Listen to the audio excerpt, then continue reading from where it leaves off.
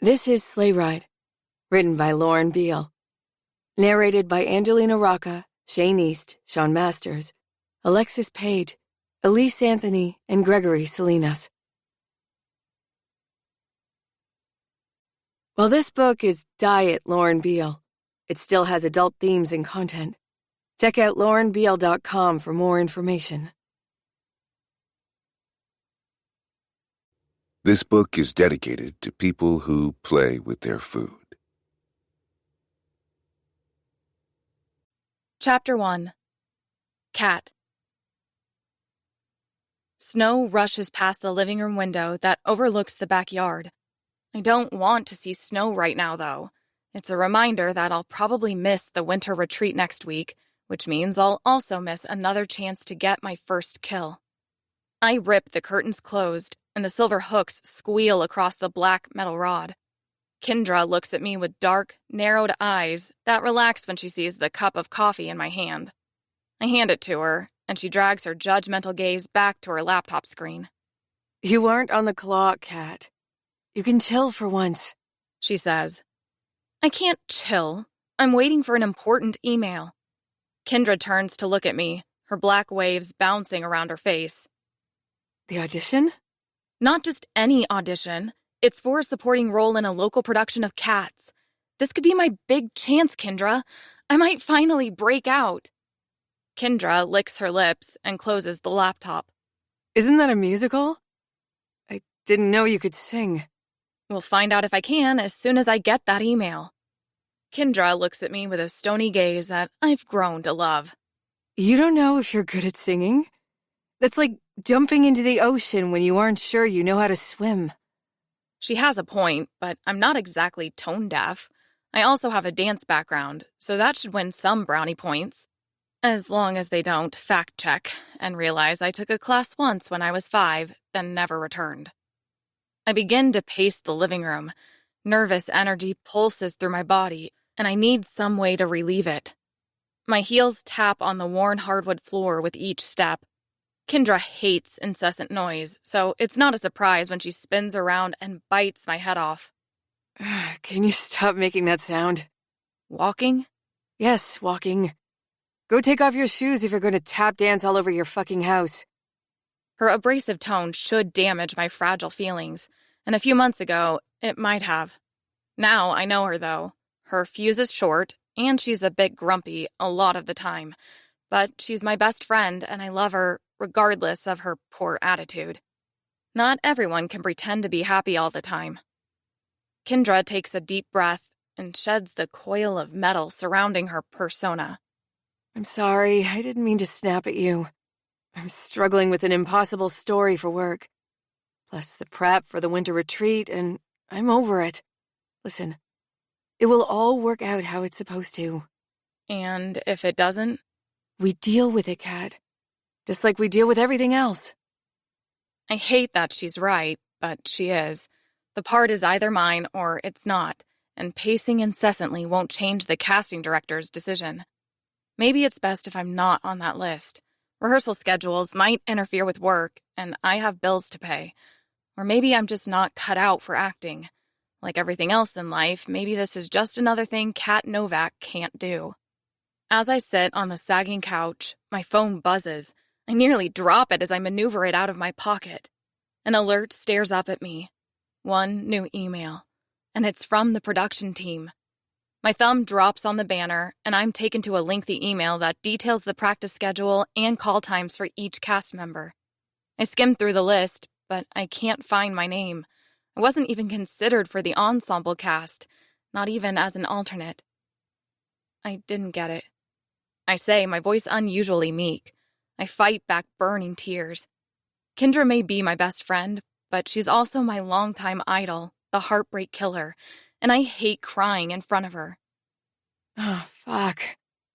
I'm so sorry. Kendra comes and sits beside me. She isn't the touchy-feely type, but she knows I am, so she wraps an awkward arm around my shoulder. They don't know what they're missing out on. But hey, look at the bright side. Now you can come to the winter retreat. I appreciate Kendra trying to make me feel better, even though comforting others isn't her strong suit. Missing the retreat was the one downside to potentially being cast in the play, so at least I still have something to look forward to. Bennett for sure isn't coming, right? I ask. If he changed plans and wants to attend, I'll just stay home with my cat. He's still in Florida. Ezra talked to him yesterday, and he said he'd rather drink a cyanide cocktail than step foot in snow. I hope he forgets his helmet while he's riding around on his motorcycle. Cat! Bennett is obnoxious, but no one wants him to die. She can speak for herself. He fed me his fruity girlfriend, Kendra. It's still too soon. Fair. Kendra says with a laugh, and her laugh makes me laugh. The temptation to cry fades away as I remember that as long as I have my friends and the opportunity to commit a justified murder, then I'll be okay.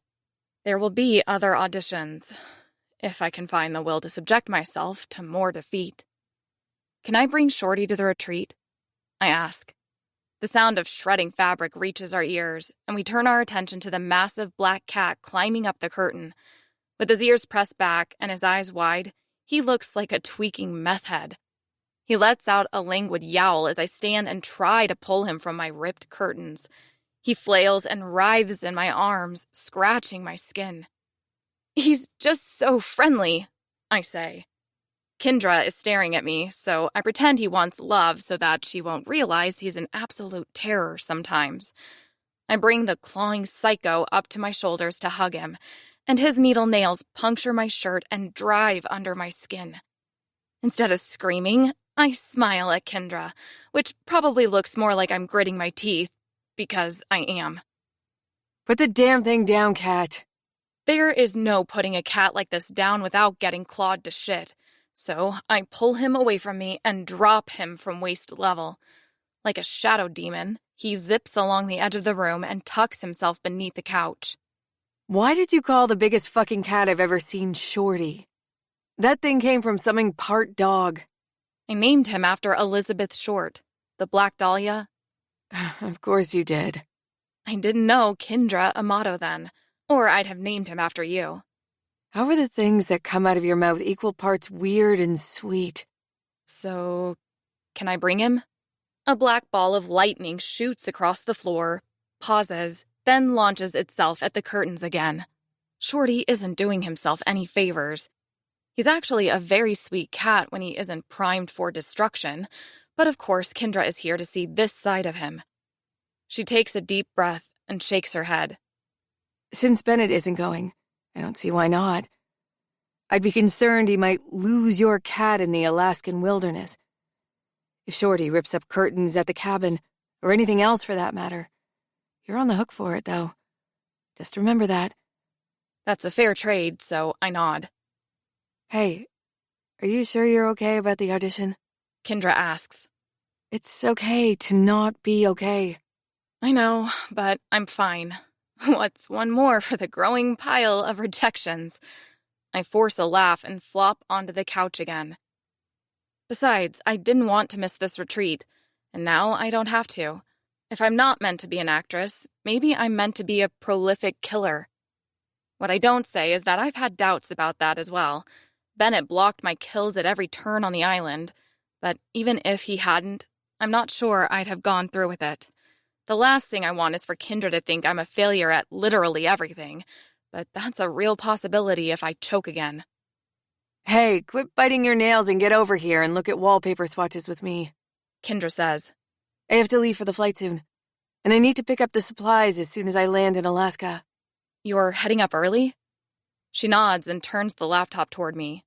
I've left Ezra to his own devices for 2 weeks, and I'm worried he's bungled it. Want me to go ahead and book your flight? I'll give you a window seat. For the first time since getting that shitty email, I smile. I'd love that. I can worry about auditions and how my life is a mess when I get back from the trip. For the next week, I have only 2 missions. Get my first kill and kiss Maverick Eaton. Chapter 2. Bennett. Doc Whitlow sent the email less than an hour ago, but I still feel a growing sense of urgency as my motorcycle picks up speed. He said she's talking, but we never know how long these spells will last. A slight chill slides through my shirt and kisses my skin as I make a left and cut down a road that runs beside the beach. South Florida is the perfect place to hunker down for the winter and ride my bike. The poor girl has been in storage too often lately. On 2 tires, I eat up the open road. Though many people overwinter here, most have grown bored with the beach, so traffic is light. A group of women turn to look and giggle as I rumble past. If I weren't headed somewhere, I'd be inclined to stop and take one for a ride.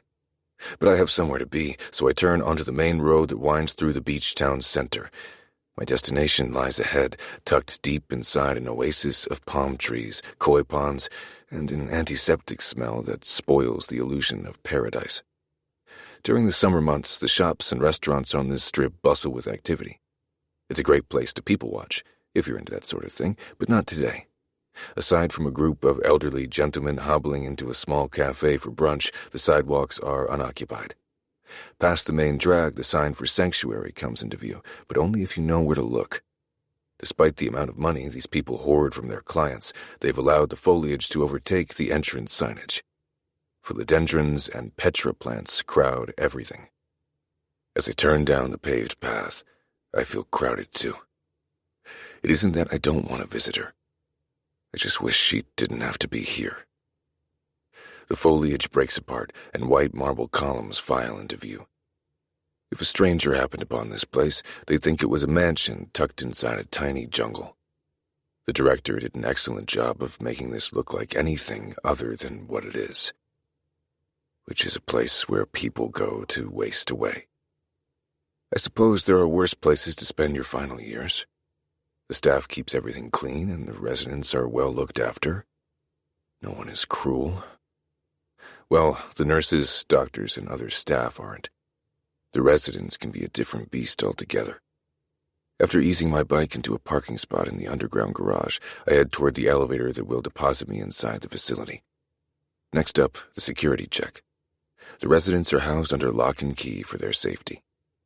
If it weren't for the meticulously crafted Michelin-worthy meals and the stunning grounds and accommodations, I'd call this a prison.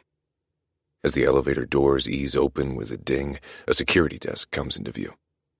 The guard behind the desk smiles and holds a red badge toward me.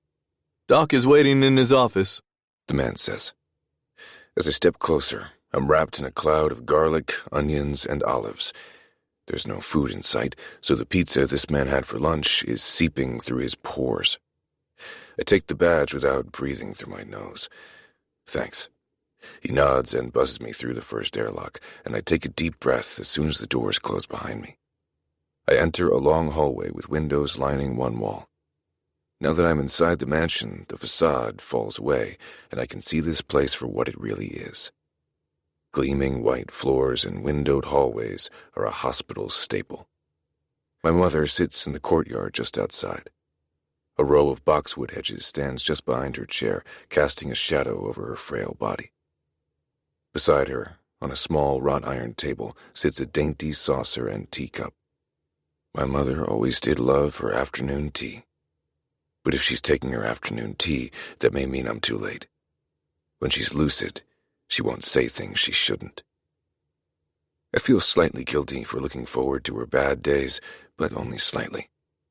When she received her diagnosis, it was her decision to be placed into immediate care, and I chose sanctuary. Considering how much I pay this place every 6 months, the least I can do is get something out of it. I only wish my mother could get something out of it, too. But there is no cure. She'll never leave this place, especially since the bad days have become more frequent. I hurry past the windows and make a beeline for Doc's office on the second floor. He requested I see him before speaking with my mother, and I already know why. I slide my hand into my pocket and finger the slip of paper. My knuckles rap against the solid oak door, and a thready voice says I may enter. The doctor sits behind a massive mahogany desk, frantically clicking something on his computer as I take a seat in front of him. Soft moans dribble from the speakers, and I've never seen a man's cheeks turn so red. Press Alt and F4 at the same time, I say. That'll close the active window. Doc searches for the keys, presses them, and the moans cease. Probably best not to sneak in a meat-beating sesh when you have a scheduled meeting, no? I smirk and slide the cashier's check across the desk. I'm guessing this is why you wanted to see me? He clears his throat, straightens his white jacket, and grabs the piece of paper worth a sickening sum of cash. After studying the numbers, he looks at me for the first time since I entered the room. Yes, this covers your past due balance, plus the next 6 months. 6 months? That should cover the next fucking year. Inflation has hit all of us especially hard, Mr. Carter. I can refer your mother to one of our less expensive facilities, but you've chosen to house her at our premier location, and that comes with premier pricing. I shake my head. It's bad enough that I have to keep my mom in one of these places. If she has to be looked after, I only want the best. You'll need to come up with the remainder before the end of next week. He adds. Based on your lapse in payment, we won't be able to handle a different arrangement. I grip the chair's leather armrests for no other reason than to keep myself from launching across this desk and using his stupid blue tie as a garrote. Having nothing more to say to the piece of shit, I stand and turn for the door. Next week, Mr. Carter. Don't forget. I turn to face him before I leave the room. Alt and F4, Dr. Whitlow. Don't you forget. I never will. I give him a parting wink. As I travel back downstairs, I work to keep my breathing level. No matter what state my mother is in when I see her, I don't want to bring any negative energy. She worked her ass off to raise me on her own, and she never brought any of her stress to the dinner table each night. Now I strive to keep my stress away from her. She's still seated in the chair by the boxwoods when I step into the Florida sunshine. Beyond the hedges, a few patients totter around the edge of the koi pond. A fence prevents them from falling in, but I've seen my fair share of gown-wearing deviants hop it in one leap to go for a swim. My mother hasn't noticed me yet, but I'll know her mental state as soon as she does. Her eyes tell me everything. Despite her diagnosis, the dementia only rears its head on rare occasions. The doc says that will change. Her illness will progress as her brain deteriorates. It feels wrong to hope that she's having a bad day, but it's the only way I can learn more about any siblings we may have. Before her mind started to go, she began delving into my father's past. She wanted to destroy him for no other reason than leaving me fatherless. She never made it far enough to uncover proof of his many misdeeds, but she did uncover siblings. Plural. She hears my footsteps on the cobblestones. As she turns toward me, the distant, foggy look in her eyes is unmistakable. The neurons aren't firing as they should. Could you be a dear and fetch a cup of tea for my friend here? She asks me. She thinks I'm an orderly, and I won't correct her. The medical team taught me it's best for her if I don't confuse her. Sure, Mrs. Tierney. Do you mind if I sit with you for just a bit first? It's mighty warm today, and my legs are tired. She offers a sly smile. I won't tell if you won't, but it's Miss Tierney, I'm afraid. I never married. Again, guilt eats away a little more of my soul. I've learned that calling her Mrs. instead of Miss will grant an opening, so I use it to my advantage. I'm not perfect. A pretty thing like you? I'm shocked no one scooped you up. I study the two chairs beside the table. I want to sit, but I'm not sure which chair holds her imagined friend. She motions to the chair closest to her. You can sit there beside Ronnie. She doesn't bite. Ronnie. That was my mother's sister, an aunt I never met because she drowned at the tender age of 19, 3 years before I was born. I turn to the empty chair and nod. Nice to meet you, Ronnie. It isn't often that I meet a redhead. Don't try flirting with her, My mother says with a chuckle. She's wise to the ways of men. Her voice lowers to a scandalous whisper. You don't have the right equipment, if you catch my meaning. I learn all sorts of things on her bad days. My mother stretches her hand across the table, reaching out for someone I can't see. Take care, Ronnie. I'll see you as soon as I'm back from vacation. Her eyes follow the departing apparition, then turn to me. These interactions are my favorite. It's easier when I can eavesdrop on a conversation rather than participate. No need for the tea, I guess, she says. You and I can have a little chat, though? As long as the boss doesn't come around. I'm due for a break, so they won't mind. I force a smile. I'm still shocked you never married. Surely someone stole your heart at some point. She turns her teacup and shakes her head. Stole is certainly a good word for it. The man was a cad. I wouldn't be surprised if he left a woman with child in all 50 states. And that's just America. How many children does he have? I only know of 3 for sure. My son Bennett, such a good boy. Ezra, a boy in the UK. And Louisa, a girl in Texas. I've searched for a Louisa Carter in Texas, but she doesn't exist. My mother and Ezra's mother gave us our father's last name, but I'm not surprised that the 3rd woman chose to leave off the asshole's claim to her daughter. Do they all share the last name? I've asked this question twice before, and both times I received a knowing look, like she was just a tad too lucid to spill those beans. She might be far enough gone to tip the cup now. The boys do, she says. I guess the British woman and I were a little too fond of the fellow who cut us so deeply. The woman from Texas passed down her maiden name. I sit on the edge of my seat. This is the closest I've come, and I'm mere seconds from getting enough information to find our sister. My mother places her dainty fingers to her forehead. Oh, goodness. What was it? It wasn't Gonzalez, but it started with a G and was Hispanic in origin. Garcia? No. Gomez?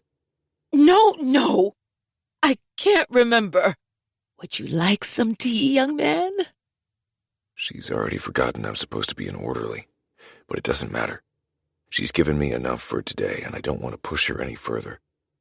I'm not very thirsty right now, but I'd love to sit and visit with you for a bit. She smiles. I'd like that.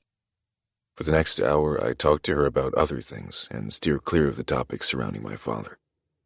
I listen to her tell the same stories I've heard 1,000,000 times, and I smile and nod in all the right places. For her. I'm a bit of a mama's boy. Fucking sue me. Then her eyes begin to fog a bit more, and the ugly side of her disease rears its head. She shifts from confusion to rage in the span of minutes, moving so gradually between each phase that it's hard to realize what's happening, especially for her son. Leave me alone. I'm tired, She finally says. This shirt is uncomfortable. Before I can stop her, she begins ripping off her clothes. I call for one of the nurses. I drape my jacket over her shoulders to preserve her dignity if I thought it would help, but she'll just fight me. Dementia is an asshole like that. The orderlies arrive in their white outfits, and, after a bit of gentle prodding, they convince her to retreat to her room where she might be more comfortable. She'll be safe with them. Once they disappear inside, I head back toward my bike. When I get home, I need to get in touch with Ezra. If anyone can figure out who this elusive Louisa G is, it's him. Chapter 3. Cat. The plane touches down in Alaska in the early morning. You wouldn't know it was morning, though. It's still so dark outside. During this time of year, the area only sees a few hours of sunlight each day. Kendra and Ezra thought of that, though. They made Jim install lighting to every event area so that we can see what the fuck we're doing. The mansion windows have also been fitted with screens that come down and mimic daytime. It's supposed to help with seasonal depression. Who the fuck could get depressed on vacation? Not me, that's for sure. Shorty lets out a yowl as I pull his carrier from beneath my seat. Everyone on the plane thought his little protests were cute at first. Now, more than a few pairs of eyes shift toward me with an angry glare. At least it isn't a crying baby, I say with a smile. I'd have preferred a wailing newborn to the incessant yowling. A man grumbles. Then go fucking make one. Kendra says, I'm so glad she's my friend. And, to be fair, it's not as embarrassing as Kendra's plane ride a few months ago. My toys stayed quiet for their flight to Alaska. We make our way out of the airport, and Shorty begins to lose his mind. With the way he's flailing around in his carrier, I must look like Clark Griswold when he's holding the box containing Aunt Bethany's unfortunate cat. He screams and claws the sides, and fur flies from the air holes. Is he always so pissed off? Kendra asks as we slide into the limo Jim ordered for us. I place the carrier on the seat, and the yowling kicks off again. He probably needs to use the bathroom. He's been in that thing for hours. You'd be pissed off if we crammed you into a tiny box. Shorty goes quiet, and moments later, a foul stench fills the limo. Kendra gags and rolls down her window, but she quickly rolls it up again as an icy blast enters the car. I changed my mind. I'll take the yowling over that smell any day. I peer into the carrier, and Shorty hisses at me. Great. Now he's pissed off, and his back feet have little poo shoes. Shit smears paint the floor with each angry step he takes. I'm so sorry, Shorty. I whisper into the air holes. You're apologizing to the cat? How about the humans that have to smell that for the next hour? Kendra pinches her nose and breathes through her mouth. I place the carrier between us on the seat. We just have to smell it. Poor Shorty has to wear it like a shameful badge, and now I'll have to bathe him. He hates water. Kendra already stocked my room with the cat supplies I requested, but I didn't put cat-safe shampoo on the list. This is Shorty's first trip, and I didn't realize he'd be so upset. I probably should have put him in a cargo carrier with a litter box, but I was too worried the airline would lose him. This isn't the best start to the winter retreat, but it can only go up from here. I hope. At least Bennett won't be there, which already makes this trip better than the one we took this summer. We'll all breathe a little easier without his incessant fuckboy energy hanging over us like a dark cloud. Well, we'll breathe a little easier once we're out of this car. In his place, we have Maverick, and that's a major upgrade. He's tall, tan, and his green eyes could convince a woman to strip in 2 seconds flat. As much as I hate to admit it, Bennett is attractive too. His dark hair, bright blue eyes, and tattoos are incredibly easy on the eyes, but his personality is more akin to a honey badger, angry, volatile, and unforgiving. That's where Maverick really shines. He's so sweet. Stop daydreaming about Maverick. Kendra says beside me, though she sounds like she's talking through a cold because she's still pinching her nose. What makes you think I'm daydreaming about him? Kendra lets out an exaggerated feminine sigh. You do that shit. That pathetic little sigh. That's how I know. Everyone seems to think I'm tossing my line into empty waters, but Maverick hasn't said he isn't interested. I mean, he hasn't said he is interested, but that's beside the point. By the end of the retreat, I'll gather the courage to make my move and get my answer. How'd he get his name anyway? I ask. I can't find anything online about why he's called the Midnight Masochist. Jesus, are you stalking him? Maybe. No, I was just curious, I say. Kendra laughs and looks out the window. He was originally the New England Night Stalker, but he hated getting lumped with Ramirez, so he wrote to the papers, my paper to be exact, and requested the name change upon threat of a spree. Understanding how personal a name can be, I changed it to what he requested, and it stuck. I can't picture him as an actual masochist, though. Can you? Kendra gags. God, no. I don't want to yuck someone's yum, but the thought of being the dominant one in the bedroom makes my skin crawl. And if Maverick is a masochist, that means he'd be the sub. I don't know if I could pull it off myself, but I'm willing to try. The road gets rougher as we bump along.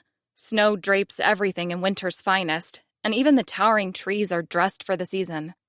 I pull out my phone to check the weather app, but my cell signal is abysmal already, and we aren't even on the back roads yet. The lack of connection can be a bit annoying at times, but I enjoy the unplugged experience Jim's locales provide. Sometimes it's nice to disconnect from the world and just experience things. I hope we bought enough booze. Kendra says as she stares out the window. On the island, Jim could have the pilot fly into town for supplies if we needed them. But out here, we're on our own. We have someone to relay important messages each day. But we're too far from fucking Walmart if we need anything in a timely manner. I pat her jean-clad thigh. Relax. Since this is the inaugural winter retreat, there are bound to be hiccups, but I bet you'll discover that you're more prepared than you think. She stops gripping her nose so that she can give my hand a squeeze. Thanks for the vote of confidence. Anytime. Unlike Kendra, I've had my fair share of friendships throughout my life, but this friendship is unlike any other. She feels more like family than a friend. A while later, the limo pulls to a stop beside a very large shed. A patch of dirt serves as a small parking lot, though it's mostly covered in snow. Earthy bits peek out here and there. The driver opens our doors, and we step into the icy air. I hold in a fart for fear it might freeze my asshole if I let it out. I've never experienced such temperatures. Kendra hands a pink ski mask to me, then pulls a purple mask over her face. We'll take one of the snowmobiles to the mansion. I didn't want to ask the coachman to pull the horses out just for us. I hope that's okay. Whatever gets me to the nearest roaring fireplace is fine by me. Let's do this. I pull the mask down and inwardly recoil at the way it presses my hair to my neck. I have some pretty hardcore sensory issues, but I try to keep them hidden. I learned to mask my little idiosyncrasies when I was in school. The girls at the lunch table only had to make fun of my sockless feet one time before I learned it was better to be uncomfortable than to be bullied. Now that I'm an adult, I still work to keep my non-normal behaviors in check. Instead of asking Kendra to wait while I move my hair so that it doesn't annoy me, I swallow the discomfort and try not to think about it, or about the way the tag in the jacket keeps making a really annoying crinkle sound, or about the fact that the mask fabric feels like steel wool on my skin. It's not that I can't trust Kendra with the secret. I don't fear she'd make fun of me. But sometimes people change once they know. They try to handle me with kid gloves, constantly checking to be sure I'm comfortable. I don't want to put that burden on my friends. Kendra pulls one of her bags from the trunk of the limo, and I do the same. It's our winter gear. We hurry inside the shed to dress, and though the gray metal walls block the wind, they do little to dispel the bone-chilling cold. My nipples get so hard that it hurts, and I won't be shocked if they pierce the lacy bra and put my eyes out. Put your gear on over your clothes, Kendra says. It will help with the cold. I pull out my ensemble, bought on clearance because I'm poor and New York is expensive. I hope Maverick doesn't see me in this, I say as I place one leg into the fluffy pants. By the time I get all this on, I'll look like the Michelin Man. Better than having your skin turn black from frostbite. Good point. I hurry and finish dressing, then squeeze into my winter coat. Now that we're protected from the elements, complete with hideous goggles, we only have to ease the snowmobile out of the building and onto the trail. Unfortunately, my arms are pinned in a position that makes me look like the letter T. We toddle out of the shed and stop. Our luggage and the wallpaper Kendra ordered huddles in a little pile where the limo once stood. I look from the snowmobiles to the pile, then at Kendra. Kendra huffs. The driver could have at least brought our things into the shed before taking off. Help me get the bags safely into the building so that Ezra can come back for them in a bit. The driver probably had to hurry back to the airport. Most everyone arrives in a few days for the opening ceremonies and the New Year's Eve bash, but Maverick planned to fly out soon after our flight departed. He should arrive tonight. I can't wait. In all the excitement, I forgot about Shorty and his poop predicament. I hurry to the pile of bags, expecting to find one very disgruntled and cold cat, but his carrier is nowhere to be seen. My heart drops to my asshole. Kendra, did you happen to grab Shorty's carrier from the back seat? She lowers the 2 bags she's just picked up. Please don't tell me he's still in the limo. Okay, I won't. I pause. But I think that's what happened. Kendra rips off her gloves and wrestles with her pockets until she finds her phone. As she brings it up to her face, she closes her eyes and releases a deep sigh. I have no way to contact him. He couldn't have waited 5 minutes? Tears fill my goggle-covered eyes, and my shoulders quiver with a sob. I'm the worst cat mom ever. I forgot my child in the car. The government will probably take him away from me now. Don't be so melodramatic. CPS doesn't stand for Cat Protective Services. And besides, the actual CPS fails children on a daily basis, so it's not like you have that much to worry about. It doesn't change the facts. I forgot my child, my shit-shoed child, in the back of a limo that is now who knows how far away. As if that wasn't bad enough, now Shorty will be forced to sit with the stink. And so will Maverick once the driver picks him up. I want to crawl into a deep hole, bury myself, and hibernate for the rest of winter. Maybe life will be less bleak when I emerge. Cat, there's nothing we can do about it here. Let's get up to the mansion and figure it out someplace warm. Kendra eases the snowmobile out of the shed, and we clear the parking lot of our things in record time. Despite knowing Shorty is speeding away down the road, I still feel another twinge of disappointment when we reach the bottom of the pile and find no cat. I'm just about to give up hope when we hear the crunch of snow under tires. We both turn as the driver steps out of the limo. He opens the back door and shoves the cat carrier into my waiting arms. I'm charging a hefty cleaning fee, just so you know. I do this job as a favor to Jim, but I draw the line at that smell. Before I can apologize for the 10th time in 3 seconds, he's slamming the driver's side door and peeling away. I breathe a sigh of shit-tainted relief and hurry back into the shed to transfer Shorty to his backpack for the ride in. Kendra follows me, though I'm not sure of her emotions right now, since a purple ski mask covers her features. I'm willing to bet she's 3 parts as relieved as I am, and 1 part annoyed that I'm slowing things down. The little space pod backpack sits at the bottom of the pile. I dig it out and remove my gloves so that I can transfer Shorty from one container to the next. Using a nightshirt for my bag, I clean off his paws so that the smell won't transfer with him. To say that he's angry would be an understatement. His dark pupils demolish his gold irises, leaving a raging black hole in each eye socket. I've scruffed him, yet that doesn't stop his claws from swiping ever closer to my face. Once he's mostly clean, I stuff him into the space pod and loosen the strap so that it'll fit on my back over all these layers.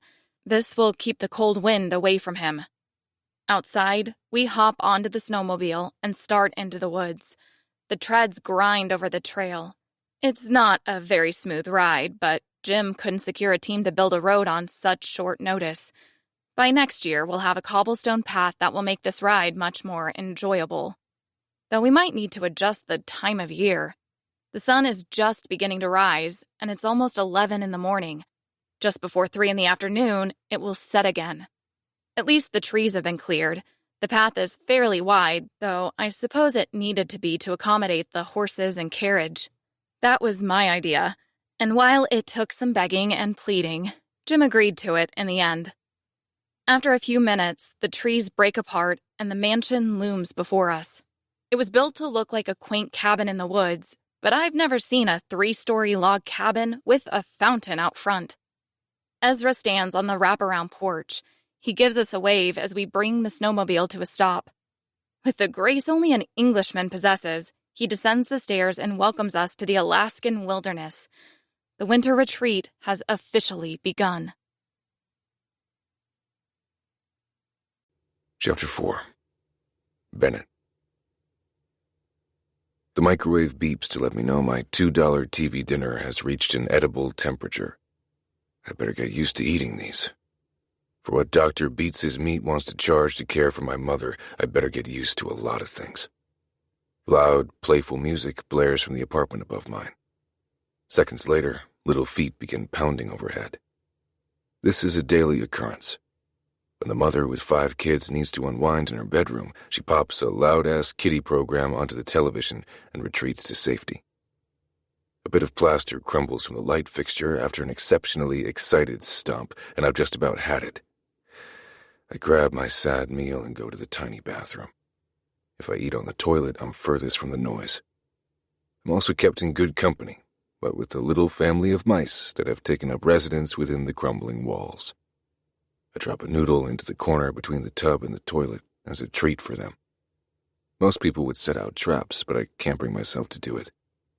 They're just trying to make their way in life, same as anyone else. At least they aren't cockroaches.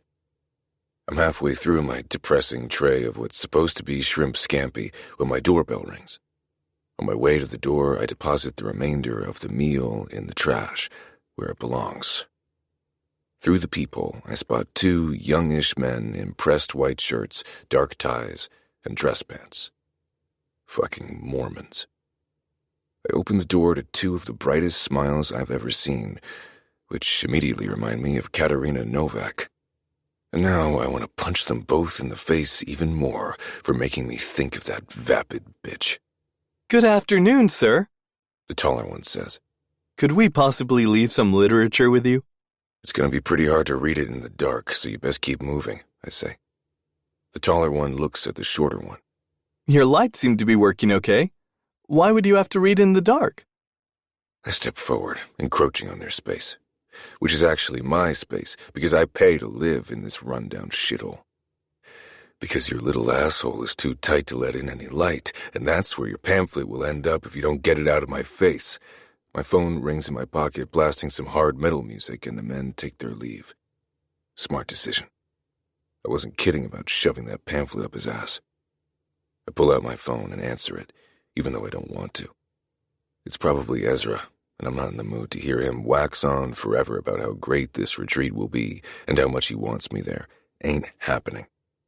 But it isn't Ezra. It's Maverick. Afternoon, he says through the speaker. I set the phone on the coffee table and plop onto the threadbare couch I found on the side of the road when I first started renting this place a year ago. Did you find anything out? Not yet. But could you take me to the airport? I've already missed my flight due to car trouble, and I'm bound to miss the next one, too. I'm in Florida. You're in New York. How will that work? Maverick pauses for a moment, then rushes ahead. I was here for a job. I'm not sure why that was so difficult for him to say, but okay. If you don't mind riding bitch on my bike, yeah, I can take you. But I don't know where you'll put your luggage. I fit everything into a backpack. I wait, giving him a moment to elaborate, but he doesn't. Maverick, you're headed to one of the coldest places on this planet. Winter gear is a must. How did you fit everything into one backpack? Oh, I sent some things ahead with Ezra when he flew down a couple of weeks ago. I had to finish up some work for— Wait, back up to that. You're still getting work? I thought the well had run dry. I haven't been contracted since the last gig. About that. Go on.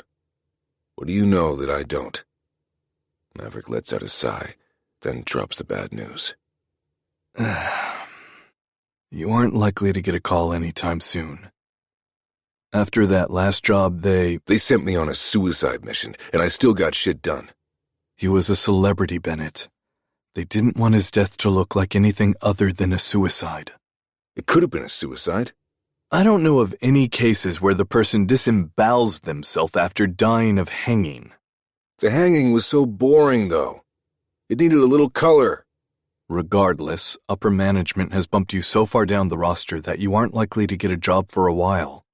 It might be time to look elsewhere until this blows over. Oh, yeah.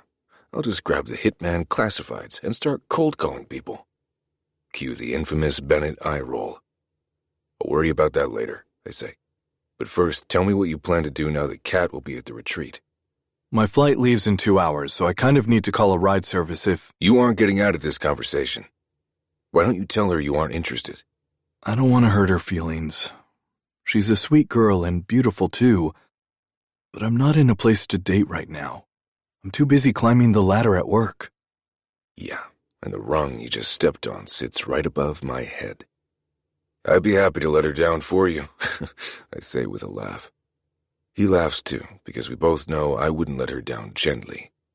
I'd drop her ass from the Empire State Building, then race down to see the carnage at the bottom. Just pick me up and take me to the airport. If you'll do this for me, I'll see if I can put in a good word for you with the higher-ups. Ouch. That hurts. It wasn't so long ago that a green-eyed youngster came to me to get into the game. I was the one putting in the good word. Now, I'm finished. I tell Maverick I'll be by his hotel to pick him up shortly. He gives me the address, and I end the call and head toward the door. But then an idea strikes me as I'm reaching for the door handle. I'll already be at the airport, so maybe I should pack a bag and catch a flight myself. Since I don't have any work lined up, I have plenty of free time. Silver linings and shit. I hear Texas is nice this time of year. Well, parts of Texas are still warm. If I'm forced to go north, there could be some cold and snow. I'll pack some light winter gear just in case. I'm chaotic, but I'm never underprepared. After tossing a few things into my suitcase, I shut down the apartment, turning off lights and unplugging appliances. Now that I know why the work river has stopped flowing my way, I'll need to be more careful with my already strained finances. My mother's care comes first, though. I'll live in a box and scrub car windows with newspaper before I make her do without anything. I don't know how long I'll be out of town, so I call a ride service. I won't leave my bike in a parking garage. Maverick can pay for the ride since he'd have paid for one if I hadn't agreed to take him. It's the transitive property or some shit. With a plan in place, I take my suitcase downstairs and wait for the driver to pull up. In a few short hours, I'll be up in the air and miles away from my problems. Maybe this is just what I need. Or maybe what I need is in Alaska after all. Without a real lead on Louisa G., our infamous missing sister, it seems pointless to waste a plane ticket to Texas. I'll also end up spending a lot of money while I'm there. If I go northwest, however, Ezra will cover the plane ticket, and there are no lodging expenses for insiders like me. Not to mention the havoc I can wreak. I know how excited Kat must be to get her first kill, but I'm even more excited at the prospect of preventing that from happening. The look on her face when I arrive will be enough to soothe my broken soul. As the car pulls against the curb, I've made up my mind. I lean into the window and say, I need 5 minutes. I've forgotten my winter finest. And just like that, I'm Alaska bound. Chapter 5. Cat. The mansion is a hub of activity today. I had no clue just how much went on behind the scenes at one of these retreats, but I've learned a lot since arriving. Kendra and I were plastering wallpaper to the bathroom walls until nearly 3 in the morning. Now I'm in the kitchen with Chef Maurice. Since I took his class at the summer retreat, Kendra thought I'd be the best fit to help him. She seems to have forgotten how much he hates me after I refused his brain puffs. He certainly hasn't forgotten. As he spins around the stainless steel kitchen, he pins me with an icy glare every few turns. His eyes are a bit hard to see below the thick red caterpillars hovering above them, but I get the message loud and clear. I've cut the chicken, Chef, I say. Did you need help with anything else? He glowers at the massive pot before him. It shouldn't be chicken. It should be a finer delicacy than this. Maybe we can talk Kendra and Ezra into letting you serve human during the cooking classes. We have enough cattle stored in the basement. There should be a few we can pull for that. Chef Maurice scoffs before stirring the sauce inside the pot. Yes, well, if you can make that happen, I might be a little kinder to you. Go and see what you can do. I remove the filthy apron and wash my hands before leaving the chef and a small team to handle the rest. Kendra shouldn't have an issue with my suggestion, especially since it's not like she has to eat it. She hates cooking. I find her in the front hall. She and Ezra are locked in a heated discussion with one of the grooms. Stepping closer, I learn that one of the coachmen slaughtered the other, so now we're down to a single driver. I might be able to help, I say. My family had horses, so I have some experience. Kendra looks from me to the groom. I understand her trepidation. Most of the workers are former convicts who survived the hunt on the final day of Jim's summer retreat. Since I haven't even killed anyone yet, she's worried about my safety. I'll be fine, I whisper to her. Jim doesn't let the sex offenders survive, even if they make it through the hunt. Most of these men and women are wanted for financial or drug crimes, not violent crimes. Except that a coachman just killed a coachman over a disagreement about a horse's coat color. Kendra fires back. I just don't think it's a good idea. Let her try, Pet. Ezra says. The men need the help, and you and I don't know the first thing about driving horses. Kendra looks between us, then relents with a drop of her shoulders. Okay, but you have to take my knife. She slides the massive Bowie knife into my hand. You'll help them get the horses into the traces. You can ride to pick up the first load of guests, too, if you want. A few months ago, I would have squealed like a schoolgirl when the heartbreak killer placed her murder weapon into my hands. Now, I just slide it onto my belt and carry on. I'm squealing on the inside, though, just so we're clear. I follow the groom to the large barn at the back of the property. Many feet have cut a path through the pile of snow, cleared down to the earth beneath it. Grass squeaks under each step I take, occasionally followed by the satisfying crunch of snow when I make a misstep. The sweet scents of hay and horse manure rush up to greet me as the doors swing open. It's the bittersweet scent of home. Sweet because it reminds me of the good times, but bitter because there were bad times too. Maybe not bad so much as sad, but either way, I push those thoughts out of my mind. I lock them in a bedroom we don't open anymore. As we step further into the barn, another scent hits me. This one is more metallic, and I recognize it. It's blood. The body lies in an empty stall. Well, the body parts lie in the stall, and I can't identify most of them. The man has been so finely diced that he covers the straw in shades of red, pink, and yellow. If I didn't know he was a man, by the groom's account, I'd know by the penis nailed to the wall. Maybe we should put the coachman to work in the kitchen, I say as I study the carnage. His knife work is impeccable. Thanks. The groom says with a smirk. I was actually the one who killed the guy, but I didn't want to get into trouble, so I lied. As an uneasy feeling creeps over me, I close the stall door and look for the horses. But the barn is nearly empty. There should be 6 horses here, 4 to pull the sleigh and 2 to swap out if any get tired or injured. But I only see 2. Speaking of the sleigh, it's MIA as well. Where's the other coachman? I ask. And the horses and sleigh for that matter. The knife weighs down my right hip with an insurance policy. If he tries anything stupid, I'm not afraid to go for it. He left to pick up the first set of guests over an hour ago. That's when I killed the other guy. And now I'm going to kill you. He takes a step toward me, but I step back to keep some distance between us. Why me? What the fuck did I do to you? I ask. I wanted the other one, the boss lady. But any of you elite pieces of shit will do. You think you're better than us, but you aren't. You're one of us, and yet you walk around free as a fucking bird. I take another step back and ease my hand to my right hip. Isn't this better than prison, though? Why don't we swap places and find out? As he takes another step forward, I begin to backpedal with a quickness, but I never take my eyes away from him. Kendra taught me that. No matter what happens, keep your eyes on your target. Unfortunately, that advice sends me backing into the wheelbarrow containing God knows how much horse shit. I topple into it, and I'm soon covered in a lumpy brown blanket, which also means I can't get to the fucking knife. I ram my hand into a few feet of horse crap and dig around for the filigree handle as I scoot backward. My fingers find the sheath attached to my belt, but the knife has fallen out. I have no weapon. Unable to defend myself, I reach for the only nearby option. I grab handfuls of horse shit and fling them at the skinny little son of a bitch stepping toward me like an emaciated panther.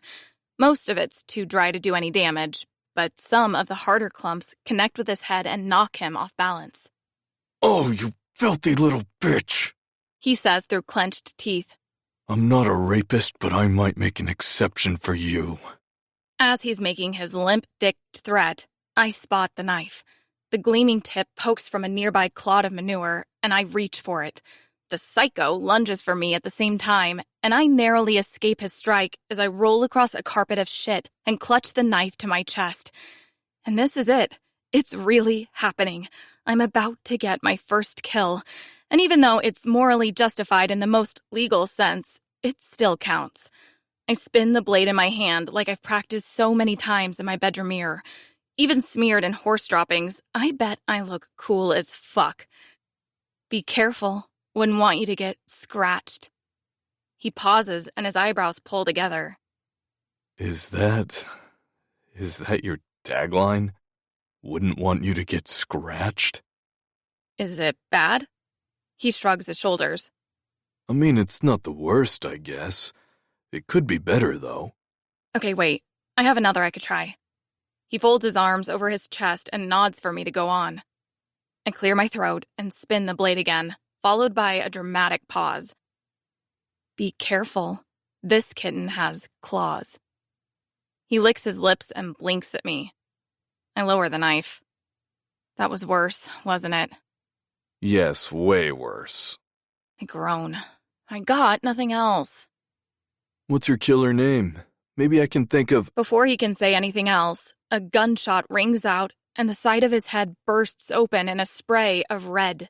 I'm too stunned to do more than gawk as brain matter paints the stall. Then, as his body drops to the ground, I spot Maverick behind him. He saved me? My crush, the man who hung the moon, this glorious god of a man, saved me. I take a step toward him, then halt almost immediately.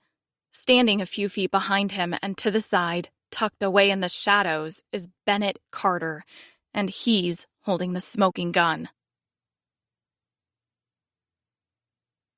Chapter 6. Bennett. When we reach the mansion, Kat rushes straight to Ezra and Kendra to tell them what happened, but she's got part of it very wrong. No, that is not what happened, I say. I didn't save your stupid life. I prevented you from getting your first kill. There's a difference. Maverick steps forward and puts his arm around my shoulder. I was there, and you definitely saved her life. Bull fucking shit. That guy weighed maybe $1.10 if he needed to take a healthy shit. I shake my head and laugh. If he charged her, she could have stopped him with her pinky finger. Bennett, my hero, she says as she bats her long lashes over her bright blue eyes. She's only doing it to annoy me for kill-blocking her. Fuck all of you. I grab my bags from the pristine marble floor and head toward my room. If they want to live in a fantasy land where I saved Kat as a good deed, they can. I'm firmly planted in reality, and goodness never factored into the equation. As I stroll through a mansion hallway drenched in fine art and fresh flowers, in fucking Alaska, mind you, I'm slightly taken aback by the level of grandiosity my brother has risen to. This rich people shit ain't us. Our father, the illustrious Desmond Carter III, has plenty of money. He probably wipes his ass with the stuff. His children, however, never see a penny. Or a birthday card. Not that any of that shit matters to me. My mother taught me that you have to work hard for what you want in life, and she gives me a birthday card every year without fail. Though I'm pretty sure one of the nurses helped out with the last one. She was going through one of her bad spells. I find my room toward the end of the hallway. A large 4-post bed dominates the back wall. A shimmering silver fabric creates a canopy over the top. It looks like something out of a period drama, and I hate period dramas. A massive wooden dresser stands beside the bed. I pull some pants from my suitcase and open a drawer to put them away. That's when I spot the small ceramic pineapple tucked inside, along with a note and a little hand towel. Your room is right beside Kat's. If you plan to fuck any fruit, please fold this towel and place it between the dresser and the wall so she doesn't have to hear it. Unfortunately, I didn't spot any pineapple on the shopping list, but I'm sure you'll find something that will be just as appealing. Ezra. This bitch. I crumple the note and toss it on the floor. I love how everyone acts like they don't have a weird fetish, when I know for a fact they all do. If anyone ever creates an organization for the ethical treatment of fruit, I'll reconsider my ways. Until then, I'll fuck whatever I damn well please. The tiny pineapple joins the note on the floor, and I busy myself with stuffing clothes into drawers. Ezra likes to hang his things, but not me. If the wrinkles in my dress shirts bother anyone, they don't have to look at me. I prefer it that way. An event schedule stands on the nightstand. It's a step up from the pamphlets they offer at the summer excursion, and it actually looks like it was designed in this millennium. Then again, the odd 70s vibe is what made the summer retreat so unique. What does this winter shindig have to offer? Snow, sub-zero temperatures, and cat, that's what. And I hate all of it. None of that matters, though, because making that blonde trip the worst it can be will make up for the discomfort and misery. That's what I kept telling myself on the freezing sleigh ride in. After flopping down on the bed, I grabbed the event list from the nightstand. Just out of curiosity, I won't be choosing which events I participate in because I'll be the one tagging along this time. Wherever Kat goes, I'll be hot on her heels to ensure she doesn't get that first kill. Just like the summer retreat, the events look innocent enough on paper. We've got a skiing lesson, cooking demonstrations, snowboarding, and curling, among other activities. What the paper doesn't say is that most of these events will involve killing or maiming the cattle. There's also the mandatory dinner on the first and last night, with the last night holding a black tie requirement. God, I hate wearing a monkey suit. I'm a t-shirt and jeans kind of guy. I check my watch. Several hours stand between me and a gourmet meal. I could take a nap to pass the time, but that won't help the mild jet lag from a 4-hour time difference, which means I'll need to find something to do. The first day at the retreat is meant to orient the guests with their surroundings, so I'll start with the mansion's interior first and see how I feel. If I decide I need to venture into the winter wonderland, my version of hell, I'll pop back to my room to change. I step outside my bedroom and glance around. Kat's door glares at me. I squash the urge to snoop around in her personal space, though I'll probably cave eventually. If I find a flagpole, I'm not above running her skimpy drawers to the top of it. I never said I was mature. Instead, I head down the grand double staircase. How ridiculous and utterly pointless. I hope I'm never rich enough to feel the need for 2 sets of stairs that lead to the same damn place. Need someone to show you around? Maverick asks as I reach the bottom of the stairs. He's standing beside my arch nemesis as she stares up at him like he was the one who saved her fucking life. Not that I did. Kat just gave me a quick tour, and she's a great guide. Sounds like a good time, I say with a smile. Why don't you show me around, kitten? Please fucking die. She says. And don't ever call me kitten again. She flicks her blonde hair over her shoulder, then turns back to Maverick as if I'm not standing here. I was serious about that tour, I say. I don't know where anything is, and you seem to know everything per usual. Do you hear something? Kat says to Maverick. Sounds sort of like an annoying fly buzzing around a decimated pineapple. Or an angry fly buzzing around a turd with some blonde hair poking from the top, I say. Maverick shifts his weight between his feet. I think I'll head to my room now. I need a nap before dinner. As Kat's body deflates, I realize why they say someone looks like the wind has been sucked out of their sails. The girl shrinks before my eyes, her shoulders dropping and her smile fading. She watches him until he disappears at the top of the stairs. No worries, kitten. Now you're free to give me the tour. Remembering I'm here, her face shifts from dejected to disgusted. The feeling is mutual. I'll give you the tour on one condition, she says. Promise you'll stop calling me that. I grin at her because she's made this entirely too easy for me. I absolutely promise to stop calling you that if you promise to show me around like a good little girl. And no sass. She takes a deep breath, and I try to keep my eyes away from her full tits as they rise and fall with the inhale and exhale. It's like my brain and my dick are on 2 different wavelengths. Okay, she finally says. But you'd better not break that promise. I don't break promises. She thinks of a retort. I see the cunning in her eyes, the excitement at the prospect of a really good zinger, but her lips snap shut, and she just says, Follow me. This is going to be fun. I'll keep setting her up, and she'll remain unable to knock anything down because she fears being called kitten. Why wasn't this activity listed on the brochure? I participate every day. She takes me to the kitchen first. Again, No expense was spared, as is evidenced by the gleam of silver no matter which direction I turn. Rich aromas greet my nose, lemon, dill, and braised meat. And judging by the scent, it isn't human meat. Chef Maurice stands by the stove, yelling at his subordinates for turning a stew into a soup. I didn't know there was a difference. Let's move on, Kat says. From there, she leads me to a library. There's a secret passageway in here. Kat says as she takes a turn about the room. Her fingers light on a few book spines as she trails past. I won't tell you where, though. Where does it lead? I ask. Ask your brother if you want to know that badly, She says. She gives me a sweet smile, then heads toward the door. I stick out my lower lip in a faux pout.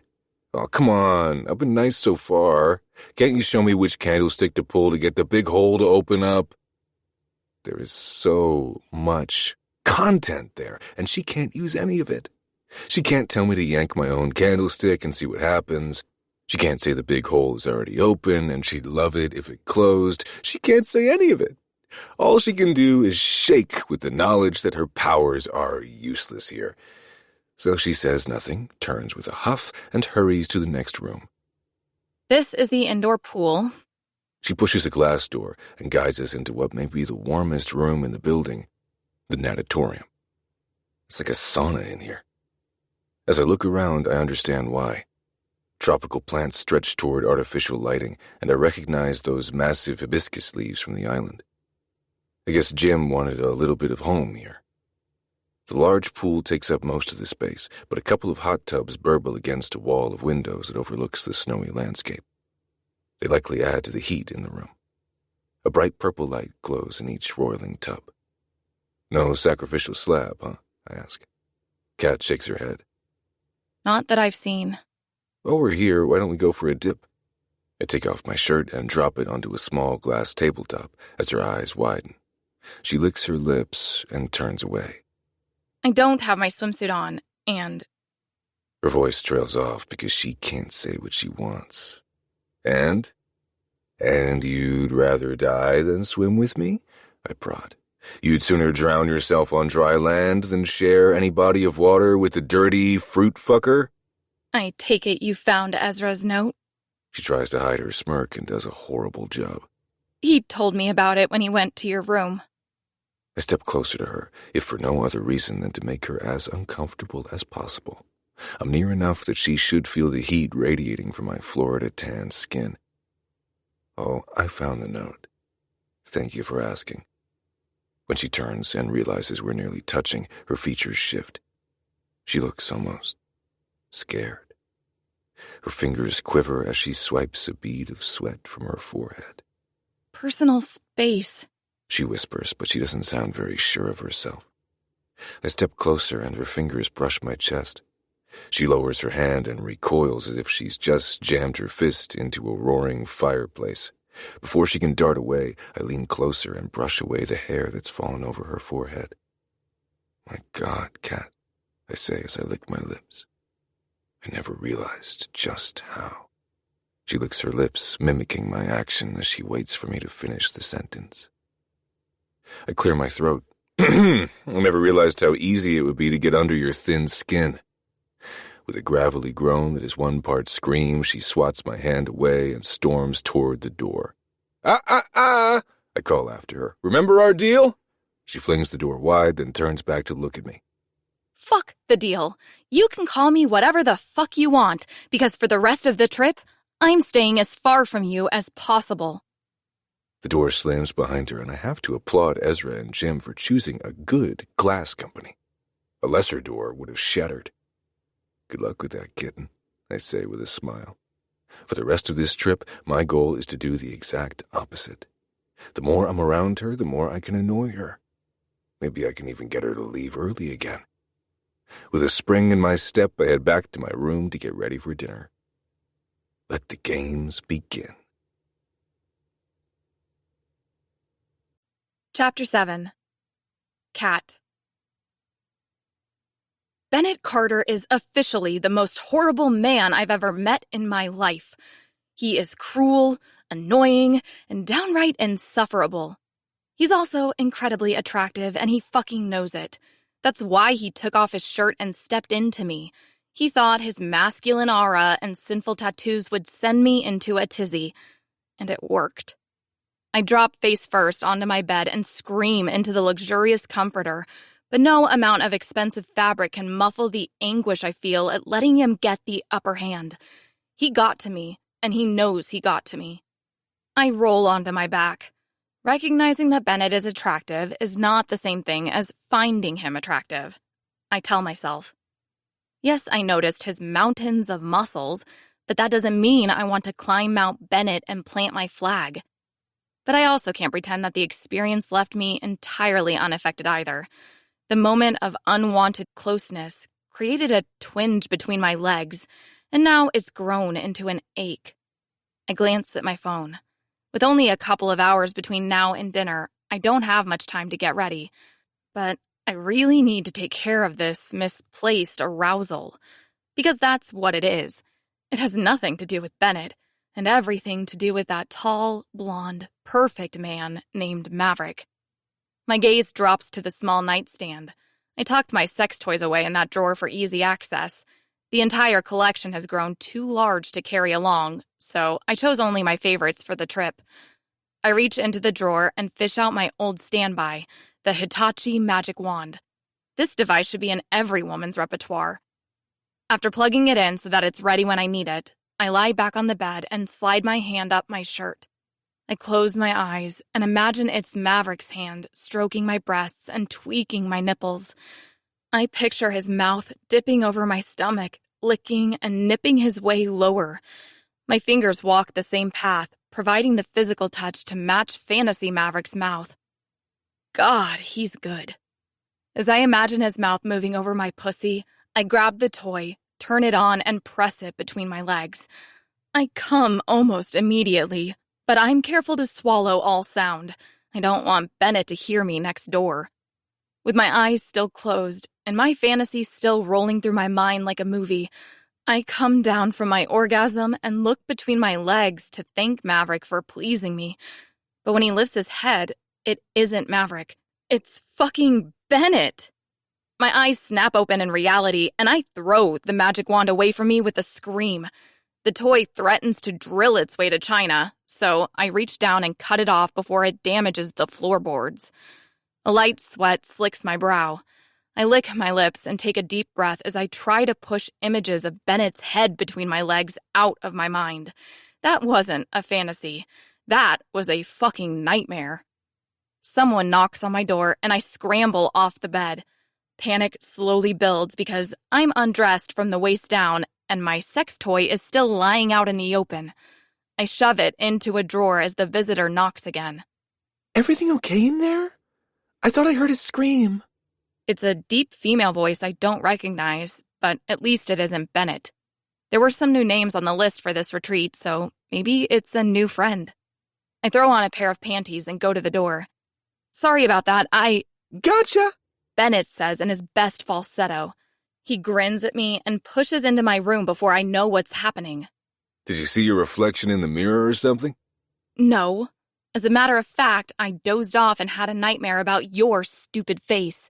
That's why I screamed. Now, if you'll kindly fuck off, I need to get ready for dinner. Bennett glances at his watch. You need more than an hour to make yourself presentable. You might as well give up. Please leave. He looks past my shoulder and his face lights up. What's all this about? My stomach climbs out of my throat as he heads straight for the nightstand.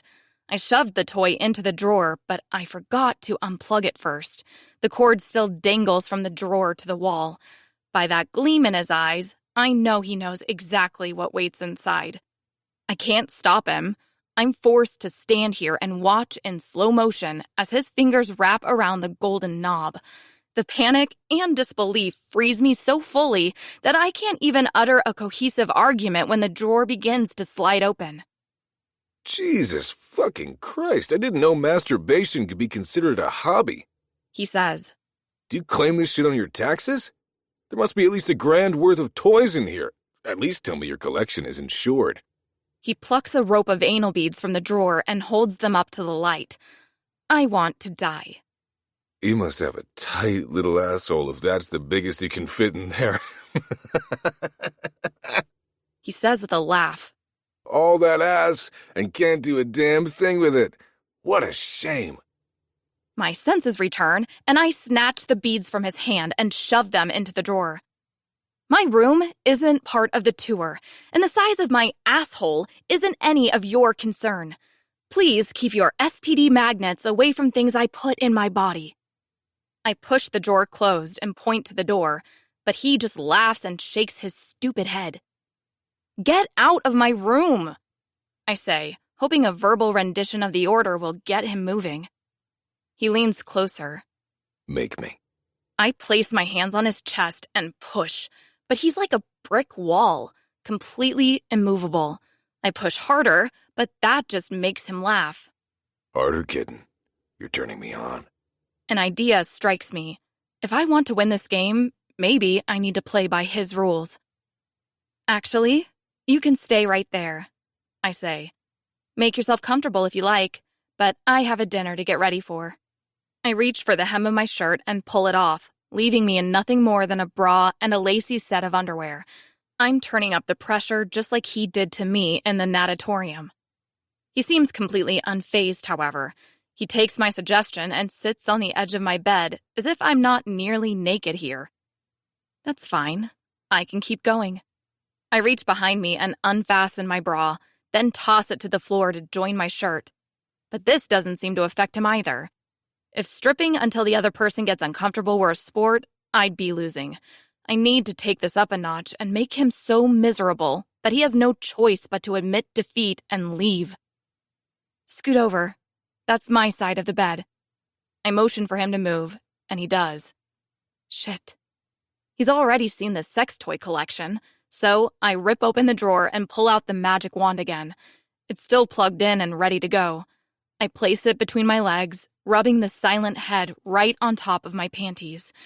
This does nothing for me, and I'm not even remotely turned on. But I let out a soft moan and pretend it feels amazing. I even throw in a subtle roll of my hips.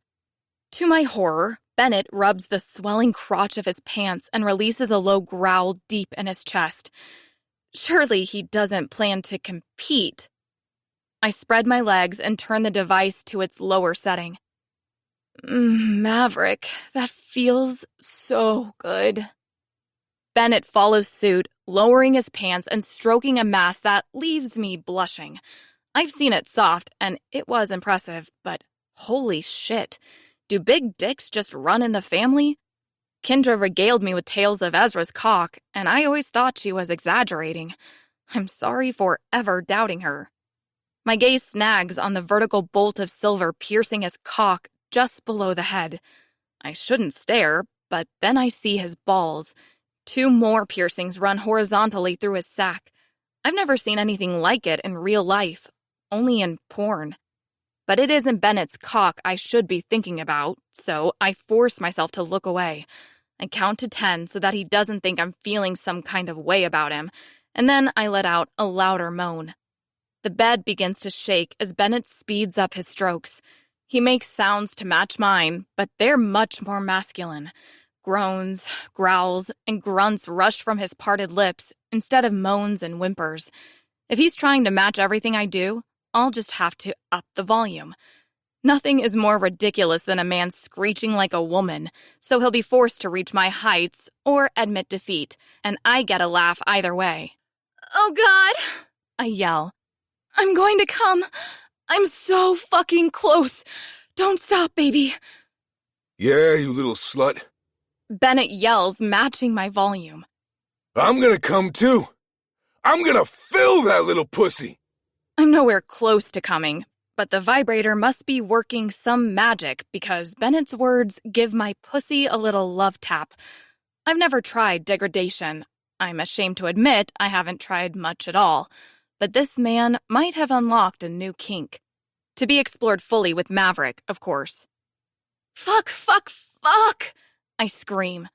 I dare to look over at Bennett, and I can tell he's faking his enthusiasm just as much as I am. Hell, he's going over the top at this point.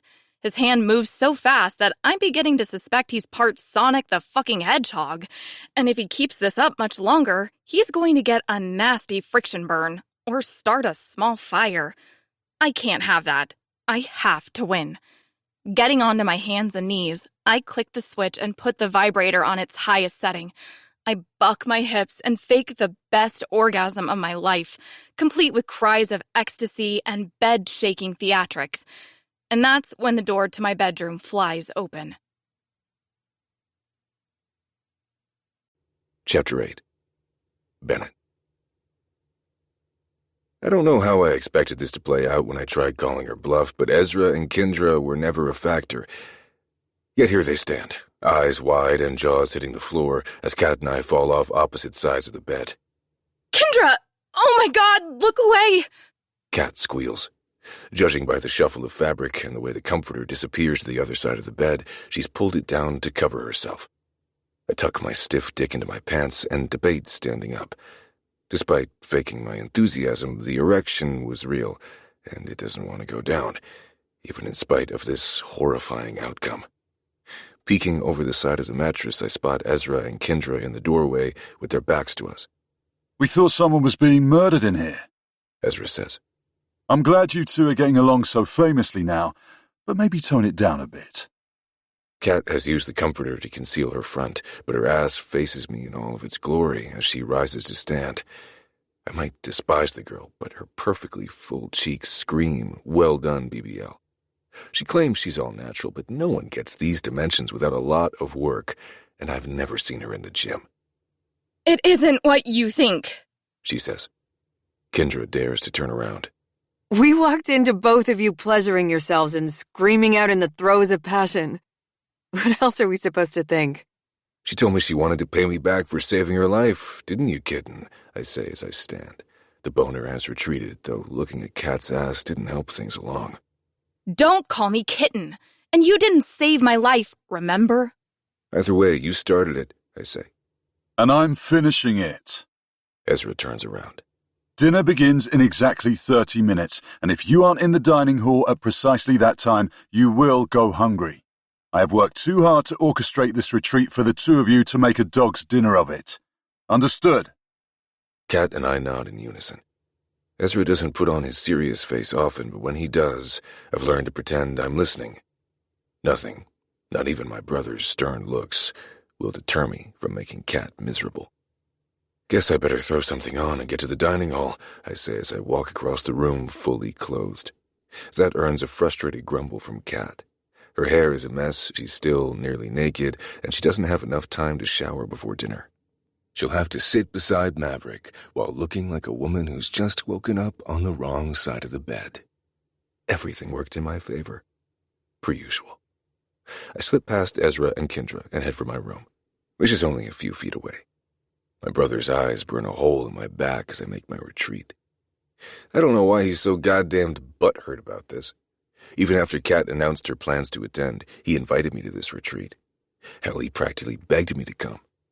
Did he expect me to leave her alone? Does my brother know me at all? I go to the dresser in my room and pull a wrinkled t-shirt and some jeans from a drawer. Unlike Kat, I have no desire to impress anyone here. Or elsewhere, for that matter. When a woman falls in love with me, it's usually when the clothes are off anyway. After washing my hands in the bathroom, I'm not a total slob. I head to the stupid double staircase and spot Maverick on the landing. He's standing with Ice Pick. I give the men a wave and they wave back, but I don't head over to join their discussion. If I want to make sure I'm seated beside Kat, I need to hurry to the dining room and check the name cards. While forcing her to sit beside her crush while she looks like a bedraggled sea monster is tempting, I've decided it will be more enjoyable to witness her misery from a closer vantage point. Unlike the dining room on the island, this place lacks the single massive table that runs the length of the room. Instead, it's set up more like an event space, with several round tables dotted about. I travel through the tables and search for my name. My designated place waits between Icepick and Grim. That won't do. I pluck my card from the snowflake table setting and hurry to find Maverick's card. That's who Kendra has put beside Kat. I bet my bike on it. Sure enough, I find the two cards side by side.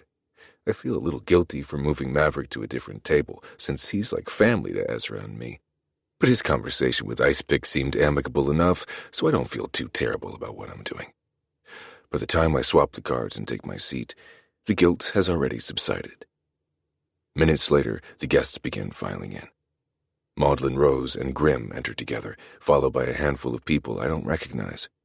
Maverick and Icepick aren't far behind, closely followed by Jim, Ezra, and Kendra.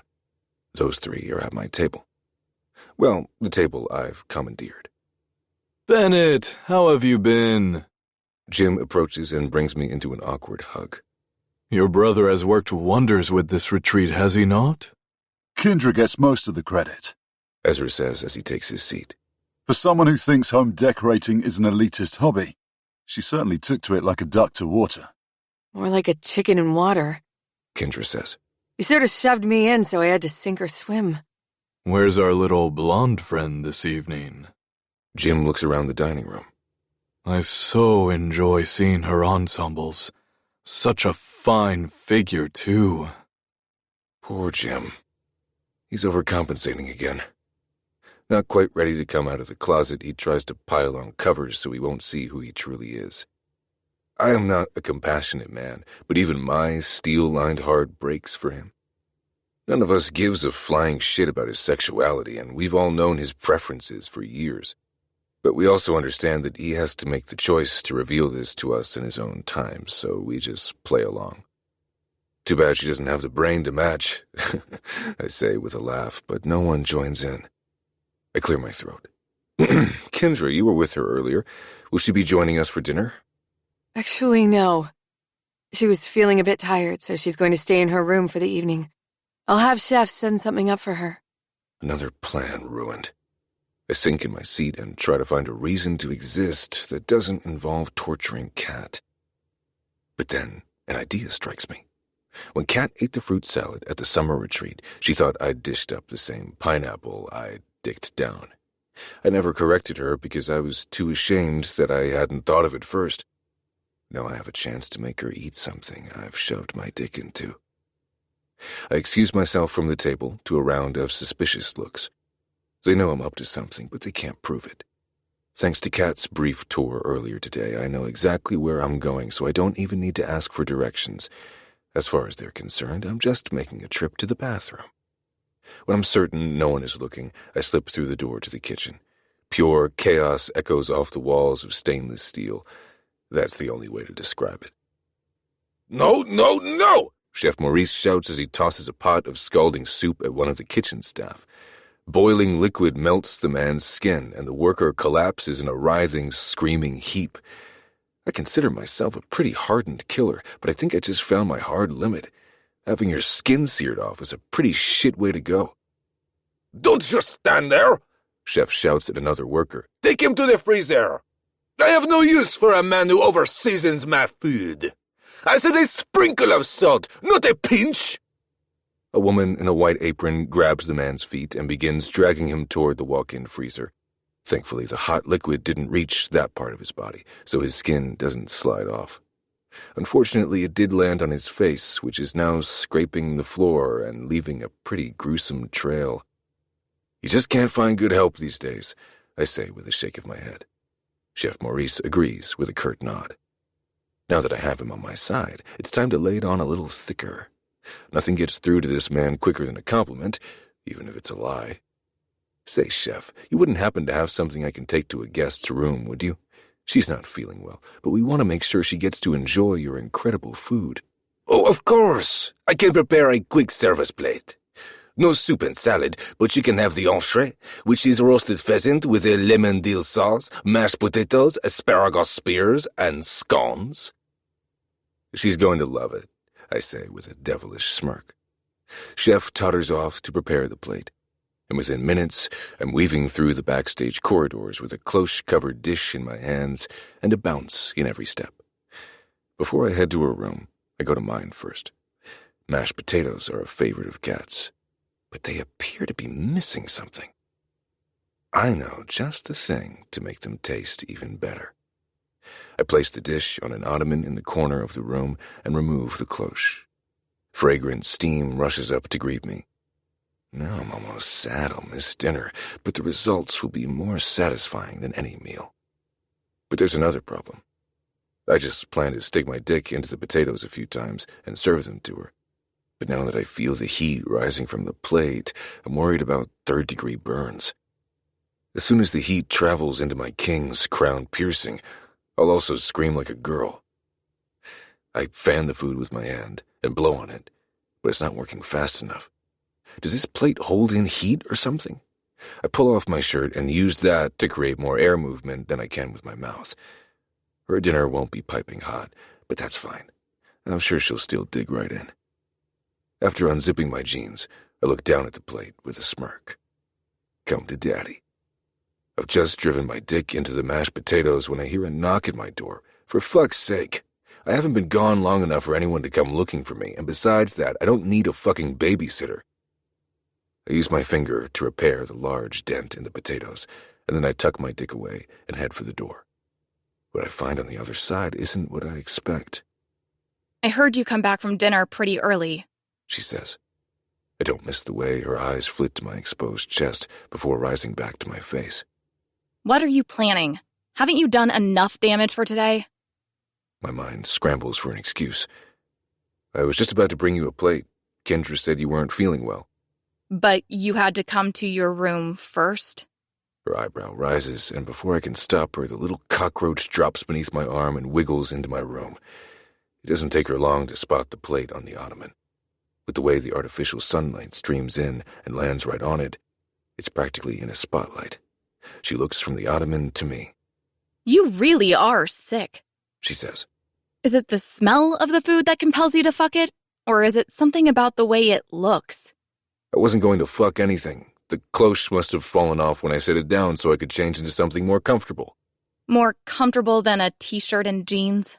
Take the food or don't, but get the fuck out of my room. I step toward her and reach out to grab her arm, but she ducks beneath my grasp. Your pants are unzipped and you're shirtless, she says. You've probably already violated that poor pheasant, and there's no way in hell I'm eating it now. I'd rather starve. Suit yourself, then. I shrug and walk toward the ottoman. What are you doing? If you aren't going to eat it, I'm not going to waste it.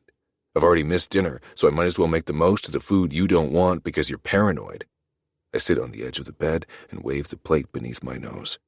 Man, this smells amazing. So it is the smell, she says with a curl of her lip. Give me that. I pretend to tug the plate out of her grasp as she reaches for it, but I only do enough to make her believe I don't want her to have it, because that makes her want it more. She plucks the plate from my hands and starts for her room. It's a shame I won't get to witness the moment she puts the potatoes into her mouth, but I can always fantasize. Besides, I need to plan for tomorrow. Once the door closes behind her, I grab the event sheet and look at what's on offer for the first official day. It's hard to decide what to plan for when I don't know what Kat will be doing, though. Then a note about tomorrow evening's festivities catches my eye. Tomorrow is New Year's Eve, and there will be a party to celebrate. The brochure promises dancing and drinks and masked fun in the ballroom following dinner. After that, we'll go to the natatorium to watch fireworks through the wall of windows while we remain in a heated room. I don't know how we'll all fit in there, unless some of us are in the pool, though. I guess I'll find out tomorrow night. The party is mandatory, and I wouldn't miss it for the world. If Kat thinks she's going to kiss Maverick at midnight, she's only setting herself up for disappointment. For now, I'll just have to be content with knowing the girl is in the next room with my dick in her mouth. Chapter 9. Kat. It's almost 9 in the morning, so I'd better get a move on. The carriage for the ski lift leaves in 15 minutes, and I'm wearing little more than panties and a full face of makeup. Shorty jumps onto the bed and headbutts my elbow, which bumps my arm and sends a glob of black eyeliner racing up to my temple. I'm fine. This is fine. Just one more log to add to the growing pile, which will soon combust. Go play with your toys, I say as I pull him close for a cuddle. Mommy has to get ready for a snowboarding lesson. I gently place him on the floor. He trots a few steps before flopping onto his side with an annoyed flick of his ebony tail. I set back to work, repairing the errant eyeliner and applying some mascara. Maverick won't even see my eyes through the goggles, but it gives me confidence. After brushing the cat hair from my pink snow gear, I dress as quickly as I can. Layers matter in this climate, so I even toss on a hideous pair of long johns underneath everything else. It's not like anyone will see them, and if I don't focus on them, I can almost ignore the way they're scratching my skin. At least the puff of blonde hair peeking from the bottom of my pink toboggan looks cute. Be good, I say to Shorty as I head for the door, but he only flicks his tail and squints his eyes. I totter down the stairs, barely able to bend my legs under the weight of all these clothes. How do snow bunnies look so cute for winter sports? I feel like a monster in a black and white horror flick as I approach Grim, Icepick, and Maverick near the front door.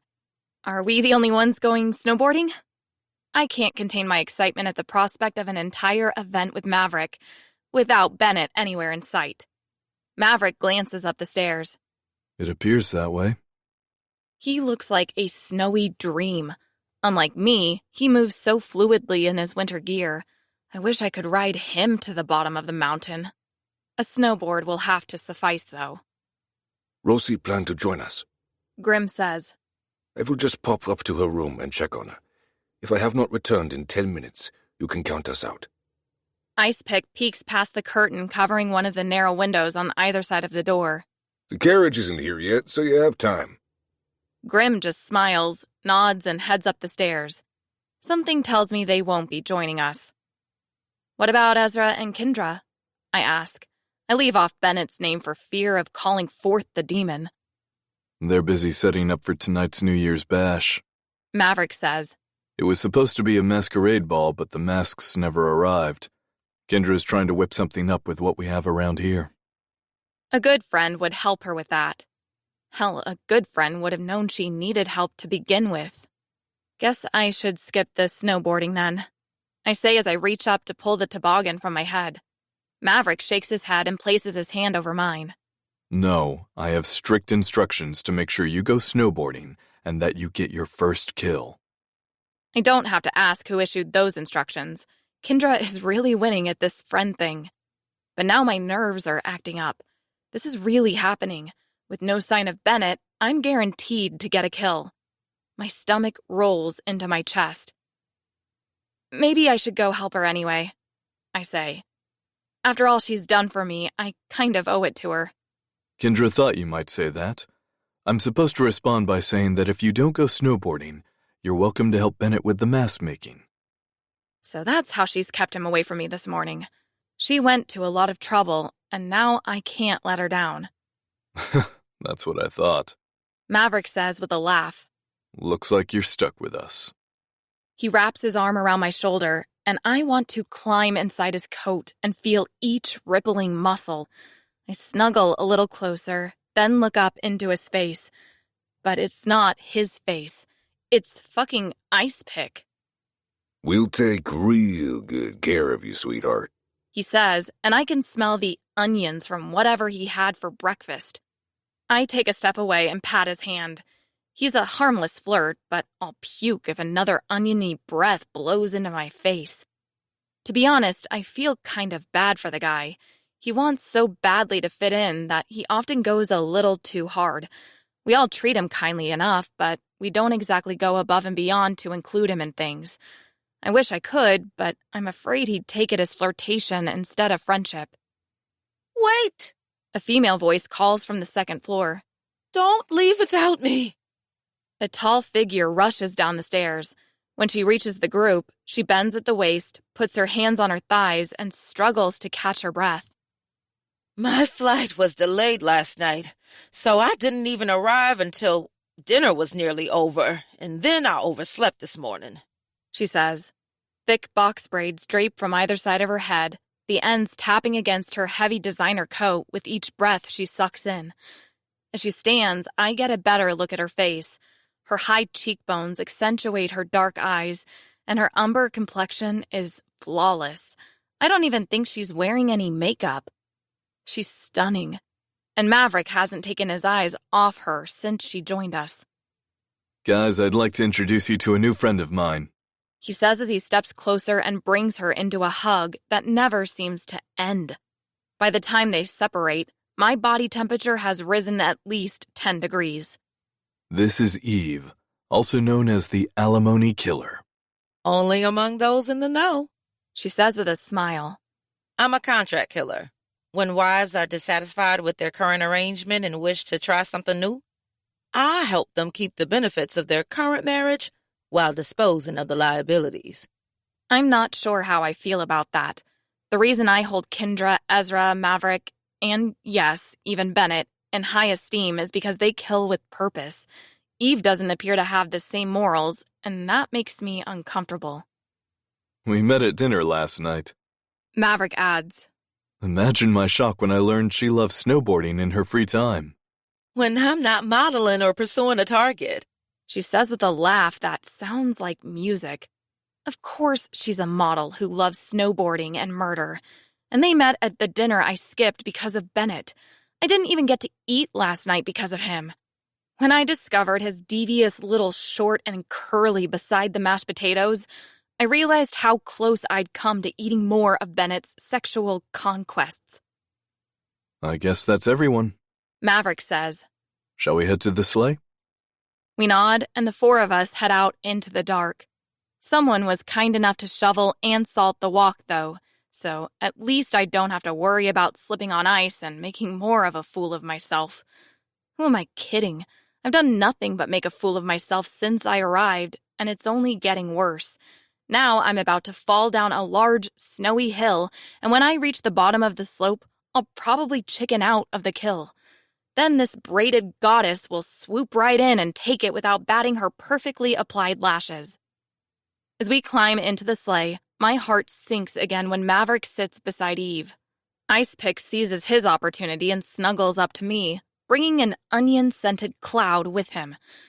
There go my hopes and dreams for the party tonight. When the clock strikes midnight, Maverick would be stupid to kiss me instead of her. The coachman clicks his tongue and gives the reins a gentle snap, and the horses start forward. Old-world lampposts line the path on either side, casting a soft glow to guide the sleigh. A light snowfall patters down, each flake melting as soon as it touches skin. Might be a good idea to put on any face coverings now. Maverick says over the sound of the rails cutting through snow. Your face might ice up, and that's not particularly comfortable. I pull a pink ski mask from my pocket and ease it over my face. The itchy wool makes me want to rip it off immediately, but the thought of literally freezing my face off stays my hand. Eve pulls her mask on as well, though it's much thinner and looks infinitely more comfortable and stylish than what I'm wearing. It covers the bottom half of her face, and instead of looking like a colorful bank robber, she still looks like a fucking model. Goodness, I don't know how you can stand that wool. Eve says. I just wanted to make sure my face stays warm. I say through a forced smile. Eve reaches into her pocket and pulls out a second thin mask. I brought two in case someone forgot theirs. It's just as warm as wool, but it's more comfortable. Great. She's beautiful, confident, and kind. I take the mask from her and slip it over my head. She was right. Despite the thin material, it's just as warm as the wool and much softer against my skin. Wouldn't want your pretty face to end up with a rash. Eve says with a wink. You can keep it. I can't tell if that was a backhanded compliment or something more genuine, but then Maverick brings things into striking clarity for me. Eve, cat's into guys, so you're barking up the wrong tree. He says with a pat of her thigh. So, you like girls and guys? Icepick says to Eve, and I can already see him imagining her head between my legs. You wish. Eve says, and the corner of her mask lifts as she smirks. I'm into women exclusively, and no, you can't watch. And like a beacon in the night, hope shines eternal. Maybe I'll get that New Year's Eve kiss after all. I just have to get through this snowboarding kill first. I don't know why I can't be honest with everyone. When I first started documenting Kendra, I was merely finding a place to turn my interests into something tangible. The fascination wasn't with the killings, though. It was about the psychology behind the slayings. Unfortunately, I didn't realize this until after Kendra agreed to take me under her wing. Now, I'm too chicken to admit that I don't think I can do it. As the clearing for the ski lift comes into view, I'm running out of time to come up with an excuse to get out of this. I don't even have Kendra here for support. The horses stop, and everyone exits the sleigh, but I'm stuck sitting here. I don't know if I can do this. I don't know if I want to do this. Then Maverick's face pops up beside my knee, and he offers his hand to me. You ready to do this? My brain screams a resounding no, but I slide my hand into his, and he helps me down from the sleigh. Prepared or not, if I want Maverick to see me as one of them, I have no choice but to make the kill when I reach the bottom. With my resolve set, I take a deep breath and smile. Ready as I'll ever be. Eve steps closer and places a light hand on my shoulder. This is going to be so much fun, Kat. You just wait. I'll have you snowboarding like a pro by the end of this trip. The snowboarding isn't what I'm concerned about. The lift is on. Ice pick calls from a nearby building. A large motor grumbles to life, and the seats begin to move on the track. With my eyes, I follow the long wire forging a skyward path up the mountain. More seats dangle at regular intervals, all of them coming and going much faster than I anticipated. We have to get on while it's moving? I blink at the chairs, which seem to be speeding up. Eve bends so that her mouth is beside my ear. It's easier than it looks, She whispers. Ask Maverick to help you. With a subtle shove, she pushes me toward him. I feel bad for disliking her at first. She's a real girl's girl after all. Need some help? Maverick asks, and I can only nod.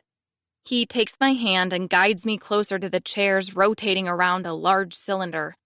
I struggle to get on an escalator without stumbling, so I don't know how I'll pull this off. First, watch how Icepick does it, He says.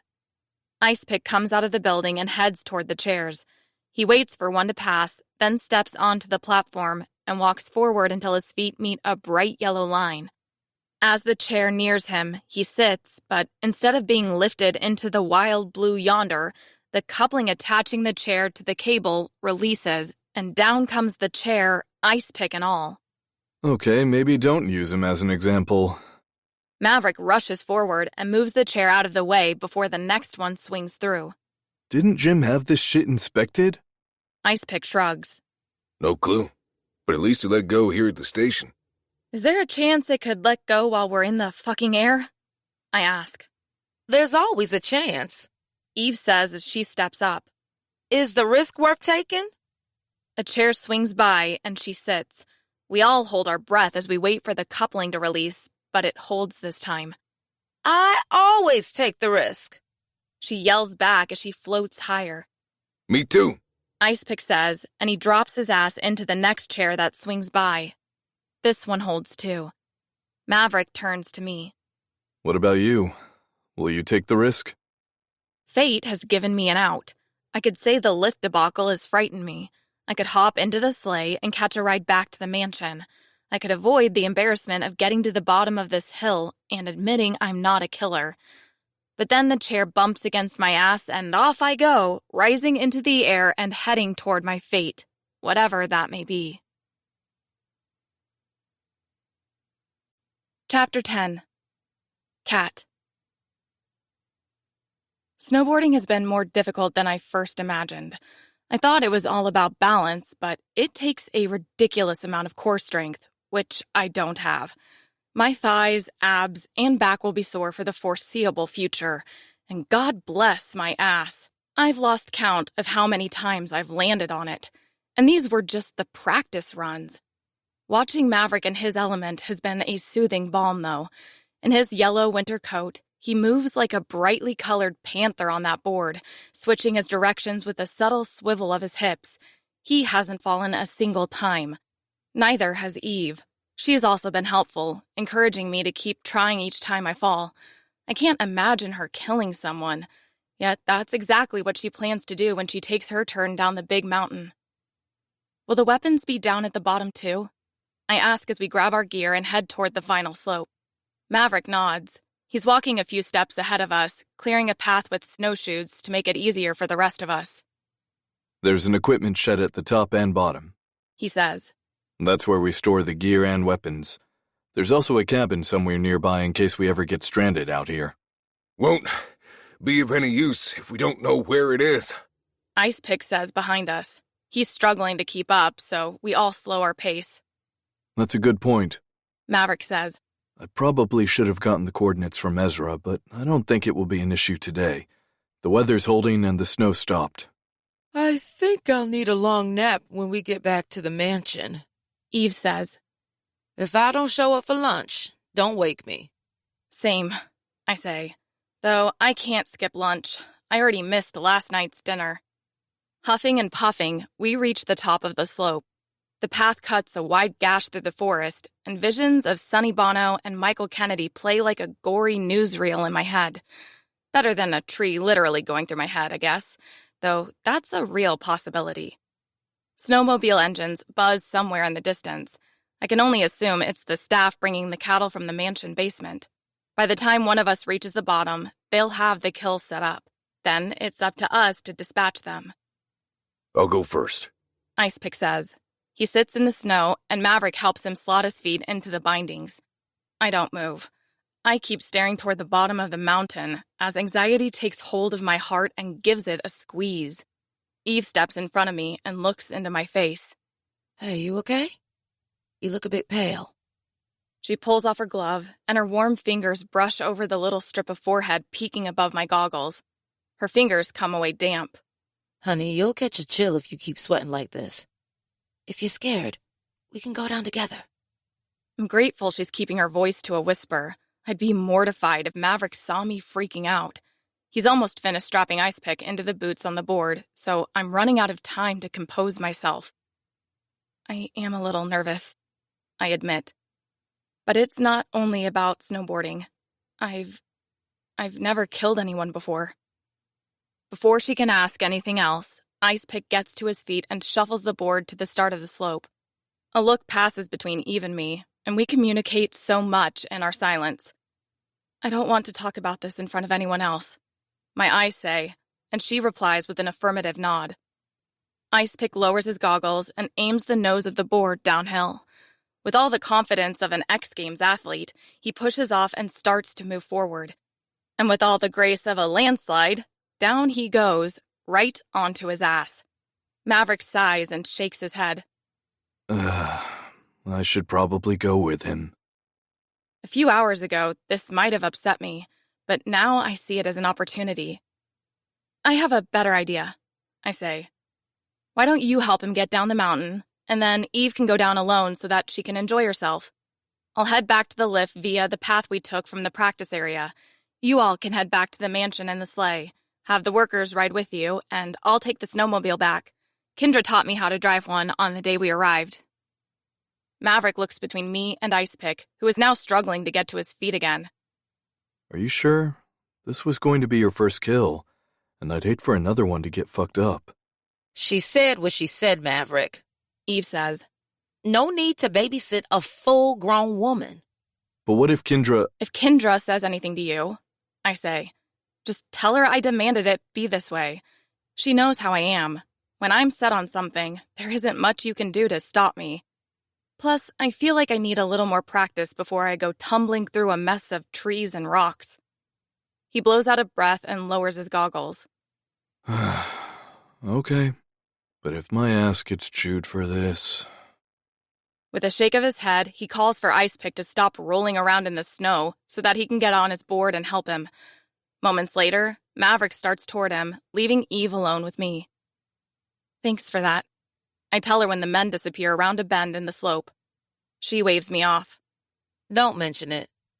But are you sure you're okay to get back to the path on your own? If you want, I can wait for you at the bottom. Once you get there, you can decide if you want to get your first kill. If not, I'll help you come up with a reason why you didn't. I flop onto my ass, intentionally this time. I appreciate the gesture, but I think I just want to use the fear of smashing into a tree as an excuse. Do you mind keeping this just between us? She smiles down at me and shakes her head. Not a bit. But you may not be a killer, and that's okay. Not everyone is cut out for this hobby. Eve wields these words as if they're flowers, not realizing the rose stems still bear thorns that pierce my heart. Knowing her intentions come from a place of kindness doesn't soften the blow, because I've heard these words before. It's okay if you aren't good at sports, Kat. It's okay if you aren't good at dancing, Kat. It's okay if you never get a call back from an audition, Kat. But it's not okay. None of it has ever been okay. When will I finally discover something I'm good at? When will I finally belong? No, I say. I want to do this, but I want it to be on my terms. I think it'll be easier if I can make my first kill on my own. Could you make sure everyone is gone by the time I get down the mountain? Sure thing, honey. She kicks a clump of snow with the toe of her boot. So, are you sure you're only into men? Unfortunately, I am as straight as a board. But if I wasn't, I'd eat a hole straight through you. Don't tease me like that, She says with a moan. I'm serious. You're the full package. I was jealous of you at first because I thought you had eyes for Maverick, and I knew I didn't stand a chance. I don't think any woman stands a chance with him. Why do you say that? Eve places her hands at the small of her back and stares down the mountain. When I sat with him at dinner, he mostly talked about work. We're in the same field, so there was plenty to talk about, but he never steered the topics toward anything else. He gives the vibe that he's emotionally unavailable. Kendra's mentioned something similar, I say. So has Ezra, come to think of it. I guess it would be silly of me to try to kiss him at midnight, huh? I wouldn't say silly. Eve sits beside me and begins strapping her feet to the snowboard. He's a very attractive man, as far as men go. He gives off golden retriever energy, too, and bitches love that. I sigh. Yeah, bitches do. She stops fastening the ankle straps and looks at me. You're a golden retriever, too, though. Me? Yeah, you. Her fingers set back to work again, and then she stands. You're like a little ball of happiness spreading joy wherever you go. You don't even have to try. Thanks, Eve. Don't mention it. She gathers her braids, tucks them into her hood, then lowers her goggles. I'll see you at the party tonight, yeah? You can count on it. If I chicken out with Maverick, you can be my kiss at midnight. Don't do that, unless you're prepared to question your sexuality. And with that, she disappears down the mountain, leaving me alone with about a mile to walk. At least the sun is up now. I pull my mask into place and lower the goggles over my eyes. The latter serves a dual purpose, protecting my eyes from the freezing winds and dimming the glare on the snow as well. Once I'm in the woods again, the animals come to life. Dark squirrels with bushy tails leap across the branches above me. A hare in its white winter coat darts across the path in front of me, there 1 second and gone the next. If it weren't for the little footprints he left behind, I'd think I imagined him. After wandering for a half hour and fearing I've lost my way, the familiar practice area comes into view. There's the log I smacked my leg on, and the pile of snow I fell on that was actually a snow-covered rock. The whir of the lift buzzes nearby, and I head in that direction after depositing the snowboard and other gear in the equipment shed. I board the lift just like Maverick taught me, and I'm proud when I don't slip and fall to my death on the first try. A blanket of white expands below me. As I pass near a stretch of trees, a caribou runs to the shadows for safety, its clunky feet pushing it silently along. It would be a magical moment if I wasn't heading straight for doom. You can do this, Kat, I whisper to myself. Just get there and make the kill. I hope the cattle's mouth has been glued shut. If they plead for their life, I don't know that I'll have the strength to go through with it, regardless of what they've done. Maybe asking to make a kill without an audience was a bad idea. Peer pressure has its benefits. I wouldn't have tried anal without it, and I love anal. Unable to focus on the natural beauty in every direction, I turn inward and try to hype myself up. I just need to cut through the thick moral fiber that tethers me so firmly to righteousness. Kendra says killing makes the world a little brighter because she's ridding it of darkness.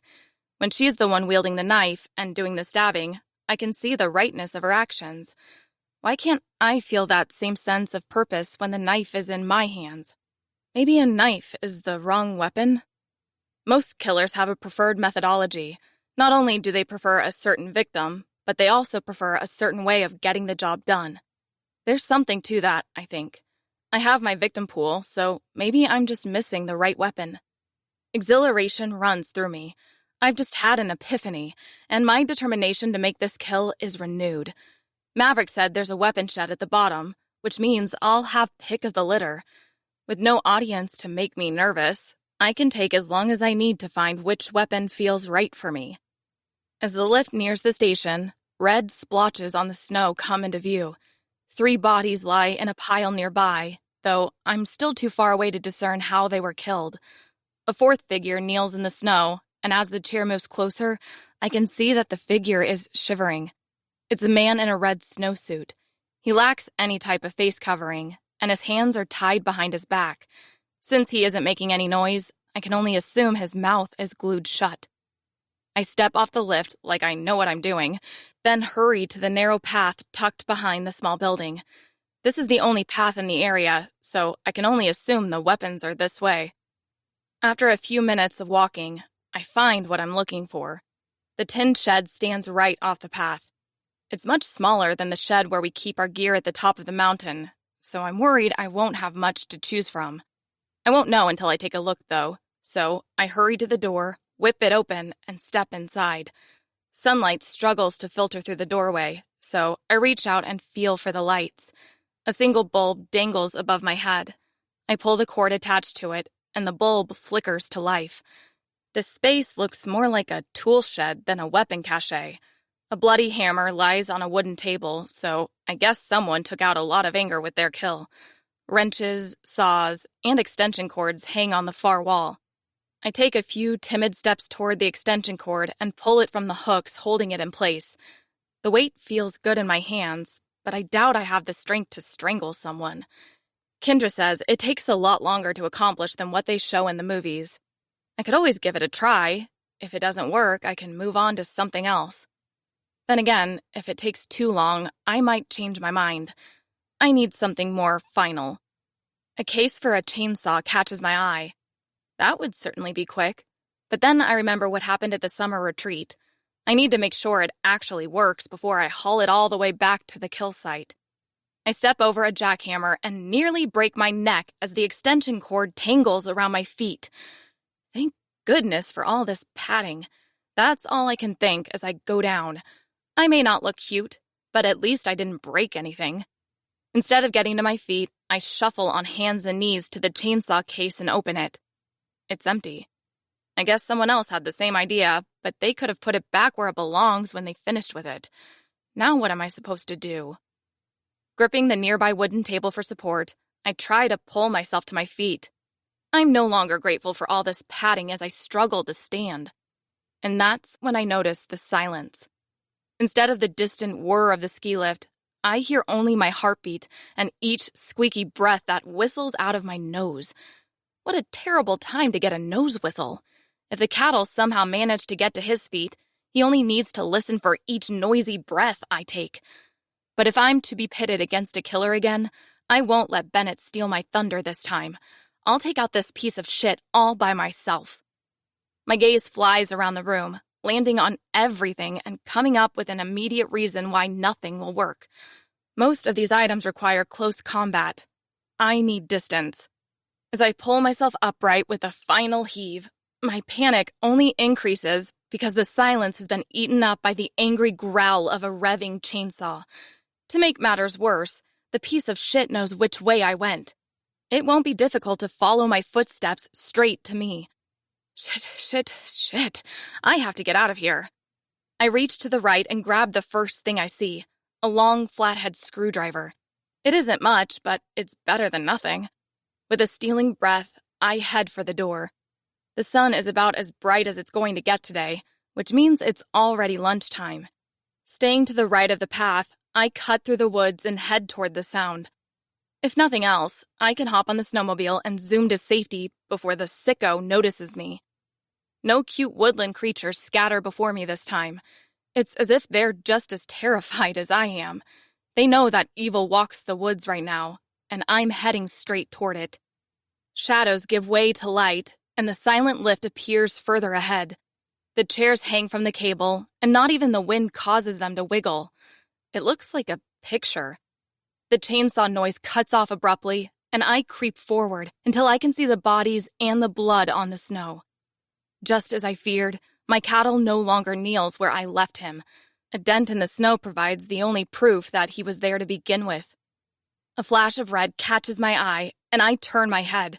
I blink, unable to understand what I'm seeing. My quarry shuffles toward me, then falls face first onto the cold white ground. His hands are still tied behind his back, so how did he turn on the chainsaw? He raises his face from the icy earth and opens his mouth to scream, but the skin on his lips only stretches to impossible lengths without releasing any sound. As I hoped, his lips are glued shut, but that also means he can't explain anything to me. I tighten my grip on the screwdriver and step from the cover of bushes and tree trunks. He doesn't have a weapon, so I have nothing to fear now. "Looks like you're screwed, buddy," I say as I step toward him. I twist the screwdriver in my hand, glad no one was around to hear that one. It was worse than any of the others I've tried. The man wiggles until he's on his back, and this is somehow worse. I can see his eyes, and they're currently pleading for me to help him. I take a step back and close my eyes. How does Kendra do this? How can she kill someone who so badly wants to live? Then I see red, and I don't mean figuratively. In my mind, I picture his jumpsuit. It tells me how Kendra does this. She does this because this man has hurt people, and now it's his turn to hurt. With my eyes still closed, I take a deep breath, step forward, and raise the screwdriver. That's when the chainsaw whirs to life once more, and it's right behind me. Chapter 11. Bennett. This couldn't have gone more perfectly if I'd planned it. Not only am I going to steal her kill, but I get to terrify her in the process. My only regret is that I won't see the fear on her face when she wheels around and sees this masked figure with a chainsaw in his hands, then raises that pitiful screwdriver with a scream. I step toward her, and she takes off into the woods. She doesn't even look back to see if I'm chasing her, which means she's in a blind panic. Shit. Even if I'd had a plan, this wouldn't have been part of it. "Sorry we don't have time to play," I tell the man on the ground. "I need to go save the wildlife from Sleeping Booty over there. I'm sure you understand." The man starts wildly shaking his head, but then the shake turns to a spin as the growling treads melt through his neck. The head flies off behind his body, landing with a dull thud. His legs make a few weak movements that get weaker by the second, and then he stills. I drop the chainsaw beside his body. While I'd love to leave Kat to freeze to death in the woods, Kendra wouldn't like it if I let anything happen to her little pet. That's why she kept me locked inside all morning. I'm not stupid. And if Kendra isn't happy, no one will be happy. Kat's footsteps are easy to follow. Even when the clouds begin to drop fat snowflakes on my head and the light begins to wane, I'm able to track her. She needs a few lessons in evasion if she ever wants to make something of herself. The distance between each divot in the snow begins to shrink after a half hour, which means she's getting winded. She's slowing to a walk now. But then she surprises me. As the sun continues to dip, her path is harder to trace, and the increasing cold isn't helping matters. Eventually, the footprints disappear altogether. As I wrestle a small flashlight from my pocket, I realize just how frozen my toes and fingertips are. They've gone from cold to painful to numb, which means Frostnip isn't far off. If I'm in this shape, there's no telling how bad off Kat is. I've been tracking her at a steady speed walk, but the girl has alternated between a full run and a jog, which means she's likely doused herself in sweat. That's bad. That's really bad. "Hey!" I yell into the shadows. "If you can hear me, we need to head back!" I stand still and hold my breath, listening for movement or any sort of reply. I hear nothing. If the sun is going down, that means it's past 2 o'clock, and that means I've been chasing this bitch for nearly 2 hours. That's about an hour and 45 minutes longer than I thought I'd have to chase her. It's time to face facts. She's outsmarted me, but she's doomed herself. She won't survive out here all night, especially if she's collapsed somewhere. If I can't find her, all that sweat will ensure she's a blonde icicle by morning. I can't stand the little twerp, but I don't want her to die. Who will I torment if she's gone? I stop walking and pull down the half mask that covers the lower half of my face. "I'm not a killer, so you can come out now," I shout. "Well, I am a killer, but I'm not going to kill you. This cold won't be so kind, though, kitten." Bennett? Her small voice comes from behind me, and I turn and find her a mere 5 feet away. All this time, I thought I'd lost her trail, but that was only because she's been trailing me. "How long have you been following me?" I ask. Instead of a snappy comeback, she stumbles a step and catches herself on a tree trunk. With her face. Down she goes in a heap of pink and white. "Fuck," I grumble as I rush forward and drop to my knees beside her. I didn't want to kill her, but I didn't want to take care of her either. I should have just stayed at the mansion. A long scrape runs through the goggles covering her eyes, so I can only hope they took the brunt of the impact. If the girl loses any more brain cells, she'll be in a real mess. I smack her cheek a lot softer than I want to. "Hey, get up. If you can make it back to the snowmobile, I'll drive us out of here." Her eyelashes flutter behind the scuffed plastic, but she doesn't speak. I only hear her breathing, and it's a little too quick and shallow for my liking. Snow begins to fall again. Rebellious white flakes squeeze through the canopy and land on her pink jacket. Staying here isn't an option anymore. Since she can't walk under her own power, I guess I'll have to carry her. I get to my feet and bend down to scoop her up. If I only had to carry the girl, I'd be fine, but her snow gear makes doing everything more difficult. Typical cat. She can't even make her rescue simple. Stumbling forward with an unwanted package in my arms, I do my best to retrace my steps through the snow. That would be a lot easier if I didn't have so many factors working against me, such as fresh snowfall and another set of footprints to untangle from mine. Inevitably, we end up back where we started, and I don't mean the ski lift. Kat's breathing hasn't improved, and other than asking about her cat when I nearly tripped over a hidden log, she's been silent. She's likely suffering from hypothermia coupled with dehydration. She needs to get warm, first and foremost, and then I can melt snow to give her something to drink. I stand still and look around. Yes, we're definitely back at the tree where Kat popped out behind me. The piece of bark her goggles chipped from a towering pine is evidence of that. The wood here is too wet for a fire. Even if I had time to craft a feather stick and some kindling, the humidity is just too high. Without a ferro rod, a friction fire is my only option, and that ain't happening in these conditions. Kat stirs in my arms and tilts her head to the side with a groan. "The cabin," she whispers, and I almost don't hear her. Yeah, there's one out here, but I don't know where it is. If I'm honest, I don't even know where we are anymore. "That way."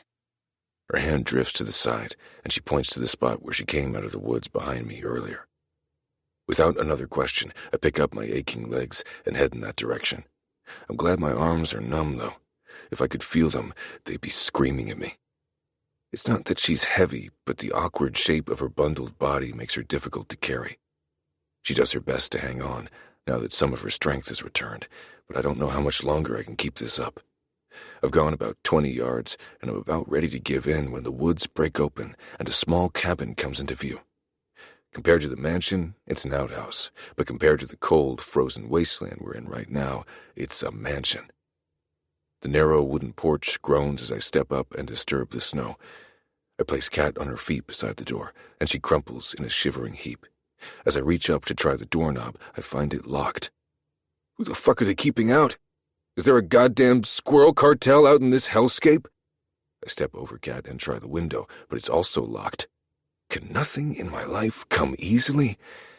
I grab Kat's arms and drag her away from the door. Judging by the absolute dead weight, she's either passed out again or has finally succumbed. I'm running out of time. As I run off the porch, turn around, and barrel toward that wooden rectangle, I'm not thinking about the fact that Jim spares no expense. I'm not considering that this is probably a solid door made from some genetically engineered tree that's so dense that it must be cut with a special laser.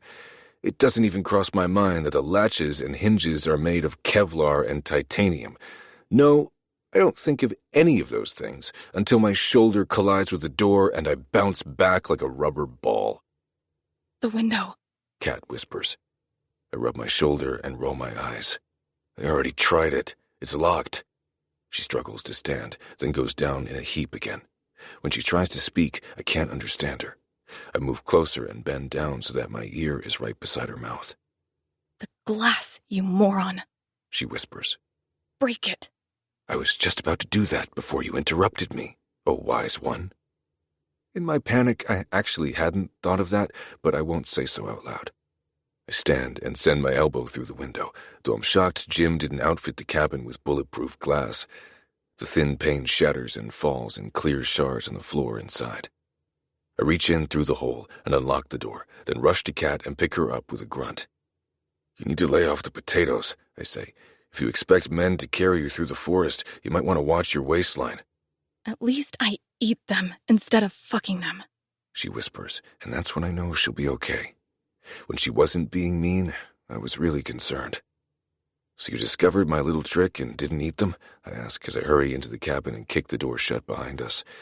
You're breaking my heart, kitten. Stop calling. Stop calling you kitten? I drop her onto the couch in front of the empty fireplace. I'll consider it if you promise you won't die on me. I wait for the snappy retort, but it doesn't come. She's out again. It's for the best. Saving her is a lot harder to do when she's reminding me of all the reasons why I should let her freeze to death.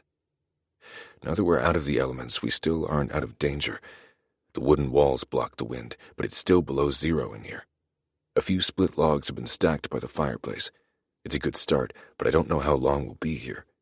If we're stuck here overnight, that stash won't last. Regardless, it's what I have for now, so I set to work. Seeing nothing with which to start the fire, I pull out my pitiful keychain flashlight and take another look around. A couch and coffee table stand in front of the fireplace, but that's all the furniture to be seen. On the other side of the room, a wood-burning stove crouches amid towering cabinets, counters, and more cabinets. It appears there's no power, nor running water. I head for the cabinets and begin rifling through everything.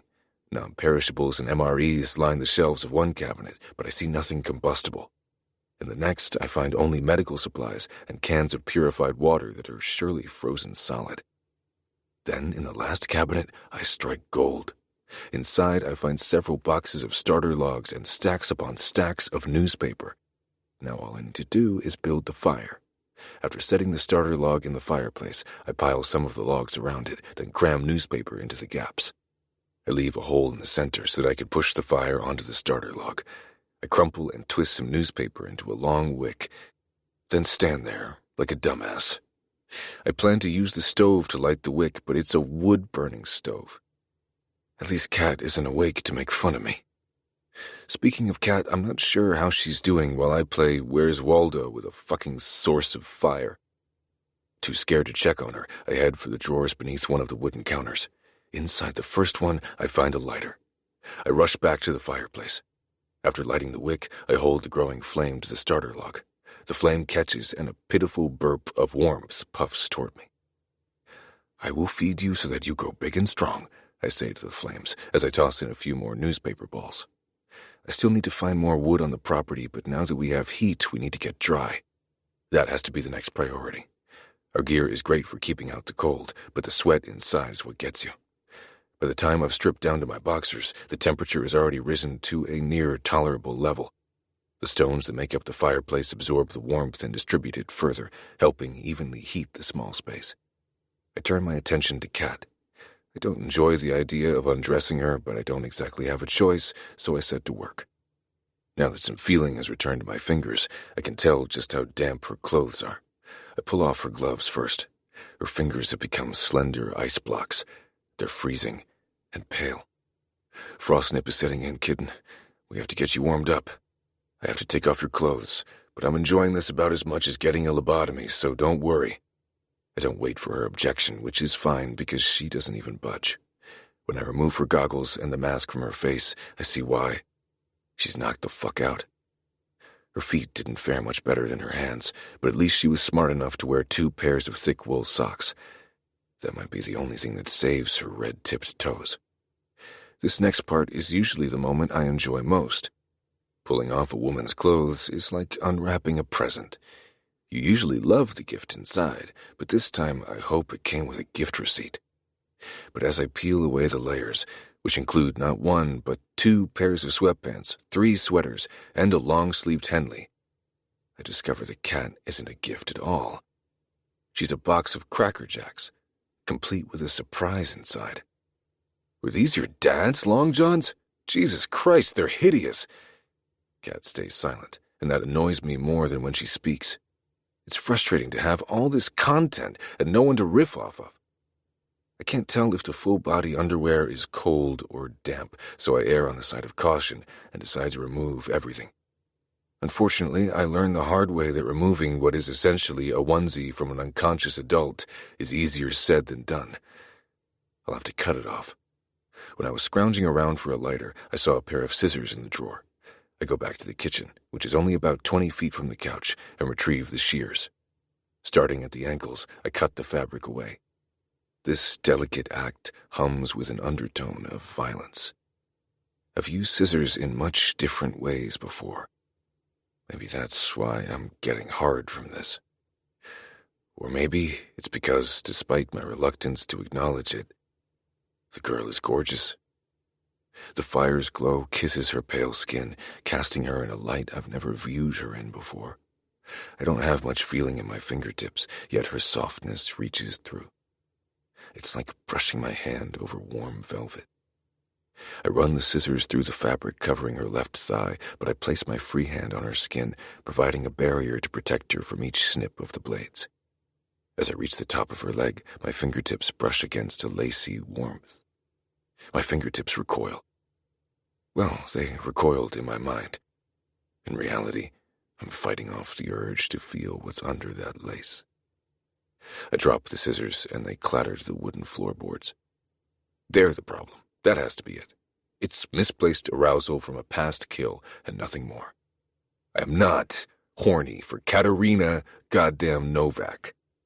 Down, killer, I whisper to my dick as I grasp the scissors and get back to work. I cut the material straight up the middle from the crotch, and I don't make the mistake of putting my hand on her this time. If I slice her from slit to tit, oh fucking well. Once I've wrestled off the scraps of hideous long johns and her skimpy undergarments, I snatch a thick quilt from the back of the couch and drape it over her naked body. Out of sight, out of mind. I've done all I can for her right now, so all that's left is to hang our clothes to dry and hope that Kendra and Ezra show up before Kat wakes up. If we have to spend an entire night together, the cold won't be the only concern. We're likely to kill each other. Once my clothes are dry enough, I'll dress and chop some wood. Just in case.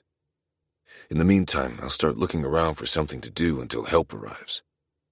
If no one shows up by morning, and if we survive the night, I'll trek back to the snowmobile and get Kat some assistance at first light. I look at my watch. It's nearly dinner time now, so we just have to make it through the next 12 hours. God help us. Chapter 12. Cat. I've died and gone to hell. That's the first thing I think when I wake up naked beneath a scratchy quilt as the bane of my existence stands before a roaring fire in nothing but his boxer briefs. His back is to me, and the fire provides the only light. Bright oranges and yellows catch and cling to his outline, hugging the round curves of his shoulder muscles and dripping down to his thick forearms.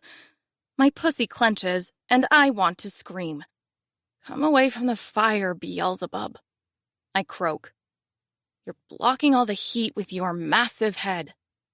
As he turns to face me, he seems to breathe a sigh of relief, but it's probably just the way the light dances over his very full, very sculpted chest. Why am I looking at his chest? I clear my throat and try to sit up, but a sharp pain thuds in my head and keeps time with my heartbeat. Fuck, my brain hurts. You'd have to have a brain for it to hurt. He goes behind the couch and returns with a warm mug, which he places in my hands and doesn't release until he's sure I've got it. I tip the mug toward my face and inhale. Steam rises into my nostrils, but I can't discern the scent. It's chicken broth. You had 2 mugs about an hour ago, though you were pretty out of it. Is it drugged? I ask with a curl of my lip. I still haven't forgotten that. And there aren't any special ingredients? I haven't forgotten that either. No, kitten. Now drink your broth like a good little girl. If you finish all of it, I might even make something for you to eat. Shorty, I say, remembering my beloved pet when he calls me kitten. I have to feed him. His bowl has probably been empty for hours, and his blood sugar could drop. I've seen your cat. He can stand a step away from the table tonight. He's fluffy. Bennett's eyebrows rise. If you say so. This is why we can't get along.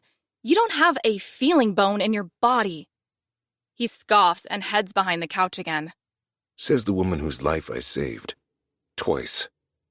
I'm about to close my mouth and admit defeat when I remember that we wouldn't be in this predicament to begin with if it weren't for him. I'm not the one who decided to play Alaska Chainsaw Massacre. I quip, though I'm not sure if he heard me. My voice sounds like I gave sloppy toppy to a fucking Dalek. You're the villain in this story, not me. Something clangs behind me. No, please don't cast me in my favorite role. He pleads. I roll my eyes and tip the mug to my lips. If I want to get out of here, I'll need my strength. Drugs and demon seed be damned. When I lower the mug, that's when I notice the red fabric lying on the floor beside the couch.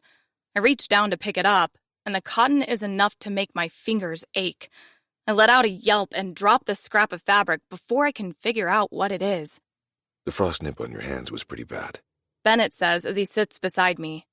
Buy better gloves next year. And scoot over. You've hogged the couch for hours.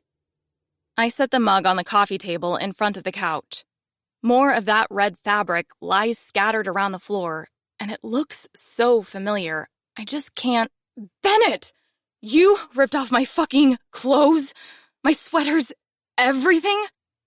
I wrap the scratchy quilt tighter against my skin and wish I sounded more threatening. No one takes you seriously when you sound like Bobcat Goldthwait. No, I only cut the ugly long johns, but even if I had destroyed your precious sweaters, you were soaking wet. Would you have preferred that I let you freeze to death? I was busy saving you, remember? Wait, you didn't save us, I did. He tips his head back and laughs. Ha! Like hell you did. You just lay there and moaned. That's probably how you are in the sack, too. A fucking dead fish lay. If the women you fuck aren't very enthusiastic, look inward, jackass. And yes, I saved us. You walked by the trail to the cabin 3 times. I only spoke up because I was trying to help you. And then you collapsed immediately after and made me carry you through the woods. Yeah, such a big fucking help. I've had about all I can stand. On shaking legs, I get to my feet and look for a place to go. But this appears to be the only room. The kitchen area takes up the cabin's back wall. The fireplace, dwindling firewood, and stacks of green army cots take up the front wall. To the right is the exit, and to the left there are 2 doors. One appears to lead outside, and I can only hope the other leads to a bathroom. Nowhere to run to this time. Bennett says. Better settle in and accept your fate. Our clothes lie on the hearth. If I can at least cover my breasts and stubbly pussy, I'll feel a little better. I didn't shave this morning because I didn't think anyone would be looking between my legs today. Let this be a lesson in preparedness. I'm getting dressed and going for the snowmobile in the morning. Bennett says. You should relax for right now. There's nothing to be done. I snatch up my bra and panties and put on some armor before I turn to face him. Why wait until morning? The sun won't be up until after 10, and I won't survive until then. I'll chop some more firewood so we won't freeze. I wasn't worried about freezing. I snatch up my sweater and groan when I think about going back into that cold. Bennett stands up and joins me in front of the fireplace. He grabs his pants in a huff and begins putting them on. Fine. If you must be a nagging bitch about it, I'll go right now. He zips up his pants, stuffs his hands into the pockets, and his eyes widen. His hands move to his rear pockets, and I don't know how it's possible, but his eyes widen even further. If he endures much more shock, I fear they'll fall out of his head. Don't tell me you lost the fucking keys to the snowmobile. I drop the sweater back to the hearth, but I don't take my eyes away from Bennett. He shakes his head and starts removing his pants again. No, the pants are still damp. They need to dry a little more before I set out. Besides, you need to eat. I'm surprised you can even stand up right now. As he tosses the pants back to the hearth, I hear a reassuring jingle when they land on the stones. What isn't reassuring is the sudden wave of dizziness that sweeps over my brain like a fog. I step toward the couch, and the darkness gives way to a fuzzy white light. Sound fades away, and I can't tell if I'm standing or falling. No, I'm definitely falling. That's the floor, and it's getting closer. Arms wrap around me before I strike the ground. Bennett lifts me into his arms as if I'm made of paper. I feel like I'm made of paper. He could fold me up so small that I would just disappear. He places me on the couch and covers me with the horrid quilt again. Though I can hardly feel it, it's more like a faraway memory. You have to rest, He says, and there isn't a mean bite to his tone now. His voice is like honey. It glides over my skin, warm and smooth, seeping into secret places like a balm. Just stay here and let me make something for you to eat. You need some calories. I hate that he's right, but he is. I didn't eat anything for dinner, breakfast, or lunch. On top of the dehydration and hypothermia, I've seriously put my body through some shit today. Maybe Kendra and Ezra will come for us tonight, I say as I settle into the quilt. The dizziness has finally passed, but I still feel hazy. Another pot clings. I wince. What are you cooking anyway? I can't imagine there's much here. Just sit there and sip your broth like a good girl. God, he's the worst. Is there any alcohol? I ask as I stare into the almost empty mug. A spot of something strong would be good right now. There's a surprising amount of alcohol in these cabinets, but you're too dehydrated to drink any of it right now. Since when do you care if I give myself the worst hangover known to man? I peer at him over the back of the couch when he doesn't answer. Aw, does Bennett have a little crush on Kat? I say. The goal is to annoy him to the point that he plays waiter and brings me the booze. Are you doing a big protect with your alpha dog energy? You know what? Fuck you. Bennett slams the wooden spoon onto the counter, rips open a cabinet, literally, and grabs the neck of a glass bottle. Then he stomps over and holds it toward me. If you want to make yourself sick, be my guest. But when the sun comes up tomorrow, I'm leaving, with or without you. If he thinks I'm opening this myself, he has lost his mind. I look up at him and wait. Bennett jiggles the bottle and raises his eyebrows. Kat, do you want the booze or do you not want the booze? I bat my eyelashes and form the perfect pout with my lips. How many times has that actually worked for you? He sets the bottle on the coffee table and walks away. With a huff, I lean forward and grab the frigid glass. I guess I can't win all the time. But as I try to peel the plastic from the bottle's neck, a fiery pain rockets through my fingertips when they touch the icy glass. The bottle slides from my hands and clatters to the floor. I let out a yelp when I flex my fingers. It feels as if they're splitting open. Before I can register what's happening, Bennett is beside me. He takes my hands in his and begins checking them over. Can you come closer to the fire? He asks. I can't see over here. I nod, and he helps me up. At first, I'm worried he's just pretending to be nice so that he can push me into the fire. He'll tell everyone I tripped and that he did what he could to save me. But then he says something I don't expect. You aren't pretending to be hurt so you can push me into the fire, are you? I cough to cover the laugh that tries to escape my chest. No, If I wanted to attack you, the bottle would have been better than trying to push your big head into the fire. You'd just clog the chimney.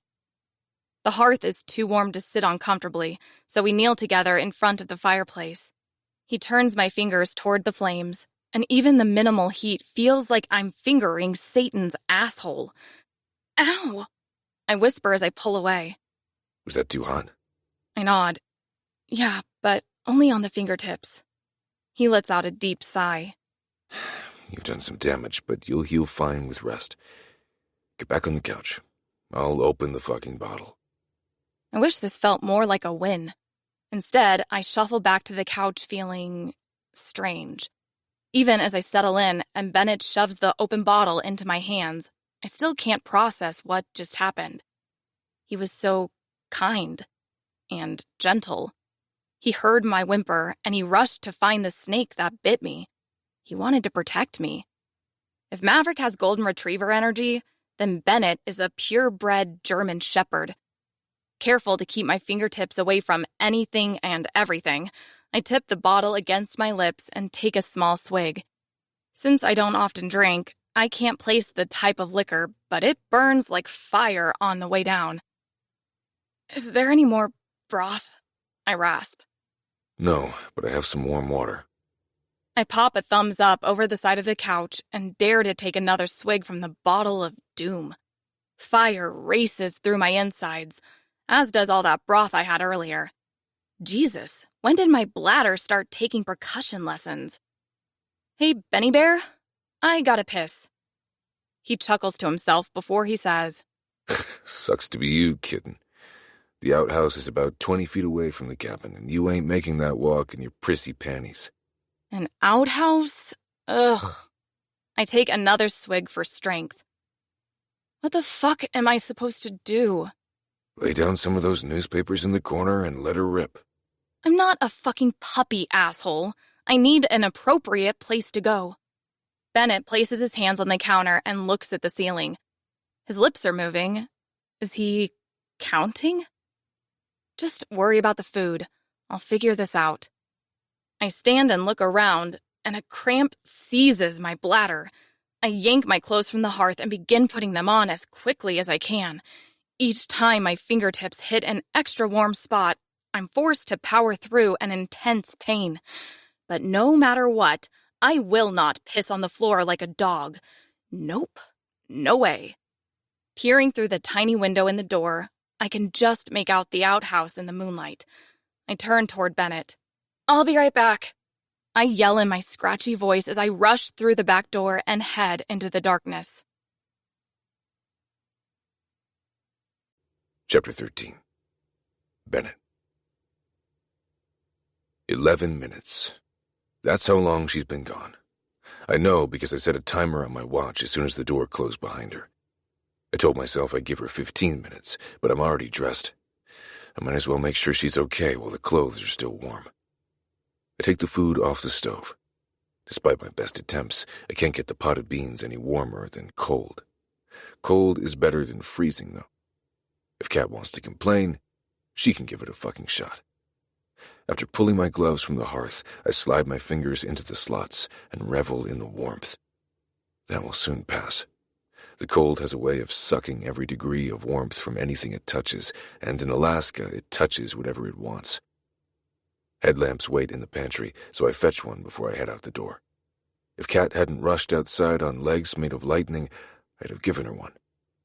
I stop walking toward the outhouse. What the fuck am I doing? This sudden protective streak needs to stop. First, I go running at the first sign of her discomfort, and now I'm trudging through the snow. For what? To make sure she didn't get her ass stuck to the toilet seat? To help her again? And yet I'm walking forward once more, heading straight for that outhouse with the hope that she'll just tell me to fuck off. That she's okay, and I'm a dirty pervert for trying to catch a peek of her with her pants down. That's not what I hear from behind the outhouse door, though. There are no words, just muffled thuds and thumps over the sounds of crunching snow beneath my feet. Kat? Bennett! The door is stuck! I reach forward and give the handle a tug. It holds fast. The door won't open from my side either. No shit. You figured that out all on your own? Well, gosh, I guess the Scarecrow has a brain after all. After a few more bumps and bangs, something clicks from her side of the door, and then it opens. Kat stumbles into the snow. Her eyes look straight ahead, and she walks with a faux arrogance to her posture. Locked yourself in, huh? I say.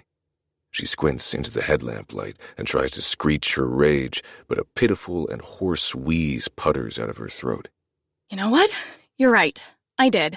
I guess that makes me the Scarecrow. Aw, then who will I be? You're the fucking Tin Man, remember? No feelings. She stomps toward the cabin, not needing my light to guide her. There's a slight tilt to her walk, but it has more to do with drinking hard liquor on an empty stomach than lack of light. I follow her into the cabin, and we strip down to our underwear again. It doesn't even strike me as odd until I grab the cold beans, that are now colder beans, and set them on the coffee table beside the bottle of whiskey. Why are we both in our underwear? I sit beside Kat and hand her a spoon. I'm not sure. For me, it's habit. You want some of this? She takes another swig from the bottle, then holds it toward me. Why not? I grab the bottle from her and take a long pull. I'll regret this tomorrow, but that's a problem for later. Then the whiskey nearly goes down the wrong pipe when my brain registers what she just said. Wait, habit? You habitually walk around in your underwear? She laughs and takes the bottle from me. What? No. Okay, because I was about to say... I habitually walk around naked. That's... naked? Really? I knew Rosie and Grim were part of the Bear It All club, but you too? After she swallows another mouthful of whiskey, and these swallows are getting bigger by the minute, she nods her head. Yeah, I have an aversion to certain textures on my skin. It gives me the serious ick. When I'm home, I just stay naked as much as possible. Do you lock yourself inside the bathroom at home, or is that only for vacations? Do you fuck food at home, or is that... I dip my hand into the pot of baked beans, curl my fingers around a fat clump, and ram it into her mouth before she can finish her sentence. Huge mistake. Her mouth is so fucking warm, and as her soft tongue pushes against my fingertips to get me out of this sacred space, I nearly come in my pants. When I don't move my fingers, the push becomes more exploratory. I'm about 3 seconds into a rapid-release boner when her teeth clamp down. Ah, fuck! I yell. Okay, let go! Let go! She releases her death grip and commences to chewing the mouthful of cold beans like she didn't just try to take off my fingers at the first knuckle. This bitch is savage. Closing her eyes, she lets out a moan. Cold baked beans and filthy fingers. What a combo. Fuck her. I grab the bottle and gulp down more whiskey as she pulls the pot onto her lap and digs in. This is going to be a long fucking night. I lean back and watch the fire as Kat plays the part of a starving animal that's just been given a meal. The alcohol must really be doing its thing now. I've never seen someone so satisfied by a pot of cold beans. But with the way she's chowing down, there won't be any left for me. That's okay. I can just make something else. After gathering the courage to venture back into the freezing pantry, I shuffle into the tiny room and use a headlamp to light the labels. A few jars of honey snag my attention. That would probably be good for Kat's voice. My hand moves toward the jar, but as I pull it closer, I realize I'm doing it again. I came in here to find something I could eat, yet I was about to walk out of here with something to help her. Am I sick? Am I dying? I keep my grip on the honey and look for something to pair it with. The stovetop is big enough to warm up more than one thing at a time. Canned chicken might be okay. It's already cooked, so I don't have to worry about foodborne illness. My bigger problem will be heating the honey enough to break down the crystals that have formed in these freezing temps. I take the honey to the hearth and set the jar near the fire. You mind turning this every few minutes? It needs to warm up if I want to cook with it. You're cooking more food? She wraps the quilt around her shoulders and shuffles to the fire. I always get so hungry when I drink. That's why I wanted the alcohol. My appetite is pretty shit. She settles down beside the hearth and touches the jar, then pulls her fingers back with a wince. It's the temperature fluctuation, I say. Your fingertips will be more sensitive for a while. maybe forever. Her gaze moves to her hands. I won't lose my fingers, will I? It's possible. I step away from the fireplace and head toward the kitchen again. Her fingers won't fall off, but life is more fun if she thinks they will. Why aren't your hands as bad off as mine?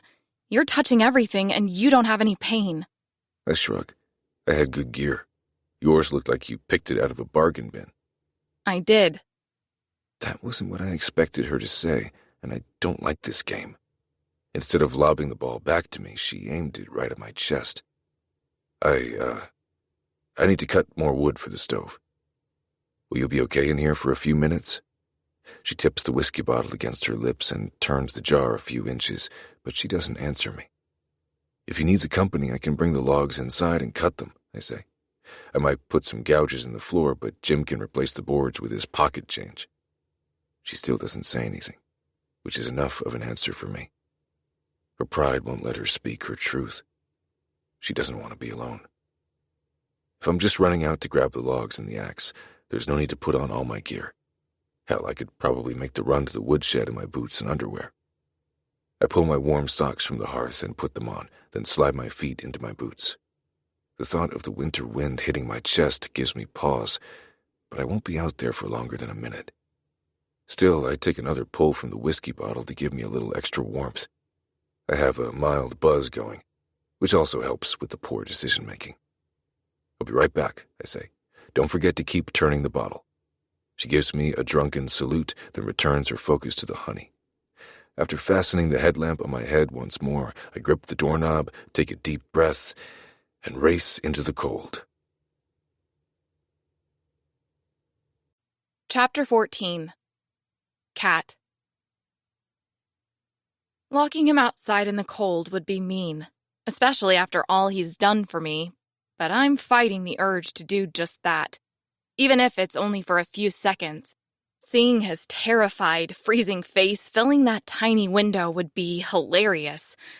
I clutch the quilt around my shoulders and hurry to the door, though the hurry is more of a stumble as the ground sways.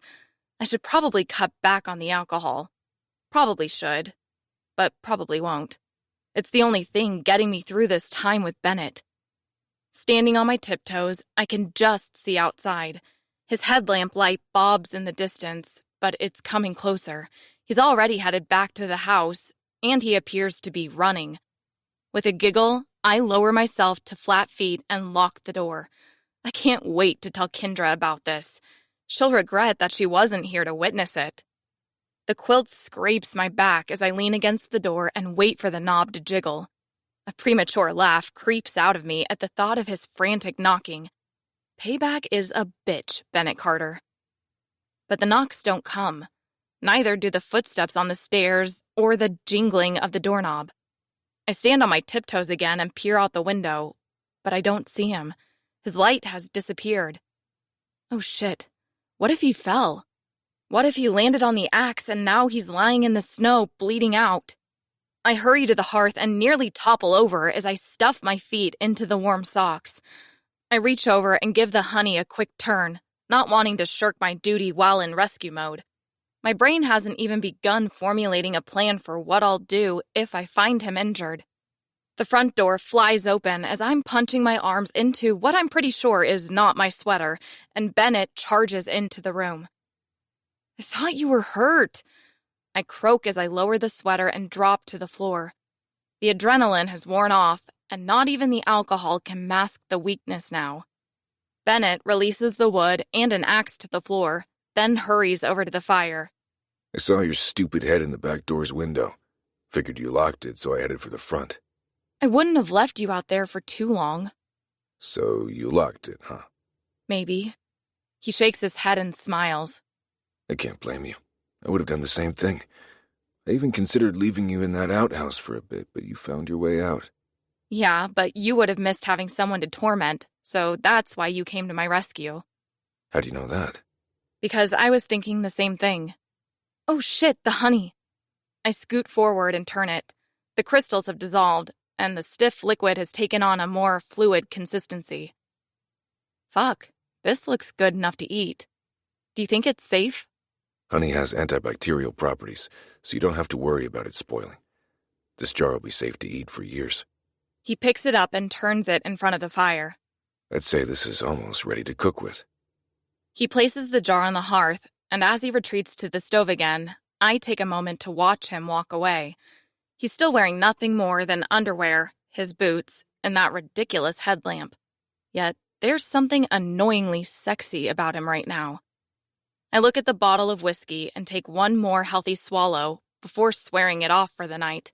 If I'm having thoughts like that about Bennett, I'm well on my way to oblivion.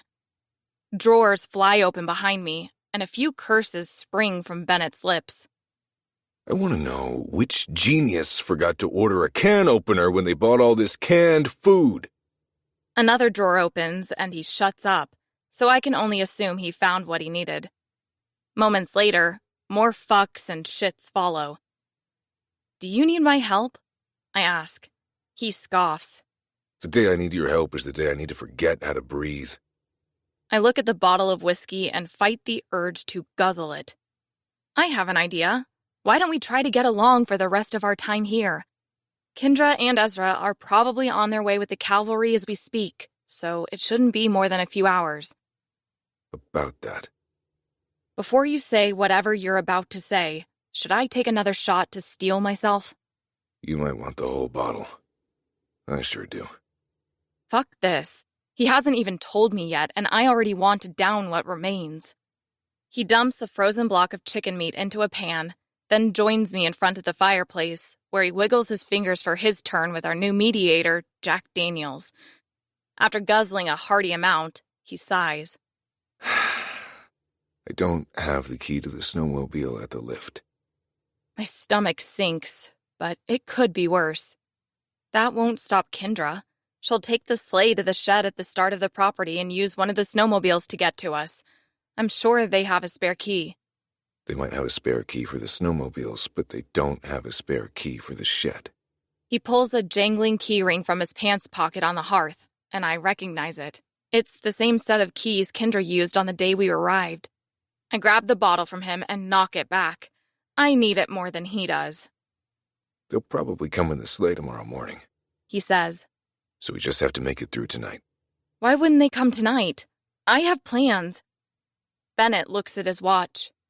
If you want to kiss Maverick at midnight, you better start walking. It's 11:45. Just my fucking luck. I groan and drop my head into my hands. Why did this have to happen tonight? Maybe it's for the best. You're here with me, so there's no chance of you getting embarrassed after you try to maul the poor guy and then get shut down in front of everyone. Listen, I'm getting really sick of everyone telling me I don't have a chance with Maverick. Wouldn't he have told me himself if he wasn't interested? I mean, my signals are pretty obvious. Bennett takes a deep breath, then opens and closes his mouth a few times. Just say it. I groan. He's not into you like that, Kat. He's afraid to tell you because he doesn't want to hurt your feelings. He runs his hands through his hair and looks at the floor like he's the one who just received heart-crushing news. I scoff and pretend my soul isn't disintegrating. Why do you look so sad? It wasn't as if you were the one pining after someone who was too nice to tell you off. I just thought it would feel better to burst your bubble. It kind of sucks, if I'm being honest. So the Tin Man does have a heart. I whisper to the dying flames. Only when I drink. He says with a laugh as he tips the bottle to his lips again. Guess I better get to chopping some wood, huh? He stands and places his hands on his lower back, then leans back to stretch. The alcohol is doing funny things to my emotions, too, because the heartache isn't lingering, and I'm seriously considering what it would be like to lick Bennett's abs. I lick my lips and look at the half-empty bottle on the hearth. Hey, can you let me know when it's 11:59? Bennett looks at his watch, then lifts the axe. It's 11:58, so count to 60 really slow, and you should be about there. You can count to 60, can't you? Rolling my eyes, I drink a bit more and start counting in my head. I need some liquid courage. What I'm about to do might get me killed. 1, 2... As I count, I watch his muscles tense and relax as he brings the axe down in an arc, over and over. He only misses every few swings, but the way he purses his lips and brings the axe down with more determination on the next swing is kind of sexy. I don't even realize I'm biting my lip until it starts to hurt. 23. 24. A bead of sweat snakes down his forehead and clings to his stubble. The firelight dances within it, reminding me of the honey in the jar. I reach forward and pull it away from the heat. It's going to evaporate if I leave it there, and it's not the only thing at risk of overheating. 47. Is this really a good idea? 48. I grip the quilt around my shoulders, stand on shaking legs, and step toward Bennett. He stops chopping and turns to face me as he wipes his forehead with his forearm. Get too warm by the fire? He asks. I shake my head. 54. Well, I can't keep cutting wood if you're standing in the way. Can you move? 60. I drop the quilt and step into him. Fighting off the shock that he hasn't bolted in the other direction, I take a deep breath and get on my tiptoes and I kiss Bennett on the mouth. For a brief moment in time, we forget our feud. We're just two people lost in a frigid hell, clinging to each other for a New Year's kiss. But then Bennett remembers who I am, and his hands go to my hips. He shoves me away and wipes his mouth. What the fuck are you doing? I can't even answer him. I especially can't explain why I liked it, or why I want to do it again. Then he's stepping toward me, his eyebrows drawn down and a fiery look in his blue eyes, and I have nowhere to run. Chapter 15. Bennett. I look down at my watch. Now it's midnight, I say, as I take her into my arms and kiss her again. She pulls her mouth from mine. I was never good at math, she says in a breathless whisper. I can't explain what's happening as I press my lips to hers again. It's as if all the hatred I have for this woman has crammed itself into my dick, and I want nothing more than to fill her with every inch of disdain. And why wouldn't I want to fuck her senseless? She's beautiful, witty, and despite all my teasing, she's not actually stupid. I thought she was at first, but after knowing her for months, I see that the ingenue act is just that. An act. There isn't a bed here, and the cots and couch are too narrow for what I want to do to her, so I settle for the quilt. I pull myself away from her and hurry to position the aged square of fabric in front of the heat. As I lie down and pat the empty space beside me, I spy a moment of hesitation. She's just as confused about this as I am. We both look at the bottle of whiskey. We can blame it on Jack, I say as I pat the quilt again. She hurries over and sits beside me. Or we could just keep it between us.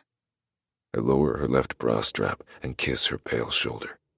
We certainly could. A moment of weakness, she says.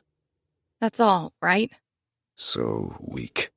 I press her shoulders so that she lies down beside me. That's all it is. She pulls her arm out of the bra strap, and I lower the lacy cup until her pink nipple pops into my mouth. A soft moan leaves her lips, and her hands race through my hair, pulling my head closer. This woman has no right being this soft or smelling this nice. I thought a night of passion with her would be more like a night of misery, but fuck, she's delicious. Take them off, I say. I want to see all of you at once. Her hands fly to the straps, then pause. There's that hesitation again. Maybe this is a bad idea. Oh, it's definitely a bad idea, but we're doing it anyway. My hand moves toward her panties, but she grips my wrist. Wait. If we do this, I want you to promise that it won't be used against me later. No jokes about my O face, got it? I hadn't even thought about the chance to stock ammo for later. This is what I mean when I say she's smarter than we give her credit for. She's often thinking 2 steps ahead. I promise if you promise, I say. She closes her eyes, bites her lip, and nods. Okay, we promise that no one will ever know about this, and we won't use anything that happens as torture tools. Deal? Sober Bennett would never agree to this, but buzzed and horny Bennett can't make the promise fast enough. Deal. She releases my hand, but instead of letting me take off her remaining clothes, she scrambles onto her knees and does it herself, lying back to kick off the panties once the bra is off. Not wanting her to be the only naked participant, I stand and kick off my boots, then lower my boxers. Kat has taken great pains to avoid looking at my dick in the past, but now she gazes at it like it owes her something. I forgot how big it is, She says with a gulp. Don't worry, I'll work you up to it. I get down to her level and cover her body with mine. I'm not the type of guy who just sticks it in. You have to beg me for it first. I lower my mouth to her neck, and her full breasts press against my chest as her back arches. Her hands move to my shoulders, and her fingers map every muscle they find. This feather-like touch sends a shiver up my spine. I've never been with a man who's pierced. She whispers in my ear. Go easy on me. Never. I nip her skin and move lower. A soft, gentle lover won't get you where you need to go. But I can. My lips move over her breast. As I whisper each word, goosebumps rise. Another moan eases out of her as I take turns caressing and sucking her sensitive skin. Now that I've had her tits in my hands and mouth, I'll have to stop calling them fake. She's just genetically blessed. I want your mouth on me. She whispers. Please. I kiss a little lower, moving down to her stomach. Don't tease me. She says as her hands try to push my head closer to her pussy. You want me down here? I smirk against her left thigh and give it a nip. Or maybe over here. I take the meat of her right thigh into my mouth and suck. Less talk, more pussy eating. She groans. I grip her thighs and pull her against my mouth. She sucks in a breath and reaches for her tits. Yes, right there. She whispers. Then she freezes. Shit, I forgot that I didn't shave this morning. Maybe you shouldn't. Exfoliate my face. I bat her hands away as she tries to move my head. Let me taste you. Come on, kitten. The pushes become weaker, and she lets out another whimper when my tongue dips into her warmth. Not gonna lie, that nickname is doing something to me now. I smirk against her pussy, then tease her clit with my tongue. The nickname has always done something to her. That's why she hated it. My full focus returns to devouring her. I don't just want to get her off. I want to give her an out-of-body experience like she's never known. As wet as she is, that won't be too hard to do. With 2 fingers, I tease and stroke the sensitive skin just outside her opening as I swirl her clit with the tip of my tongue. Her hips rise, begging for more of my mouth. As I slide my fingers inside her, I take her clit into my mouth and suck. I'm so close. She whispers. I want you inside me when I come. I shake my head, moving my lips over her sensitive areas. You'll come in my mouth, then on my cock. You're going to come in whatever position I command. Her head pops up. Bennett, I can't. I can only come once, and then I'm spent. You've been with the wrong men. I lower my face to her pussy again. I always get what I want, and she won't be the first to defy me. Within seconds, she grips my hair as her thighs slam against the sides of my head. I want to look up and witness this O-face she's so scared for me to see, but if I break the rhythm now, I'll fuck up everything. Instead, I keep my nose to the stubbled grindstone and don't stop for air until she's relaxed again. Fuck, that was amazing. She breathes. I can't remember the last time I got off without my toys. I kiss my way up to her chest. Better catch your breath. We aren't done yet. I think I'm ready for you now. Not yet. Her eyebrows rush together as I lean to the side and pull the jar of honey from the hearth. What are you doing with that? I unscrew the lid and dip my finger inside to ensure the temp is just right. The texture certainly is. The golden liquid moves like viscous water. Then I sit on the couch, lower the jar, and push my dick inside. Kat's eyebrows abandon pulling together and instead shoot toward her hairline. I figured you would want to fuck me, but I forgot about your food fetish. I can't compete with honey. It's a very sexual food, I agree, but you have it wrong. Honey can't compete with you. I pull my dick from the honey and place the jar on the coffee table. Now get over here and clean me off. Kat scrambles to her knees and rushes over. Her eager attitude toward oral is a major turn-on, not gonna lie. She grips the base of my cock and tries to avoid touching the sticky substance with her fingers as she runs her tongue up the shaft. The warm honey transfers to her tongue, and she moans as she swallows it. Her courage grows, and she dares to get a little dirty as she fists my cock and strokes over the sweet, sticky, golden lube. Then she does something I don't expect. She cups my balls with her hand, and, while continuing to stroke my cock, she begins sucking and licking the skin of my inner thighs. I see why chicks like this shit. It's sending zaps and tingles all the way down to my fucking toes. Especially when her fingertips graze my 2 Afada piercings. If she keeps this up, I'm going to embarrass myself and nut before I can fuck her. Clean it off, I say as I sit forward. I need to be inside you now. She looks up at me with a bite of her lip. You aren't the one in charge right now, so I suggest you shut up and appreciate what I'm doing for you. Her fingertips press against my chest, and I allow her to push me back until I'm resting against the couch again. I'm not the type to let a woman boss me around, but for her, I'll be an obedient boy. For now. She renews her grip on my junk, then lowers her tongue to the silver ball just through the ridge on the upper side of my dick. White heat swirls in my mind, the tempo of her mouth flicking over the piercing. Just when it starts to feel uncomfortably sensitive, she takes me fully, pushing me into her throat. Her very open, very welcoming, very warm throat. I can't tear my eyes from the perfect curve of her back as she kneels in front of me, and I need to if I want to last. But there's nowhere else to look. Everything about her seems perfect right now. So I tip back my head and let it happen. With a groan, I fill her throat, and she takes every drop. Not only does she catch all of it and keep sucking, but she manages to swallow without gagging. When she stops, she sits back and looks at me. I'm pretty sure we have the same look on our faces. It's probably the same look anyone has when they try something forbidden and realize they like it too much to stop. Fuck. What have we done? Kat whispers. Made a mess, for starters, I say as I drop my hand into a sticky spot on the couch. No, I mean, this. What we just did. If Kendra finds out... She won't find out. Neither will Ezra. We aren't telling anyone about this, remember? She takes a deep breath and climbs onto the couch. Right, but things will be different. You don't think they'll notice? So I wasn't the only one who wants to do this again? When she doesn't answer, I look at her. I don't know how I'll recover my bruised ego if she doesn't feel the same. Kat groans and buries her face in her hands.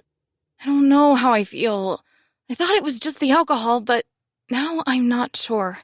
We could always try it again when we're more sober, I suggest. You know, for science.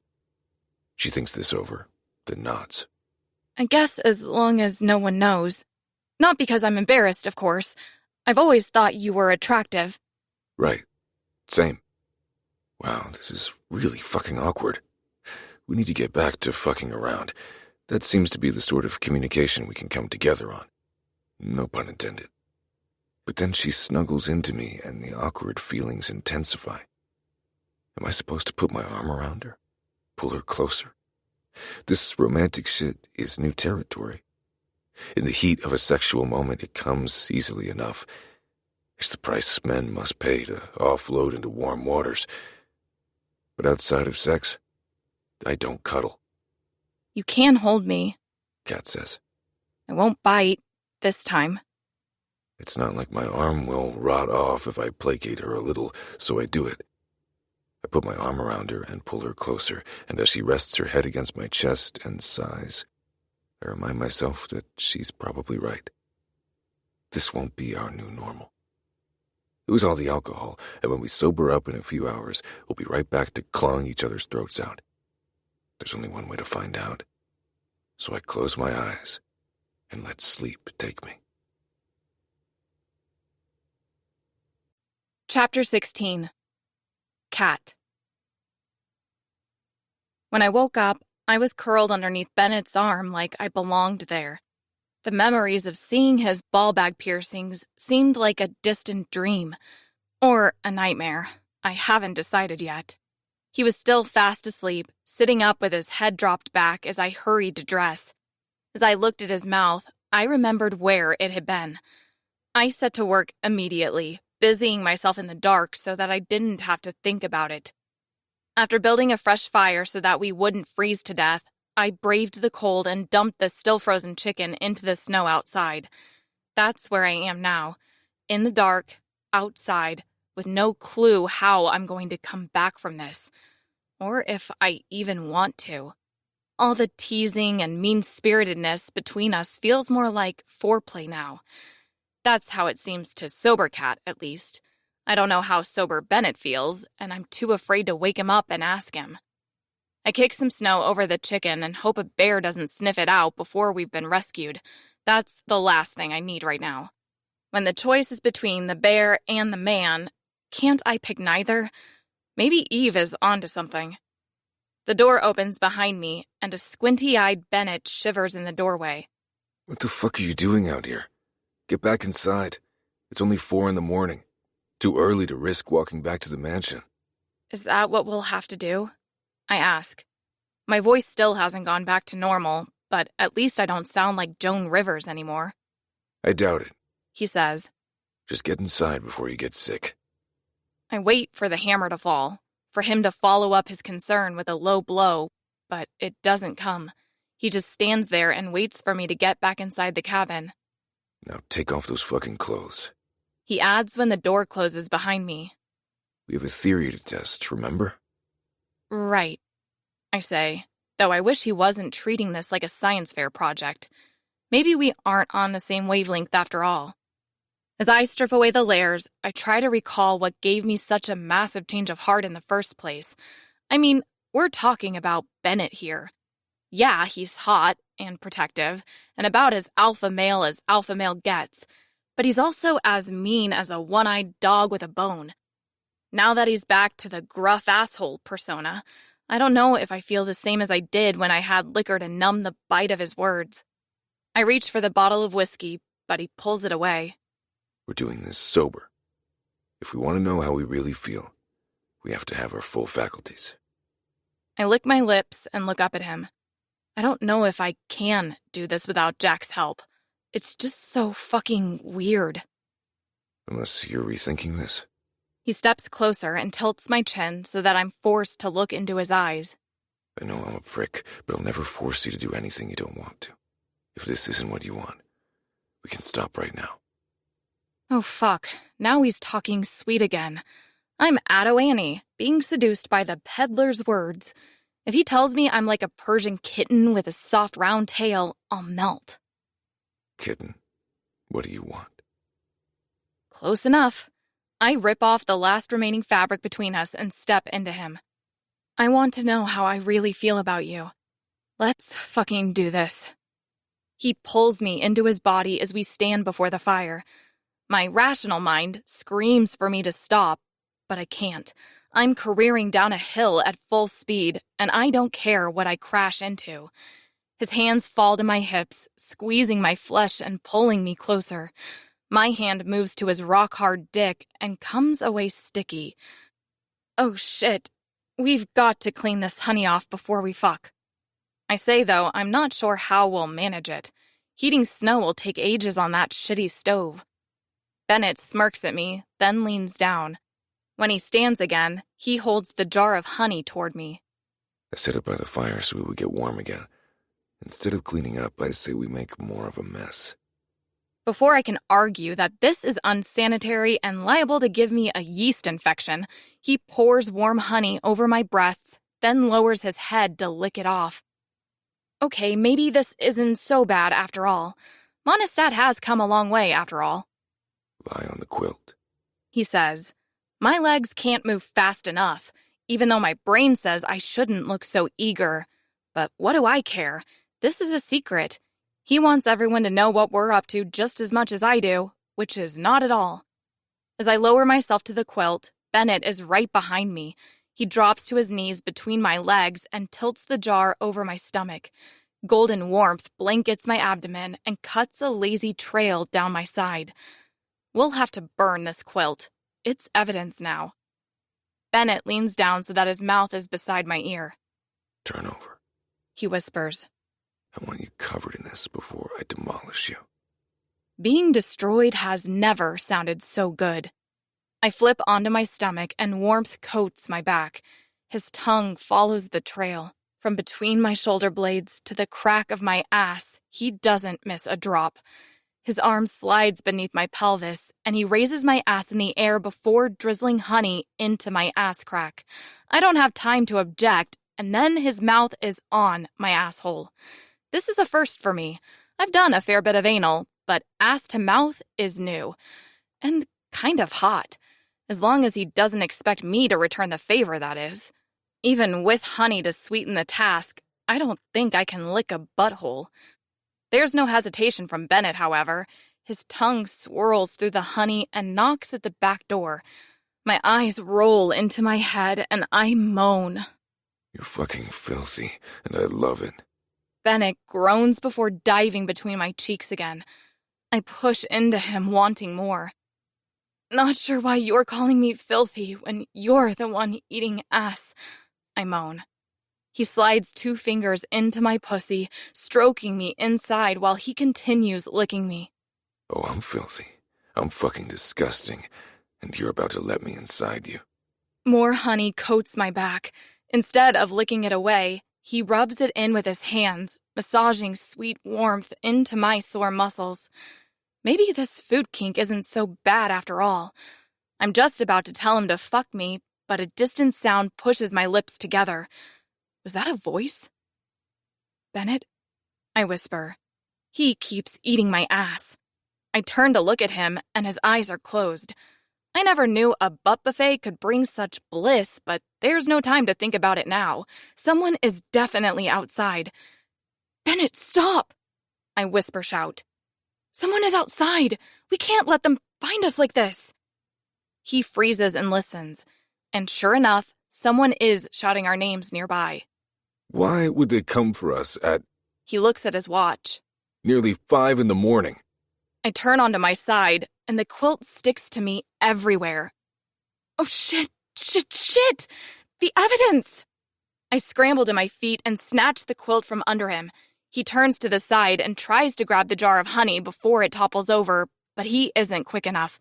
It rolls into the stone hearth, bursts into fine shards, and coats the hardwood in its golden blood. No use crying over spilled honey. I toss the quilt into the fireplace and hurry to get dressed. It's hard to see what I'm grabbing in the dark, but it doesn't fucking matter. Once we get our big coats on, no one will be the wiser. I cram my head into the armhole of a sweater, then find the neck on my next try. Dressing by firelight should be an Olympic sport. Bennett is just pulling on his coat as the door flies open. I drop to the couch and try to pretend I've been sitting here all along. If I can stop breathing like I just ran a marathon, I might even pull it off. Cat? Cat, are you alive? He didn't kill you, did he? Kendra rushes toward me. Ezra stops in the doorway and sniffs the air. Why's that smell? Honey? Bennett says as he looks at me. What the fuck is he doing? He'll blow our cover right here and now if he uses sweet pet names in front of them. We, got in a fight over the honey jar. Bennett says when I don't speak. I dropped the jar, and it made a mess. That's probably what you smell. Oh, he meant that. Yeah, I say. I'm a real Butterfingers. We had to burn the quilt because I dropped it right on top of it. I thought Bennett dropped it. Ezra says. He did, I say. But then she dropped it again when she picked it up, and that's how it got all over the quilt. Bennett pokes the fire, and a few logs collapse inward. This should burn out on its own. Why don't we head back now? He hurries to the door, leaving Kendra and Ezra to look at me like I've lost my mind. After what they almost walked in on, maybe I have. Chapter 17. Bennett. As it turns out, we were closer to the ski lift than we realized. Not that it would have done us any good, considering I lost the key to the only snowmobile not currently trapped inside the shed at the start of the property. Ezra is pissed. They had to cancel the New Year's Eve party because of my shenanigans, as he put it. Psh! It wouldn't have been a very good party without me there anyway. Kendra, Kat, and I load into the sleigh, and Ezra uses the spare key to drive the snowmobile back to the mansion. I can't wait to get back to my room so that I can wash all this honey off my body. The sleigh lurches forward, and I look over at Kat. Lights along the path catch on her face every now and again, but I can't see her expression through the mask pulled over her lips. She leans over to Kendra every now and then, and the two of them whisper and giggle.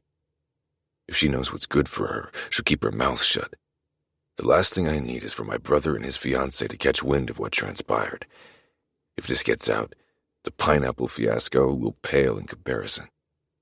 I wouldn't care if they made fun of us for fucking each other, but knowing them, it would be the opposite. Not only would they crow about how right they were about us, but they'd get love hearts in their eyes too. If they try barking up that tree, I'll just have to chop it down. Fucking Kat and wanting to date Kat are two very different things. I'm not certain we'll fuck again, but I can say with great conviction that dating is firmly off the table. After a long drive through the dark woods, the sleigh pulls to a stop outside the barn. Can't bother taking us all the way to the front door? I ask as I climb down. One of the sleigh's rails broke on the return trip with Maverick, Eve, and Icepick. Kendra says. We rigged it for the rescue run to save you two, but I told the coachman to stop at the barn. I don't want to do more damage. That explains why the rescue took so long, and why they had to cancel the party.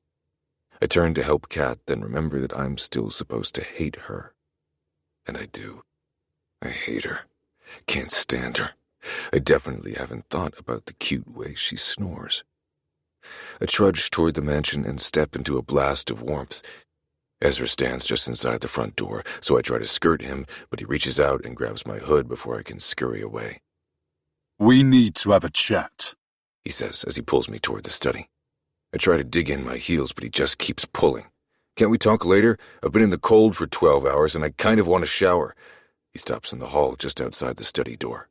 As he sets his jaw and shakes his head, he looks the picture of my principal in 6th grade when I pulled the fire alarm so I could skip English class. Do you realize what could have happened? He finally says. And for what? So you could tease Kat?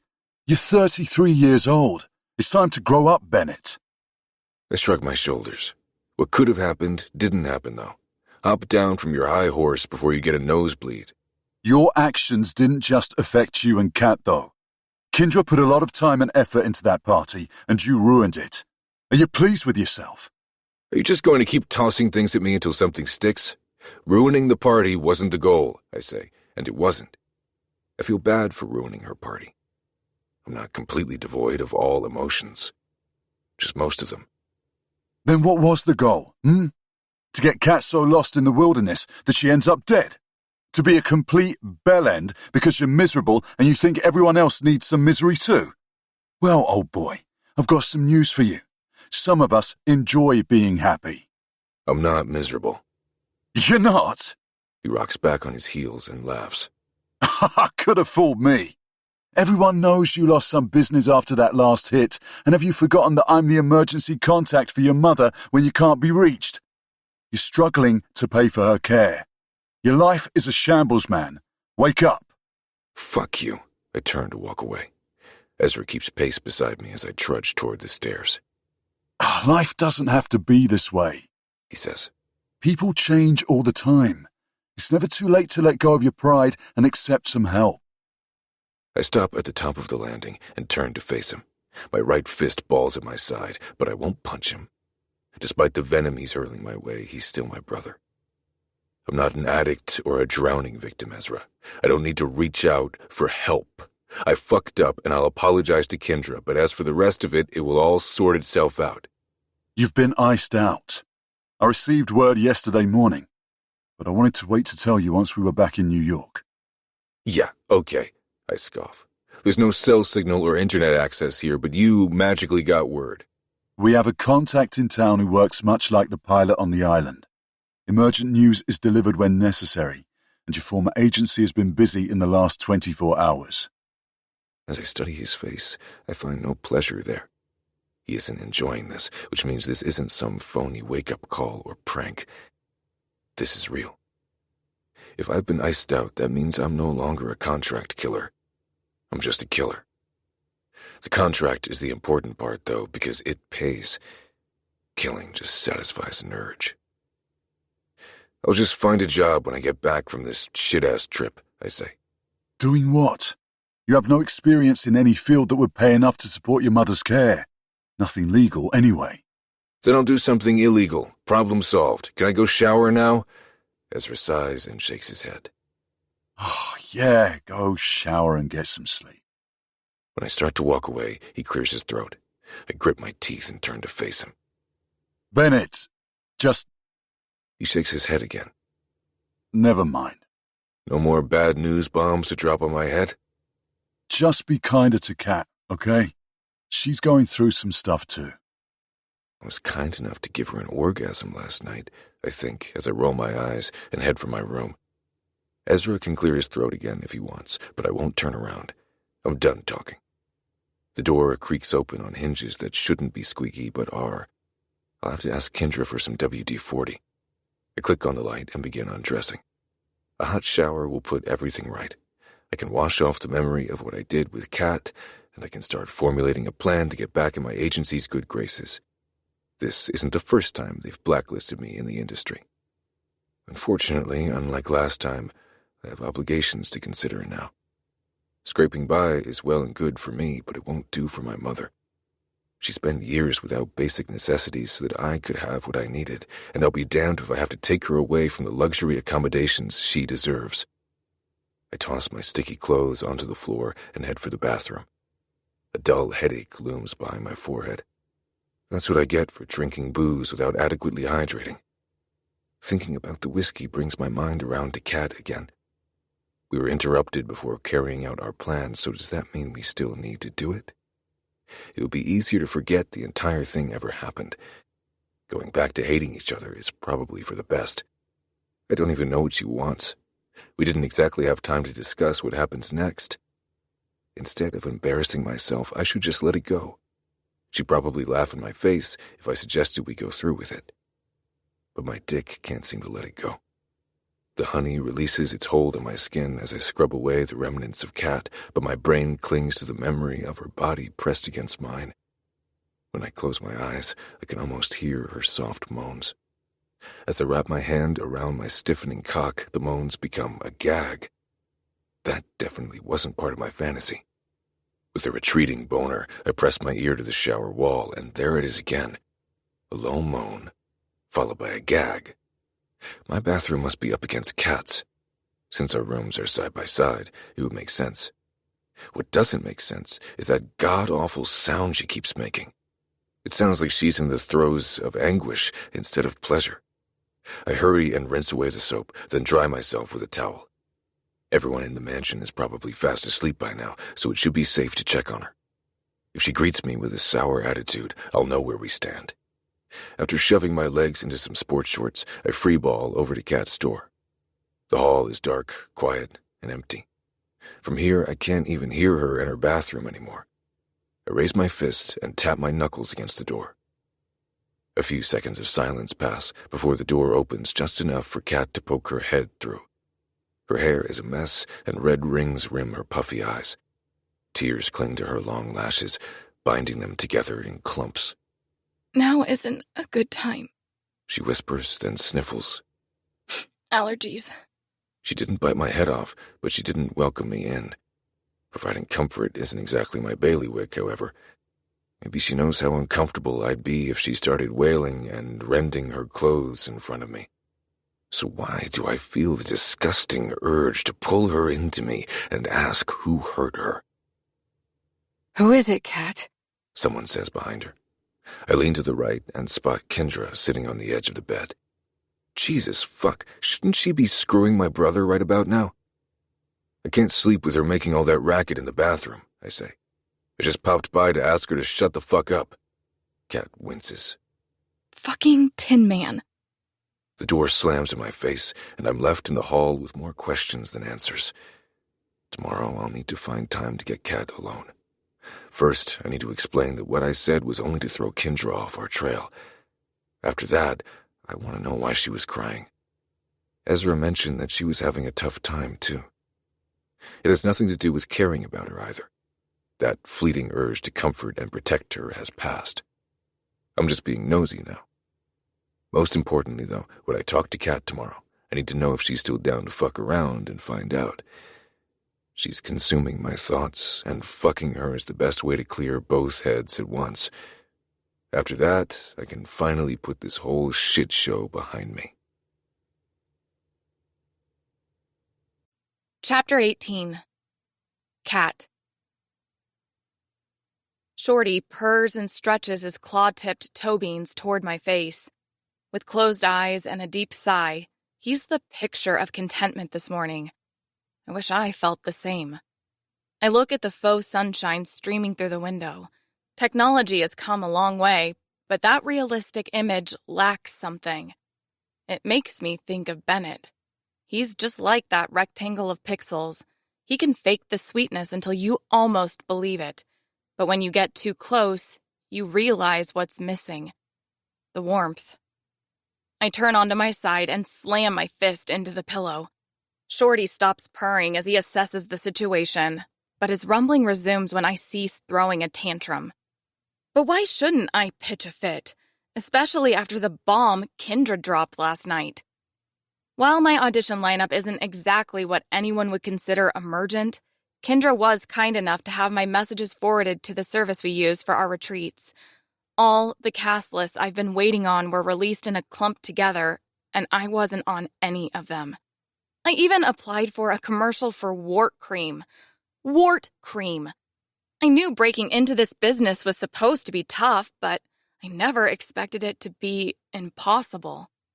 The rejections were par for the course, as was the mounting disappointment. Now, that disappointment has piled so high that I can't see the other side. Before the hopelessness can swallow me whole, I roll out of bed and drag myself to the bathroom to wash my face. I don't know why I bother. Maverick is no longer on my radar after what Eve and Bennett had to say, and I sure as shit don't want to impress Bennett. Like an idiot, I was actually disappointed when Kendra and Ezra interrupted us at that tiny cabin. But now I think it was for the best.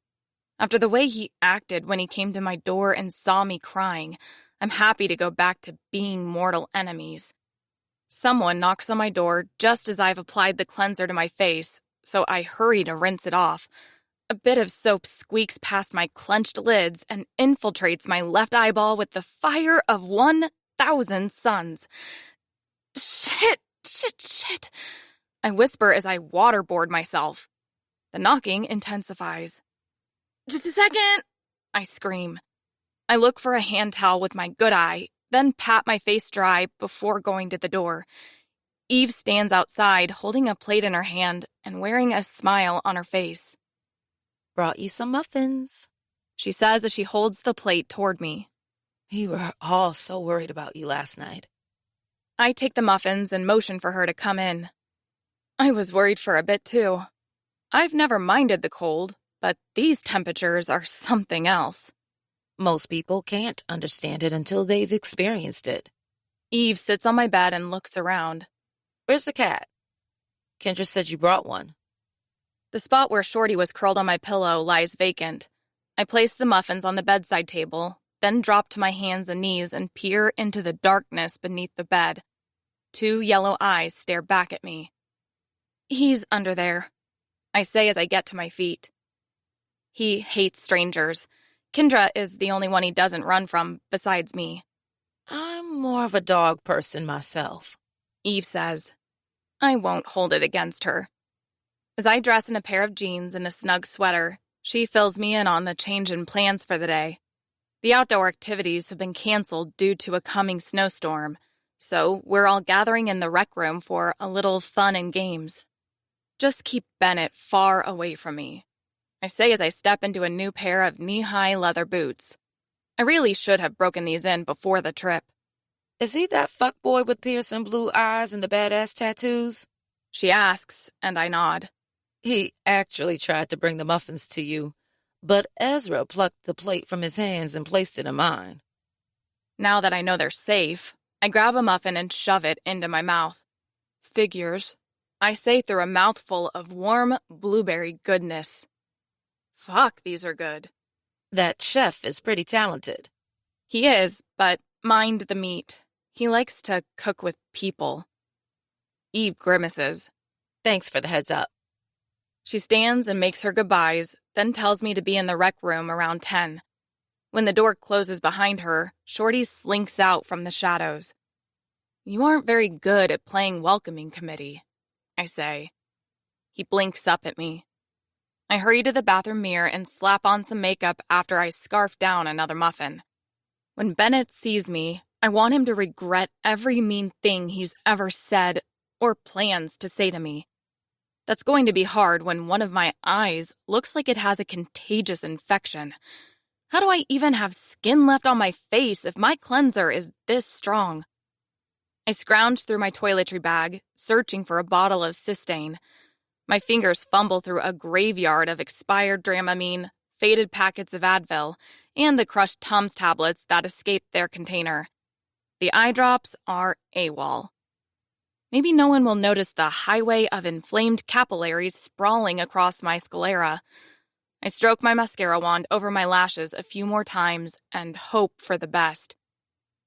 Guard the palace while I'm gone, I say to Shorty, though I know he'll probably just spend most of the morning cleaning his asshole and clawing the curtains. I'm surprised Kendra didn't notice his artwork last night. Fate is not my friend as I step into the hall. As soon as my door closes behind me, Bennett's door flies open. He steps out of his room and nearly knocks me over. His hand wraps around my arm as I try to hurry past him. Hey, you got a second? Maybe, I say as I turn to face him. I should have snatched my arm away and kept walking. My brain searches for something mean to say, but I can only think of the way his hands felt on my naked body. At least the lights are dim. He shouldn't notice my bloodshot eye under these weakly glowing sconces. Look, I just wanted to apologize for last night, he says. If you want me to apologize for keeping you awake, you'll be waiting for a while. I'm not sorry at all. Bennett looks around. Drop the act. No one's here. It's not an act. The night in the cabin changed nothing. In fact, He steps into me and walks me backward until my ass hits the wall. Judging by the fire in his eyes, he's about to silence me. Permanently. Then his mouth falls on mine, and before I realize what's happening, I'm kissing him back. My stomach dips and rolls. A whimper slides out of me.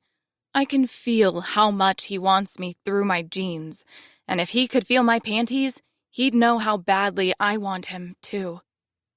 I thought we weren't doing this anymore. I say when I pull away. Because of what I said at your door? I nod. Kendra was sitting right behind you. I couldn't exactly ask what was wrong without drawing suspicion. He leans down and nips my neck. But either way, I'm not exactly a nice guy, kitten. Not even your incredible pussy can make me into something I'm not.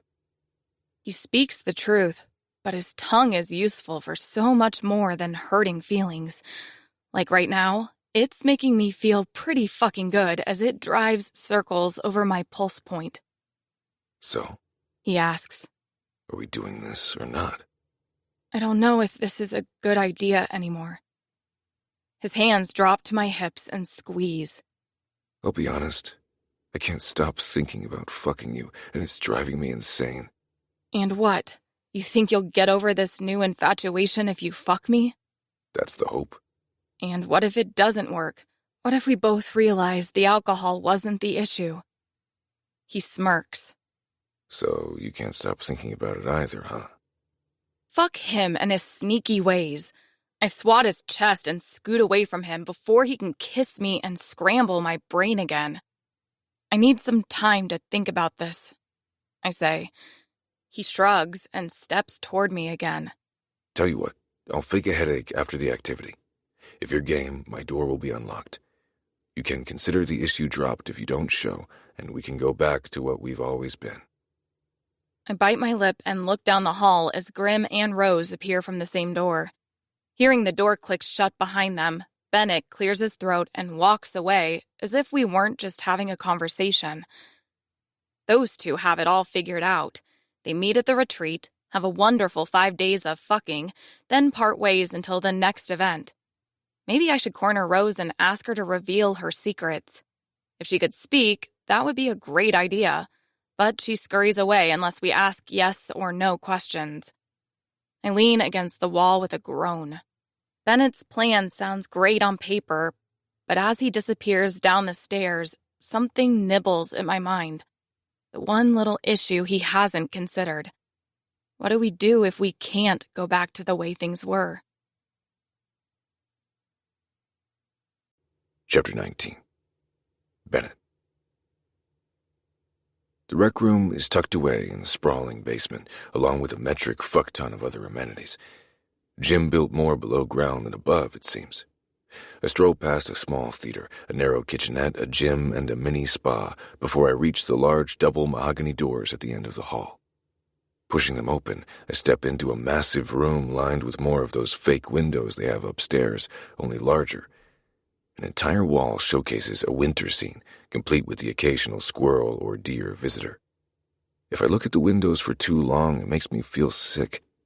It's not the sweet sentimentality of the scenery either. It's the fact that my brain knows I'm underground, while my eyes believe I could step through the windows into that scene. Maybe that's why the situation with Kat makes me feel sick, too, only my dick is the one who can't seem to sync up with my brain.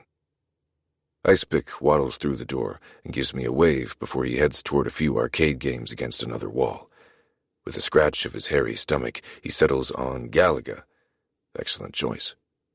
Grim and Rose aren't far behind him, but instead of heading toward the billiards tables or the arcade games, they choose to have a seat in the chairs that have been arranged in a semicircle in the center of the room. I go and join them. What exactly are we doing in here? I ask Grim as I sit in the chair beside him. Grim pulls off his glasses and begins wiping the smudged lenses. Unwissenheit ist ein Segen. My apologies, but I seem to have left my German translator at home. It simply means sometimes it is best to know nothing. I don't know why I expected more from him. He loves speaking in cryptic phrases. With no help to be found, I look around and try to find something to clue me in, but this room isn't giving me much to go on. This is clearly a killing field, judging by the rolls of tarp covering the precious carpet underneath the chairs. But how will we kill? Do they expect us to beat our victims over the head with pool sticks until something falls out like some macabre piñata? I mean, I'm game. Kat enters the room next, accompanied by Kendra and an unfamiliar woman with long, thick braids and cheekbones that could cut glass. I try to keep my eyes on anything else, but my attention keeps returning to Kat. Those tall black boots hug her calves, and I'd like to see her in them without the rest of her outfit. Her gaze meets mine, but she quickly looks away. Now I wish I'd forced her to give me an answer in the hallway. The anticipation is killing me, and she isn't giving me any hints. The three women take a seat on the opposite end of the semicircle, meaning I'll be facing Kat for this little circle jerk.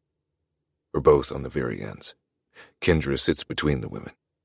As she engages the taller woman in conversation, I wait for Kat to look at me. When she doesn't, a flare of rage fires off in my gut. She really isn't thinking about me. This bitch. The doors open behind us, and the rest of the merry crew saunters in amidst a flurry of loud conversation. Ezra, Jim, and Maverick walk together at the rear, each of them holding a large bowl in their arms. Once they've placed the bowls on a nearby table, they join everyone else and take a seat. Kendra clears her throat and addresses the group. I just want to thank everyone who chose to join us for this inaugural venture into winter retreat territory. I planned to make this speech last night at the party, but someone fucked that up for everyone. She levels me with a pointed stare, and I smile and wave. Her death dagger glare might work on Ezra, but it's powerless against me. Undeterred by my arrogance, she continues. It seems that Mother Nature also wanted to fuck with us. We had originally planned to host the Winter Olympics outside, but a sudden storm forced us below ground. But we still get to kill someone, right? A male voice says from the center of the group. Kendra takes a deep breath, probably to stop herself from calling the guy a fucking moron, as is her way. That's the entire point of the retreat, and we haven't lost sight of that. As for the masquerade New Year's Eve party, that will be held on the last night. I groan internally. The last thing I want to do is cram myself into a tux and attend what is essentially a winter formal. Missing that stupid party was a singular consolation prize for getting lost in Alaska and discovering a latent attraction to the bane of my existence.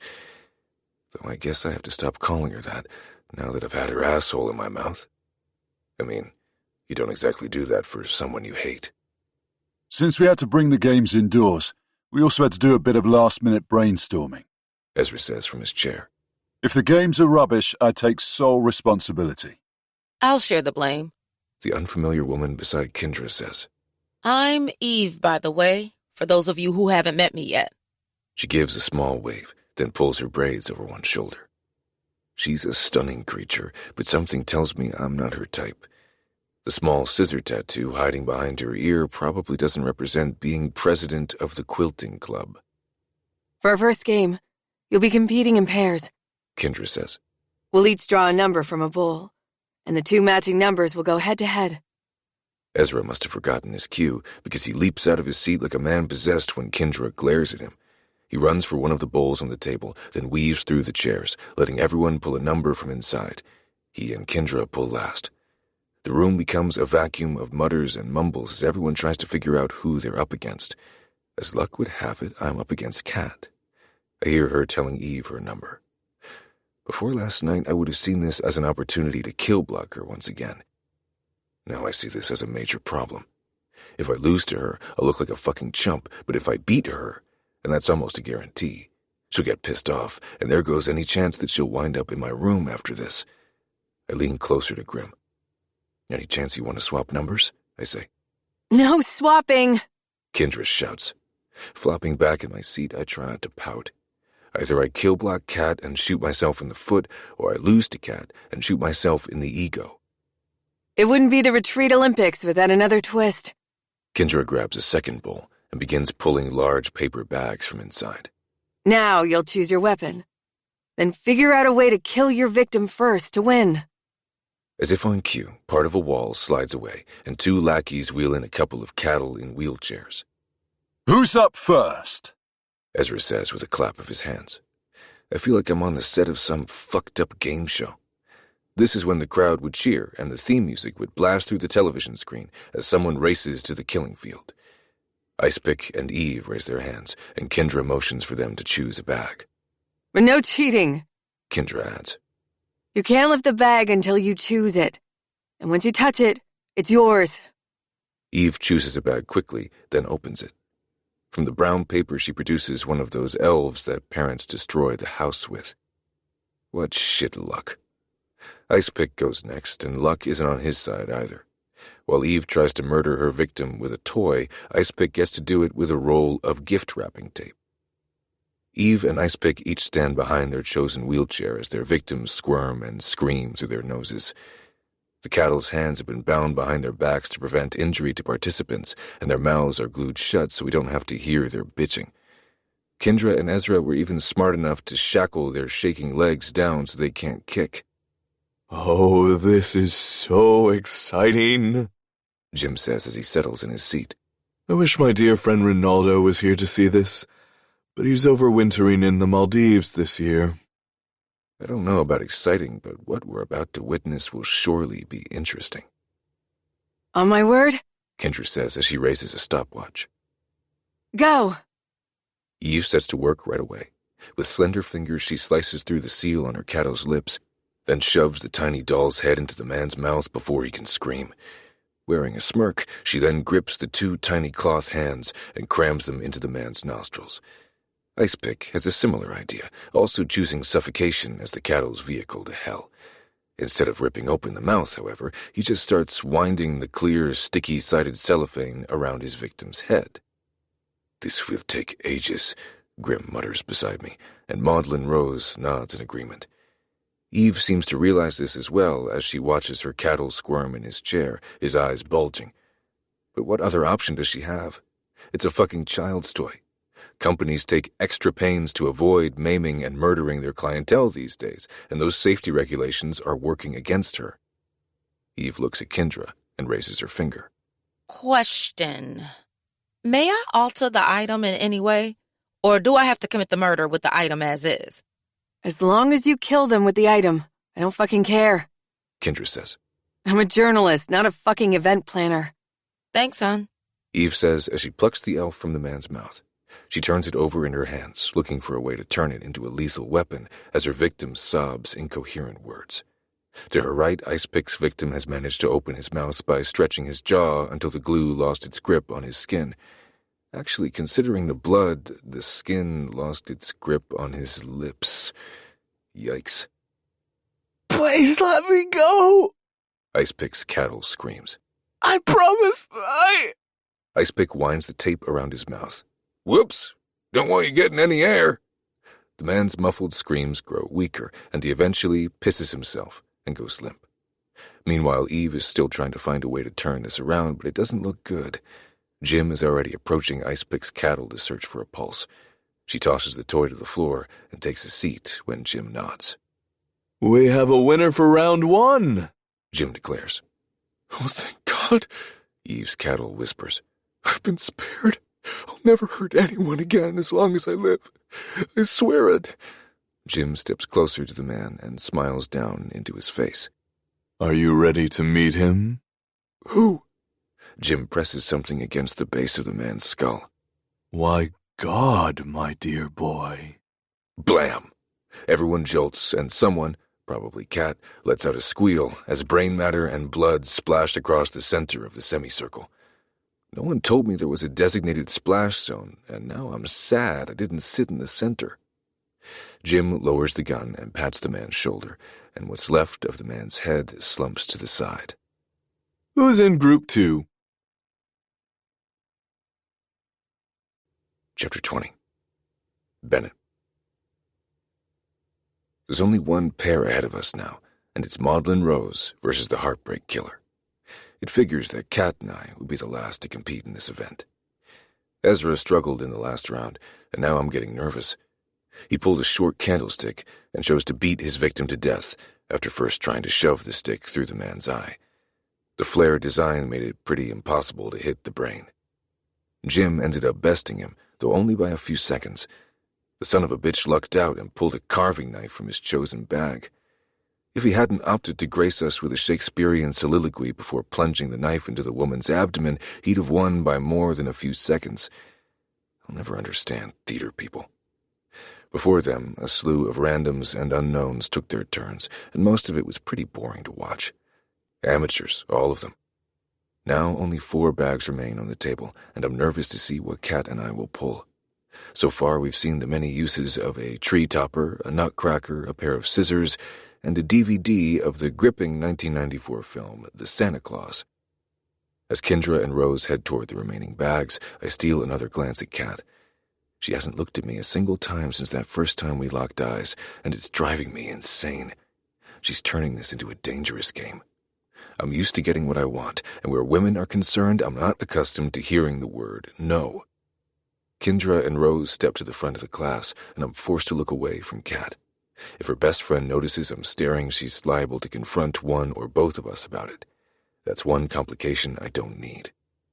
Looks like I get to use an ornament hook, Kendra says as she holds up the tiny sprig of metal. Maudlin Rose turns a piece of paper in her fingers, then holds it toward Kendra. Ah, you got the axe. Kendra says. It was too large to fit in the bag, so we just wrote it down. Ezra appears beside her with the axe and holds it toward Rose, who accepts it with a gleam in her eye. Then she turns and studies her cattle with a frown. She prefers to kill men, and her victim is a woman.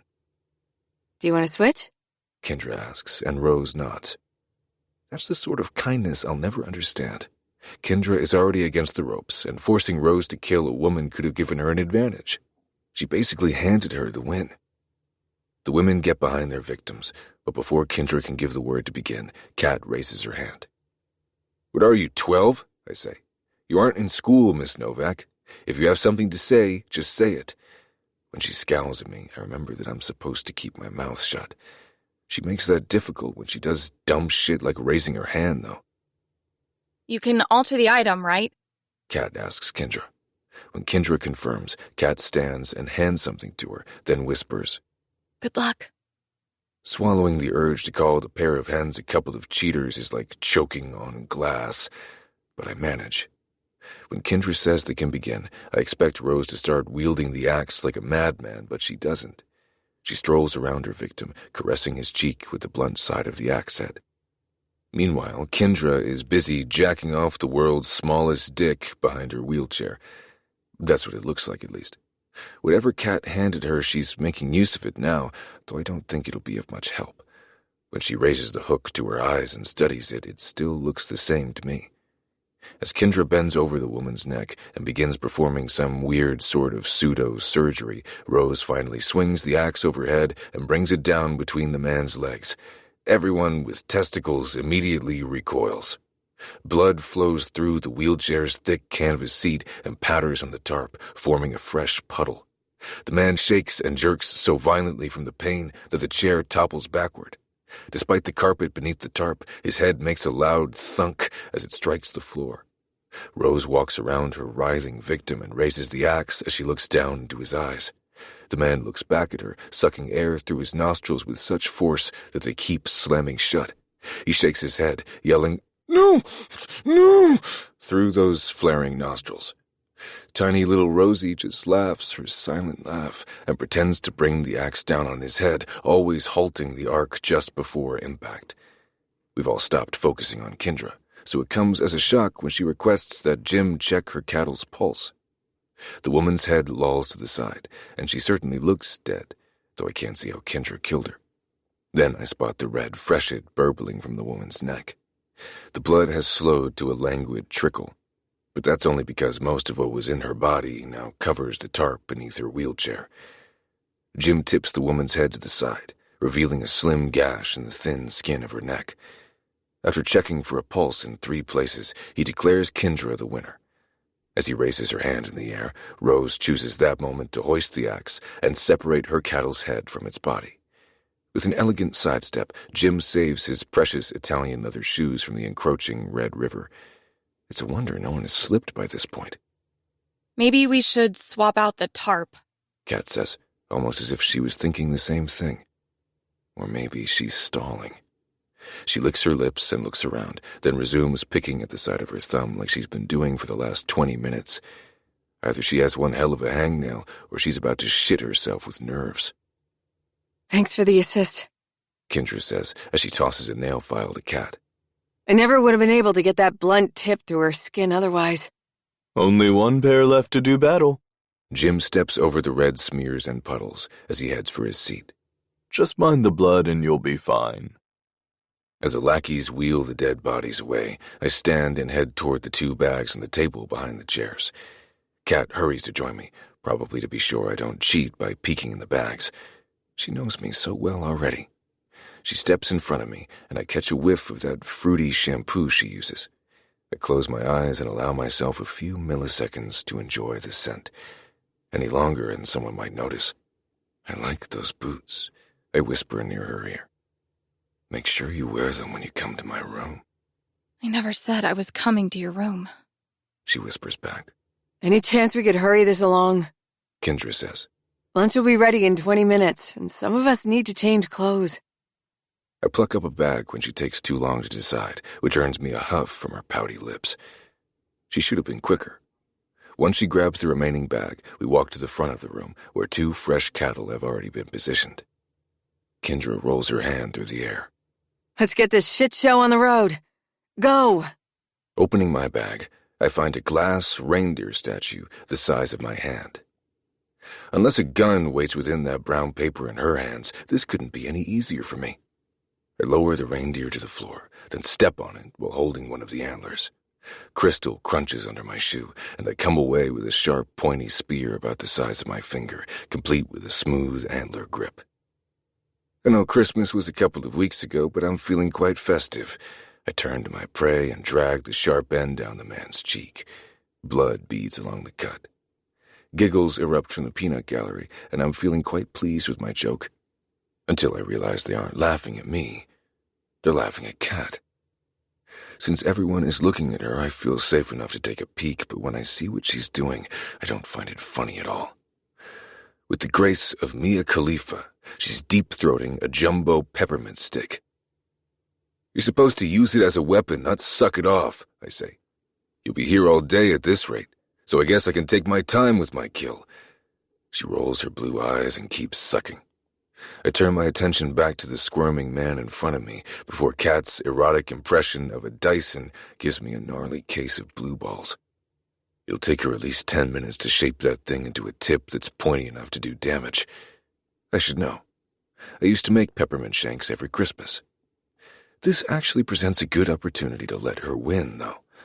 While I pretend to lose myself to torturing this asshole in front of me, she'll have time to sharpen that point and make her first kill. Then I can act all mad before I rush to my room and strip down to my boxers so she can put her mouse skills to better use. But time ticks by, and Kat still doesn't make a move. My victim is an artwork of bloody lattice etchings.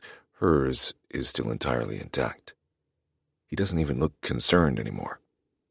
Kat pulls the peppermint stick from her mouth and takes a look. The end is sharp enough, but she inserts it into her mouth again and keeps sucking. Oh, for fuck's sake, I mutter under my breath. She's nervous, and I don't think she has the balls to make the kill. Kendra and I might be the only people who know her well enough to spot the panicked glint in her eyes, but it will become obvious to everyone if I don't do something. I step over to her, snatch the red and white rod from her mouth, and plunge it into her cattle's throat. Repeatedly. The pointed tip holds its shape until the fourth downward swing, when it breaks off inside the man's neck. Kat stands behind her gurgling victim, her mouth gaping and her eyes wide. I can't tell if she's relieved or pissed. Bennett, you have about 3 seconds to get out of range before I start swinging, she says. Pissed. She's definitely pissed. Okay, I think that's enough for one day. Kendra stands and hurries to get between us before Kat can rush forward and claw out my eyes. Everyone, take 15 to clean up, and we'll all meet in the dining hall for lunch. She wraps an arm around her blonde friend's shoulder and begins leading her out of the room. Eve joins them, though she takes extra pains to turn and scowl at me. I raise my middle finger in salute before the door shuts behind them. Boy, you've really put your foot in it this time, Ezra says with a shake of his head as he helps Maverick begin gathering the bloody tarps. You couldn't just let her get the kill. She was so close. People are filing out of the room, but there are still too many ears present for me to tell Ezra the truth, which is that I wasn't trying to be a dick for once. I was trying to help her. So I shrug and say what is expected of me. She was taking too long, and I was sick of waiting. Then why not kill your target, Why go for hers? To make it more interesting, I guess, I say. I don't know. Ezra drops his corner of the tarp, sending a slosh of red onto the carpet. Jim sucks in a breath and kneels to examine the stains as Ezra steps into me. You have to stop with this childish shit, and soon. Kendra and I put a lot of work into... Yeah, I got it. You worked so hard, blah, blah. I'm going to my room. I have a headache. I storm out before he can say anything else, and I wasn't lying. I'm starting to get a real nasty tension headache.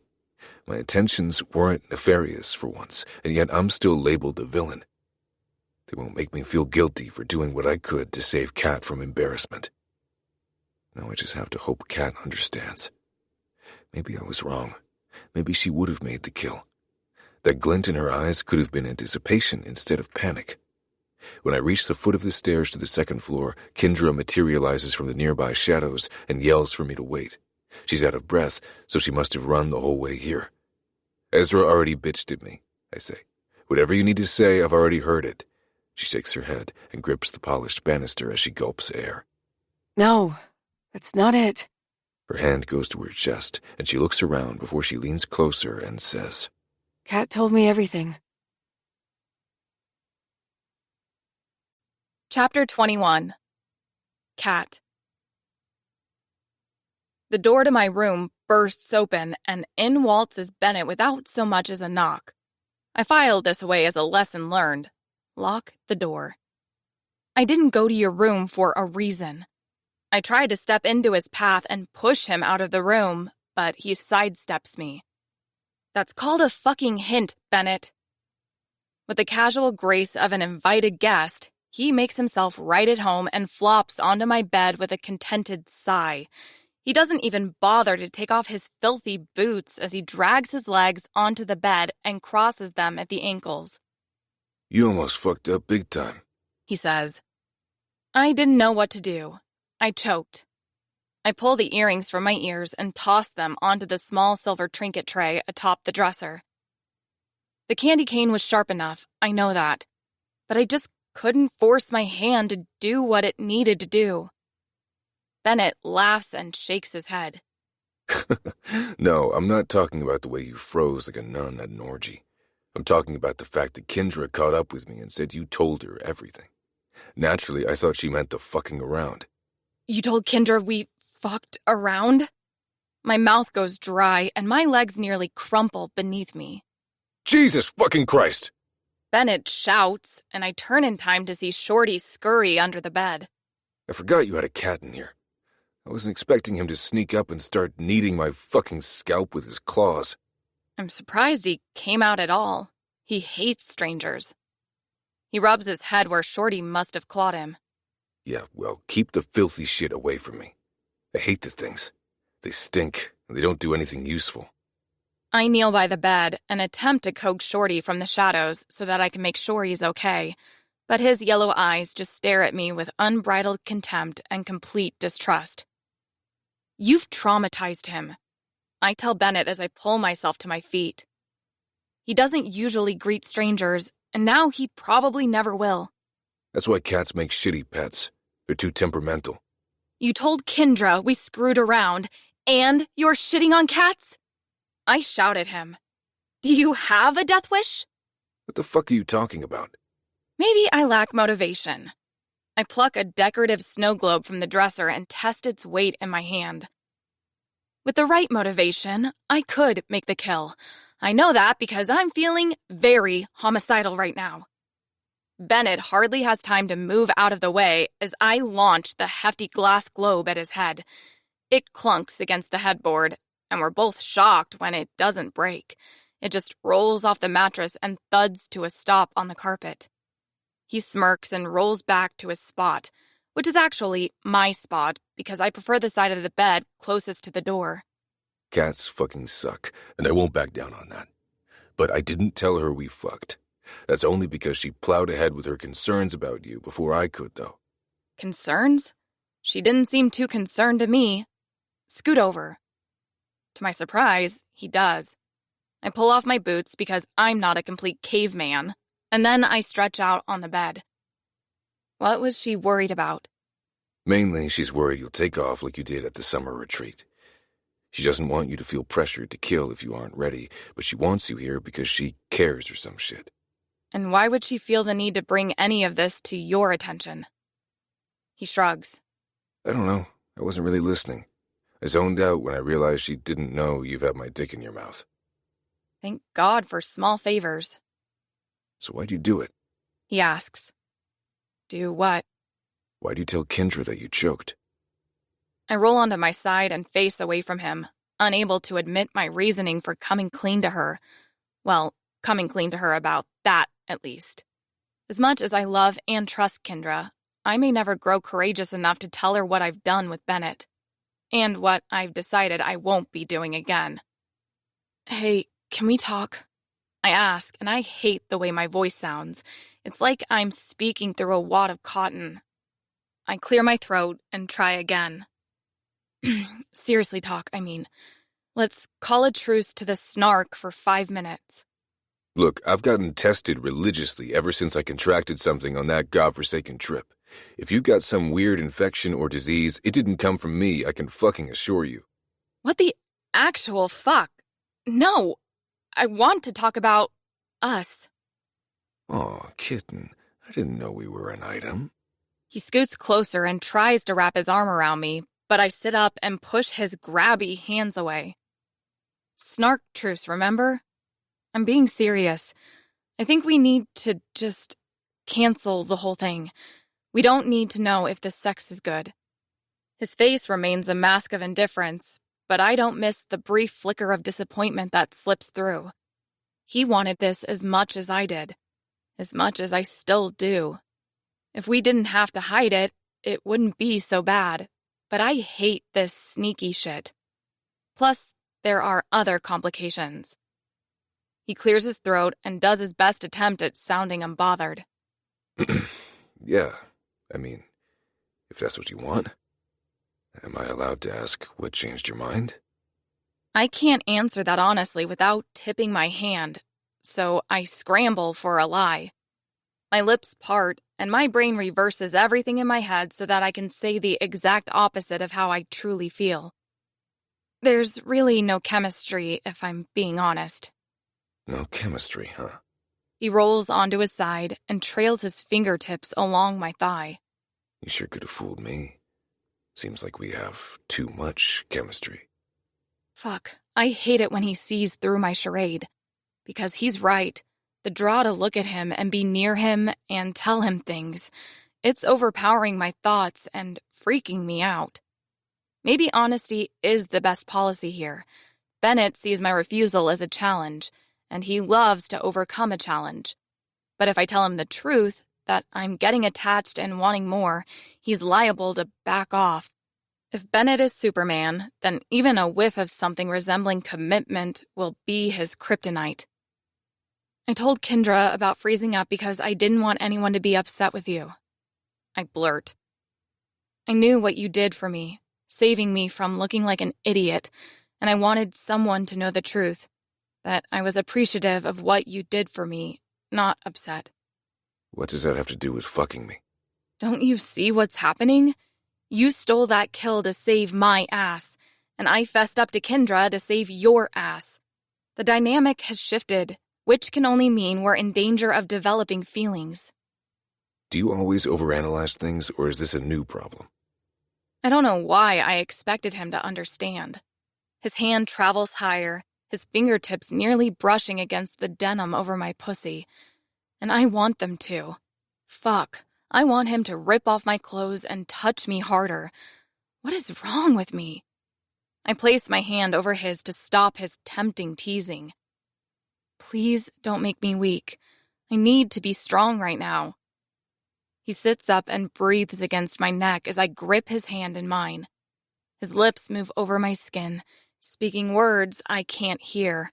Gentle whispers meant only for that hidden part of me I keep locked away. But that part of me doesn't want to remain hidden. It rattles inside its confines, begging to break free, begging for his fingers, his mouth, his pierced cock. His fingers snake out of my half-assed hold, and he squeezes my flesh as he gives my neck a gentle nip. Tell me what you want me to do. Just say the word and I'll leave this room. I promise. But if you want me, tell me now. He sucks my skin and squeezes my thigh in his powerful hand. Tell me, kitten. Tell me what you want. I can't think with his mouth writing a sonnet on my skin. My brain shuts down so that I can only feel, and my body screams out for his touch. For more. For everything. Fuck me, Bennett. I say on a moan. I push him down and straddle his waist in one movement. Let's do it. Let's fuck. And if you get attached, you'll just have to deal with it.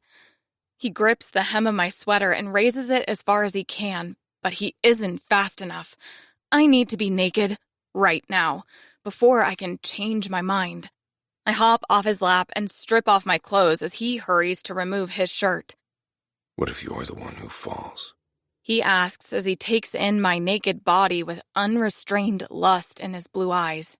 What do we do when you can't get enough of me? I climb onto his lap again, grinding my bare pussy over his jeans. You don't have to worry about that. You're too chaotic for me. He pulls me down and sucks my left nipple into his mouth. Pleasure pulses through my pussy as he nibbles the sensitive nub. You don't have to worry either. He whispers against my breast before pulling me down and blindly pawing with his hands. You're too high maintenance for me. You're too immature.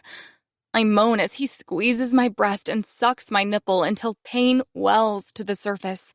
I pull away from his mouth and slide down his abs, licking each ridge on my way to his waistband. Bennett groans and places his hand on the crown of my head. And you're fucking obnoxious. With a smile, I nip his skin and his body jerks. You're arrogant as fuck. Your ingenue act pisses me off. I unzip his pants, then lower them and his boxers, revealing his thick cock. When I get to his feet, his boots stop my progress. You have no manners. He sits up and struggles to unlace his boots. The thin laces tangle and knot together. With a grunt, he wrenches them off, nearly taking his feet with them. The pants and boxers follow, and he tosses everything to the floor. You're the antithesis of suave. Hey, it was my turn. He grips my shoulders and pushes my back onto the bed, putting himself back in control. You're too fucking pretty. That's not a burn. That's a compliment.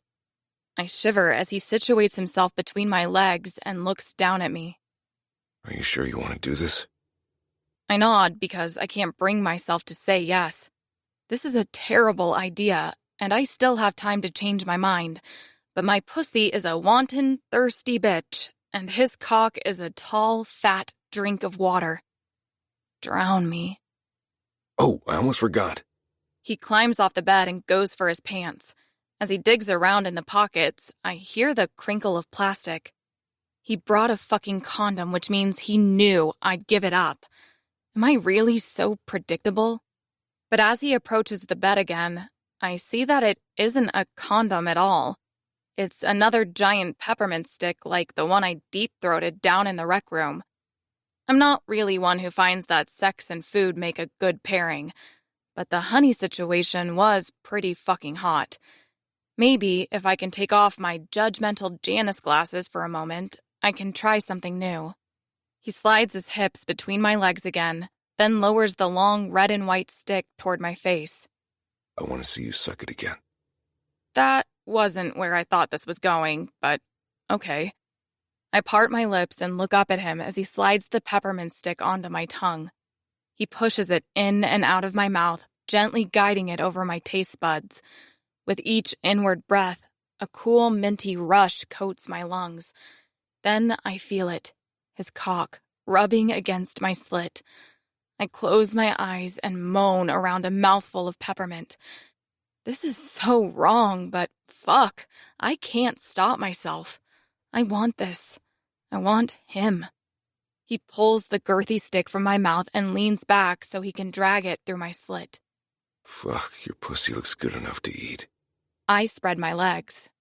Oh, is that what you want, kitten? I bite my lip and nod, anticipating the sweet heat of his tongue on my clit, but as he pulls the peppermint candy away, I question if I answered correctly. Bennett isn't exactly known for giving me what I want. I probably should have said no so that he would see it as a challenge. But the man continues to be full of surprises. He drops to his stomach and drags his tongue up the length of my pussy. I shudder and let out a whimper in response. You're so wet and I've hardly gotten started. He dives between my legs again, lapping and licking and teasing me until I ache. Please make me come, I beg. I will, but I'm not done with you just yet. Something unyielding presses against my opening, and I don't need to look down to see what he's planning to slide inside me.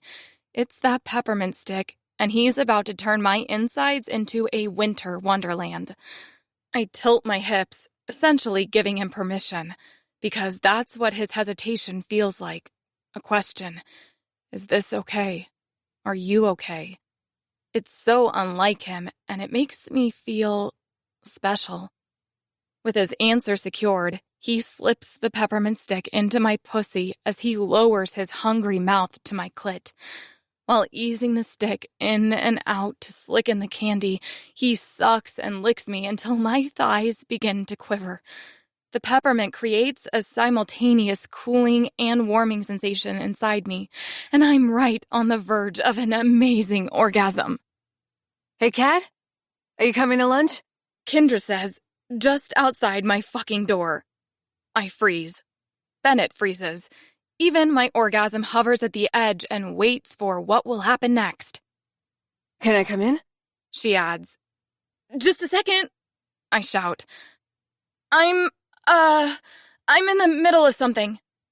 I look down at Bennett, and he shakes his head, which is still situated between my legs. His chin scruff brushes over my pussy lips and sends a pleasurable sensation crawling along my spine. No, don't come in. I'm masturbating. Oh, okay. Well, come to lunch when you're finished, I guess. But remember to wash your hands. Okay, I'll be down soon. Bennett and I look at each other before we both relax and breathe a sigh of relief as the sound of her footsteps fades down the hall. I go to sit up, figuring the moment is ruined, but he grips my thighs and holds me in place. We aren't leaving this room until we fuck and get this out of our systems, He says. No more interruptions, no more excuses. You'll go to lunch with my cum inside you, and that's that, understood? I look down at his face between my thighs. This isn't like moments ago when he asked a question. This is a demand, and my answer has no weight. But I answer with a nod anyway. Good girl. He growls before creating a vacuum seal between his mouth and my clit. My head tips back, and I see stars. Sensation rushes between my legs again, as if we weren't just put on hold. He drives the peppermint stick into me in time with his suction, and I'm about to come. Hard. He senses this and growls against my mound, creating a pleasurable vibration that rockets me over the edge. I grip the pillows behind my head and grit my teeth so that I don't cry out. Jim spared no expense on the mansion, but the walls are paper thin. If I open my mouth and sing Bennett's praises for the Lord's work he's doing between my legs, everyone in the dining hall will hear me. I swallow each moan until I'm filled with pleasure. When I can't possibly take another gulp, I push his head away. Fuck, you really are an ace at that. I moan. I can't remember the last time I felt this relaxed. He pulls the peppermint stick out of me, and I've never been so empty. But I don't feel that way for very long, because something else just as hard and unyielding and thick presses against me now. I brace myself as he enters me, expecting him to just barrel inside me without any care. But he's surprisingly gentle. A little too gentle, actually. The piercing in the head of his cock brushes in and out of me, but he isn't really going for it like I thought he would. Then I learn why. We're still in the foreplay stage. He climbs up my body, positioning his knees just below my armpits. He grips the headboard to steady himself, then lowers his dick toward my mouth. Open up. Let me fuck your pretty face. Looking up at him, I part my lips and guard my teeth as he enters my mouth. Tears spring to my eyes almost immediately as he pushes his cock to the back of my throat and holds it there. At least it tastes like peppermint. I hold off a gag for as long as I can, but my body eventually retches and tries to force the massive object from my throat. Bennett swipes the tears from my cheeks and looks down into my eyes. That's it, kitten. Choke on me. I want you to gag. I want your tears. Once again, Bennett is introducing me to things I've always thought were gross, and now am second-guessing. I'm not quite ready to scream out and say, "Hurt me, Daddy," but I'm close. Can I take you now? He asks, his voice a gravelly whisper as he shallowly thrusts to the back of my throat. Can I use your body selfishly? Can I fuck you with only my pleasure in mind? He pulls his cock from my throat to allow me the air to answer, and like the horny bitch I am, I say yes to all of it. Chapter 22. Bennett. The moment my cock slid onto her tongue, I knew I was in trouble. I almost came right then. All my grand plans of skull-fucking the shit out of her went right out the window. I don't want to be known as a two-pump chump. In certain circles, I'm known for my stamina, and I can't have this temptress running back to New York with tales of my failure. But something about this girl puts my balls into overdrive. Turn over and raise that ass in the air, I say. Watching her tits bouncing around as I rail her won't exactly help me with my problem. If she's facing away from me, I can close my eyes and think of other shit without offending her. She rolls over and stuffs a few pillows under her stomach before looking at me over her shoulder. Don't go easy on me, she says. Fuck me like you hate me, Bennett. That won't be hard to do, I say as I get behind her and wrap her hair around my tightening fist. I do hate you. I snatch back her head, and her spine arches beautifully. Her slender fingers curl around the sheets, gripping, tearing, rending them as sweet pain sizzles through her scalp. With my free hand, I aim my cock at her glistening entrance and force my way inside. How are you so fucking tight? I ask through gritted teeth. She sucks in a breath as I push forward, stretching her around my girth. Her hand whips to the side, and she grabs another pillow from the other side of the bed, which she takes between her teeth. Then she backs into me, taking the last few inches without my assistance. I'm in trouble. Her hips bounce as she rocks on my cock, trying to chase the pleasure I can't give her without coming too quickly. I knew being inside her would be amazing, but I didn't anticipate or appreciate the full effect of her body. All of it. She releases the pillow from her mouth and peers at me over her shoulder. Little help? I snatch her hair, turning her face toward the headboard again. If she wants me to fuck the shit out of her, so be it. After transferring my grip from her body to the headboard, I push inside her and bring a whimper from her throat. But I don't stop. I don't ask if she's okay or if she needs me to be gentle. She asked that I fuck her like I hate her, so that's what she's going to get for a total of 15 seconds. I close my eyes, the visuals are too much, and plow into her with every ounce of hatred I can muster. Each time I ram my hips forward and curl them slightly, I'm rewarded with a muffled scream. I can't tell if she's crying out in pleasure or pain, and I don't care anymore. But those sounds are another problem entirely. Each whimper squeezes my cock to the beat of her spasming pussy walls. Not even visions of a naked Grim can chase away my orgasm now. I release the headboard and grip her hips, pulling her ass against me as I fill her. Are you coming inside me? She squeals in a whisper. Bennett, what the fuck? She tries to scramble away, but I keep her ass tucked against my pelvis, right where it belongs. By the time I release her, I've left red marks on her hips. There will be bruises within the hour. With a frustrated squeal, she dips her hand between her legs and tries to hurry to the bathroom. I grab her arm and yank her against me before she can get more than a few steps away. Hey, I said you have to keep my cum between your legs while you eat lunch. You aren't leaving this room any other way. Bennett, honey. She laughs. She actually fucking laughs as she plucks my hand from her arm. I had sex with you to answer a burning question in my mind. The question is answered, and unless I want burning questions in my vagina, I'm going to clean up. This bitch. I follow her into the bathroom, pushing through the opening before she can shut the door in my face. Is this because I came too fast? Look, it's been a while since I've had sex, and you're insanely hot. She grabs a rag from the rack by the sink and begins running it under the warm tap. In the mirror, I see the way she tries to hide her laughter by pressing her lips together. Give me another shot, I say. I'll fucking show you. I'll come prepared. I don't know. Come on, you've been keeping me worked up for days now. Next time, I'll be ready. She waves the rag in my face, trying to shoo me out of the room. Can I wash my pussy in peace, please? I don't want to miss another meal. With a sigh, I turn for the door.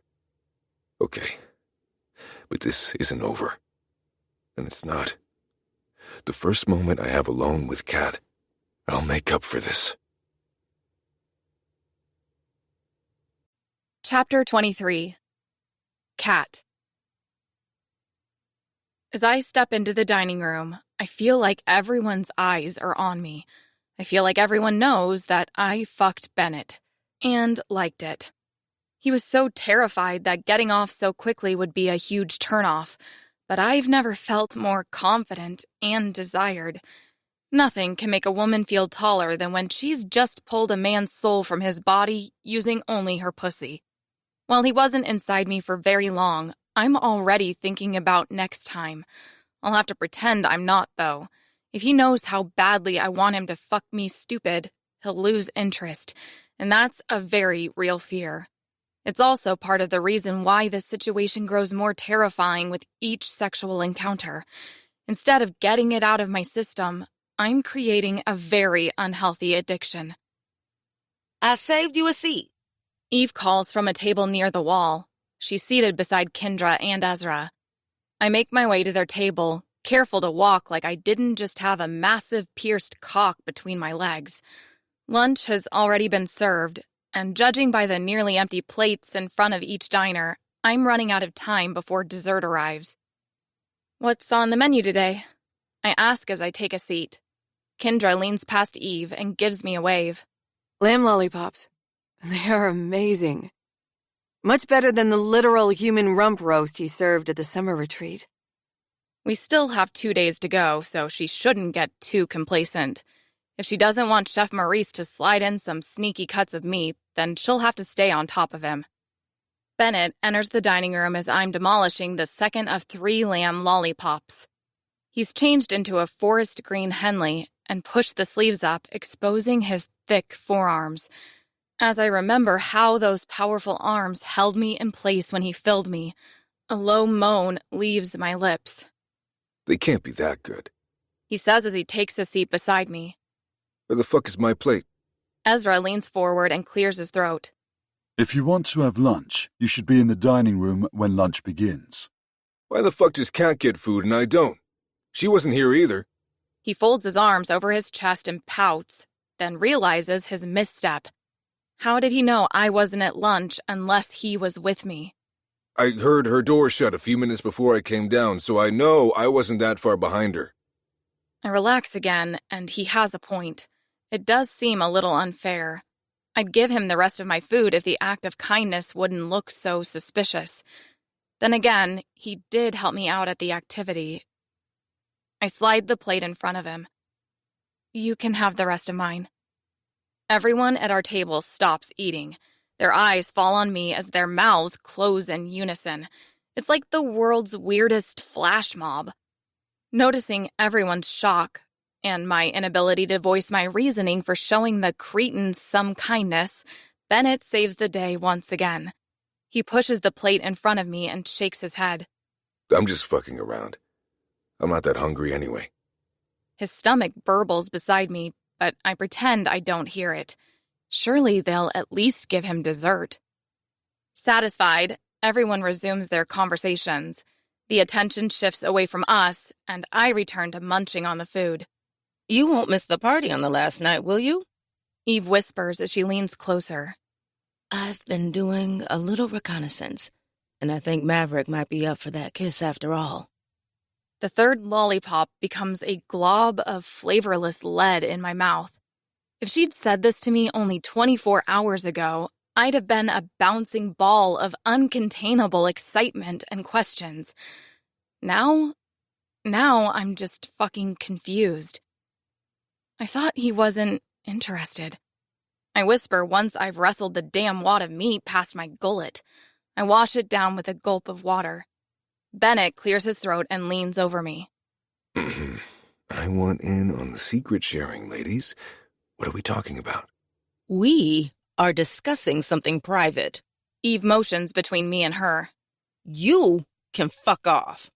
Where's the fun in that? He gives her his devilish smile, the same one that used to make me want to punch him in his smug face. Now I just want to clear the table and sit on his smug face. There's a partner activity after lunch. Eve says, ignoring Bennett. Any chance you'd want to team up? Kendra leans forward. I'm partnered with Ezra, so I won't be jealous. She says with a wink. I'm about to open my mouth and say yes, absolutely, but Bennett speaks before I can. She's partnering with me. So much for trying to keep this thing quiet. I turn and look at him, telepathically willing him to take it back. If anyone gets the slightest whiff of what we've done, what we're still fucking doing, I don't think I will ever live it down. This wouldn't open a can of worms. This would lay each worm on a table with a diagram pointing to and describing each segment. They'll know. Remember the bet you lost in the cabin? He looks at me and winks. You said you'd agree to do whatever I want for the rest of this trip if you lost. I made no such bet. I know I made no such bet. Bennett knows I made no such bet. But the others don't know that. Oh, right. I say as I try to look disappointed. Darn that lost bet. Hey, Kendra, are you gonna eat your last lamb lollipop?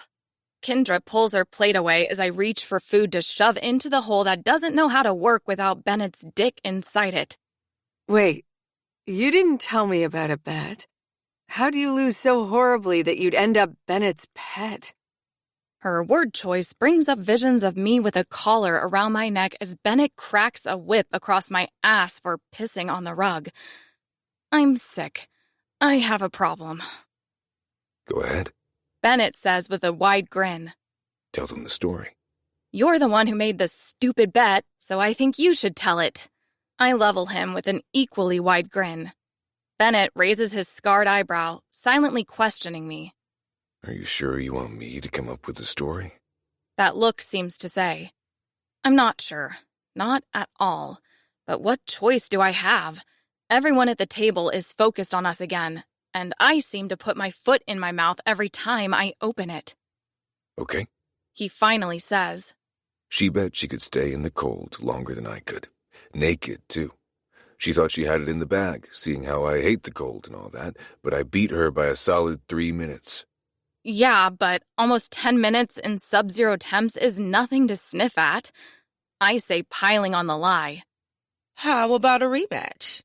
Eve says with a laugh. The challenge today is similar. How similar? Similar? Bennett and I ask in unison. I surmise we both have the same fear, which is that we're about to be outed for our fibs. Neither of us can stand the cold for more than a few seconds, let alone minutes at a time. It's a twist on the polar bear plunge. Maverick says as the waiters begin to remove our plates. I didn't even realize he was seated at our table. I came up with the idea, and Jim and Ezra ran with it.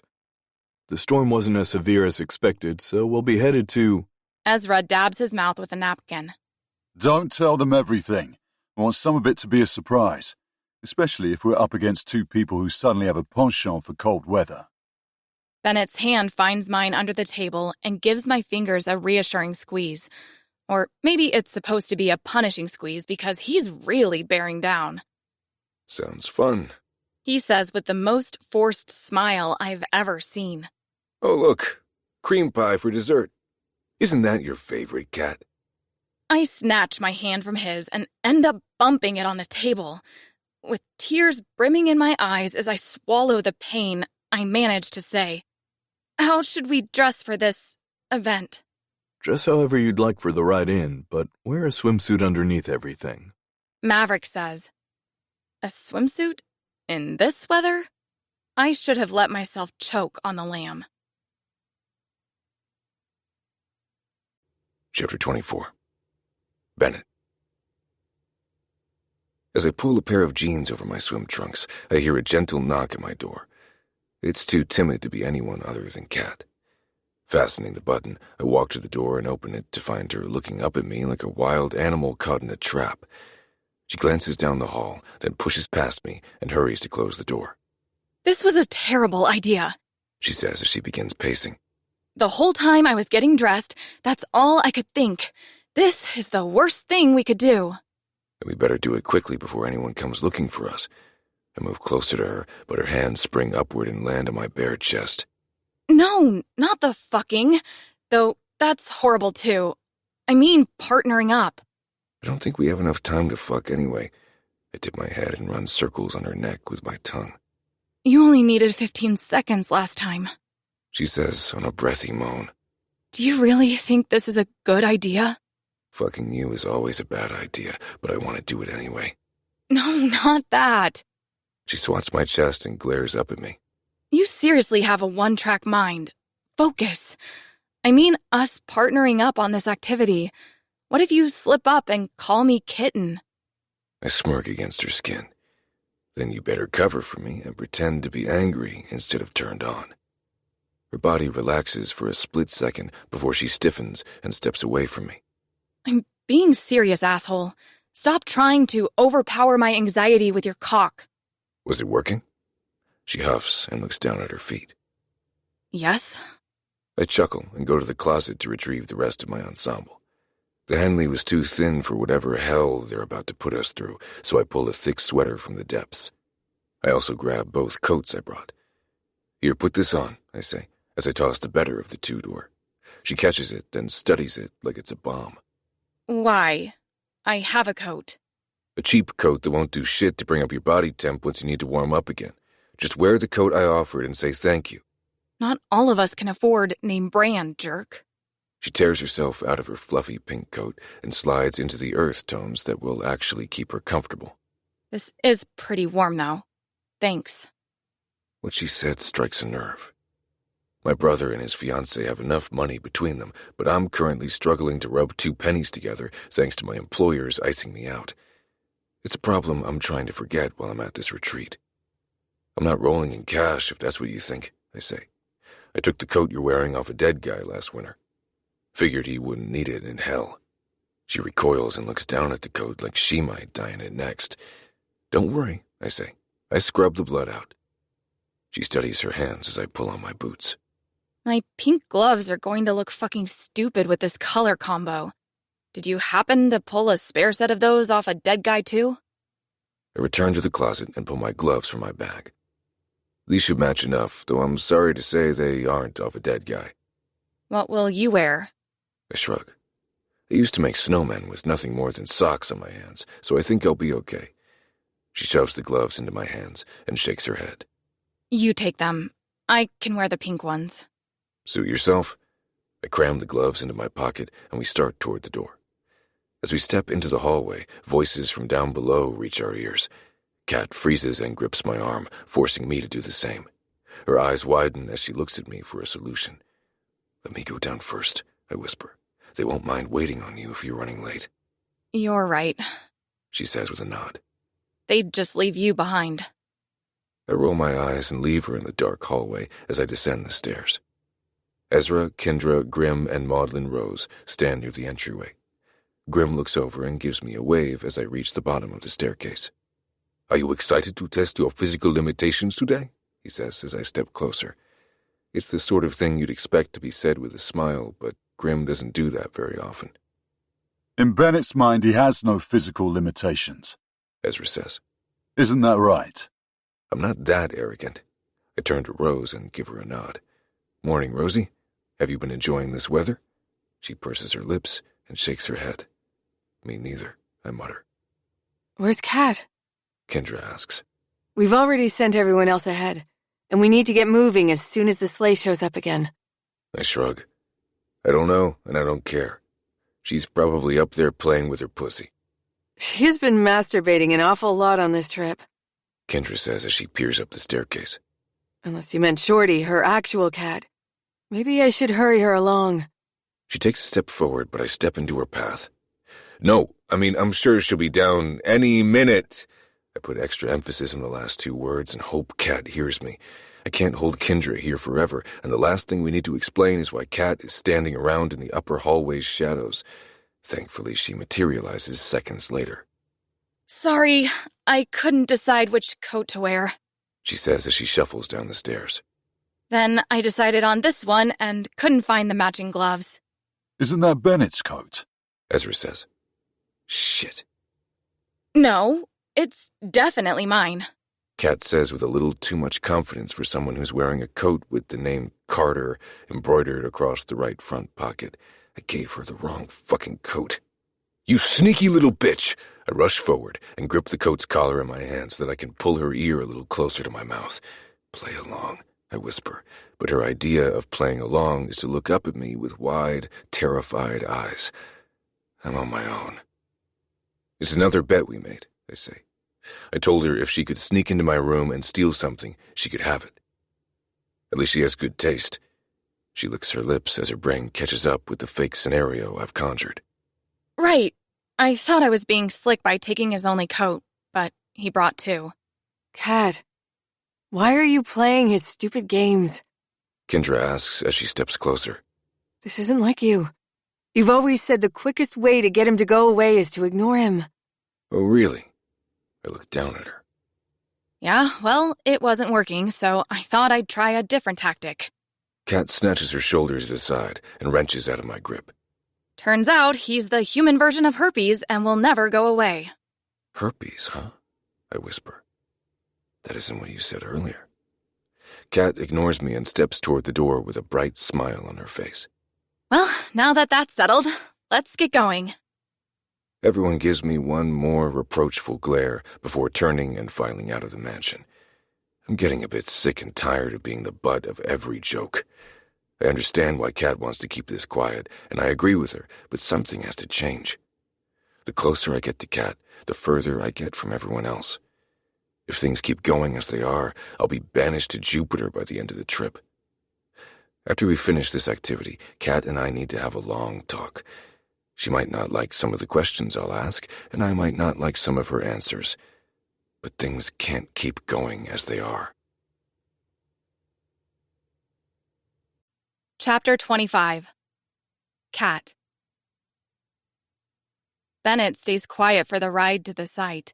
He's seated across from me with his arms folded over his chest and a sour look on his face as he stares into the dimly lit woods.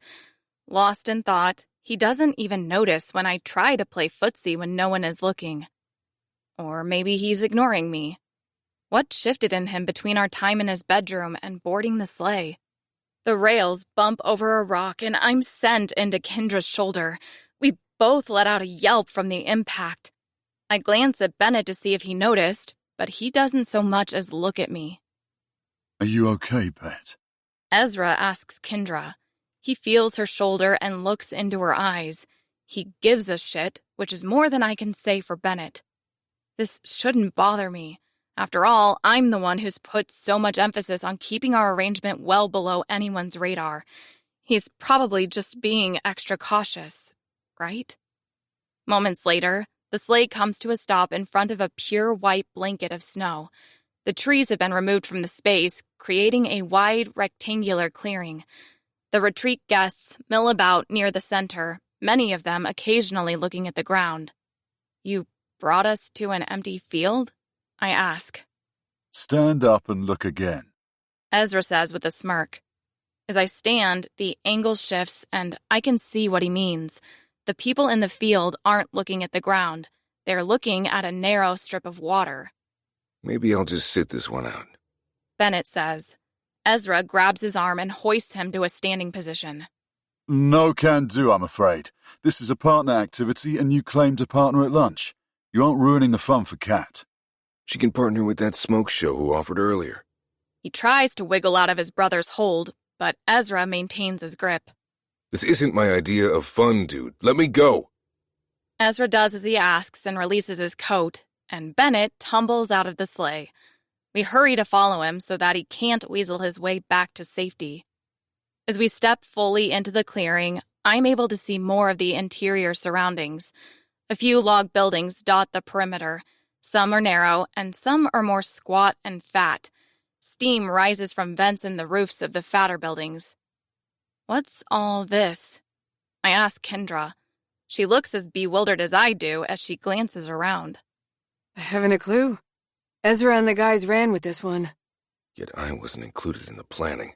Bennett grumbles. Yes, well, if you hadn't been so busy chasing skirts in Florida, we might have included you a bit more. Ezra levels him with a glare that shuts his mouth.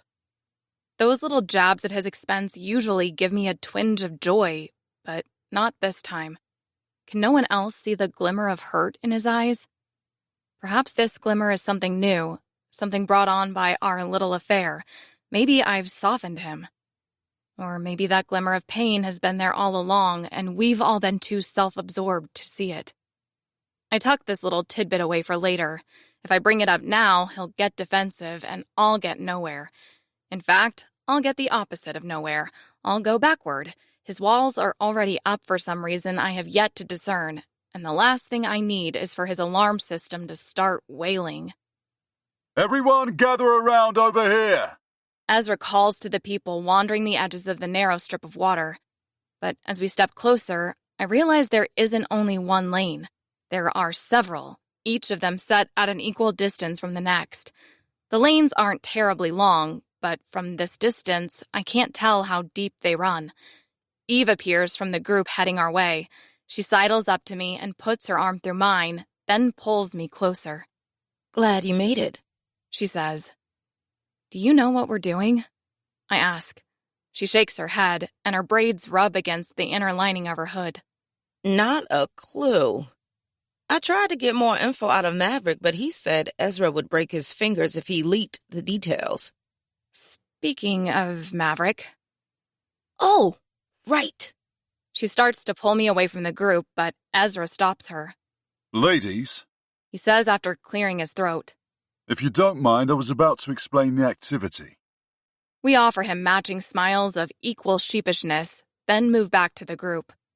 As Ezra runs down the rules for the event, I try to pay attention, but my mind keeps wandering to Bennett and Maverick.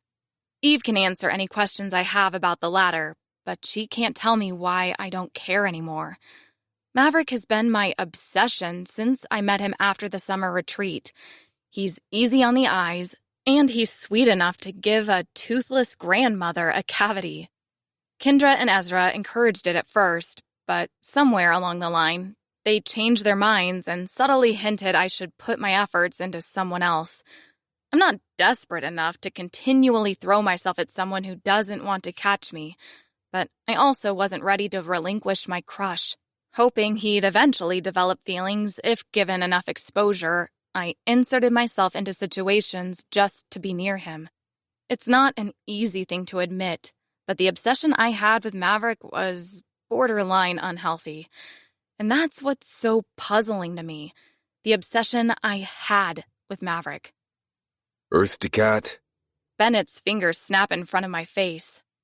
Did you hear anything he said? I look around. Eve is no longer beside me, and everyone is split off into their pairings. Bennett and I are the only two still standing away from the lanes. Sorry, I was lost in thought, I say. Bennett scoffs. Your brain isn't big enough to hold more than one empty box, so you couldn't have gotten that lost. In case you haven't noticed, we're the only people over here. You can drop the asshole act. It's not an act. I'm an asshole, remember? Yeah, something is definitely different. Bennett, what's wrong? You're acting strange. Maybe I'm just realizing some things, that's all. What sort of things? Let's get this show on the road. Kendra yells from one of the lanes. We can't start stripping until you two line up. I turn to Bennett. Are we up first? No, we all go at the same time. He grabs my arm and starts hauling me toward the first lane. But I don't know what we're doing. I whisper as I try to keep pace with his long strides. Can you go first? Nope. He brings me to a stop at the head of the lane. Take off your clothes, swim to the end of the lane, and drown the cattle at the end. If you get too cold, tag out, and I'll jump in. Tag out? How do I tag out? He rolls his eyes and starts unbuttoning my coat when I don't move. Just yell my name, and I'll jump in and save the fucking day, like I usually do. With a glare, he rips off my coat and gets to work on my pants. Won't we die of hypothermia? I ask. He shrugs. That's why you're going first, so I can decide if I even want to torture myself. I peer down to the end of the lane, which looks impossibly long now that I know I have to swim in it, as the workers position cattle at the end of each rectangle. The cattle's hands are bound behind their backs, and their feet are wrapped in a heavy chain that trails into the water. Are we supposed to pull them in? I ask. I don't have the upper body strength for that. Figure it out, kitten. The pet name is no longer doused in longing and lust. Now it's dripping with condescension and hate. Something is definitely wrong. Hey, maybe we should talk before we have to rely on each other in this game, you know? I say. He finishes unlacing my boots and looks up at me. Pull your fucking feet out of the boots. I do as he says, and he pulls them off. How's your day been, Cat? He asks. This wasn't the sort of Mine was great, too. Now take off your clothes. You're holding everyone up. I look down the line, and he's right. A bunch of nearly naked people stare back at me, each of them shivering and looking miserable. Shit. I shed the rest of my clothes, and Bennett does the same. Now that we're all down to our swimsuits, the games can begin. The games that I don't know the rules for. On your marks! Ezra yells. I look back at Bennett, mentally pleading with him to give me a hint. Get set! Bennett smirks. Go! I jump into the water, expecting the freezing depths to bury me up to my head, but my feet collide with the ground when I'm only chest deep. With a squeal, I shuffle through the water and try to remember to breathe. My lungs don't want to work at these temps. But as I shuffle along, I realize the water isn't as cold as the air outside. In fact, it's almost bearable in the center of the lane, which makes me think there's some sort of temperature control at work here. It's still miserable, though. The cold penetrates my skin like needles, and each breath comes in too quickly. I grit my teeth and shuffle forward a few steps, and the freezing water rises past my shoulders. It's an incline, I called back to Bennett. No shit? He calls back, and I can hear his eyes roll in his head. The water not only gets deeper as I move from the center, it's much colder as well. Whatever warms the frigid depths near the middle can't reach this far, it seems. And now I have to start swimming because the bottom ceases to be. As I bob toward the end of the lane, I try to peer over the edge to see what others are doing. Maybe if I see how everyone else gets their cattle into the water, I can just follow suit. But no matter how much upward thrust I apply to each kick of my legs, I see only snow and black water. I can't stay in these temps much longer. The prickly needles have become swords sawing at my bones. I swim back toward the middle and look to Bennett for help. Wrong fucking way! He yells as he rubs his arms. Swim toward the cattle! You have to do it, I yell back. I'm not strong enough. As I make my way back to the beginning, splashes come from the other lanes. Bennett holds his hand toward me as I draw closer, and I reach up and grab it. He hoists me out of the water as if I weigh nothing, then hops into the frigid ice bath. Fuck! He roars as he rushes down the lane. Shit! God damn this snowy hell! A warm blanket drops over my shoulders, and I look back and see Maverick. You'll freeze, He says. Your partner was supposed to have it waiting for you. Where did it come from? I ask. And how is it so warm? Maverick nods toward the squat building I noticed earlier. Those are steam rooms. We can warm up in them when the event is over, but the blankets are meant to keep us from freezing to death in the interim. Couldn't we have done this activity in the heated pool? As soon as the words leave my mouth, a loud splash comes from the end of my lane. Bennett managed to wrestle the cattle into the deep end, and now he's glaring at me. Your turn! He calls as he starts making his way back. Looks like my partner needs a little help, too. Maverick looks at his lane where Icepick's bald head bobs like a cork in rough waters.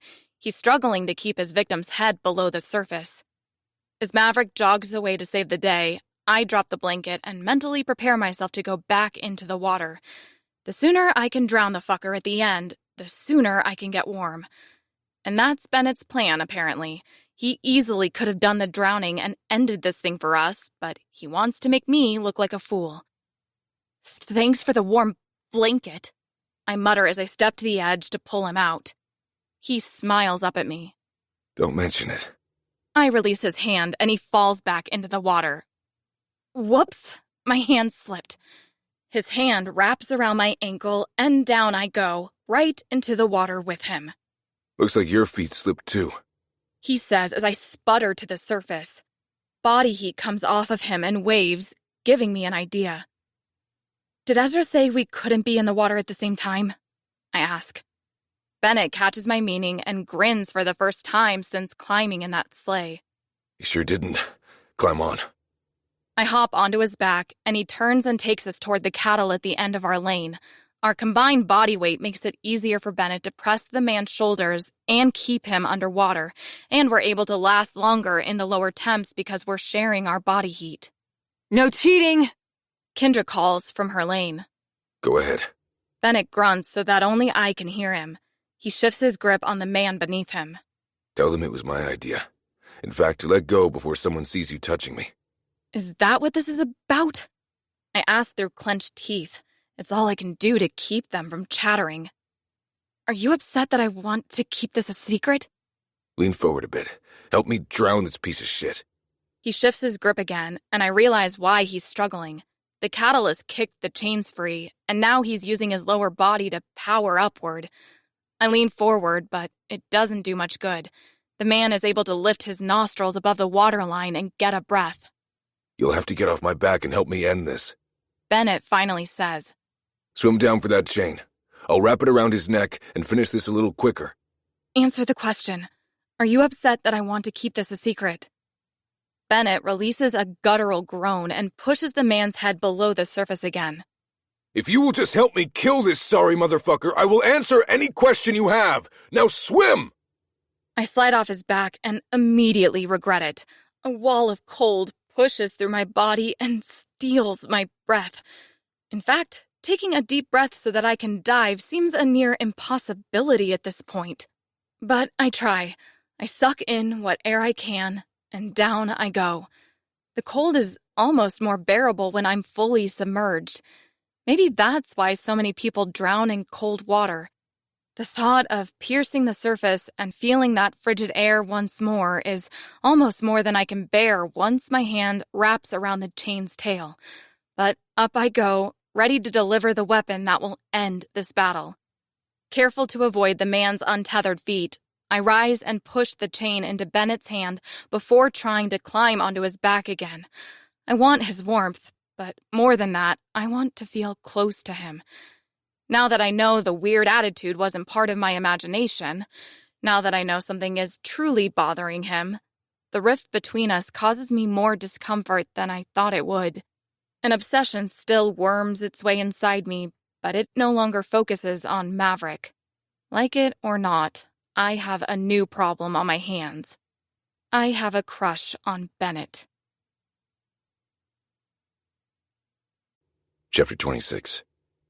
Bennett. The entirety of my rage transfers to the chain in my hands. I wind the thick metal links around his neck, tighter and tighter, pulling until I can't tell where the chain ends and my hands begin. Water moves over his face and distorts his gaped mouth and widening eyes. Is he almost dead? Kat asks against my ear, and I hate that her warm breath makes me shiver. Almost, I say. I renew my grip on the chain and shove his body lower, ensuring he can't rise for air again. In his death throes, he drives upward one last time before he finally goes limp. Seconds later, bubbles rise to the surface. He's done. Let's get the fuck out of here. I release the chain, and the man stays put. Kat grips me tighter as I turn and head for the exit. But his mouth was still moving. Agonal breathing. My feet meet with the ground, but I don't tell her to get off my back. The body doesn't know when to quit, and neither does the heart. I shouldn't revel in the way her breasts press against my back. I shouldn't want to help her overcome her fear of killing. She shouldn't be any concern of mine because I'm just her dirty fucking secret. Yet I can't turn it off. Can we get a check? I yell down the lanes, but I don't wait around to see if we came in first. With Kat still firmly attached to my back, I haul us out of the water and start for the steam huts. You read my mind. Kat says against my ear, and I'm sure she felt the shiver that time. I'll just pretend it's from the cold. I can't feel my feet by the time I wrench open the heavy door and deposit Kat on a wooden bench inside the hut. Before anyone can interrupt us, I turn and lock the door. Kat's eyes widen as she pulls a rope from a hook and slides her arms into it. I think these huts are supposed to be for everyone, not just us. Yeah, well, there's more than one. They can crowd into those. You wanted to talk, so let's talk. I rifle through the robes until I find one that will fit. Then I take a seat beside her on the bench, drop the back of my head against the cedar wall, and sigh through the intense shivering. Warmth from the stones and fire in the center of the room sends prickles of pain into my wakening limbs. What if people ask questions? Kat says. I close my eyes. Then you answer them. I mean about us. What lie can I come up with this time? Why have we locked ourselves in this hut alone? Tell them the truth. I can't, and neither can you. You're free to leave then, I say, motioning toward the door. I'm not keeping you here. The lock only works on people who aren't in here. I know how locks work, Bennett. Says the girl who panicked after locking herself in an outhouse. No, she doesn't understand how locks work at all. If she did, she wouldn't have let me past her defenses in the first place. Now we're both fucked. Why does this have to stay a secret? I ask. She fumbles with her words before finally saying, You know why. Is it because you're embarrassed? You say that isn't the reason, but I think it is. She grips the edge of the bench and sits forward, looking into the small fire in the center of the room. I guess I am embarrassed in a way. It's just, I don't want to justify my decisions to everyone who knows us. Someone knocks on the door, followed by Ezra's voice. Everything okay in there? We're fine. Kat says, loud enough for him to hear her. Hell, the cattle in the mansion's basement probably heard her. We're talking. Talking? Kendra says through the crack in the door. Why on earth would you two try to do something like that? And without a mediator, too. Kat motions to the door and gives me a look that says, See? She said we're fine, now fuck off, I say, and that's enough to get them away from the door. I can tell because the light filters from underneath once they walk away. We all tease each other, I whisper. The jokes wouldn't be anything new. She shakes her head. It's more than that. I'll have to field questions, and you'll get it even worse than me. Don't hurt her, Bennett. Don't cheat on her, Bennett. She scoffs and runs her toe through the dirt. Is that really what we want to deal with? Some things are worth it. That's what I want to say, but my lips won't form the words. I can only watch the way the flames cast a glow over her pale skin. Then what do you want to do? I ask instead. I don't know. This would be so much easier if we were back in New York. We're under a microscope here. Another knock comes at the door. This time, it's Icepick. Hey, any chance I can squeeze in there? The other sweat rooms are pretty packed. The constant interruptions certainly don't help, I say to Kat. Let's pick this up back at the mansion. We'll have a few hours before dinner. Kat nods as I stand to unlock the door. An hour after we're back, let's meet in the natatorium, I say. I doubt anyone will want to go near water for a while after this.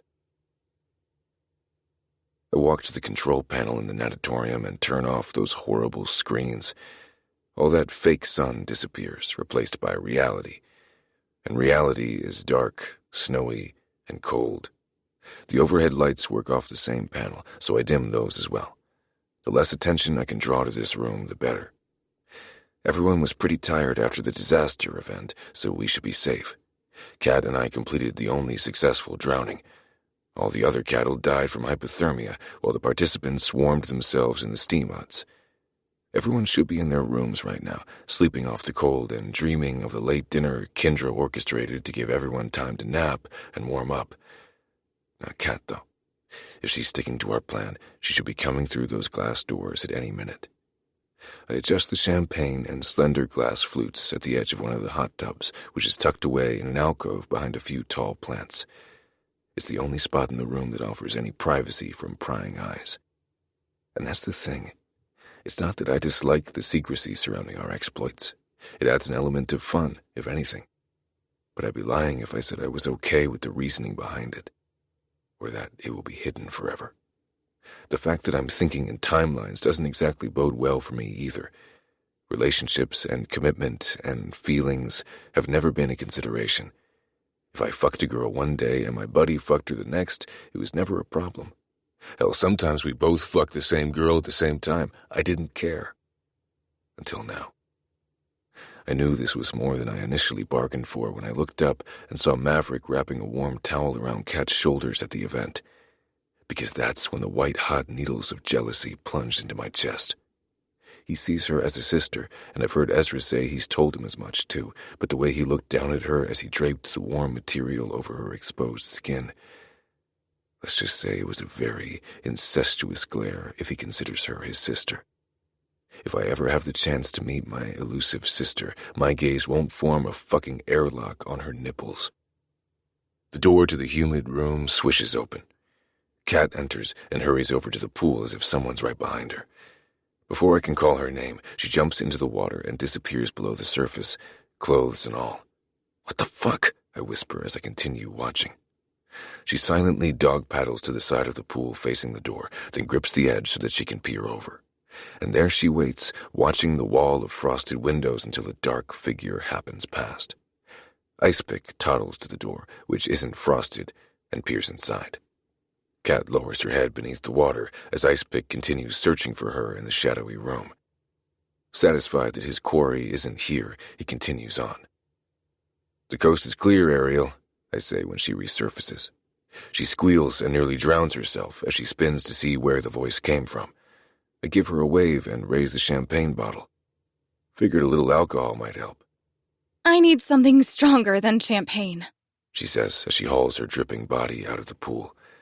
The pink sweatshirt clinging to her curves threatens to send her back into the water, so I hurry to help her. Once she's secure on dry land, I help her out of her clothes and lead her to the hot tub. She studies the romantic setup with wary eyes. What's all this? Me first, I say. Why were you running from Icepick? She steps into the roiling water, then lowers herself with a sigh until only her head pokes above the surface. He saw me come down the stairs and started heading toward me. Figuring he wanted to try out flirting again, I nearly broke my neck trying to get away from him before he could catch up. "Aw, does my kitten have an admirer?" I say with a smirk. I slide into the water and nearly send it into a full boil with what she says next. Apparently, he isn't the only one. Eve mentioned that Maverick might not be so against something between us after all. I swallow the possessive words creeping up my throat and do my best to seem indifferent. That's so. What do you plan to do with this information? Her slender shoulders lift in a shrug that barely clears the waterline. I don't know, but that isn't why we're here. You said you wanted to talk, so talk. What I plan to say, that I'm falling for her and I think we should consider what that means, doesn't seem so wise now. If I'm sick of being the butt of everyone's jokes, I have to stop setting myself up so easily. She'll just laugh if I tell her how I truly feel, especially now that her obsession is within reach. So I stare into the water and say nothing. Wow, something really is bugging you, she says, and there's no condescension in her voice. It's nothing, just a me problem. She slides a little closer and places a hand on my thigh, then almost immediately pulls her arm away, instead choosing to pat my back. The second action isn't any less awkward than the first. We aren't very good at this, she says with a small smile. What? Comforting each other? We could be. How so? I wrap my arm around her waist and pull her onto my lap, an action I almost regret because the feel of her slippery skin against my thighs is enough to stiffen my dick. If she notices, she's too polite to say anything. Brushing her hair away from her face, I look into her eyes. If I want this, and it's becoming clear that I do, I'll have to put in a little more effort. She likes Maverick because he's an open book, so maybe I just need to crack open my cover and at least give her a peek at something, but not the feelings I have for her. I'm not ready for her to read that part of my story yet. Those words may stay buried in a chapter I have to close at the end of the retreat. My mom, the words jumble in my throat, choking me with their truth. It's one thing to lie to Ezra about my mother's condition. It's another when I lie to myself about it. Telling someone the truth makes it real. My mom is dying. The words tumble out before I realize I've said them, and the situation almost cheapens them. In a way, I'm spilling my guts to manipulate Kat into liking me more than Maverick. But in a way, I'm telling her these things because she's the person who can put me back together when I break, even if she doesn't realize it. Kat leans down, enveloping me in her arms and resting her head on my shoulder. Bennett, I'm so sorry. We all knew she was in a care home, but Ezra hasn't mentioned her condition. Because he doesn't know. No wonder you walk around with a chip on your shoulder and a glare in your eyes. Everyone eventually dies. I don't know why this is affecting me like this, but it is. No, I don't mean your mother's situation. Her fingers trace lazy circles on my back beneath the water. You're a man alone on an island. You depend on yourself for everything. Isn't that what men are supposed to do? No, jackass. She giggles against my neck, and that taunt becomes a term of endearment as it falls from her lips. No one should be expected to get through a shitstorm alone. It's okay to let other people care about you. I'm not stopping anyone from caring about me. But you are. How? I tilt my neck so I can look down at her. If you don't tell people when you're hurting, how can they care? I scoff. You're talking about pity. I don't want anyone to pity me. Well, for what it's worth, I don't pity you. I care about you. She snuggles into me as her words dig barbed hooks into my heart. The girl is making herself right at home there. If only she'd stay. Chapter 27. Cat. Warm water burbles over my skin as Bennett holds me in his arms. I'm scared to move, afraid I'll shatter the illusion he's created if I animate more than my lips to offer a reply. Even the words I speak feel packed with tripwires. One misstep and he'll raise the defenses and blast me away so that I can't get close to him. It's a form of dementia. He says after a long silence. Her brain is essentially shrinking, and there isn't much time now. I try to adjust to the rapid changes in her personality, but it's like meeting a different person every time I visit.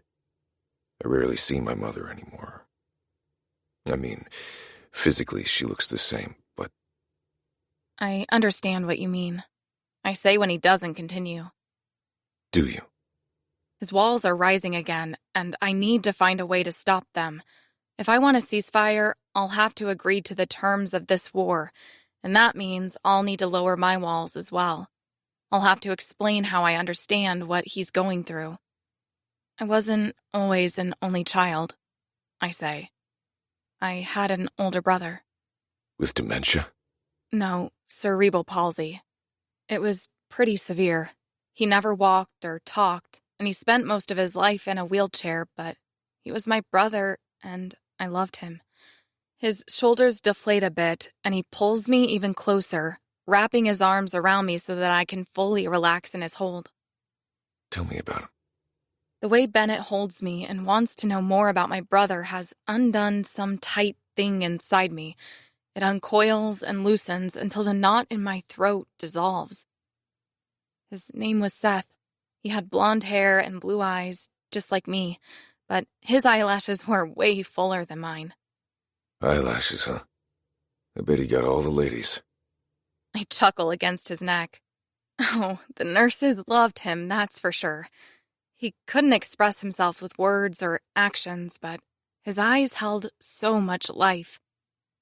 It might sound crazy, but he could communicate. When I would play around his chair or place a toy into his hand or lap, there was joy. When Dad fell through the ceiling while trying to remodel the upstairs bathroom, there was concern. He spoke through his eyes. How do you deal with his loss? I take a deep breath and try to find the right words. Nothing seems to convey the anguish my family felt, and continues to feel, in my brother's absence. I don't think we ever really dealt with it, I say. Not in a healthy way, at least. Mom locked up his room and sold all of his medical equipment to recoup some of the costs. She and Dad kind of act like I never had a brother at all, which is hard for me because I did. I never knew you had a brother, he says. I don't think Kendra knows either. She said you're an only child on several occasions. It's not something I tell many people. Including your best friend? His fingers land beneath my chin and raise my face so that I'm looking into his blue eyes. Kitten, it seems I'm not the only one on an island. Well, maybe I was partly wrong. Maybe islands aren't so bad if you let people visit every now and again. Is that all we're doing? he asks. Just visiting, because I'm not so sure anymore. His words register in my mind, but I don't have time to respond as Bennett moves us to the other side of the hot tub. I spin in his arms and sit on the seat facing him as he cages me between his biceps and hovers above me, his mouth so close to mine. I close my eyes and he kisses me, and this kiss is unlike any we've shared before. The vulnerability transfers to the intimacy, and the kiss sparks something inside me. It's wild, unbridled, and brimming with warm passion. It's honey and peppermint. It's devoid of familiar hatred and rife with something foreign. It's dangerous. I push him away and gulp air. When he kisses me like that, so completely, I can't breathe or think. He reduces me to a mindless blob of need. Bennett, what are you saying? I ask. He closes his eyes and presses his forehead to mine, but the words require more vulnerability than he can muster, it seems. Instead of angering me, his silence reassures me. Despite the consequences, we are very much on the same page. Me too, I whisper. Bennett groans and releases me so that he can drop down beside me. We really can't be anything, can we? He asks as he stares at the drooping monstera blocking his view of the door. I don't see how we could, I whisper, and here come the tears again. I clamp down on the inside of my cheek to give myself another painful sensation to focus on so that I can forget about the way my chest aches. I hate keeping it a secret, but if that's the only way, then... If I'm being honest, I don't like keeping it a secret either. What's the point of having mind-blowing sex if you can't brag about it to your girlfriends? Bennett smirks. Mind-blowing, huh? Don't start. Come on, kitten. A little praise never hurt anyone. Your ego is the last thing that needs stroked. Is my cock the first thing? I groan and smack his arm. Are you genuinely incapable of serious conversation? I'm beginning to get concerned. Okay. He sighs and falls silent, but a question nags him until he's forced to ask it. So, are you gonna go for Maverick, since we can't be anything? I shrug. I don't know. I mean, what's happened between us kind of changed some things in my head. Right. More silence fills the spaces between our words, and an uneasiness settles over us. We have no trouble with the hot and heavy moments, but the quiet times that pass so easily between lovers create an obstacle course I'm not sure we can get through.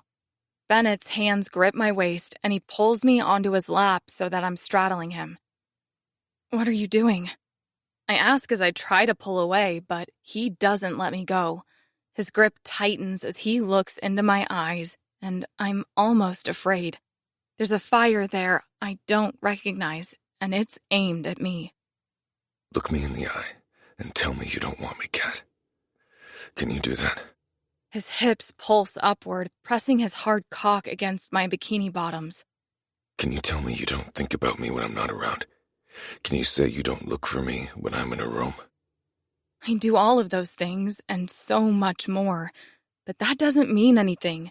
It doesn't mean that outing ourselves to everyone is the answer. What if it doesn't work out? I say. What then? We'll be forced to split our friend group, and that's after enduring their questions and commentary for God knows how long. And what if it does work out? I close my eyes and bite back a moan as he rolls his hips again. So tell me the truth. He demands. Answer my questions. Tell me it wouldn't rip your heart out to go a day without me now. His girth brushes against me again, and my eyes nearly cross. This isn't fair. He knows I'll say whatever he wants to hear when he's dangling an orgasm in front of me. Well, two can play that game. I grip his shoulders and grind my hips. Do you think of me, Bennett? Is that why you want to know if I think of you? His hands grip my hips, trying to stall my movements. What are you doing, kitten? Don't be disobedient. Oh, I'm very disobedient. I pick up speed and grind a little faster. Water and heat slosh between us. Now, tell me, what sort of things do you think about? Dirty things? Or are they sweet? He grits his teeth as a moan spills from my lips. I can't help it. The friction feels amazing. Do you look for me in a room? I bite his neck and hump him like my life depends on it. Fuck, you do, don't you? I do whatever it takes to keep from answering those questions myself, because the answers terrify me almost as much as that heat and his gaze. You're going to make me come if you keep that up, he says. I smirk and keep moving against him.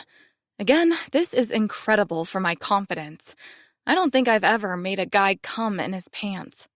Kid, if you make me come like this, I'll have to punish you later for embarrassing me. You gonna strip me down and bend me over your knee? I whisper in his ear. Tell me how you'll do it. Tell me how you'll punish me. His hand slips between us and he squeezes my breast. The spanking is just the start. You're in need of a lesson, and I want to make sure you don't forget it. I grind on him harder, and he sucks in a breath. I'm serious, Cat. Cut it out, he says. My hips roll and rock as he grips me tighter. His cock is a steel rod, and my skin is electric. The water conducts our spark, heightening the sensations until I fear I'll come to. He buries his face between my breasts, holding me against his firm body until I can barely move my hips. His cock jerks, pulsing like a faint heartbeat as he grunts against my skin and comes. Seconds later, he releases me and swipes the hair away from my face. Oh, kitten. He takes a deep breath and lets it out. You're in trouble. Chapter 28. Bennett. I try not to slip as I hoist Kat over my shoulder and carry her into the hall. The things I need to do to this woman require a little more room and a lot more privacy than this hot tub can provide. My clothes, Kat says with a giggle. They're still on the floor. What if someone finds them? I'll tell them I suspected you were the Wicked Witch of the West, so I doused you with water and proved my theory correct. I smack her ass, and it jiggles beside my head. I can't wait to bite it. Male voices reach my ears as we near the main hall, and I'm tempted to walk right out in the open with my prize draped over my shoulder like a championship belt. But I feel Kat tense against me, and I can't do it. I can't betray her trust. I lower her to her feet, and she chews her lip and looks up at me. Let's just keep it quiet until we figure out what this is, okay? She whispers. And what is this? I ask. She motions between us, then toward the upstairs rooms. You know, we're fucking, I guess, but I still don't know if there's more to it. I hate that she thinks the ball is entirely in her court. Like I'm some lovesick puppy she can play with when she feels like it. That's the real problem here. After taking a few steps forward, I peer around the corner and spy Maverick and Jim by the staircase.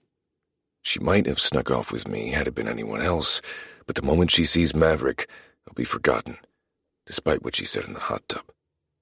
Who is it? Kat whispers. I sigh and motion for her to see for herself. She tiptoes closer and peers around the corner. As soon as she spots Maverick, her body tenses and she nearly leaps backward. Shit, she says. There's no way we can walk out together without drawing attention.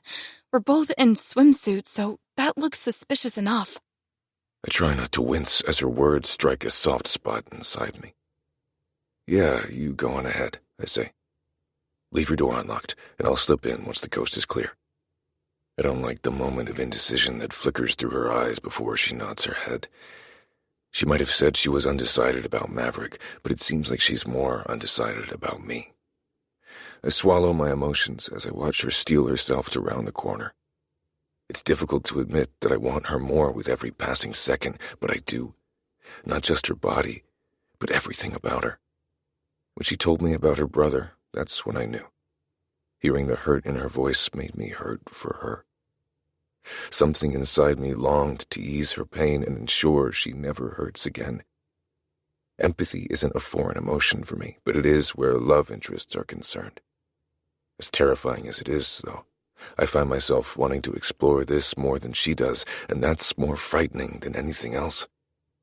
Her musical voice reaches my ears as she greets the two men, and I grip my teeth as I cower in the shadows like vermin. She lets out a soft laugh, and I want to punch a hole in the nearest wall. Whatever Maverick just said couldn't have been that fucking funny. I step a little closer to the corner so that I can listen in, but they're too far away. Their voices reach my ears, but the words are a series of muffled mumbles and mutterings. Goddamn all this wood and its sound-absorbing properties. If I want to hear what they're talking about, I'll need to get closer. I round the corner like I have somewhere to be, careful that my gaze doesn't linger on Kat for too long. It's a feat, really, because she's still in that tiny bikini. Maverick is too focused on her glistening tits to see me coming, though, so that's a bonus. Jim gives me a small wave as I start up the stairs. I wave back and keep going, but he calls my name before I reach the top landing, and now I'm stuck. I wait at the top as he grips the railing and makes his way to me. Dinner's been cancelled, I'm afraid, Jim says. Well, not cancelled, but there won't be a formal call to dinner. Chef has agreed to accommodate a limited room service menu for the evening. Is everything okay? Well, yes, for the most part. A few of the guests felt a little under the weather after the event, so Ezra and I thought it best to give everyone the night off to do whatever they'd like. It was that or cancel the excursions in the morning. I cock my head and look at him. Excursions. Oh yes, we've packed the final 2 days full of fun. We're doing a hunt in the morning, though it won't be nearly as grand as what we do on the island. A hunt in the dark? Are you sure that's wise? I glance down the staircase, and my eyes fall on Kat. We have more women than usual, and I'd hate to see one of them get hurt. Jim chuckles and shakes his head. We all know how sad you'd be if Miss Novak fell victim to the cattle, but safety measures have been put in place, I assure you. The entire hunting ground has been rigged with cameras, which will be monitored during the event to ensure the safety of all guests. We don't want another problem like we had at the summer retreat. He's being sarcastic, but I'm genuinely concerned about Kat's well-being. The hunts can get crazy. After getting lost in the woods, I doubt Kat wants to go on another trek through the frozen forest. I offer a small laugh. She'll probably sit this one out anyway. Jim shakes his head and looks down the staircase. No, I think she has every intention of attending. That's what she was just discussing with Maverick. He's offered to take her out to the range to practice with a bow. Anger runs through my veins like molten lava. My skin heats and a light sweat rises on my brow. We took Maverick under our wing when he came to us a few years ago, and now he's not only taken my job away from me, but he's about to take the girl, too. Yeah, we'll see about that, I say under my breath. Beg pardon? I look at Jim and smile. Oh, nothing. Nothing at all. I give him a parting wave, then head to my room. See you, Jimbo. That's Jim, he says to my retreating back. You know I hate being called Jimbo. It's so unrefined. I ignore him and keep walking. I don't even spare a glance down the stairs as I stride past the two chatty lovebirds at the bottom, but I feel Kat's gaze bore into me as I pass. She can lie to herself all she wants, but I know the truth. What I feel isn't a one-sided infatuation. This obsession goes both ways, and I'll make her admit it to me by the end of this retreat. Hell, I'll make her admit it to everyone. But before I can do any of that, I need to wrench her away from Maverick's claws. The door clicks shut behind me once I enter my room. I hurry to the closet, nearly tripping as I rush to step out of my swim trunks. Kat still needs to dress, and she'll probably want time to paint her face since she'll be with Maverick, but that's why I'm in a rush. If I want to know why Maverick's had a change of heart about the girl, I need to talk to him when she's not around. Especially if I want to properly sabotage things and ensure she chooses me. As I'm pulling on my coat, I hear the door to her bedroom click shut. Moments later, the pipes hum in the walls as she starts the shower. Good girl, I say under my breath as I tie my shoes. Give me all the time I need to make you mine. And she will be mine. I've made up my mind on that matter. It has taken me too long to find a woman I'm unwilling to share, and now that I have, I refuse to let her go. If I have to chain her to the bed and make her come until she's insane enough to love me, I'll do that. I'll do whatever it takes. And it starts today. Chapter 29. Bennett. He's difficult to track down, but I eventually find Maverick in the barn. Instead of setting up the sleigh, however, he's busy fiddling with one of the snowmobiles, which is great. The snowmobile is far less romantic. "Little dark for a drive through the woods, huh?" I say as I step closer. Maverick looks up and smiles, and I want to punch his white teeth until they aren't so straight anymore. I'm taking Kat out to practice with the bow. You're welcome to join. "You sure you didn't want it to be just the two of you?" I raise an eyebrow and wait for his answer. No, why would I want that? He eases the snowmobile out of the barn until the treads meet the snow. I know she has a thing for me, but I see her as a... Little sister, right? Yeah. He turns to face me. But if I saw her as something else, would that be a problem? I don't much care for the tone of voice he's using with me, and I don't even know where this sudden hostility is coming from. I fold my arms over my chest and posture to remind him that he's the pup here. "No, it wouldn't be a problem," I say with a shake of my head. "But if it was a problem, would that be a problem?" Would it be a problem if it was a problem that it was a problem? I blink. "Okay, enough cryptic shit. Are you making a move on Kat or what?" Bennett... Maverick sighs and nudges a clump of snow with the toe of his boot. Look, I'm just trying to be nice to her because you're giving her such a hard time. Everyone's getting sick of running interference between you two. It's a full-time job at this point. My eyes widen, and I can't believe what the fuck I'm hearing. Interference? Giving her a hard time? Kat and I have been worried people will realize we're fucking, but we're so good at hiding it that they think we're more volatile than ever. Wait, so you're taking her on a pity date? I ask, as my brain registers what else he said. You're going to make her think you like her when you don't? Isn't that kind of fucked up? That's what I said, but everyone else seems to think this is a great idea. Everyone else? Are you guys having fucking meetings about us? What the fuck? Maverick runs his hands through his hair. I agree. Everything about this is fucked. But Kendra's really worried about her, and I am too. She's been so depressed since the uptick in audition rejections she's received. Depressed? She hasn't seemed so very depressed. Hell, she hasn't even mentioned the failed auditions to me. Why does Maverick know about them when I don't? More jealousy fills the growing pit in my gut. So what happens when you have to destroy her after raising her hopes? I ask. Seems like this plan will do more harm than good. Again, that's what I said. So don't do it, I say. Don't take her out. Let me do it. Maverick starts shaking his head before I can even finish my sentence. Definitely not. Ezra and Kendra gave everyone strict orders to keep you two away from each other, and I'm not risking Kendra's wrath. Have you seen her when she's pissed? I shudder, because, yes, I have. But I have to do something. If Maverick puts the moves on Kat, she'll cave, and if she kisses him, I'll have to kill him. He's pissing me off right now, but Ezra and I see him as an unofficial little brother, and I really don't want to kill him. Don't do this, Maverick. I'll deal with Kendra and Ezra. Eve, Grim, and Icepick too? And you can't forget Jim. I scoff, realizing how deep this goes. Kat's concerns that everyone will hound us to death don't seem so fabricated now. What about Rosie? Is she in on this too? Maverick shoves his hands into his pockets. Surprisingly, no. She shook her head the entire time, but she refuses to say why she disagrees with the plan to keep you two away from each other. Refuses to... Maverick, she can't talk. She can, but only Grim understands her.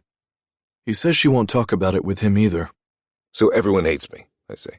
Is that what you're telling me? Maverick rocks on his heels and looks at the snowy ground. Hate is a very strong word. I nod and turn my head to spit the bitter taste of loneliness out of my mouth. Maybe Kat wasn't so far off when she said I'm a man on an island. She's wrong about how I got here, though. I didn't choose to be alone. The people in my life made that choice for me. As I turn and walk away, Maverick calls after me. I don't stop. What's the point? He's set on being their lackey, and fooling Kat into thinking he's falling for her. They want to hurt her, not me. Yet I'm the one she needs protection from? White-hot rage blinds me as I make my way back to the mansion. I have to stop her before she gets hurt. With all those hearts in her eyes, she won't be able to see what's going on. By the time I reach the front door, I still haven't seen her. I know I didn't miss her because there's only one path to the barn. That means she's probably still in her room preparing for her little date. I have to stop her, but how? If I tell her the truth, the maverick is pretending to be interested out of pity. It will crush her. For the first time since I met her, I don't want that. I want her to be happy. With me, of course. I power walk through the empty front hall, then take the stairs 2 at a time. If I can't convince her to stay behind with me, I could always hold her hostage. I imagine what she'd look like tied up on the bed. Beautiful perfection. But that won't win any brownie points with everyone else, so I scratch that idea. As I pass her door, I give the handle a jiggle and find it unlocked. Despite her plans to spend the evening with the golden boy, it seems she hasn't forgotten about the orchestrated rendezvous with her tarnished lover, me. Stepping into her room, I spy an outfit sprawled across the bed, but Kat must be in the bathroom because I don't see her. A clatter and a curse word come from behind the closed door, confirming my suspicions. Seconds later, a blow dryer fires up. Since she's occupied, I take a look around the room, trying to find a way to sabotage her and ensure she stays here. Talking would be so much easier, but again, I can't bear the thought of seeing the pain in her eyes. I also don't want to be the consolation prize. If I tell her the truth, it all but guarantees she'll run right into my waiting arms, but that isn't how I want to win. I want to be chosen. The bra and panty set on the bed catches my attention, and I step closer. I lift the tiny pink thong and run the patch of lace through my fingers. The hard-on is immediate. I glance back at the bathroom door, wondering if I have enough time to beat my dick and force her to wear cum-soaked panties on her little date. But then the cat jumps onto the bed, and I have a better idea. No, I'm not about to beat off on the cat. I'm not that deranged. "Hey, Shorty," I whisper as I step closer. "You're about to help me make nice with your mommy." The humongous black cat just looks at me and flicks his tail. He takes a seat, right on Cat's pink bra, and begins grooming his paw. His rough tongue flicks out, swipes his paw pads a few times, and darts back into his mouth. When that doesn't quite satisfy him, he takes to gnawing at whatever is there. "Something bugging you, buddy?" I sit beside him on the bed and take his paw into my hand. The largest pad is warmer than the rest, and a splinter pokes from the center. Damn, that looks uncomfortable. Let me help you. I pull the cat into my lap, and he purrs as I pluck the splinter from his paw. Despite how disgusting and vile I find these animals, Cat loves them, this one in particular, so I kind of have to help him. Once the sliver of wood has been removed, I can't even tell it was there in the first place. "You're a tough little asshole, huh?" I scratch under his chin as the blow-dryer cuts off in the bathroom. Looks like we need to make a move. Tucking the cat under my sweater, I hurry back to my room before Cat sees me in hers. Once she realizes he's missing, she'll cancel her plans with Maverick so that she can look for Shorty, but only if she doesn't see me catnapping him. That's when I'll swoop in and save the day by finding him myself. It's one hell of a plan. What could possibly go wrong? Chapter 30. Cat. Looking into the mirror, I drag vanilla-scented lip gloss over my mouth as I try to think of a way out of this. I can't go with Maverick this evening. I want to spend more time with Bennett. We were finally getting somewhere, and now this happens. But I can't say no. It's no secret that I had a major crush on Maverick, and as far as everyone else is concerned, I'm still hung up on him. Staying behind when he's asked me to an activity would be suspicious as fuck. I step out of the bathroom and head to the bed to dress. I'd hoped to find Bennett sitting on my bed by the time I finished getting ready, but I guess he changed his mind. Not that I blame him. He probably sees the situation as me choosing Maverick over him, but that couldn't be further from the truth. Bennett is the man I want. He just can't know how badly. He can't learn how much I miss him when he's not around. It's like I've lived my entire life with a piece missing from me, and now that I know how well he fits in that gaping hole, I want to be filled all the time. Double entendre intended. I just need more time, that's all. Telling Kendra about this will be one of the most difficult conversations I'll ever have, and Bennett's side of things won't be any easier. The difference is that he doesn't care what everyone thinks, but I do. Black fur clings to my pale pink bra as I lift it from the bed. I give it a good shake, but it doesn't matter anyway. No one will see me in this. Maverick might make a move, but I'll have to play coy, because my heart belongs to someone else now. Shorty, come give your mama a cuddle, I say as I dress. I need it. By the time I finish piling on clothes, including Bennett's coat, which still smells of his cologne, Shorty hasn't emerged. Even when I get on my hands and knees and reach for the ever-reliable pss-pss-pss, he doesn't show his adorable little face. You might be able to resist my charms, but you'll never say no to treaties, I say in a sing-song voice. I hurry to the dresser and pull the little tube of stinky cat treats from the middle drawer. After giving them a good shake, I turn expecting to hear heavy little paws padding toward me. But he doesn't appear. My heart beats a little faster in my chest, but I hold the panic at bay. Shorty can be a bit difficult sometimes, but he's still in my room. He has to be. It's not as if he grew opposable thumbs and opened the fucking door. I grab my phone from the nightstand and use the flashlight to look under the bed, dresser, and inside the closet. But my poor cat is nowhere in sight. I hurry to the bathroom next. It isn't his favorite room, what with all the water, but he sometimes sneaks in when I'm getting ready. He isn't in there either. The bathroom is just as empty as I left it. Despite my best attempts to remain rational, panic creeps in. What if he got out of my room? Worse, what if he got out of the mansion? My poor baby isn't cut out for cold weather, and the expensive mansion furnishings aren't cut out for cat piss. He's litter box trained, but the only litter box is in his room, where he isn't.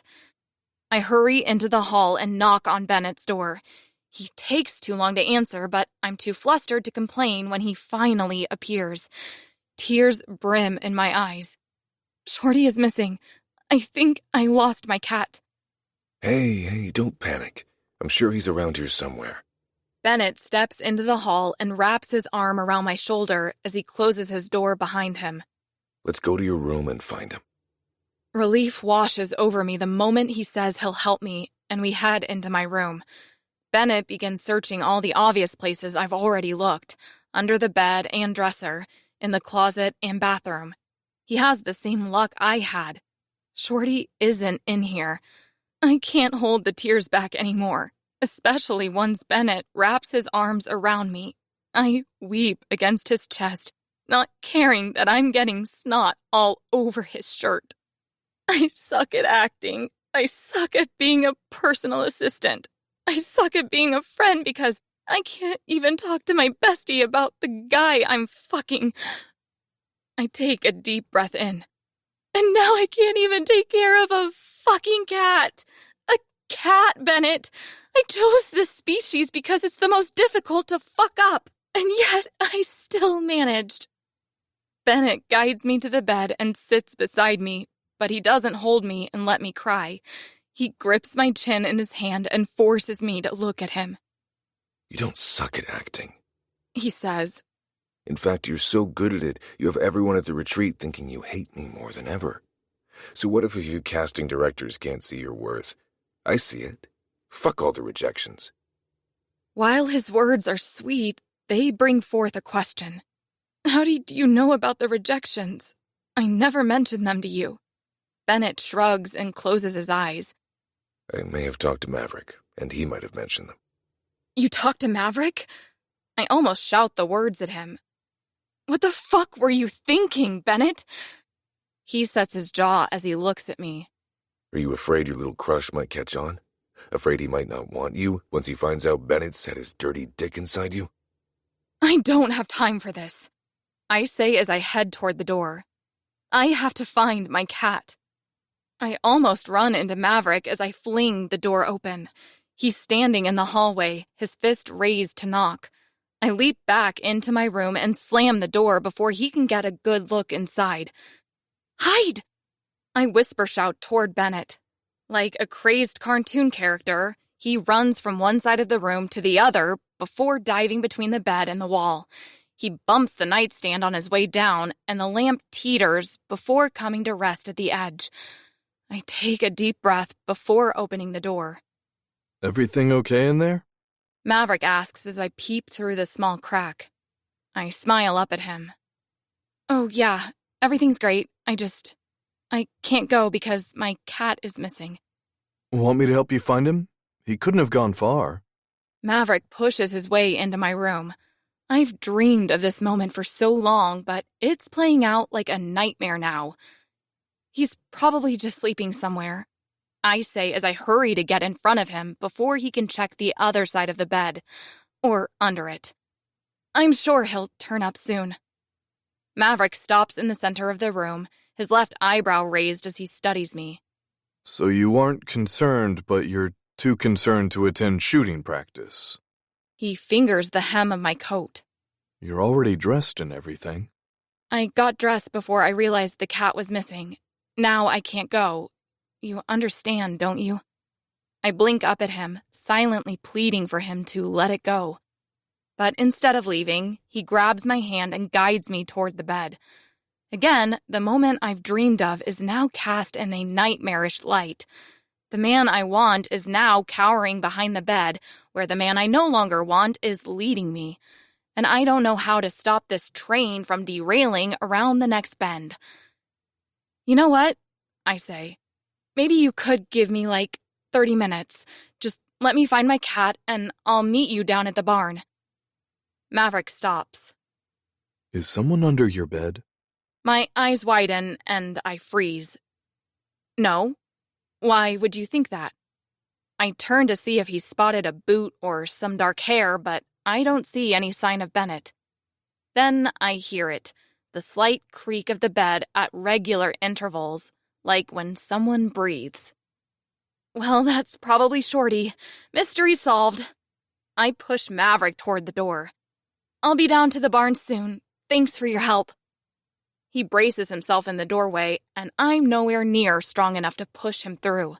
As he spins and rushes past me, I nearly fall into the hallway. I can only stand and watch as he rounds the side of the bed and stops, his eyes wide, but when he reaches down, I'm forced to act. Don't hurt him! I shout as I rush toward the bed. But as he stands upright again, he isn't gripping Bennett's shirt collar in his hand. He's holding the lamp cord and shaking his head. You have to be more careful. This could have started a fire. He holds up the cord. Copper wire peeks through the places where Shorty has chewed. I smile and bite my bottom lip to hold back the scream. Well, now that you've saved us from a fiery death, I'll see you down at the barn. As he goes to turn, I spot Bennett's boot peeking from under the bed. Maverick will trip on it as soon as he turns around, so I halt his progress.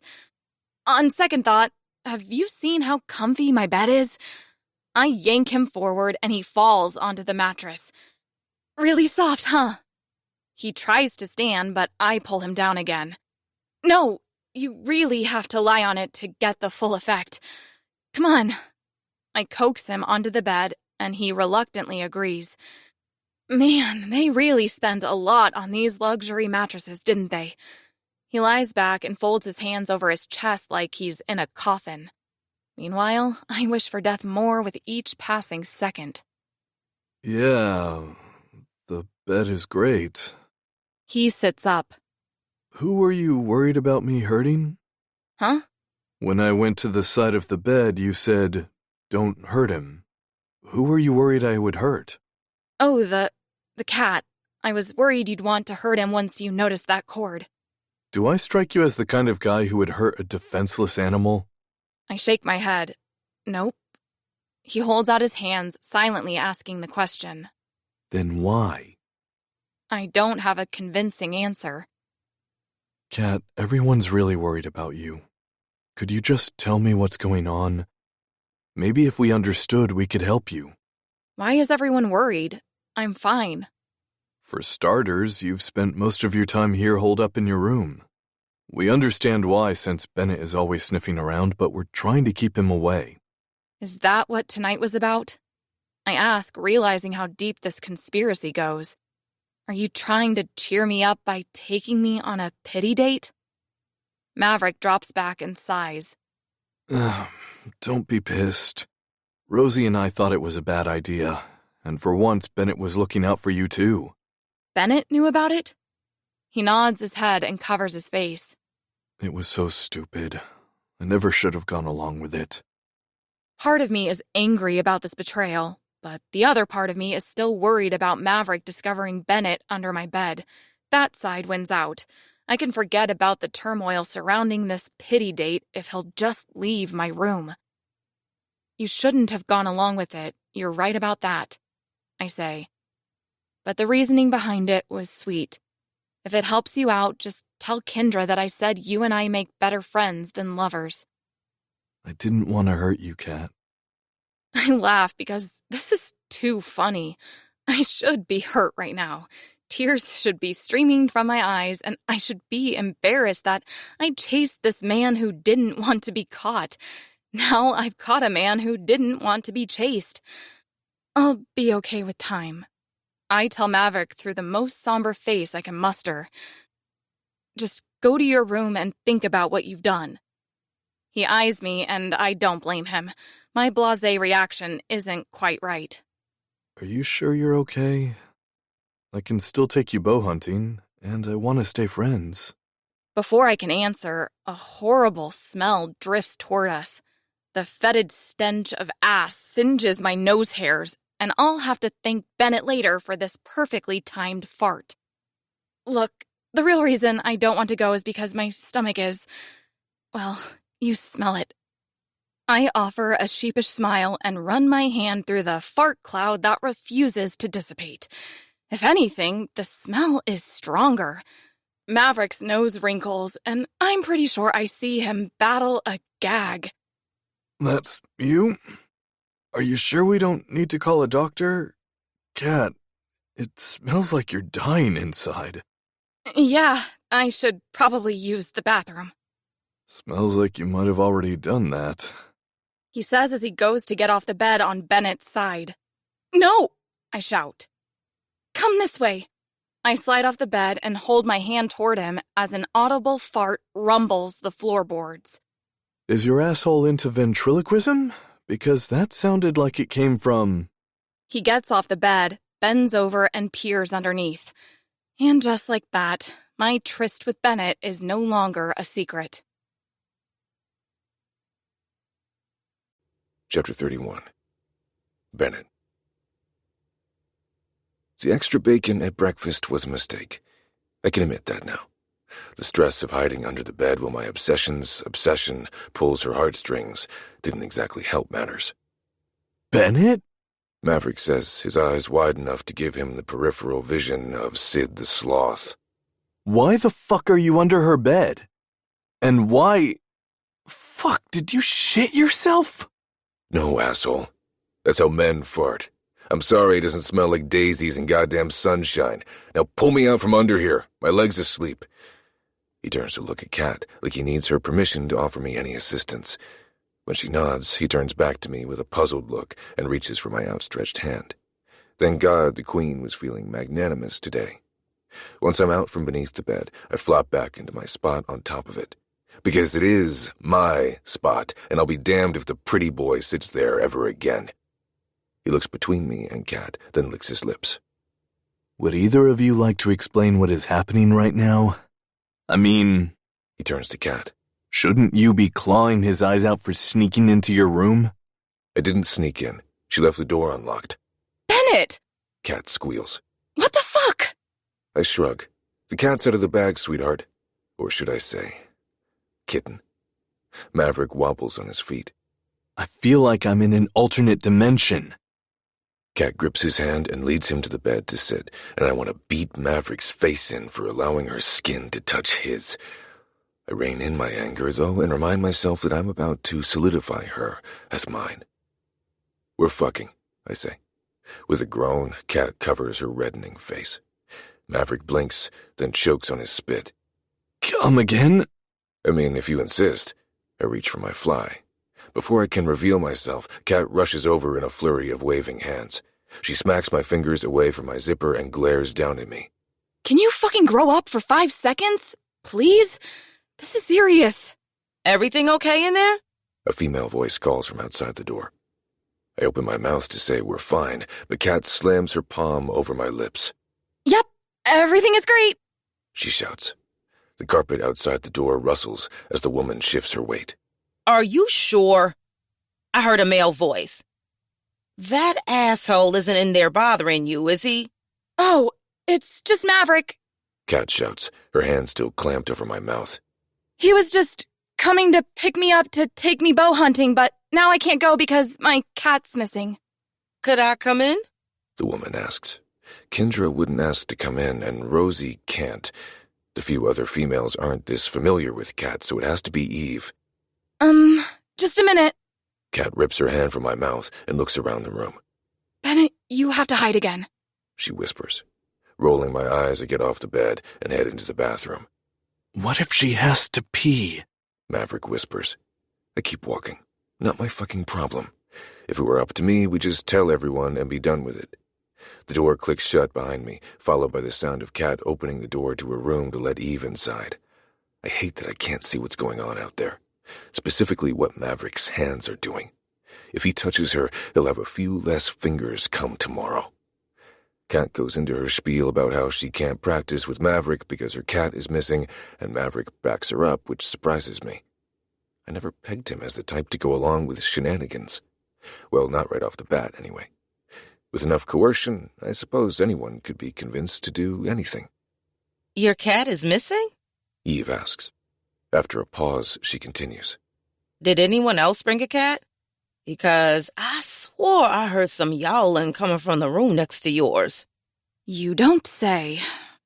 Cat says, and I don't need to see her face to know she's pissed. I'll have to make this up to her. Well, with the mystery of the missing cat solved, I guess I can go after all, Maverick. Why don't you go down and get the sleigh set up for us? Oh, I already pulled out the snowmobile. Maverick says. Cat sighs.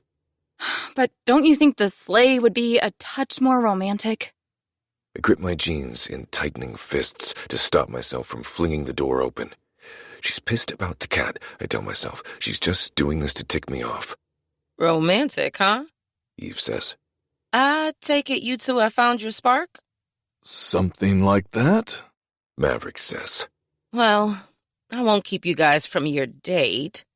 I just wanted to lay eyes on my girl and make sure she's safe. As long as you're around, I don't think we have to worry about Benson. Bennett. Maverick and Cat say in unison. Right. What's that guy's deal anyway? Eve says with a laugh. I get that hot guys are notorious for being complete shitbags, but he takes the cake. At least you picked the winner with Maverick. Oh, well, we're just friends, so... Honey, don't give me that. Eve says. The man already knows you have hearts in your eyes, so there's no need to play coy. If I squeeze my fists any tighter, I'll break my fucking fingers. Well, I'll get going. Eve finally says. Remember to use protection. Oh, they're gonna need protection, all right. Protection from my fucking rage if they think they're actually going through with this date. The door to Cat's room opens and closes. Coast is clear. Maverick calls from the bedroom. I open the bathroom door. There is no way in hell you're taking her out, I say as I step into Maverick. I don't have a fucking choice now, he says as he takes a step back. Don't get pissed at me. None of this was my idea, remember? Then make it a fucking choice. Either she goes bow hunting with me, or she doesn't go at all. Cat clears her throat and steps between us. Excuse the fiddling fuck out of me, but I'm capable of making my own decisions. Or have you both forgotten? We turn to look at her, both our mouths opening with a rebuttal. But she holds up a hand. Shut up. Just shut the fuck up, both of you. She pins me in place with a glare. Where is my fucking cat? He's in my room. I look down at the carpet. I've only felt this sort of shame once before, and it was when my mom caught me beating off to the Food Network. Look, in my defense, food porn is a thing. It's common knowledge that I had a crush on you. Kat says to Maverick. I want to apologize if I made you uncomfortable. But if you ever offer yourself to a woman as a pity date again, I will cut off the entirety of your manhood and let Chef Maurice do something incredible with it. Maverick swallows hard, and his throat clicks. Got it. Now I'm going to get my poor cat from Bennett's room, and then I'm going to go bow hunting with Bennett. Are we all clear? Feeling triumphant, I smile, but Maverick quickly wipes the grin off my face. There's just one problem with that plan, he says. He mentions the cameras down at the shooting range and explains that someone is always monitoring them. And Kendra is currently holed up in the surveillance room with popcorn and wine. She really wanted this for you, Maverick adds. Kat sighs and sits on the edge of the bed. Why does this have to be so complicated? Maverick goes to sit beside her, but then he notices my clenching fists and opts to stand in front of her. It doesn't have to be. Why don't you just tell everyone? Yeah, they'll be shocked at first, but... Shocked? You think they'll be shocked? I wish that's all I could expect. She's scared everyone will give us hell, I say. I thought she was being ridiculous at first, but you've seen the way everyone tries to keep us apart. Maverick runs his hand through his hair. Yeah, but you're a dick, dude. We all care about Kat, and we just don't want her to get hurt. Wait. Kat shouts, and we turn to look at her. I have an idea. Chapter 32. Kat. I grip the sleeve of Maverick's coat as I snuggle up in the back of the sleigh. It's late afternoon, not yet dinner time, but it might as well be night. I sigh and drop my head against a strong shoulder. The horse's hooves thud against hard-packed snow.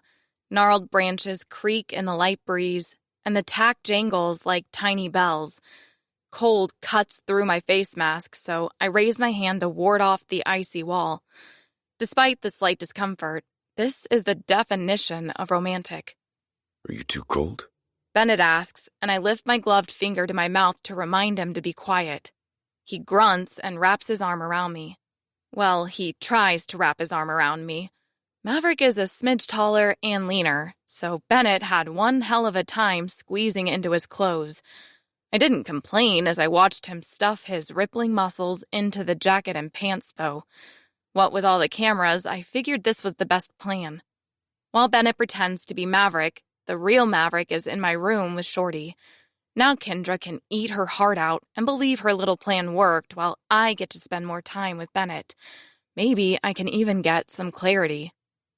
The sleigh pulls up beside the shooting range, and I hand the coachman a walkie-talkie as Bennett gathers our supplies and cattle from the rear. We'll call when we're almost done. I say to the coachman, a squat little man with a scar running over the bridge of his nose.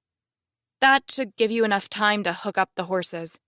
The man nods down at me, then jangles his way back through the forest as I stand and watch him disappear. A few grunts come from behind me, and I turn to see Bennett struggling with one of the cattle we brought. The man in the red jumpsuit thrashes against Bennett, throwing his weight to try to knock him off balance, but Bennett is too powerful for him. He sets the red jumpsuit on his feet and glares at him. Couldn't we have practiced with normal targets like normal people? I ask. Bennett swings on the bound man and catches him in the jaw with a solid right hook. The man drops into the snow with a muted thud. After shaking out his gloved hand, Bennett turns to face me. If you aren't ready for the big leagues, we don't have to swing for the fences, but it's better to be prepared than to be caught lacking. He kicks the man in the gut. This one is yours. If you don't want to kill him, don't kill him. With a grunt, he bends at the waist and hoists the man over his shoulder. The action proves too much for the strained snow gear covering his muscled frame, however, and some inner seam rips with audible power. I'll buy a new jacket for Maverick. Bennett says. He carries the man toward the hay bale targets at the end of the range, then drops him in front of the last one. Another rip breaks the forest's silence. And some pants. I mutter, though he's too far away to hear me. He repeats the process with the second target we brought along, carrying the man down to the end of the lane, then plopping him in front of a hay bale. He doesn't have to knock that one out. His cattle just whimpers and shivers. He has no fight left. Bennett returns to my side, and I hold out my hand for the crossbow in his grip. He looks down at me, a smug smile in his eyes, which is all I can see. I made him promise to wear a mask the entire time so that the cameras, and any prying eyes, can't see his face. Not so fast, kitten. Before you can use a weapon, you must first learn the proper... I snatch the crossbow from his hand, aim it downrange, flick off the safety, and fire a bolt into a distant hay bale. It doesn't strike center, but it's close enough. I grew up on a farm, city boy. I know how to use a crossbow. I lower the weapon and slide my hands back into my gloves. Fuck, why is it so cold? Bennett just stands there and blinks. Load another one, I say. I'm too cold to do it. Regaining his composure, he begins loading another bolt. You grew up on a farm, huh? Yeah, chickens and horses. A few goats when I was younger. Daddy had dreams of being a rancher, but he never made it big. Did you guys ever eat the chickens you raised? All the time, I say. I had a really fun carry situation at school because of it, too. My mother never told me that raising our food would be seen as taboo by some people, so I didn't keep it a secret. Girls who I thought were my friends dumped a bottle of red finger paint over my head when we were dressing out for gym class. They called me a murderer. He hands the loaded crossbow to me and steps behind me. Kids are fucking cruel. Yeah, they are. I raise the bow and fire. The bolt flies wide this time, and I miss the hay bale completely. Bennett takes the bow and loads it again. He steps behind me, wrapping his arms around my body and helping me hold the weapon steady. What are you thinking about when you shoot? He asks. You're shaking. I'm cold. You're angry. I laugh and turn in his hold. No, I'm not. I'm pretty sure I'd know what my own emotions are. But he doesn't laugh with me. There's no glint of humor in his blue eyes, and thanks to the stadium lighting surrounding the shooting lanes, I can see them quite clearly. Feeling mildly uncomfy, I struggle in his hold, but he doesn't release me. Instead, he spins me around and raises the bow in my hands. Warm breath filters through my hood as he says, Remember how you felt when those kids dumped that paint on your head? I want you to feel that right now. Then I want you to push all of that pain into the bolt and send it. I roll my eyes. This is a stupid fucking exercise. I pull back on the trigger, and the bolt shoots forward, right into a distant tree. Bennett takes the crossbow, loads it again, and shoves it back into my hands. Feel it, don't fight it. When you were confident, you shot straight. Now you're shaken. You're trying to stuff down what you're feeling. Just let it happen. With a sigh, I grit my teeth and raise the weapon again. But I can't do it. I don't want to go back to 12-year-old me. I don't want to remember what it felt like to be laughed at and mocked. I lower the crossbow. Bennett, If that doesn't work, channel something else. Channel some rage. I know what's in there. Maybe toward you? I grumble. 5 women. What? The guy I picked for you. He raped 5 women. Taking a deep breath, I look down the lanes and find the crumpled figure wearing a red jumpsuit. He has a type, too. Bennett continues. He likes them weak and old. He doesn't even kill them when he's done. After breaking their bones and... I don't want to know. You need to hear it. Aim the bow at a target. A tear slips past my eyelids as I raise the bow and take aim at a hay bale. His first victim was 80 years old at the time of the assault. Her name is Rhonda, and she'll never walk again. I fire the bolt, and it strikes the bale this time. Bennett grabs the crossbow, loads it again, then moves us to the next hay bale in line. Your next shot is for Greta, a breast cancer survivor. After enduring so much, he put her through a hell no woman deserves. The bolt flies, and this time, it's a perfect shot. dead center. As he loads another bolt and takes us one step closer to the lane with the cattle, I realize what he's doing. He's leading me down the line, hoping I'll take the shot when we reach the end. I can't do this. Yes, you can. He shoves the crossbow into my hands and leaves no room for argument. Stop thinking in terms of can and can't and start thinking like us. Maybe that's the problem, I say. I'm fascinated by what you do, but I'm an outsider looking in. I'm not truly one of you, and I think it's time I accept I never will be. Bullshit. You're just afraid of your potential. What potential? My potential to fail? Because that seems to be all I can manage lately. Because you haven't tried yet. I push the bow back into his hands. Because this isn't something I can take back. It's a life, Bennett. He pushes the bow into me. Do you think he cared? Did he care about lives? Now do it. Shoot him. No. Shoot him, Cat. No! Without thinking, I turn and fire the weapon. The bolt finds a home in the cattle's shoulder, but it's the wrong one. I shot the guy in the pink jumpsuit. Oh shit! I say as the man lets a scream squeal through his nose. Sorry! I rush forward and drop to my knees in front of the man. Pulling his shoulders forward, I reveal the target just behind him. Bennett whistles. Bullseye. This isn't a joke, I say. Help him! He's bleeding! A red puddle gathers beneath the man at an alarming rate, and it's my fault. Bennett pulls a knife from his pocket and uses it to slash through the superglue holding the man's lips shut. Unfortunately, he snags the man's lower lip in the process. The yellowed strip of flesh wobbles and pours blood with each scream he releases. Jesus, you're making it worse! I shout. Tell her what you did. Bennett says over the man's screams. Tell her the truth, and I'll let you live. The man's red-rimmed gaze shuffles between us before finally landing on me. My niece. He blubbers. I made her. I don't want to know. I push the crossbow bolt deeper, and he finishes his sentence with a scream. Bennett presses the knife to the man's throat. I said, tell her! The man screams, then focuses on me. I forced my 6-year-old niece to... I wrench the knife from Bennett's hands and drive it into the man's throat. Chapter 33. Bennett. A red fountain jets from the wound as Kat yanks the blade backward again, and a bewildered look flashes in her blue eyes. Shock is setting in because she finally did it. She's taken her first kill. Don't stop now, I whisper. Ride it, kitten. Ride the wave and keep going. Feed your rage. Her breath comes in quick, short bursts, but instead of rushing headlong into a frenzy, she drops the knife and faces me. Holy shit, she says on an out-breath. Holy shit, holy shit, holy... I lower my mask, then her face covering, and press my lips to hers. Fuck the cameras.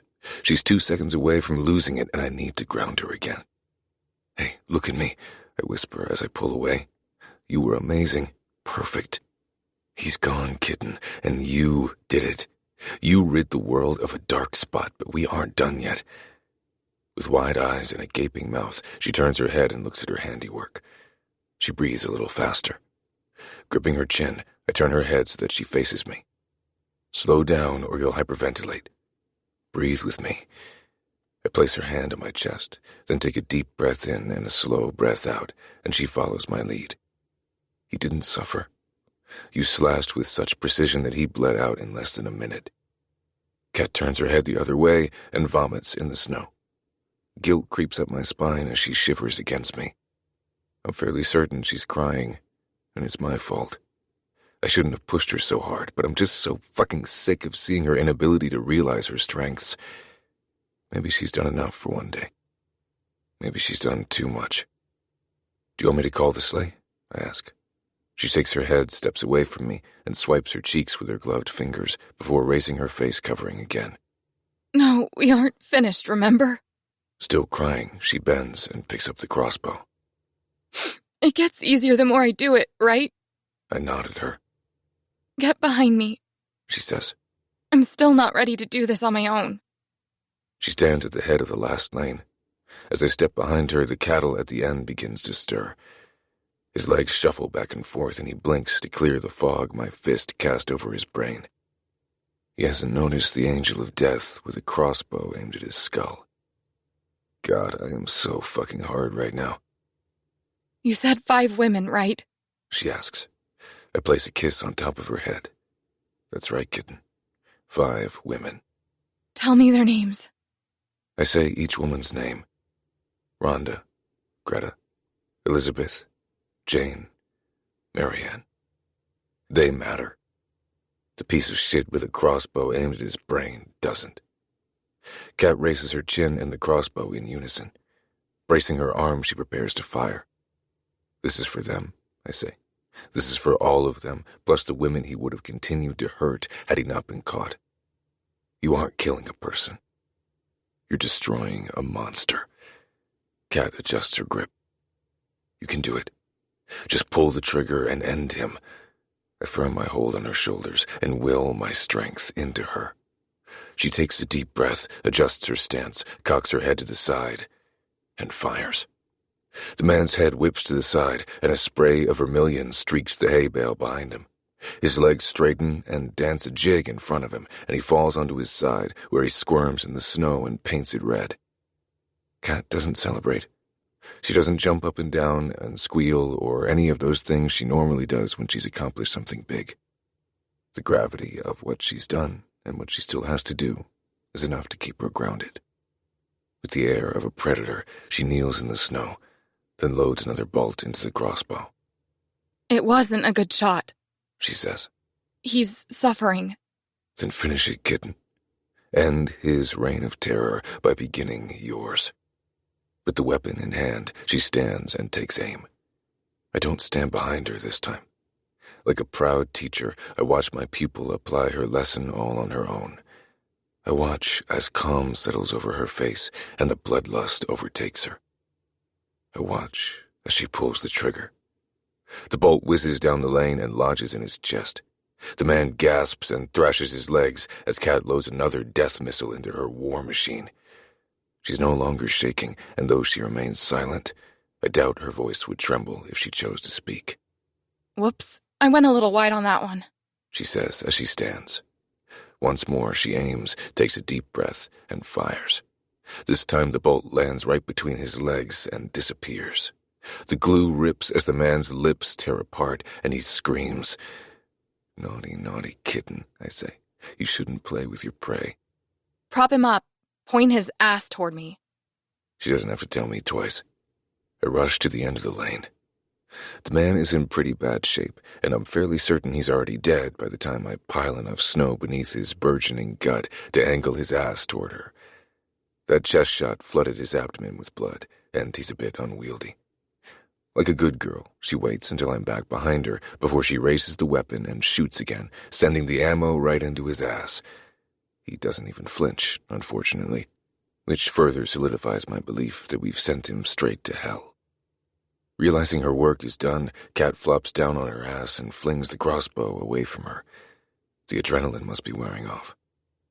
I did it, she says. I actually did it. I killed him. I sit next to her and pull her into me. Damn right you did. You killed the other guy too, don't forget. Oh shit, I did, didn't I? Kat lowers her mask, licks her lips, and looks around. A slight giggle slips out of her, and she covers her mouth. When he said his niece, I just snapped. And then thinking about those elderly women, it was too much. I just acted. You were a little blue-eyed demon, that's what you were. How did the knife feel? Or did you prefer the crossbow? I swiped the hair away from her face. I don't want to miss a moment of the way she looks right now. I'm hungry for each response. The need to know how it feels for her drives me wild. She glances at the 2 victims. Her victims. The crossbow was better for me. I'll be honest and admit that I didn't miss any of the shots I took. I wanted him to hurt. I know. I place a kiss on her nose, the tip of which has turned too pink, then raise her mask again. Are you ready for me to call the sleigh? Yeah, go ahead and call, but let me see that knife. It's over by the first guy. I point toward his body with one hand and pull the walkie from my pocket with the other. Actually, you better call the sleigh. Someone might recognize my voice. Oh, right. She presses the button on the side and lets the coachman know we're ready to leave.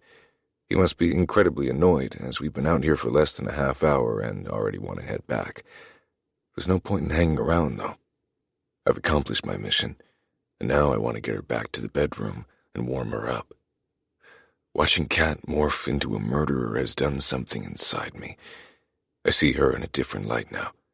She isn't some meek little thing that needs protecting. She's come into her own, and now people will need to be protected from her. Part of me hopes that Kendra watched all of this.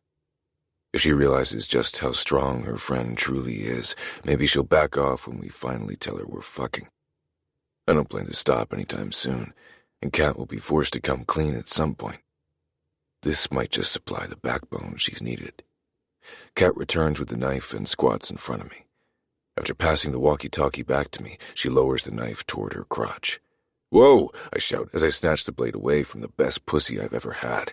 "What the fuck are you doing?" I can't exactly strip down out here. I'll freeze to death. Strip down? Why would you... Oh. As she looks up at me, with the familiar hunger in her eyes, my brain finally registers what's happening. Like many of us, this girl isn't wired quite right, and now she's turned on by justifiable homicide.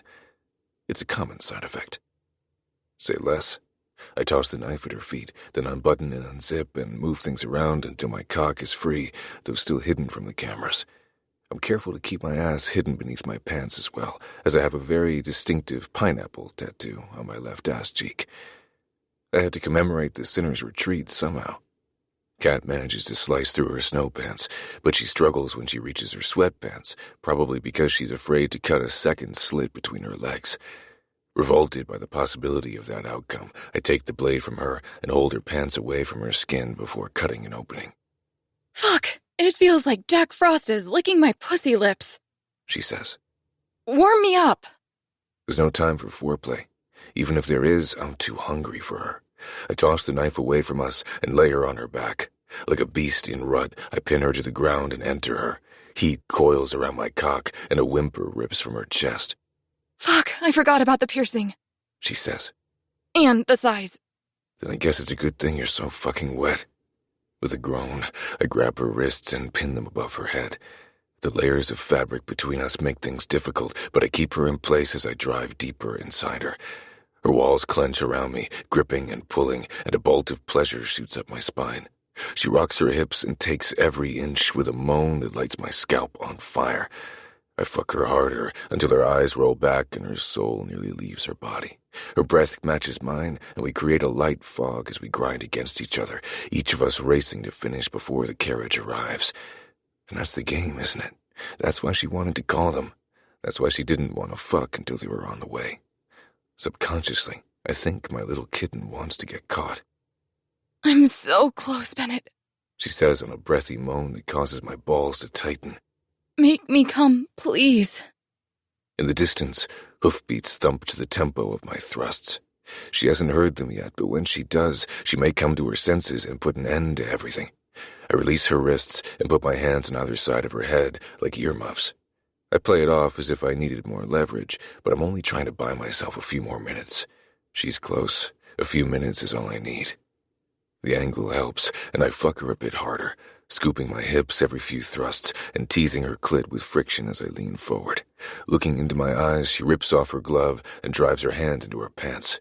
It's not enough for me, though. I want to see her face when she comes.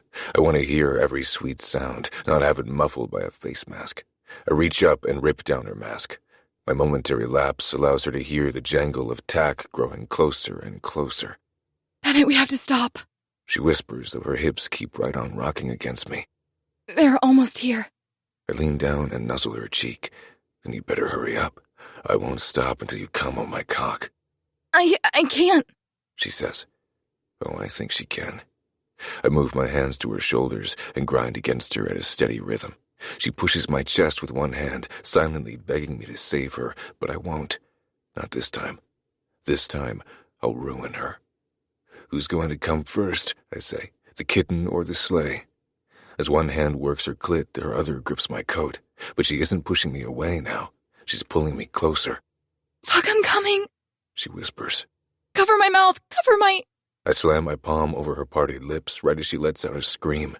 Her eyes widen and roll, and she sucks air through her nose as she releases cries of pleasure against my hand. Meanwhile, I'm fighting a battle of my own, and I'm losing. Hearing, seeing, and feeling her come is too much, and I fill her.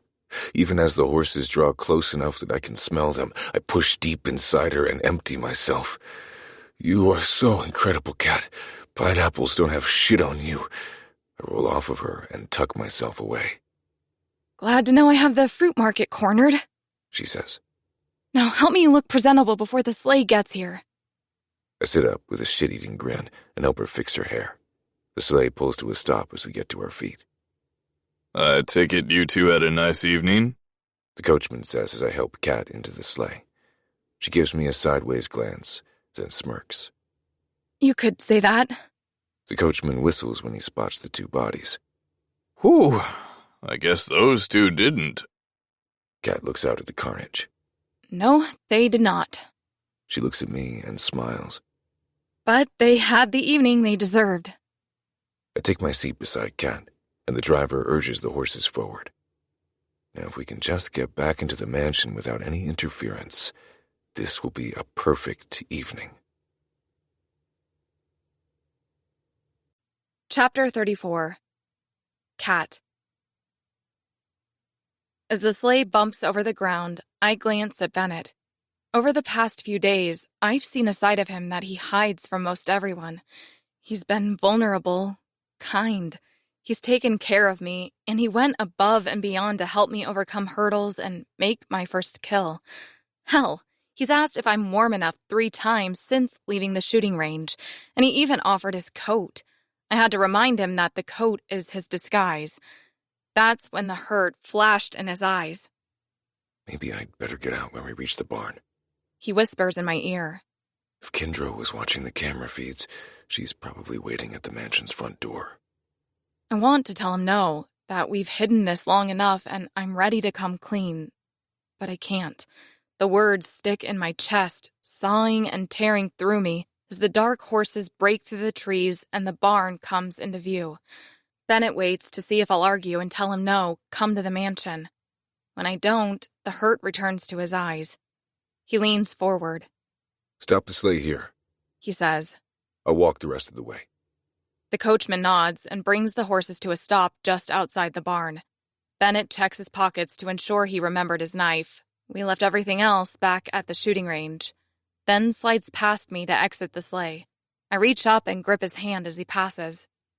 Thank you for everything. Seriously, Maverick.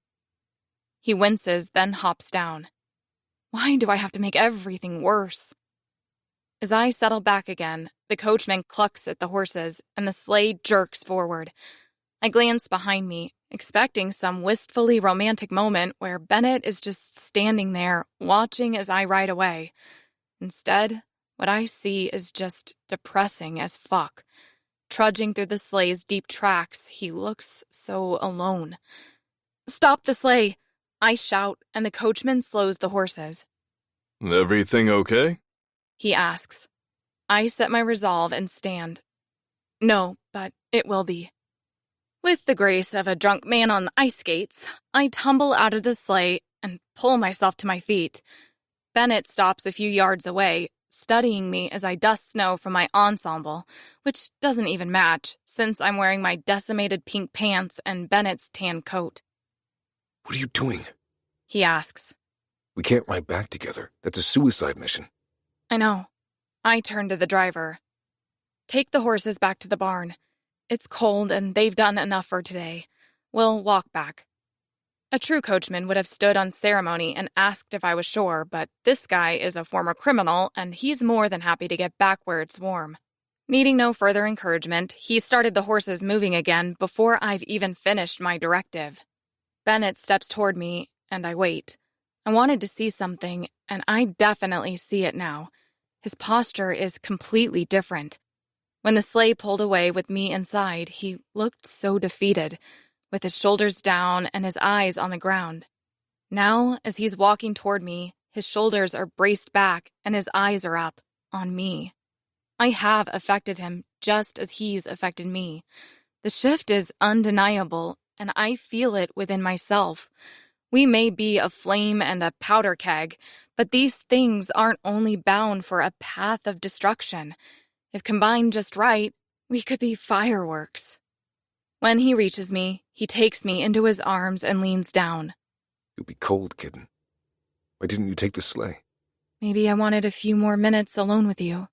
I stand on my tiptoes and lower his face mask so that I can kiss him. But a small peck isn't enough for Bennett. He pulls me closer and kisses me fully, sending sparks of pleasure between my legs. Or maybe that's the draft, since I slashed my fucking snow pants to hell and back. A few minutes won't be enough, he says against my mouth. I want to stay the night with you. My heart hammers through all 50 layers of clothing, and I'm sure he feels each terrified thump. The night? Like, the whole thing? He rolls his eyes. No, just the dark part. It's always dark. Then I guess I'll just have to stay there forever. I smack his chest and giggle as he smirks against my jaw and peppers my neck with kisses, the fear of what he's asked forgotten. Surely he isn't serious. It's so risky. Hand in hand, we start for the log mansion like two lovesick teens sneaking back from a midnight makeout session. My palms begin to sweat as porch lights come into view, and I'm thankful Bennett can't feel my fear through the gloves. We'll have to part ways, and he'll need to sneak inside before anyone gets too close. On a shitty CCTV monitor, he can pass as Maverick, but if anyone gets within 10 feet of us, the differences are obvious. A large light at the front of the mansion casts a circle of discovery, which we're careful to avoid. We stand just outside it, holding each other as snow begins to drift from the sky. I'm proud of you. He says after a stretch of silence. You no longer have to feel like an outsider. You're one of us now, all the way. I smile against his, technically Maverick's, coat. Maybe that's where the sudden feeling of peace has come from, though that orgasm certainly helped. But then, as is often the case for me, the peace doesn't last. You two lovebirds still at it?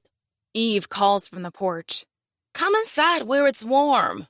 Shit, I say under my breath. I look at Bennett. You have to... I know, kid. I know. He sighs, shakes his head, places a kiss on my forehead, and retreats further into the shadows. A pit forms in my stomach as I round the corner and step fully into the light. Not even Eve's beaming smile and waggling fingers can ease the hurt I felt when I saw his face. Because of me, I'm hurting him. All this time, everyone was afraid Bennett would break my heart, but I'm the true villain here. Eve and Kendra surround me and lead me inside. They cloak me in rapid-fire questions and high praises until I'm suffocating. I don't even have a chance to respond to anything. I hold up my hands as we enter the main hall. Guys, I'm so grateful you're excited for me, but I'm kind of tired. Any chance we can gush about this tomorrow?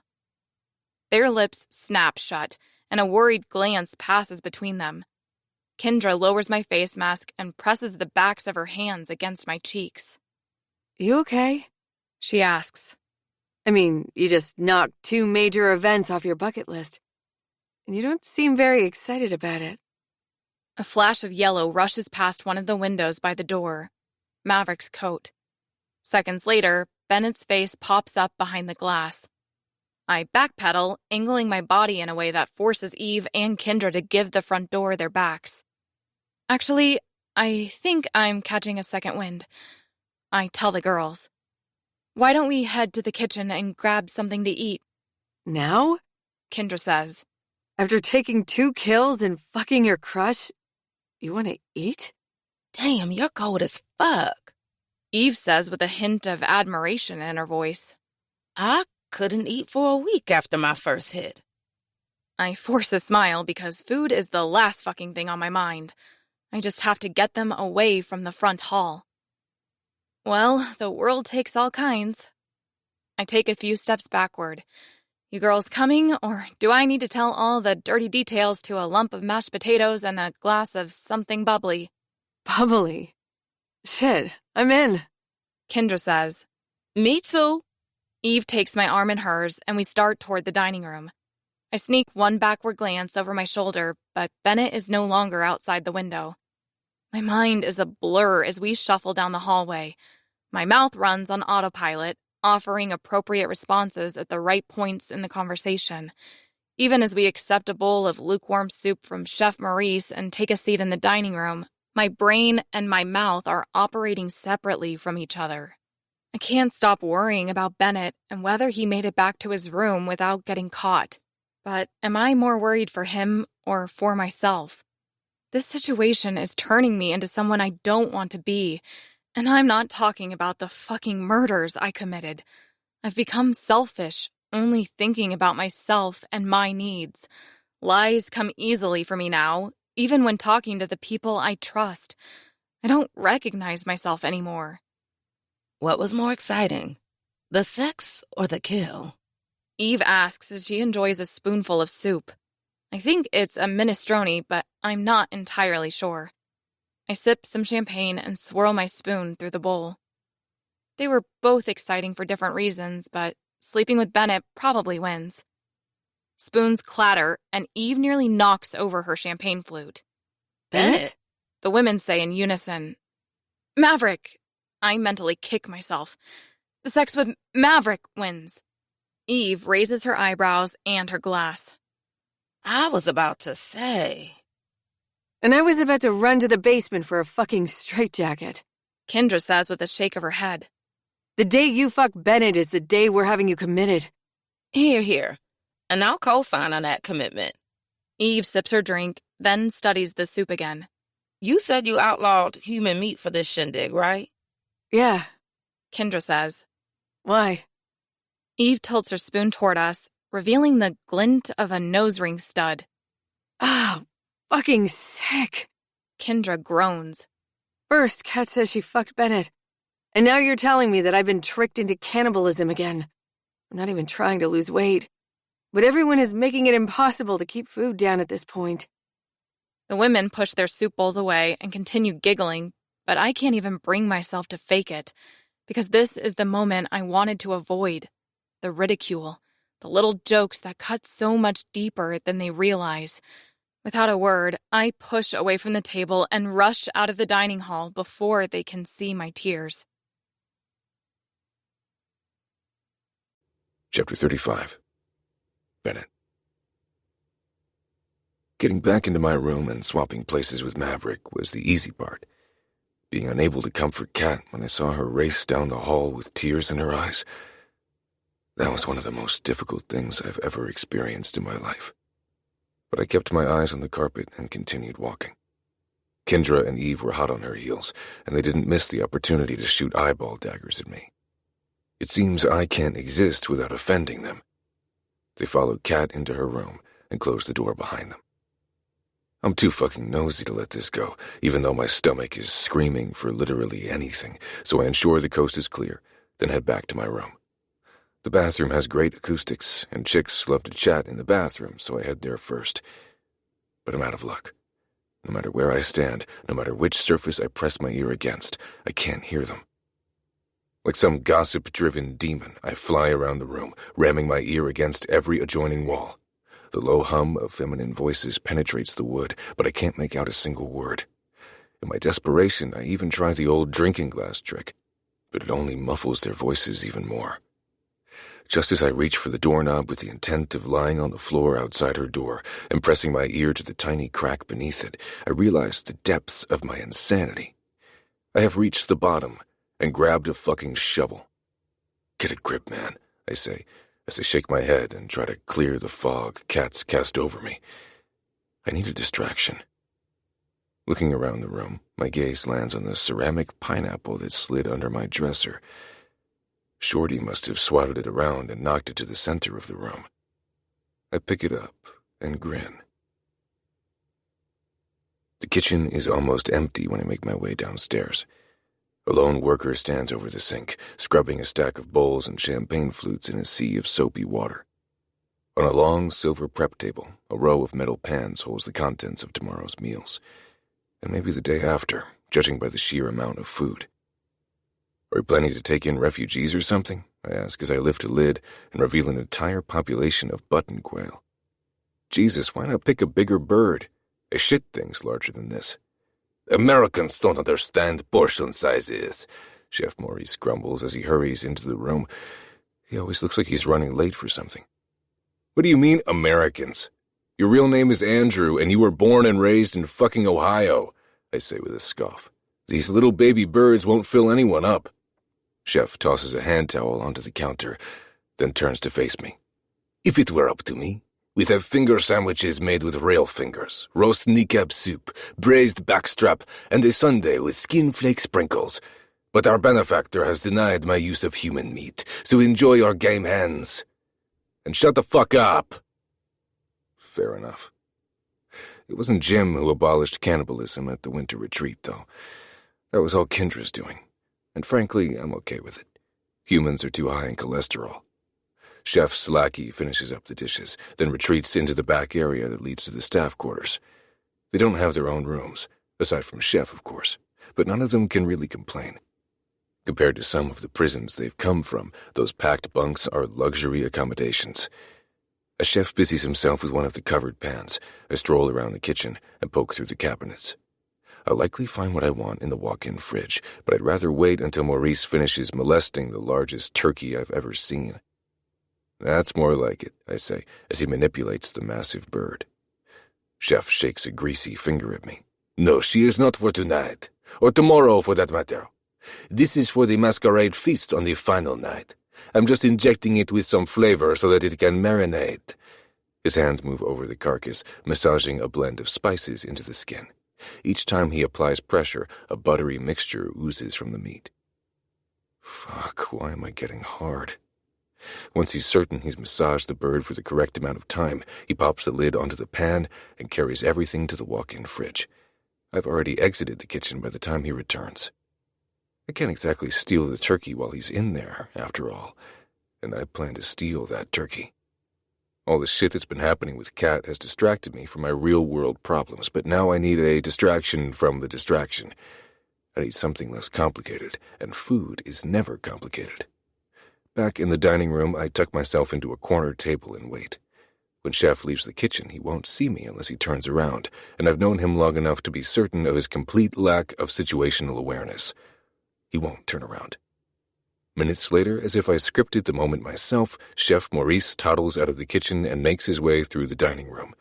My pulse picks up as he stops in the center of the room to dig in his ass crack, but then he sniffs his fingers and keeps moving. It's late enough in the evening that he won't come back down to the kitchen, not even if Jim demands it, so the coast is clear.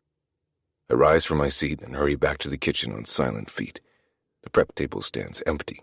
The pans have been tucked away in a fridge or freezer. Most of the lights are off, and the only sounds are the occasional drip from the tap and the hum of the walk-ins. It's so quiet in here that I worry the entire mansion will hear me when I open the massive metal door that leads into the fridge. But that's part of the fun, the fear of getting caught. Well, except when your brother, his love interest, and your future love interest catch you fucking a pineapple and then they never let you live it down. Gritting my teeth, I throw caution to the wind and wrench open the door. Icy air rushes toward me, but it's laughable. This fridge has nothing on Alaska. The turkey sits on the back shelf. I know it's the turkey because a bit of the marinade sloshed over the side, and its scent calls to me like an alluring perfume. I step closer and pull the pan down from the shelf, then set it on the floor. Removing the pan's lid is like removing a woman's undergarments. The moment that shield is torn away, I'm met with vulnerability. Soft, smooth, and cold vulnerability. Cold. It's odd that I've never really thought about the temperature before, but perhaps that plays a part in my fascination. Or maybe I'm only now realizing it, and that's why it's turning me off. Fuck. I look down at the turkey and frown. This is my thing. I love fucking food. Until I fucked Kat, I almost enjoyed fucking food more than fucking women. Kat. Is she the reason I'm struggling to rip this bird from the pan and spirit it away to my room for some lovemaking? Because I definitely want to. It feels like cheating. It feels like fucking this turkey would betray whatever I have with Kat. It's a fucking turkey, I mutter. Get a grip. But god damn it, I can't. No matter how badly I want to destroy this supple mound of bird flesh, something doesn't feel right about it. Never having been one to care if something felt wrong or right, I'm not sure what to do with this. Something clangs in the kitchen, and I nearly jump out of my skin. I hurry to replace the top on the turkey before I'm discovered. I'll deal with my hesitation later. As I step out of the walk-in, a smile springs onto my face when I spot the fluff of blonde hair wiggling just on the other side of the prep table. It's Kat, and she's digging around on the bottom shelf for something. Need any help? I ask. If I'd strapped a live wire to her asshole, I don't think she would have jumped higher. With a squeal, she plants her hand over her heart, then breathes a sigh of relief when she realizes it's me. Oh, thank God, She says, then dips down once more. I was worried I'd have to keep playing make-believe. Help me out, would you? I need a bowl. I step over to the drying rack and pluck one from inside. Like this? She looks over and nods, then rises to accept the bowl. I hold it just out of reach, high above her head.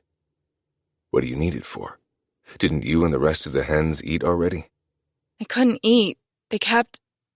She drops down from her tiptoes and lowers her hand. I just couldn't eat. I slide the bowl into her fingers. It's only fun to tease her when she's annoyed, not when she's downtrodden. And something isn't quite right. Now that I'm closer, I can see the red, puffy skin around her eyes. She tried to cover it with makeup, but the color peeks through. The cloak of confidence she wraps so tightly around her shoulders has fallen a bit, too. Let's find something together, I say. I haven't eaten either.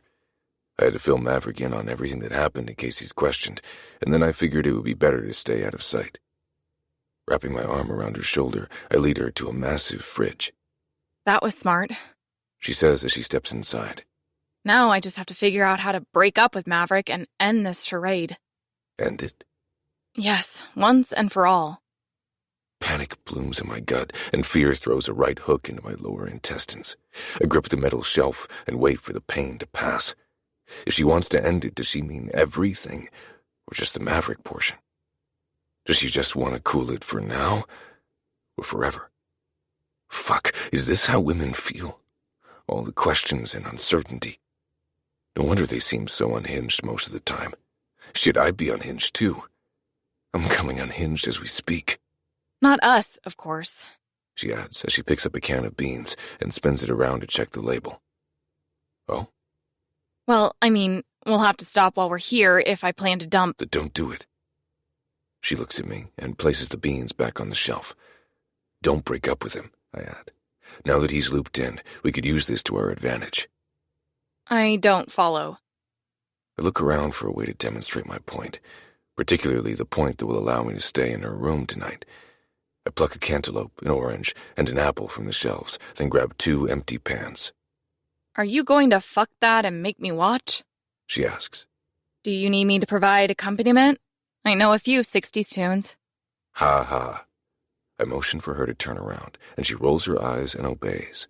I love her obedience, but it's the sass for me, honestly. While her back is to me, I place the cantaloupe and apple in one pan and the orange in another. After placing the lids on the pans, I tell her to face me once more. She does, and I shake the pans. The fruit rattles around inside. Now tell me which pan has the orange in it, I say. She points to the pan on the left, and I lift the lid to reveal the orange. Fuck. Okay, that was a lucky guess, but you get my point. I replace the fruit and the pans. If everyone thinks you're in your room banging Maverick, and if Maverick is in my room, how will they know? I think I just demonstrated that. We'll be in a room, not a pan with a lid. And we'll be humans, not fruit. She shakes her head, refusing to look at me. It won't work, Bennett. Can't you try? I take her hand, and she finally meets my gaze. Please. She's right on the verge of agreeing with me. She just needs a little push. I lean down and place my lips on hers. So warm, so soft. Slipping my hand to the back of her neck, I deepen the kiss. Her muscles relax in my hold, and she sighs as our lips part. No, Bennett. She whispers with a smirk, and hey, at least she's smiling now. Help me find something to eat. I'm genuinely hungry. With a groan, I acquiesce and begin helping her pick through the jars and packages until we land on something she's interested in. A bag of fucking grapes. Wait, why were you in here? She asks as she pops a green grape into her mouth. She bites down, and her mouth purses. Fuck, these are sour. I glance at the pan holding the turkey I plan to have my way with. Same thing. I was hungry. Let's make some sandwiches then. We could both use some food, and at least we're safe in here. She grabs what we'll need from in here. Mayo, mustard, cheese, ham, lettuce, and a tomato, and I follow her into the kitchen. She tightens her ponytail and sets to work, slathering condiments and veggies on toasted slices of thick bread before layering ham and cheese on top. When she's finished, she puts the sandwiches on a plate and pushes one in front of me. Don't you want to sit at the table and eat? I ask. She lowers her sandwich. I mean, what if... Right. I take a bite and chew. And while I'm grateful for the food, which is delicious, I'm also very uncomfortable. It's so quiet in here that I can hear my teeth shredding every particle of food. Breath saws in and out of me like a gale-force wind. My stomach gurgles as it accepts its prize, and Kat lowers her sandwich with a giggle. Why are we making this weird? She says. Because it is weird. I lean across the prep table and swipe a bit of mayo from her lip. That's why people hate it so much. We're heralding the end times. What? You know, in the Bible. It talks about the lion lying down with the lamb. That's us. Lying down with a lamb, jackass. Not going to Pound Town on it. I swallow and look around for a drink, but we didn't think that far ahead. Same difference, I say as I snag the champagne flutes. After a little more searching, I find a bottle of Jack in a cupboard and a couple of cans of warm Coke. I pour us each a glass. My point is you can't expect everyone to understand right away. It's going to take some time. I know, but it's time we don't have here. Can't you just let it go? Ouch. I shrug. Consider it dropped. Maybe it's for the best. Chapter 36. Cat. What the fuck am I doing? This is what my brain keeps screaming as I make my way up the stairs, because what I want to do and what I'm actually doing are two very different things. I want to be with Bennett. Instead, I'm heading to bed at 9 p.m. like some pearl-clutching cat lady. We mustn't fuck the hot guy downstairs. What will our friends think? God, I hate myself right now. Then I notice the glob of mustard on my white shirt, and the hatred only grows. What am I, 5? Did I think my tits needed a little flavor? Not that anyone will be tasting them anytime soon. With a groan, I turn around and head back down the stairs. I paid a lot for this fucking blouse, and I'm not about to let a yellow splotch ruin something that took nearly a quarter of my most recent paycheck. A little soda water from the bar in the dining room should set things right again. Maybe Bennett won't be in there to tempt me. After we washed up the dishes we dirtied, he said he wanted to take a walk around the property. Well, a walk around the mansion's interior. It's too cold for an outdoor constitutional. As I reach the foot of the stairs, a door opens and shuts somewhere on the second floor. Moments later, a smiling Maudlin Rose races down the hallway and bolts down the stairs wearing a necklace made of pink flowers. That's it, just the flowers. Grim isn't far behind her, his sinewy legs piston beneath him, and with each spindly stride, it sounds as if he's clapping. I don't want to look. But fuck, I do it anyway. When he runs, his cock and balls smack against each other, and anything else within reach, which creates the sound that will haunt my nightmares for many years to come. As they tear down the stairs and race through the main hall, they don't notice me standing here with my mouth wide open and my eyes wishing for a Helen Keller-type miracle. I mean, seriously, the woman overcame so much, but she was also spared some visual horrors. Rosie opens her mouth, and it takes me a moment to realize what she's doing. No sound comes from her throat, but her stomach contracts, and I've never seen a smile so wide. She's laughing. It's silent, but it's unmistakable now. As she doubles over in a fit of silent giggles, Grim catches up to her and pulls her against him. Oh, mein Schatzi, I have caught you now. He growls against her ear, and now I'm uncomfy. I shouldn't witness such a private moment, but I don't know how to escape. If I move, they'll see me. But if I don't, they won't, and I don't know which outcome is worse. I clear my throat and turn toward the dining room, hoping against hope that they'll just ignore me and carry on. I am not that lucky, however. Oh, Katerina. Grim says. Rosie would like to speak with you, if you have a moment. I turn and blink at them. What do I do with my eyes? I don't know where to look. Now? You guys seem a bit... busy? The floor. I'll look at the floor. Nonsense, nonsense. It will not take up much of your time. She is a woman of very few words. He lets out a soft chuckle at his little joke. Come closer so you can hear her more clearly. Do I have to? Seeing no way out of this, I swallow and walk toward them. As I draw nearer, however, looking at the floor is no longer an option. If I look any lower than Rose's navel, my left eye fills with an oddly large set of testicles, and my right eye is obscured by a bush the size of Rhode Island. I'm not against women having pubic hair, but when the woman is as tiny as Rosie, the pussy ends up looking like a literal beaver dam. It's a lot of fucking hair.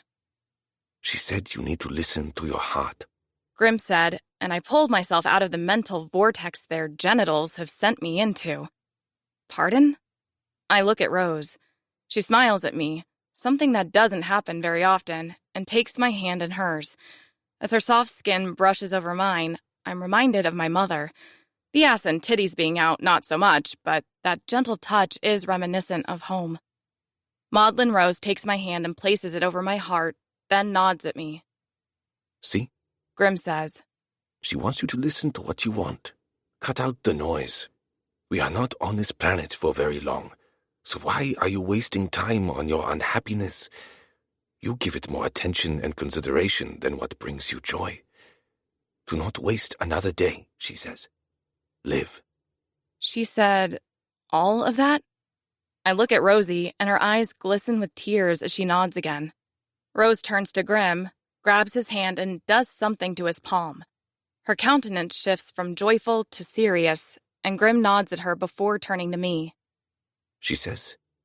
He looks at her again, seemingly unsure about the message she wants him to relay, but she communicates her point again, once more using his palm. She says that only a fool would run from love, and if you do not take the correct path, you will be dead to her. I shift my focus to Rose, who smiles and blinks at me. Okay, I say. Thanks, I think. I'm just gonna go now. You two, be safe. Grim takes Rose's hand in his and gives it a pat. Of course, but we will be busy for the rest of the evening, so please do not interrupt us again. Rude, but he'll get no complaints from me. Backing away seems like the right move, but I'd rather not gawk at their junk as I make my exit, so I turn and head toward the kitchen once more. As I hurry toward the bar at the back of the dining room, Rosie's words circle my brain.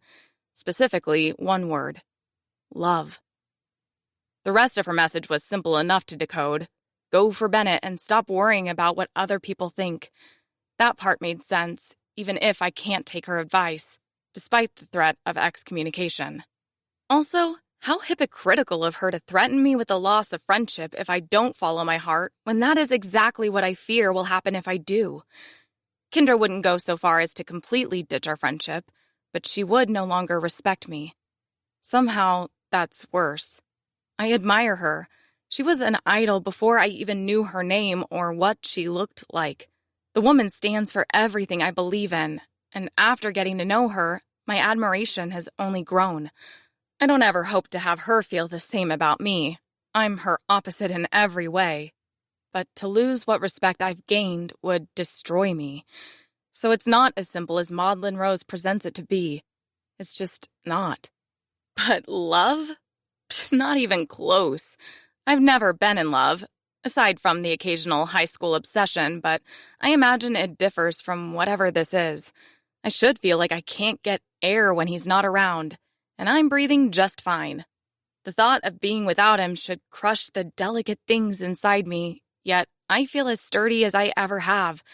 Sure, there's a nagging itch to be near him, but I don't feel as if I need to claw my skin away if I can't get a fix.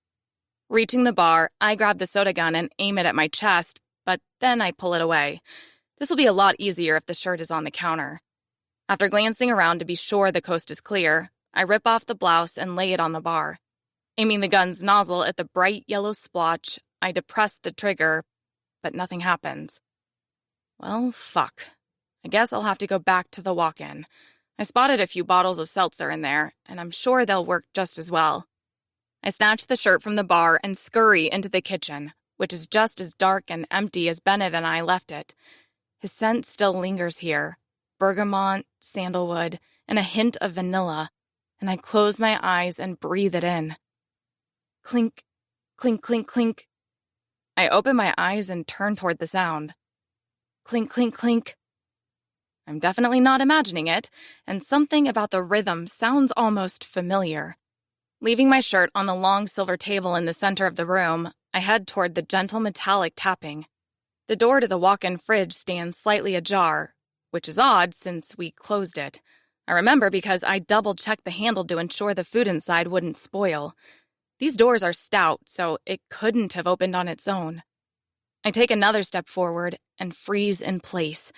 Bennett is on his hands and knees on the walk-in's floor, and he's thrusting? Jealousy heats my chest, and I scream at him before I realize what I'm doing. You fucking cheater! He shouts something I can't understand, but I don't care what he has to say. I just want to know who he's fucking, and... Then, as Bennett scrambles to stand and fasten his pants, I see what he was fucking. It wasn't a person. It was a fucking turkey. So why do I still feel betrayed? I thought you were going for a walk! I shout. Shh! Bennett rushes forward to put his hand over my mouth, but the thought of raw poultry touching any part of my skin causes me to recoil instantly. You'll get the entire mansion down here if you keep squawking. Keep it down.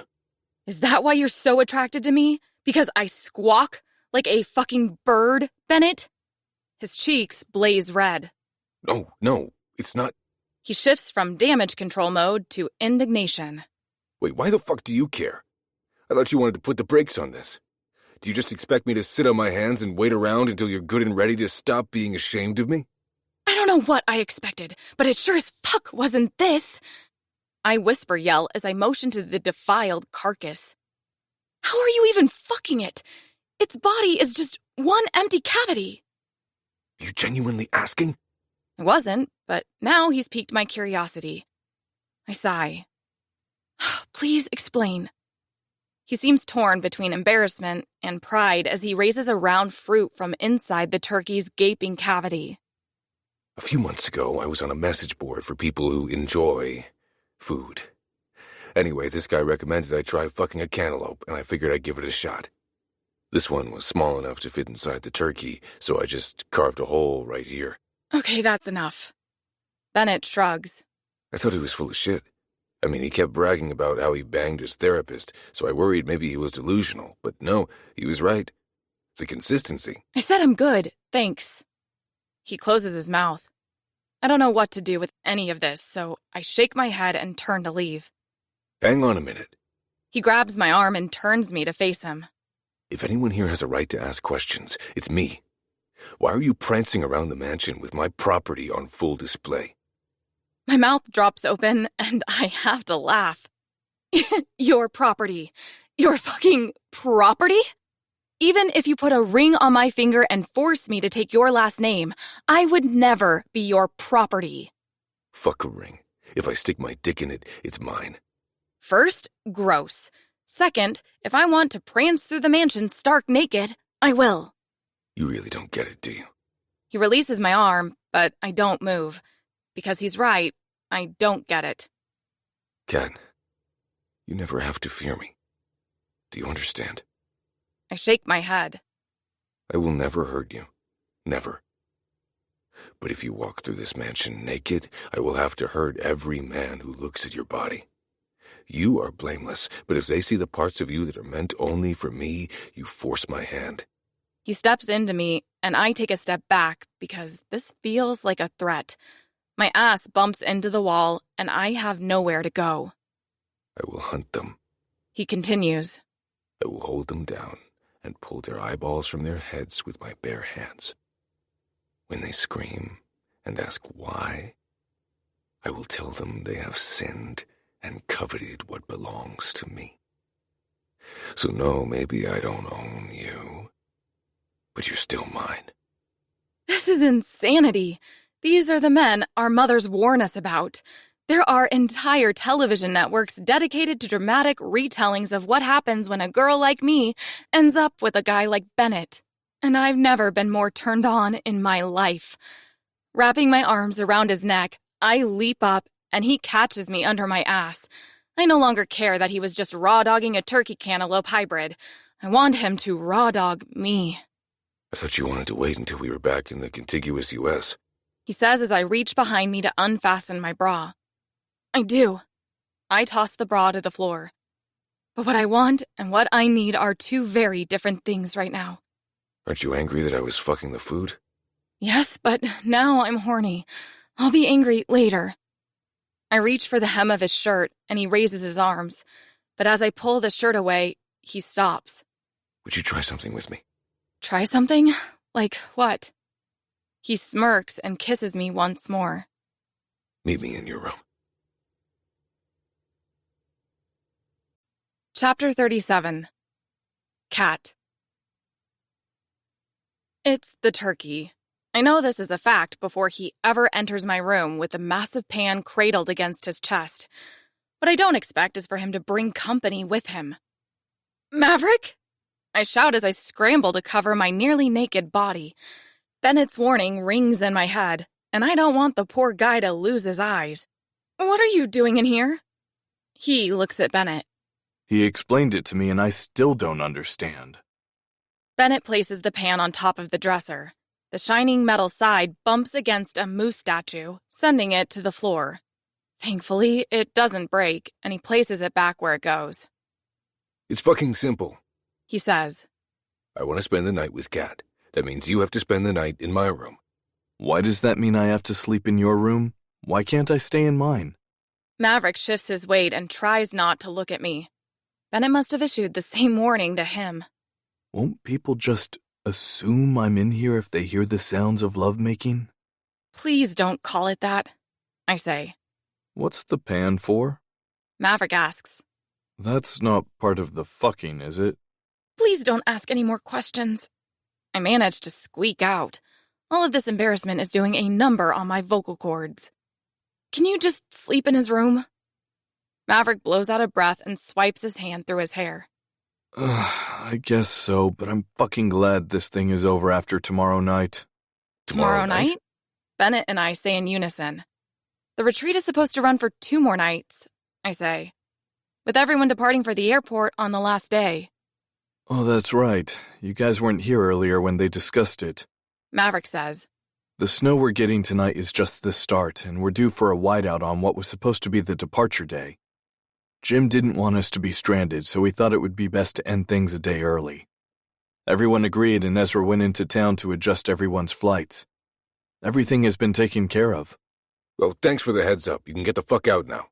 Bennett starts pushing him toward the door, but he digs his heels into the carpet. Wait, what's the pan for? He says as he's pushed across the threshold. Bennett closes the door on him and turns to me. No, seriously, I say. What's the pan for? He smiles at me, and a glimmer of mischief shines in his eyes. I'm not fucking a turkey, Bennett. His shoulders droop. Oh, don't be so fucking close-minded. I'm not.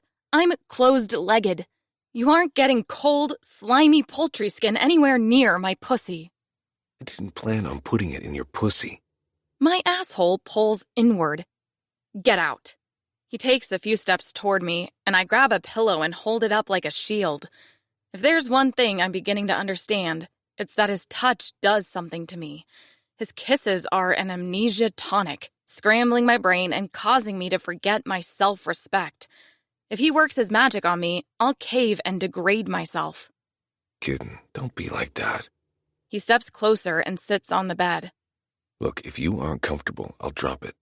No, you won't. I toss the pillow at his head. You'll just kiss me and talk me into it with your tongue. He leans closer and his body heat batters my exposed skin. If you don't want to do it, we won't do it. His hands snake beneath the blanket and caress my thighs. Goosebumps rise on my skin and he smirks. It's all the encouragement he needs to keep going. His fingers wander higher, skating across my stomach beneath the thin satin. As he touches me, he looks into my eyes. I'm not a good man. I will never be a good man. But for you, I will be without reproach. He leans down and kisses my stomach. For you, I will muscle myself and come to heel. His lips part and he sucks my skin into his mouth. His tongue swirls until I'm certain I'll come right on the spot. I will never be a good man, kitten, but I will be good to you. A moan eases out of me as I allow my hands to wander over his shoulders. He stretches his legs behind him and moves the blanket so that he can kiss my thighs. If you say no, then the answer is no. His warm breath brushes over the trail of wet kisses, sending a cooling breeze up my nightie. On his stomach, he inches closer until his mouth is only a breath away from my pussy. My toes curl as I anticipate the heat of his tongue melding with my sensitive skin. If you don't want to play out my fantasy, what about one of yours? He pulls my panties aside and runs his tongue through my lips. God, I could eat you for every meal. That, I say, that's my fantasy. A man who can't get enough of me. Mission accomplished, then. He dives between my legs again, and I lean back. As he licks me and bathes my sensitive clit with attention, I should be lost to the pleasure. I mean, it feels fucking amazing. But my mind keeps wandering back to his suggestion. What part of the turkey did he plan to put in my ass exactly? And how did he plan to retrieve it? Are we talking a shit on my chest scenario? Like, how far does this fantasy run? Bennett? The sound vibrates against me and my toes curl again. I have questions about the turkey. He keeps eating me out, only turning his head to say, Ask away. Okay, so I know the where is my ass, but I'm still confused about the what and the how. He pushes 2 fingers inside me and gently massages my clit with his thumb. The leg. It's a process. Explain. He releases a deep sigh and sits up. Do you want to get off, or do you want to launch into the stratosphere and lose all bodily function for a solid 30 seconds? If it's the former, shut up and let me make you come. If it's the latter, give me your ass and a little bit of trust. I bite my lip. This is a very difficult decision. Well? He says, Don't rush me. Having an orgasm that gives me an out-of-body experience is tempting. But again, raw poultry. Does it have to be the turkey leg? I say. I have some anal beads in the drawer. If they aren't big enough, I have an actual butt plug in my bag. You know, the sex toy that was invented for this precise purpose. It has to be the turkey leg. It's not safe for so many reasons. It doesn't even have a flared base. It's the opposite of flared. And what if the meat comes off? How the fuck do we get it out of me? Ye of little faith. He says with a shake of his head. I brought a condom to ensure nothing actually touches you and everything can be safely removed. As for the rest, you'll just have to trust me. I glance at the pan on the dresser. Well, I didn't get a good look at the bird while Bennett was busy fucking it. I imagine it's a pretty large carcass, considering the size of the massive metal casket.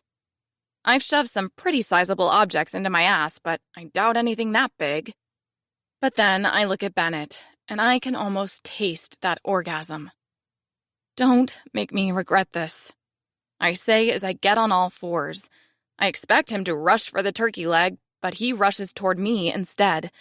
His hands caress my ass, brushing over my skin before slapping down with an audible crack.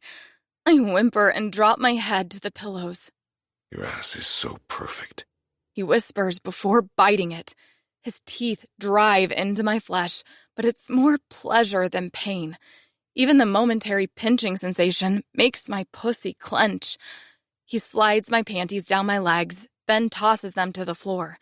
I try not to laugh as Shorty zips from beneath the bed and swats them under the dresser.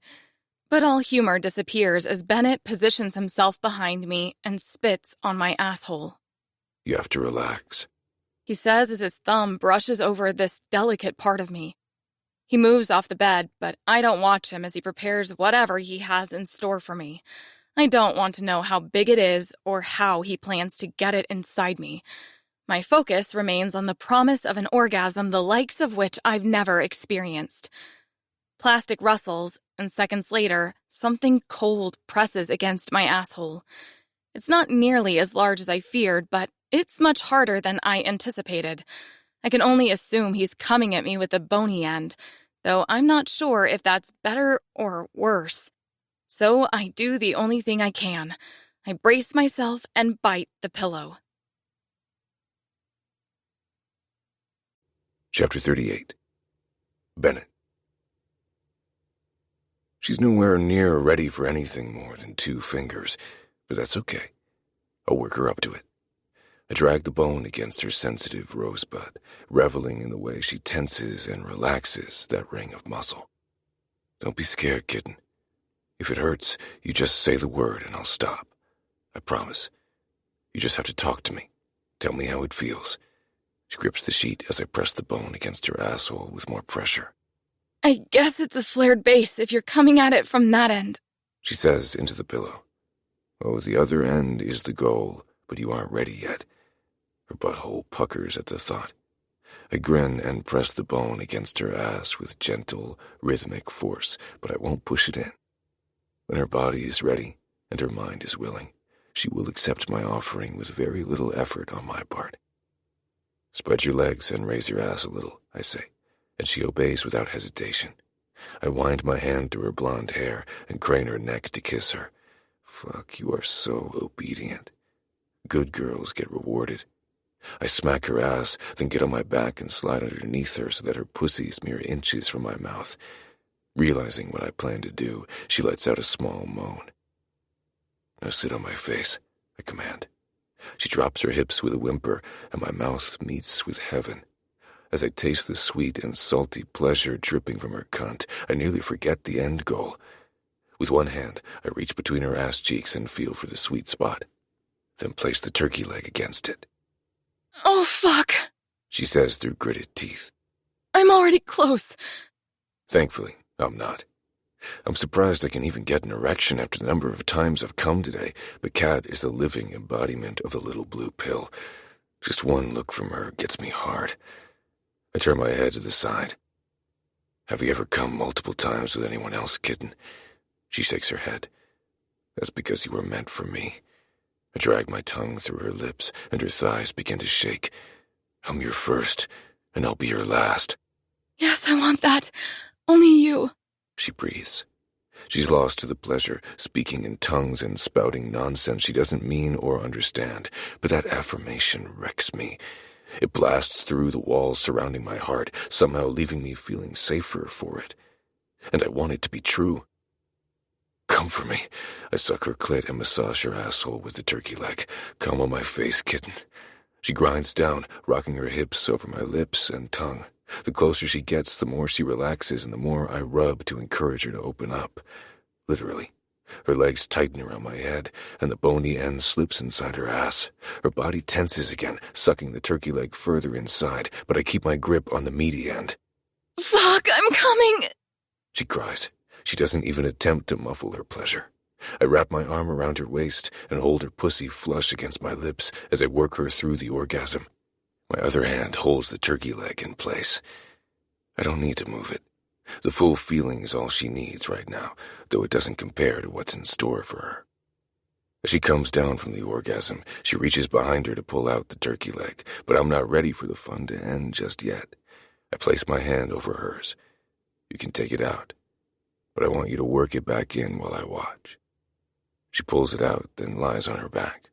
Keeping her legs together, she wraps one arm around the backs of her thighs and begins working the bony end into her ass. Kitten. The other end.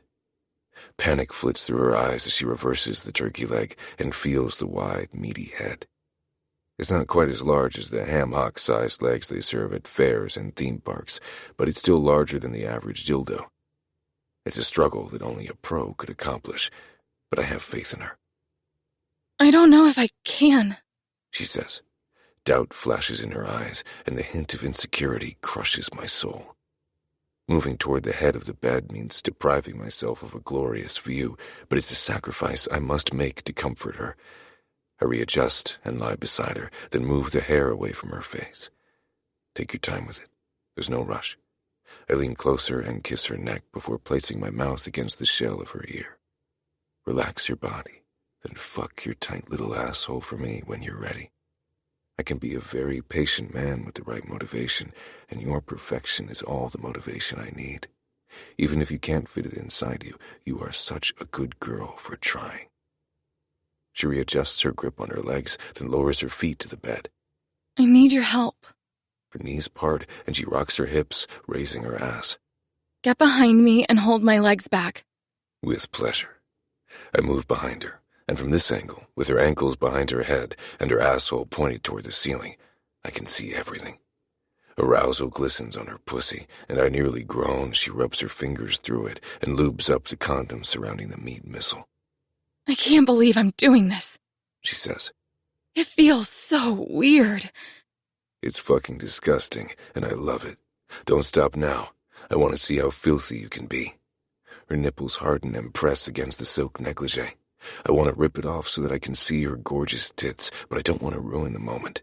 Instead, I settle for the hint of those delicious curves and the unobscured view of her more private places. A black shadow leaps onto the bed. It's that fucking cat, but Cat hasn't noticed him yet. Her eyes are closed, and her hands are busy working miracles. But if his blown pupils and wiggling nose are any indication, he's about to ruin this for both of us. Because he smells the fucking turkey.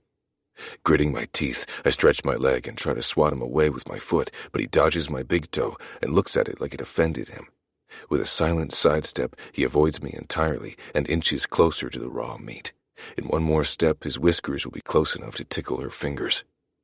Even though this black demon has come straight from hell to ruin my good time, I don't want to hurt him, so punting him across the room is out of the question. I just want him to go away. Using my foot, I try once more to nudge him off the bed. This time I succeed, and Shorty begins to slide off the mattress. Unfortunately, he saves himself by sinking his claws into my leg and holding on for dear life. As he finally loses his grip and makes the 2-foot drop to the floor, the sound of my ripping skin overpowers Kat's rasping breath. What was that? She asks. Nothing, I grit out. The cat fell off the bed, and he tried to catch himself on the way down. Did the comforter rip? Kendra is going to kill me. She goes to sit up, but I push her chest down and press her shoulder blades against my painfully hard dick. It's fine, it didn't rip. I'll pay for it. Just please don't stop. The words fly out of my mouth in a string of incoherence and need. Kat licks her lips, then relaxes again. I peer over the side of the bed as Shorty stares up at me with his ears pinned to his head. Don't even fucking try me, I think, and the cat turns his attention to the pan atop the dresser. Fuck it. Not my problem. My problems are miles away. Oh, shit. She breathes, and I look between her legs. To my absolute shock, she's actually doing it. Through sheer determination, she's immobilized her insides and allowed the turkey leg to push past her natural defenses. But she isn't just pushing it in. No, she's moving it. She's feeling it. And enjoying it. It slips inside her, leaving only the bony end protruding from her ass. My stomach tenses. If I hadn't already gotten off twice before, I'd have embarrassed myself again just now. God damn, I've never been this full before. She moans. Fuck, it's stretching me. I don't know how long I can stay like this. And that's my fucking cue. Chapter 39. Cat. He tells me to get on my hands and knees, but I don't think I can. I'm too afraid to remove my hand from the bone. I'll swallow the entire turkey leg and not with my throat. As he moves out from behind me, I don't know what to do. Pull it out or trust him. Trust him. That's what he said I needed to do, so I relinquish my grip on the bone protruding from my ass as his hand covers mine. I won't let it slip inside you, He says. Now get on all fours so I can feel you completely. As I slowly roll onto my hands and knees, he keeps the turkey leg in place, and it's one hell of an odd sensation. The meat takes up so much space in my ass that it pushes toward and bears down on my vagina. If Bennett has plans to fuck me, I don't know how he'll get inside me. There's no fucking room. His free hand caresses my ass before he stands and, with one hand still firmly holding the impromptu butt plug, strips off his pants. I take the pillow between my teeth and bite down as his heat closes in behind me. Oh, kitten, you're breathtaking. He says, then angles the turkey leg downward, applying more pressure. Let me know if I'm hurting you, because that isn't my goal. If I'm pleasing you, though. He drags his hand through my pleasure, and I moan. If I'm pleasing you, you won't have to say a word, because I'll already know. I hear the smirk in his voice, and it makes my pussy clench. He settles behind me, one hand still firmly holding that turkey leg in place, and I bite the pillow fluff between my teeth with surprising force when his thick cock nudges my entrance. Then I remember what he said this entire time. I only have to say the word, and he'll stop. And fuck, I trust him. I truly do. Taking a deep breath, I relax and wait for his welcome intrusion. Seconds later, he pushes inside me. I can't catch my breath as his piercing clicks past my opening. He goes slowly enough, but there's so much pressure. I feel things inside myself that I've never felt before. Amazing things. Wild, feral, unhinged things. Clawing the sheets, I open my mouth and produce a sound that is 2 parts scream and 1 part guttural moan. It sounds very unsexy to my ears, but Bennett seems to enjoy it. Scream through it, kitten. That's it. He says as he eases in and out of me. Get used to the feeling and let me know when you want to come. My interior muscles grip the turkey leg and pull, but Bennett keeps traction on the bone and it doesn't slip inside me. That's a fucking relief. With one of my fears assuaged, I gain enough courage to push back against him. Because I want more.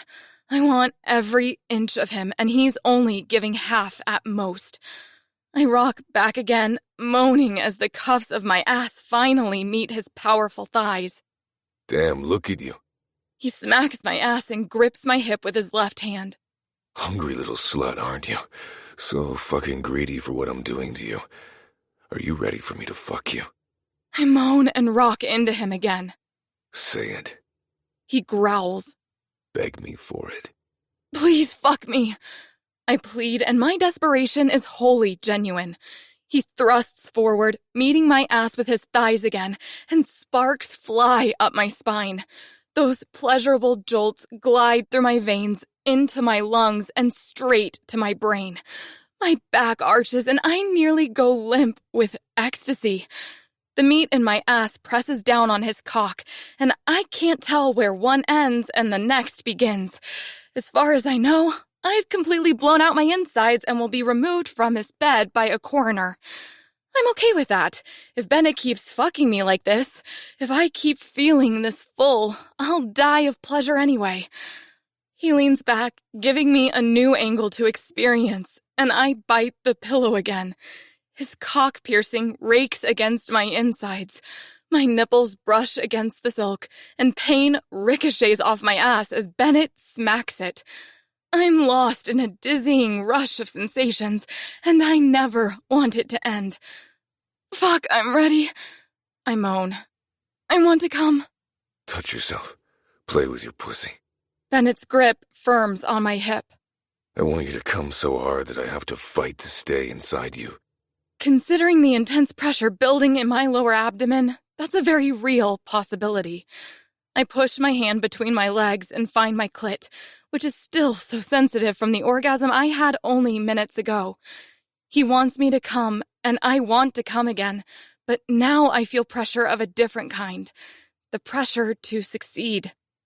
Clearing my mind as best I can, I turn my focus to the sensations thrumming through my body. If I rub a little above that overly sensitive nub, the feeling isn't so intense. It's almost nice. I grip the tail end of that feeling and try to hold on to it, but it slips away. What's wrong? Bennett asks. Do you need to stop? Are you uncomfortable? I rock back against him to shut him up. While I appreciate his concern, it won't help me get off any faster. But his cock might, so I need him to keep thrusting. Just fuck me, I say. Don't stop. Please don't stop. He finds his rhythm again, and I return to the puzzle that is my body. I want to come again, and I can feel the orgasm with every thrust of his hips. It's right there, so close, but it's just out of reach. Get Emilio, I say as I motion toward the drawer. He's the little guy that should be right on top. Bennett pulls out of me without any hesitation, leaving me feeling almost empty. He then reaches toward the drawer and grabs my little silver bullet, all while gripping that bone and ensuring I don't end up at the ER with a very embarrassing story. He drops the tiny toy into my hand and wastes no time getting inside me again. I flick through the settings until I find the gentlest one, just strong enough to hold my orgasm within reach without vibrating my poor clit to numbness. As I press it against me, his rocking motions move my hand as well. The jolts are so quick, his thrusts so incredibly deep, and suddenly, I'm accomplishing the impossible. Oh, good girl. He groans. Fucking soak me, kitten. It doesn't matter if I want to or not, because it's happening. The pressure builds to a painful crescendo. My legs shake. My pulse thumps in places I've never felt it thump before, and I'm fairly certain I've lost use of all senses besides whatever fuels this brain-breaking orgasm. Sharp pains spear the joints in my toes as they clench and unclench at a feverish pace. I have no control over it. I have no control over anything. Warm liquid gushes out of me, and Bennett growls. God, you are so dirty. He punctuates every syllable with a thrust. My legs can no longer support me. The bones in my body dissolve and I melt into the mattress as Bennett continues to fuck me senseless. The worst part? I fell with the vibrator between my legs and I'm still fucking coming. I can't, I say. At least that's what I try to say, but my throat is spasming and I'm not sure he heard me. But it doesn't matter anyway because he grips my hips with both hands and buries himself inside me as he comes. As he holds me in place, I will my arm to move. My hand slithers beneath the weight of two bodies, rushing straight to that buzzing demon clutched between my swelling pussy lips. I toss it away before I have to endure another second of pleasure paralysis. What the fuck was that? I croak out. Seriously, what the fuck was that? Bennett rolls onto his side and smiles at me. The small scar in his eyebrow has never looked so sexy. His smirk so sensual. Those feel-good hormones rush through me at a feverish pace, and I have to stop myself from telling him I love him and that I never want to be without him again. God, he is so handsome. He reaches up and holds my face in his hands. Only then do I realize he's no longer holding the massive drumstick in place. The butthole pucker is immediate. He makes the same realization and sits up. His hand goes for the bone, and I breathe a sigh of relief when he grabs hold of it. Now just relax, and I'll ease it out of you, He says. I hold up a hand, then reach behind me. I'll take it from here. I have more experience with pulling things out of my ass than you do.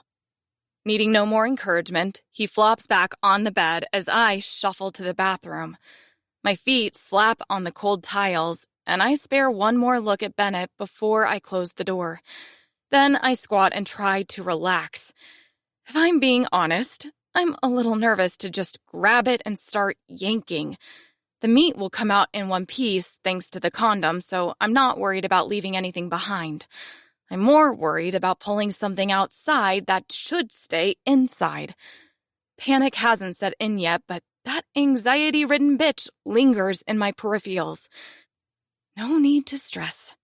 I whisper to myself. It's just a turkey leg. In your butt. This could be so much worse. Could it? Could it be worse? Because I've gathered the courage to give it a little tug, and that son of a bitch is firmly lodged. I lie on my back as sweat begins to slick my forehead.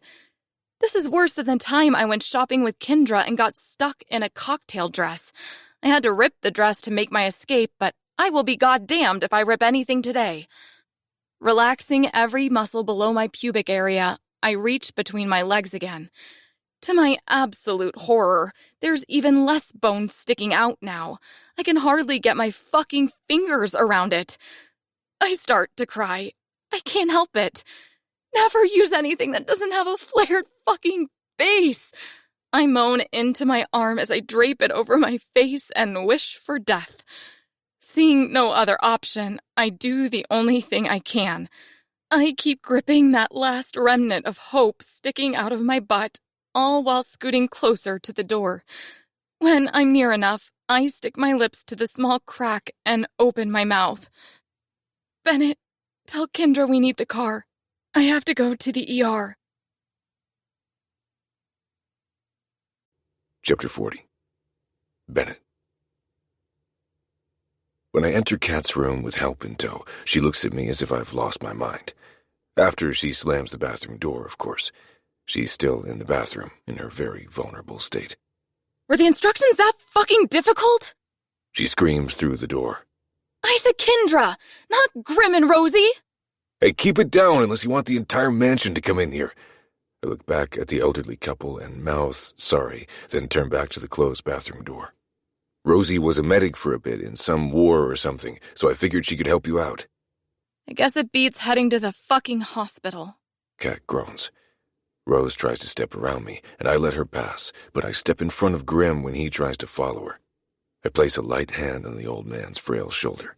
Hang on, there's no fucking way you're looking at her asshole. You have to stay out here. I have no desire to look at such things, he says with a disgusted scowl. Rose needs a voice, however, so if I cannot go, she cannot go. The bathroom door squeaks open just far enough to reveal Kat's head. I would actually prefer that no one look at anything on my body, thanks. Can't she just tell me how to pull it out? I look at Maudlin Rose. She shakes her head and grabs Grim's hand, then does something with her finger on his palm. She says... He looks at her for confirmation, and she repeats the motions on his hand. She says no. Why? Kat whines. Don't panic, kitten, I say. And then I kick myself for talking sweet in front of other people, especially when Grim looks like I just ejected a horde of bees from my cock. Oh, fuck off. You make googly eyes at Rosie all the time. His cheeks flush, and I try to brush back my own embarrassment. Then again, if I want Kat, if I really want her, this is something I'll have to get used to. As you two can see, we are... I fumble for the words, but Kat saves the day. We're exploring a connection, she says. Rose clutches her hands beneath her chin and smiles down at Kat. It's all very sweet, aside from the fact that Kat has a fairly large poultry appendage protruding from her ass. Well, not so much protruding as peeking, I guess. Can you help her or not? I ask Rose. The woman holds up a finger and goes to the bed. When she sees the massive wet spot, her eyebrows rise, and she offers us a round of applause. Then she grips one of the pillows and pulls the white casing away. She lays that on the bed, careful to avoid the wet spots, and begins folding it until it's a long, thin strip. Satisfied, she returns to me and Grim. After draping the cloth over his shoulder, she motions for his hand, and he provides it. From this angle, I can see her hands more clearly. She alternates between signs, touches, and eye movements to get her point across, and he hears her, loud and clear. Grim nods at her and turns to me. She will blindfold me so that I do not see your mistress, and she will communicate with the patient through me. Does this satisfy you? No, not really. Even the thought of Grim being in the same room as Kat when she's in a vulnerable position. Yep, that works, I say. My clawing need to save her overrides my fierce need to possess her, especially when I look down and see the way she's panicking on the inside. The girl is great at hiding it, but she can't hide it from me. Not now, and not ever again. Once Rose secures the blindfold around Grim's narrow head, we all file into the bathroom, careful to step over the prone patient. Kat stares at the ceiling, probably dissociating. I kneel beside her and take her hand in mine. Hey, I'm really sorry, I whisper, but not low enough, apparently, because Grim's jaw falls open. He hurries to close it, but I saw, and his shock doesn't surprise me.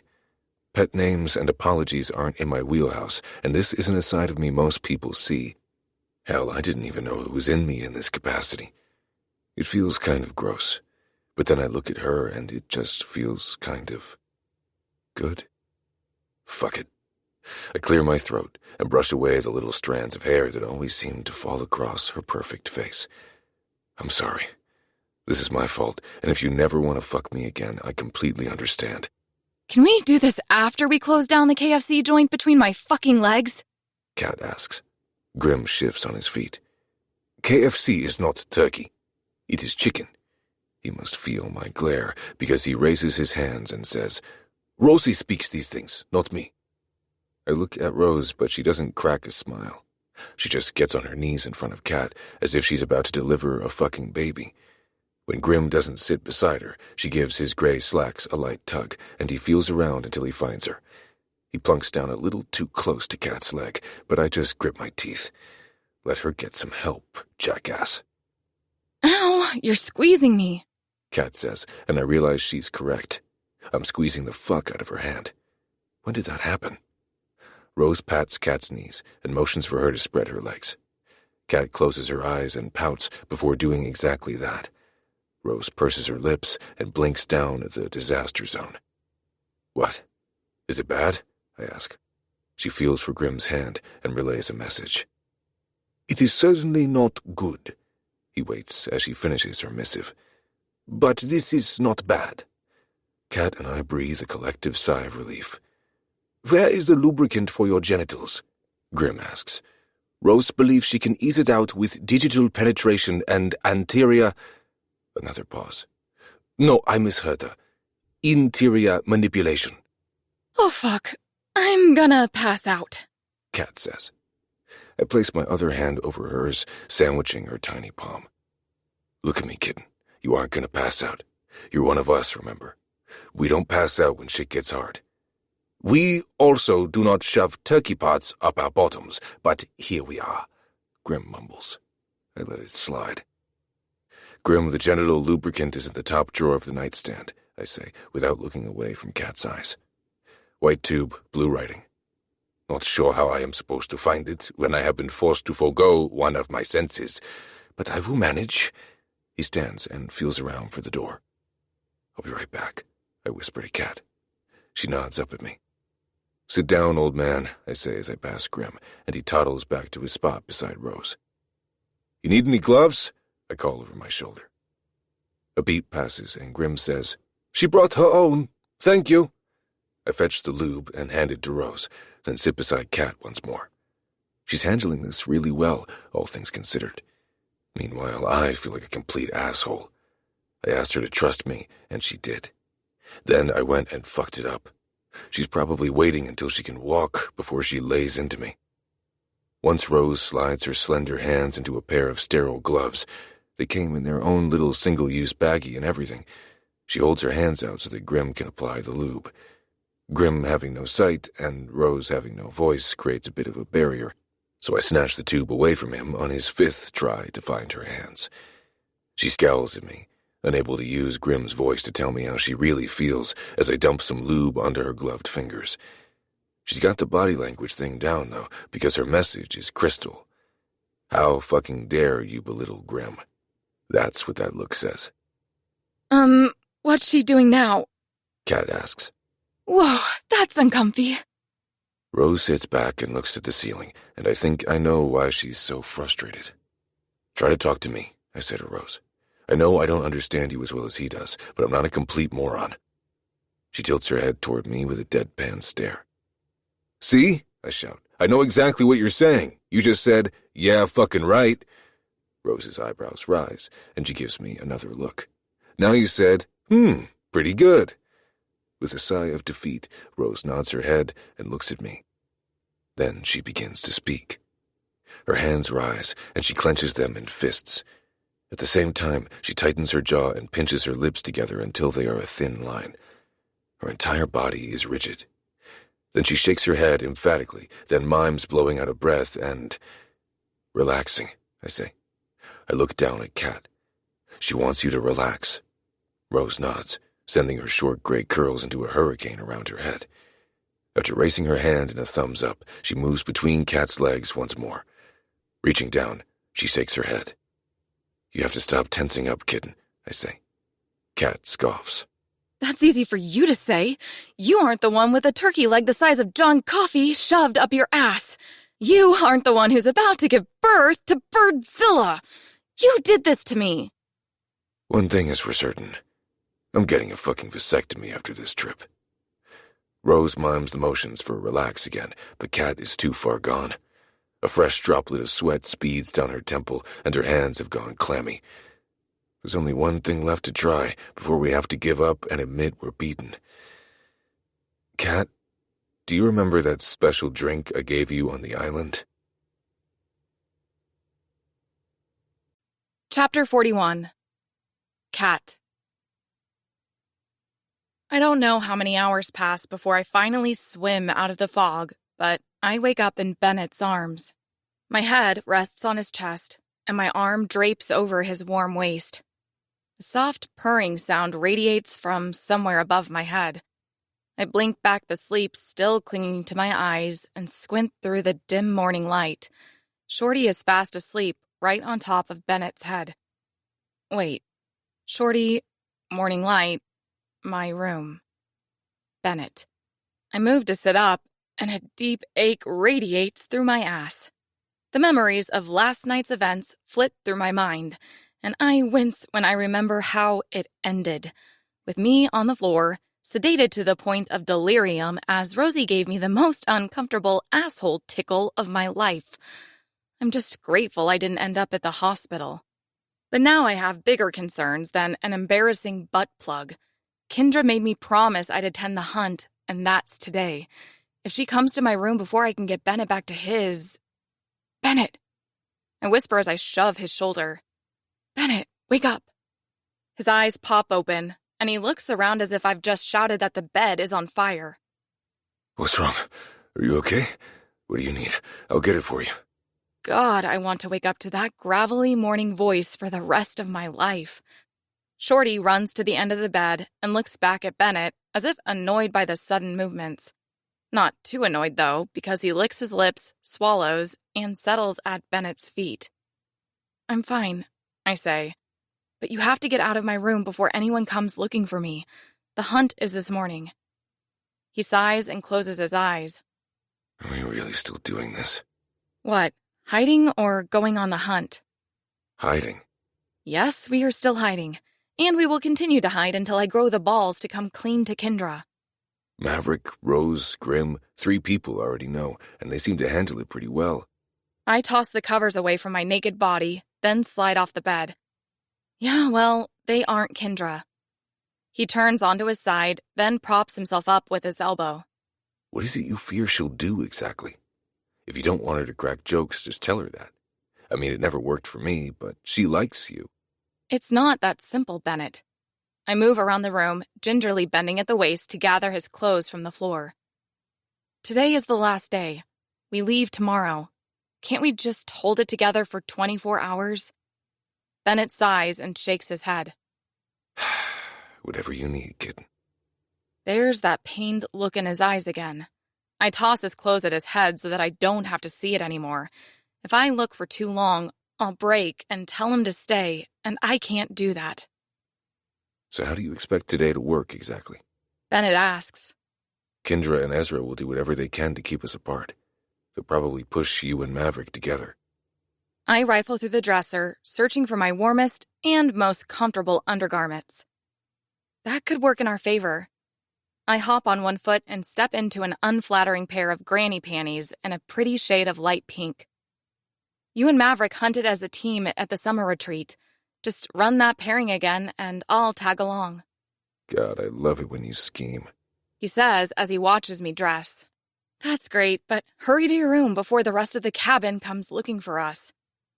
He grabs his clothes, slides off the bed, and gives me a kiss before exiting my room. I shove down the butterflies and remind myself to play it cool. If we can just make it through the next 24 hours, we're going to be just fine. Kendra peers over her shoulder to be sure I've followed her into the makeshift armory at the base camp for the winter hunt. I'm grateful she had a spare set of snow pants for me to wear. I'd forgotten all about the hole I slashed into mine. Now my outfit is a regular hodgepodge of mismatched snow gear. Are you sure you don't want to team up against the guys? Kendra asks. I thought me, you, and Eve in a head-to-head against Ezra, Bennett, and Maverick would be fun. Plus, it would ensure you and your arch-nemesis don't cross streams. Oh, I think I'll be okay. I step toward a table filled with weaponry of every shape, size, and caliber. My hand drifts toward the familiar crossbow, and I pluck it from the pile. Where do they keep the ammo? Kendra smiles at me, and water brims in her dark eyes. Oh, Kat. I hoped for this day for you for so long. You've finally claimed your weapon. She pulls me into a hug, and I can't even hug her back because I'm so shocked. She leans back and places her hands on my shoulders. I'll get the bolts for you. You stay right here. She shuffles off to a side room and returns with a bag full of bolts. With a grunt, she hefts it onto the table. It's kind of heavy, she says. You might need Maverick to carry it for you. No need. Someone says behind me, and I turn to see Bennett. My heart picks up speed in my chest, and not just because he looks so ruggedly handsome with all that stubble on his jaw. He's offering to do something nice for me, and that's certain to send up warning flares for Kendra. Kendra pulls the bag closer to her. No fucking way. You'll lose them just so that cat can't hunt today. Fuck no and fuck you. Ezra enters the shed and hurries to get between his fiancé and his brother. Hey, what's all the fuss, you two? Today is supposed to be fun. Let's leave all the paltry bickering to children, shall we? Paltry bickering? Kendra says as she wheels around to face him. He'll block her kills, and you know it. The only reason she even got her first kill was because Maverick was nice enough to give her the time and patience she needed. Bennett is incapable of that kind of care. He'll rush her, Ezra. Or worse, he'll keep kill-blocking her. Bennett winces, and I want to comfort him as the hurt reaches a visible level, because the praise belongs to him, yet he's denied it, and it's all my fault. I have to do something. We came to a truce, I blurt. The three of them face me, and each face displays a different expression. Kendra is offended, Ezra is shocked, and Bennett is panicking because there is no predetermined story, and I'm about to wing it. Yes, we talked, I say. Last night. You were with Maverick last night? Kendra says. I'm pretty sure the entire mansion heard your screams of ecstasy. Bennett cocks his head behind Kendra and Ezra. His eyes widen. What the fuck are you doing? That look says. Shit. I hold up a finger. Right, but it was before that. I went to the kitchen to clean some mustard from my shirt, and Bennett was in there. That's when we talked. Kendra's eyebrows pull together. Mustard? Kat, we had soup for dinner. Double shit. Maybe it was some turmeric. I don't fucking know. I sling the crossbow over my shoulder. There was a stain on my shirt, and I went to clean it off, and that's when I saw Bennett. That's when we talked and made a truce for the hunt. What is with the third degree? The pressure weighs on me until my skin heats to a painful temperature. Before she asks anything else and forces me to lie to her again, I rush out of the shed. Cold air caresses my face, soothing me the moment I'm outside. I suck in a deep breath and power walk to the other side of the building where I can collapse in private. Lying is not my favorite thing to do in general, but lying to someone I care about? It fucking sucks. Footsteps crunch in the snow behind me. I turn, expecting to see Bennett, but Eve strides up on long legs, draped in designer snow gear. Hey, is everything okay? She asks. I saw you run back here and I wanted to make sure you're good. I'm fine. I think I'm just nervous. I swipe my glove beneath my nose before the snot freezes in place, and then I turn to face her. This cold is making my eyes water. I'm not crying. Eve purses her lips and raises an eyebrow. Honey, we don't do that here. I don't know when it became cool to stuff down your emotions, but we don't do that. Now, let it out and tell me what's got you so worked up. I look into her eyes and consider breaking the news to her as a trial run. She and I are on our way to becoming close friends, but we aren't Kendra cat level close. If she doesn't completely disown me, maybe Kendra wouldn't either. What if I told you I've done something really weird? Something that might change how you think of me. What are we talking about here? Like, you're addicted to coffee enemas weird? Or you want to be the next Mary Kay Letourneau kind of weird? Because one of those things I can look past, and the other, not so much. What? No, it's nothing like either of those things. I blow out a breath. What if I had some sexual preferences that you considered harmful? I used to enjoy putting light bulbs in my pussy and squeezing until they broke. Is it worse than that? I open and close my mouth. I have so many questions. She shrugs. You put the bulb into a baggie so that it... Actually, I'm good. I shake my head. Beating around the bush is getting me nowhere, so I just need to come out with it. But as I open my mouth to tell her everything, Kendra rounds the corner and comes toward us. Kat, I'm really sorry, She says. You aren't leaving again, are you? I'll keep my mouth shut if you'll stay. Oh, fuck. I flop down on my ass and immediately regret it when pain makes me wince. Kendra, I'm not going anywhere. Eve, I stuck something in my butt. Maverick's into ass play? Eve whispers. He seems so... vanilla. Or turmeric. Kendra says with a smirk. Sorry, I couldn't help myself. I finally crack a smile. It's okay. I actually shared a sandwich with Bennett when we talked, and I was too afraid to say so. That's how the mustard got on my shirt. A question springs onto Kendra's tongue, but she closes her mouth and swallows it. I already know what she wanted to ask. When we were in the armory, I said the mustard on my shirt was there before talking to Bennett. That was the entire reason I went into the kitchen in the first place, per my lie.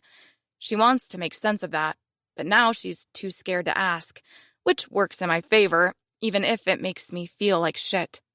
But I deserve to feel like shit, so, again, it's fine. Eve drops down beside me. She looks up at Kendra and motions for her to sit as well. We might as well get comfortable. Jim isn't here yet, and if I've learned anything about these retreats, it's that we can't start without him. No, we certainly can't.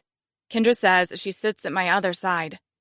So, you really plan to hunt with Maverick and Bennett? Bennett? Eve's spine straightens. Why is he part of the equation? Doesn't he have other friends he can follow around? She places her hand to her chest and laughs. Oh, wait. It's Bennett. Of course he doesn't. Kendra and Eve burst into a rush of giggles, and I'm ashamed that I would have willingly joined them only a few days ago. But now their laughter stings. Eve is right. Bennett doesn't have a lot of friends, and he's partially to blame for that, but only partially. I pretend to laugh along with them to keep up the farce, but my smile drops when I look up and see Bennett standing near the edge of the shed. He's looking right at us, and he heard everything. Chapter 42. Bennett. Ezra looks up from the weapon table and lowers a tire iron as I re-enter the armory. I drop the bag of crossbow bolts by the door and lean against the metal wall. Even though Kat was only playing along to keep her story intact, her laughter at their cruel jokes still got under my skin. Is something the matter? Ezra asks. You look a bit miffed. I shake my head and fix my face into a more neutral expression. Nope, all good. It'll get easier once you two tell everyone, you know. The vertebrae in my neck crack as my head whips around to face him. The fuck are you talking about? Oh, Bennett. He clucks his tongue and steps closer. When will you realize that you can't hide anything from me? We may have grown up oceans apart, but the same blood runs through our veins. Sometimes I think I know you better than you know yourself. My jaw clenches and unclenches as my brain misfires. How long have you known? About the attraction, or that it was mutual? I stare at him. Both. With a smirk, he steps beside me and joins me against the wall. The attraction was instant. No, don't argue. I was there, or have you forgotten? I close my mouth. Had you just acted on it then, we might not be in such a mess now. He adds. I haven't mentioned my suspicions to Kindra, but has Kat considered how this will affect her? Affect who? Kindra? I roll my eyes. That's all Kat worries about. She thinks everyone will ostracize her if they find out, and that's why she's made me keep it a secret. Can you blame us?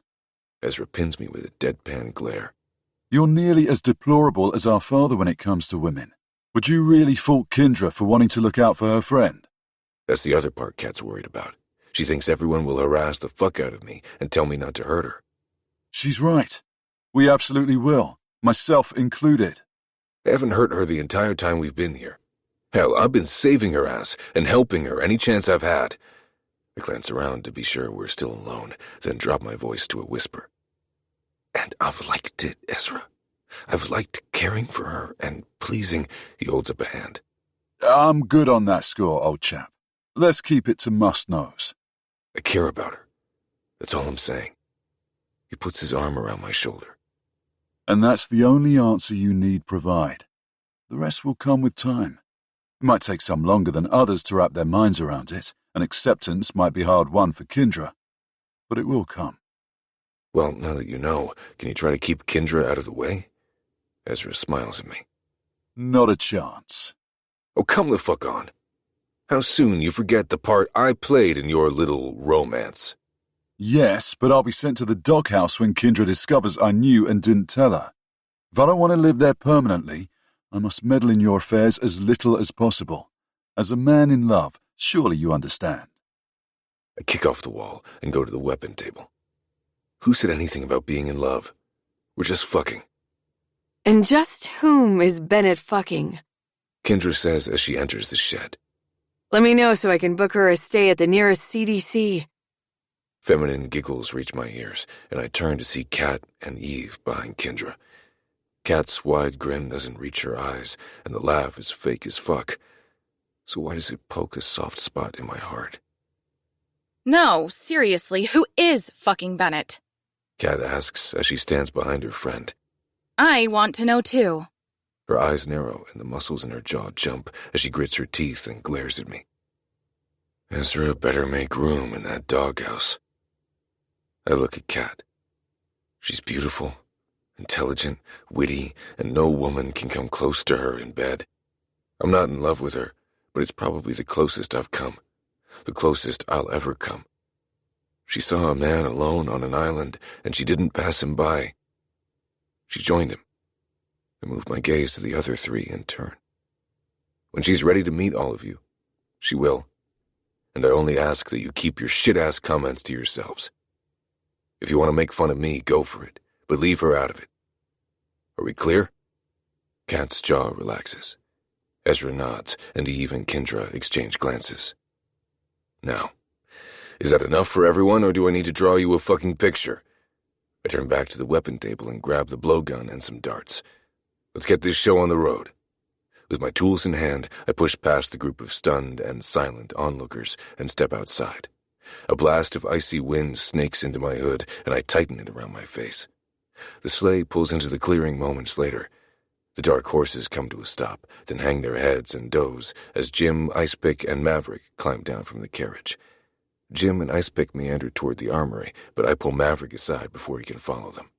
Once we're far enough from the shed, tucked into a little copse of trees, I come to a stop. Gripping his yellow coat, I turn him to face me. "Ezra knows," I say, keeping my voice low. Maverick pulls off his gaudy pit vipers and gawks at me. Me, Grim, Rose, and now Ezra?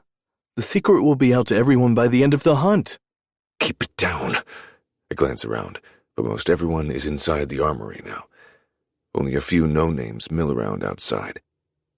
"That's why I need your help. Me, you, and Kat are going to hunt as a team." His face falls. I kind of wanted to hunt solo. He looks at me and registers the rage in my eyes. But this is fine too. "Look, I know it's a pain in the ass, but it'll be you eventually. One day you'll be the one to beg one of us to join some fucked-up scheme so you can win over some fucked-up chick. Right now, it's my turn, but when you're up, I'll have your back. Deal?" Somehow that's doubtful. He mutters. What do I have to do? I smile and clap my hand on his back. "Light work. When others are around, you play the part of Kat's doting boyfriend. Once we're alone, you play lookout while Kat and I hunt." Oh, fuck, I don't want to babysit. "It's not babysitting." But what about the hunt? I tip my head back and groan. "Dude, just focus on the task at hand, and we'll kill some shit along the way, okay? We'll run the same setup we had on the island. You dart them, and Kat will finish them off." Can we take turns? My fists clench, and I struggle to keep myself from punching him until he stops speaking. "Sure, we can take turns." Kat emerges from the armory and looks around. Whatever she's hunting for, she doesn't see it, but then her eyes land on me. The smile is immediate. She waves and hurries toward us, hitching her pants every few steps. It was sweet of Kendra to loan her a pair of pants, but they don't fit very well. She'll need a belt if she wants to tromp through the Alaskan brush. I turn to Maverick. "Are you wearing a belt?"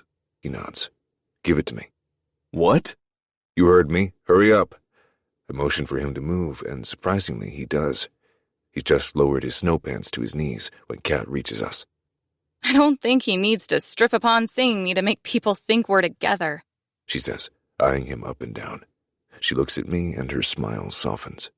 Thanks for what you said, by the way. I forgive you for telling your fucking brother. A bit of snow falls onto her lashes and clings there. I want to step forward and brush it away, but Kendra and Eve emerge from the armory and stay my hand. Maverick pushes the belt against my palm, and I pass it to Kat. What's this for? She asks.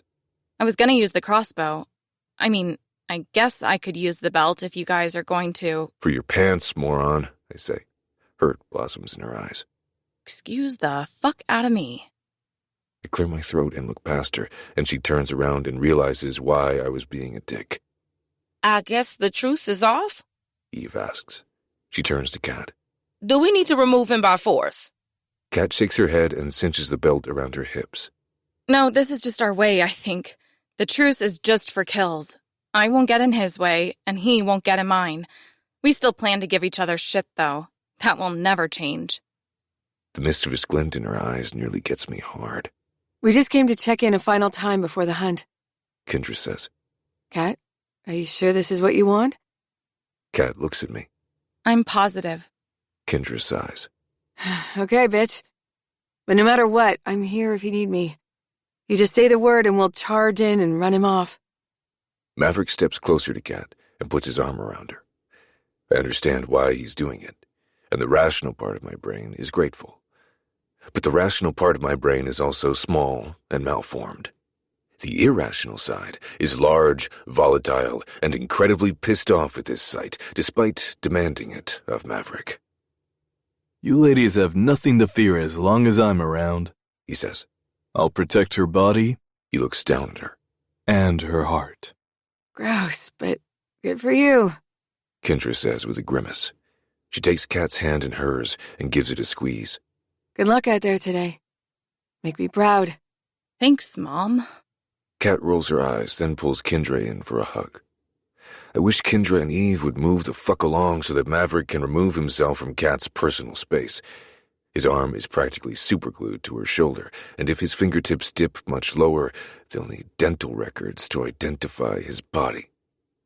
Kendra and Kat part, and Kat gives the two women a little wave as they start toward Jim and Ezra, who stand just outside the armory.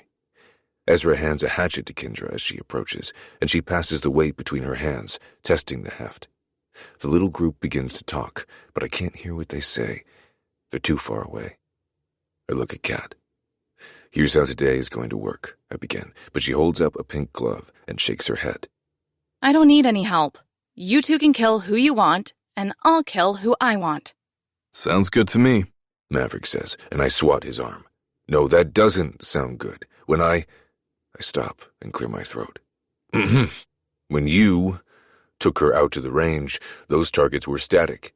She's a good shot, but now she has to aim at a moving target that's weaving through trees and trying to escape. I point to the dart gun lying on the ground. You and I will swap back and forth between tranking and hunting. Kat is strictly hunting. If you don't like it, take it up with the manager. Now go find a weapon and meet us here when you're done. Shouldn't Kat come with me? He asks. You know, for believability? I grab Kat's arm and pull her closer to me. No, she can stay right here. Kat glances at the growing group milling around outside the armory, then snatches her arm from my hand. He might be right, Bennett. We've raised enough suspicion for one day. 4 people know, and that's 4 too many. Suit yourself, I say with a shrug. But if you go into that armory with Maverick, I might just have to make the number, 6, 7? Are you blackmailing me? Maverick holds up a finger. Well, it wouldn't be extortion because he's not— Shut up, Maverick! Kat and I say in unison. He raises his hands and takes a step back. You two have fun. I'm gonna go do my own thing. Wait, no, we're sorry. Kat says as she races after him. Bennett, look what you did! She follows him into the armory, whispering please the entire way. I stay in the trees for as long as I can stand it before I finally trail after them. I'm almost to the doorway when Eve steps into my path. Where do you think you're going?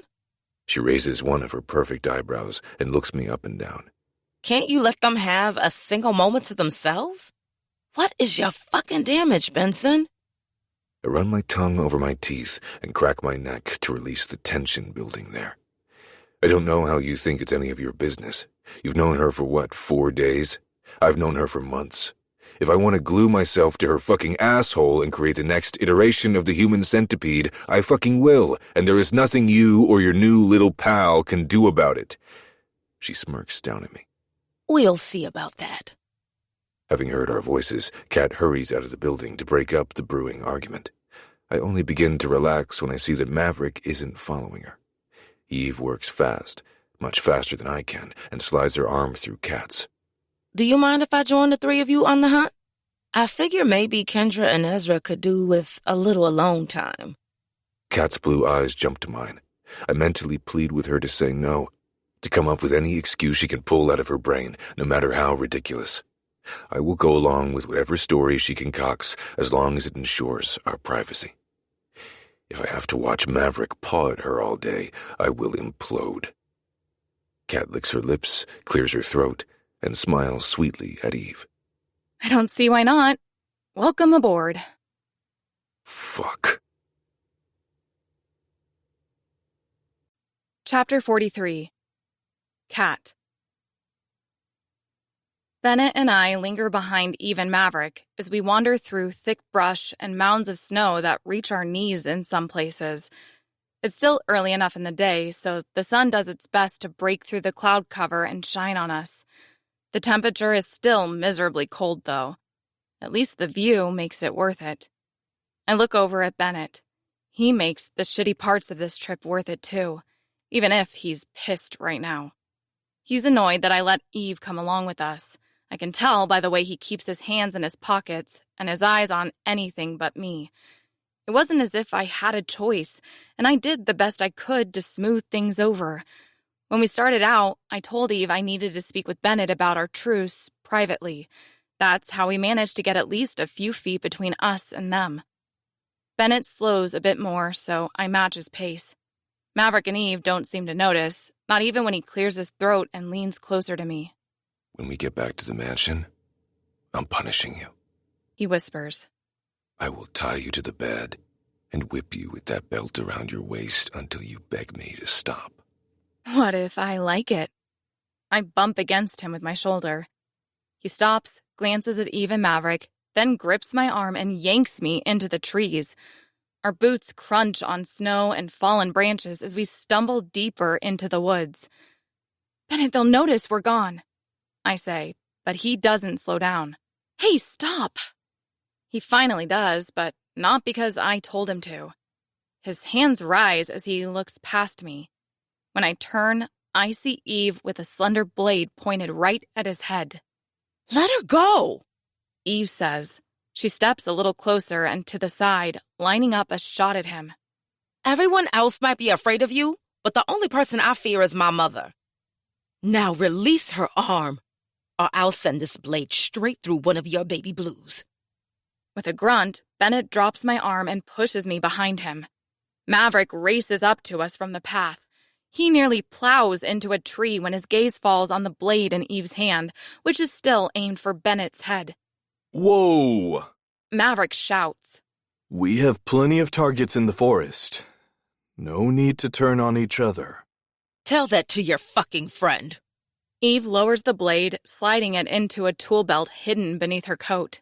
When a woman says stop, she means stop. That isn't up for interpretation. Bennett smirks, then folds his arms over his chest. Oh, do we have a feminist in our midst? No, asshole. Consent isn't feminist property. It's common human decency. No wonder you can't grasp the concept. Eve holds her hand toward me. Come on, Kat. You can walk with me. I open my mouth to respond, but Bennett cuts me off. Maybe she doesn't want to come with you. Ever thought about that? Ever thought about asking what she wants? He rolls his eyes and scoffs. Maybe you're the one who needs a lesson on consent. She ignores him, looking past his head to stare straight into my soul. Let's go, Kat. I lick my lips and blink. My legs won't move, and I don't know what to do anymore. Eve, let's go back to the trail. Maverick says. These two get into it all the time. It's their normal. But it's not normal. Eve turns her fury toward Maverick. Are you seriously pursuing this girl? It sure doesn't seem like it if you can't protect her. Maverick's green eyes widen. I can protect her. Then why am I the one who keeps running in to save the fucking day? Eve shouts. It seems like every hour that passes, fewer people are doing what we agreed to do to keep her safe. At this point, it's just me and Kendra. Yeah, I heard about your little meetings. Bennett says. Nice try. Eve launches toward Bennett with a banshee-like scream, but Maverick wraps his hand around her waist and holds her in place. To her credit, Bennett takes a step back, and I've never seen a threat produce that reaction from him. You've got to tell her, Kat. Maverick pleads as he tries to keep his grip on the twisting tornado in his arms. Eve jerks in his hold and looks back at him. Tell me what? Bennett looks back at me, his eyes asking the questions his mouth can't. What do you want me to do? What do you need? How can I fix this? And the reality is, he can't. No one can fix this. No one except me.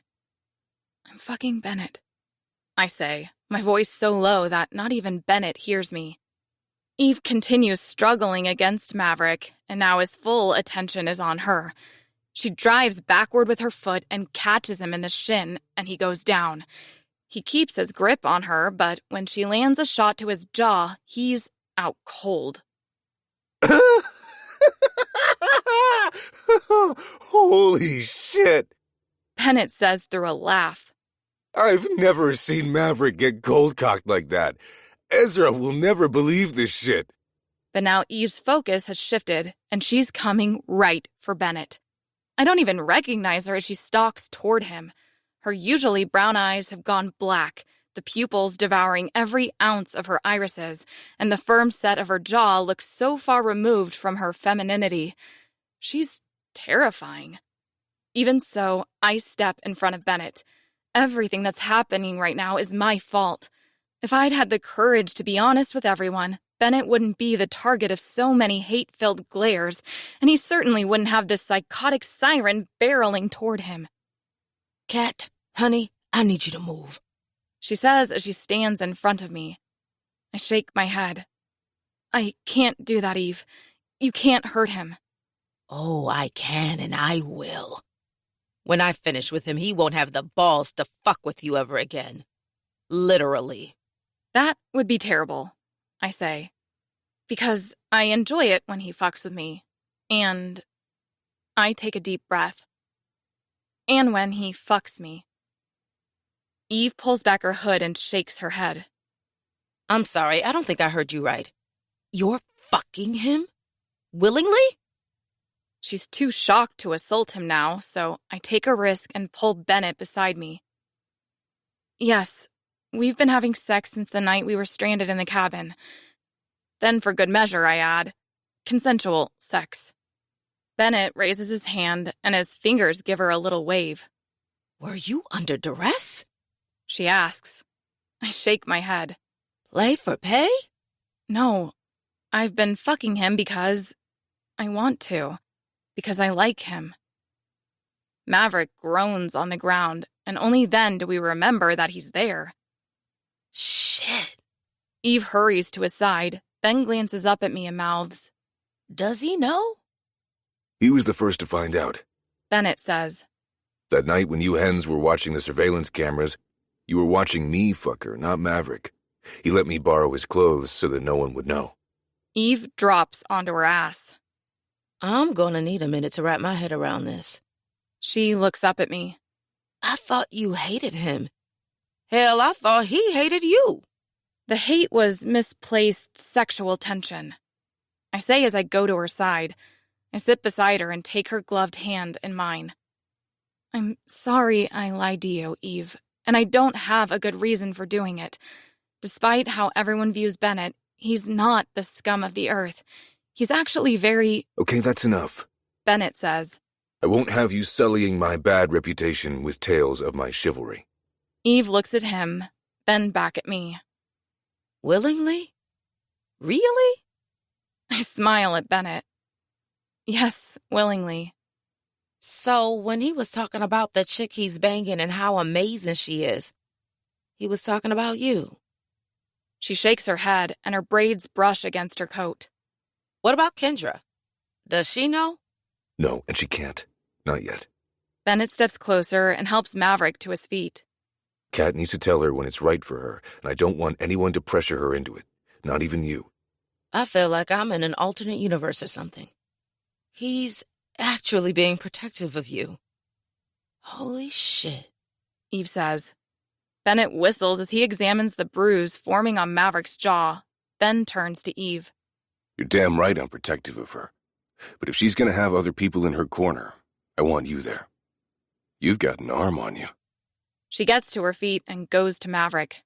Hey, sorry about that, she says. You understand, though, right?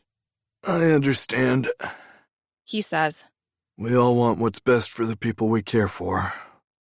But maybe don't go so hard when it's one of your own next time. Can you forgive me for hiding this? I ask Eve as Bennett helps me to my feet. I would have told you when I was ready. I just... Honey, say no more. She pulls me into a hug and places a gentle kiss on my cheek. If he makes you happy, then I'll keep my concerns to myself. But if he ever makes you cry, don't tell me unless you want his head on a platter by breakfast. Thanks, Eve, I say. She shakes her head. Still doesn't make sense that you won't tell Kendra. She's nice enough to me and I consider her a friend, but she only shares her warmth with a few people. I've seen it, and you're one of them. If you're worried about the jokes... That's part of it, but that's not all of it, I say. I just need some time. Suit yourself. Eve shrugs. If you want it kept a secret, I'll keep it a secret. I breathe a sigh of relief, but the feeling is short-lived when a red jumpsuit rushes through the trees in the distance. Bennett hoists the dart gun over his shoulder and looks back at me. You ready for your first hunt? He asks. I look into the distance at the retreating figure who doesn't know we're on his trail, and I nod. Let's do it. Before we can start off, Eve grips my sleeve and turns me to face her. Do you want to do this, just the two of you? She asks. Maverick and I can run interference if needed. I shake my head. I want all of you there. I'll need the support. Then you'll have it. Maverick says. Let's go catch this son of a bitch. As a group, we turn toward the forest and head deeper. Chapter 44. Bennett. The tracks were easy enough to follow, at first. Somewhere along the way, our prey realized we were tracking him, and he got a little smarter. His footprints eventually doubled back on themselves, and we lost him altogether. Now we're standing in the middle of the woods without a clue in sight. Maverick recommended we head back, but Kat and Eve argued that we still have a few hours of daylight left. He argued that it was lunchtime and he was hungry. In the end, the girls won.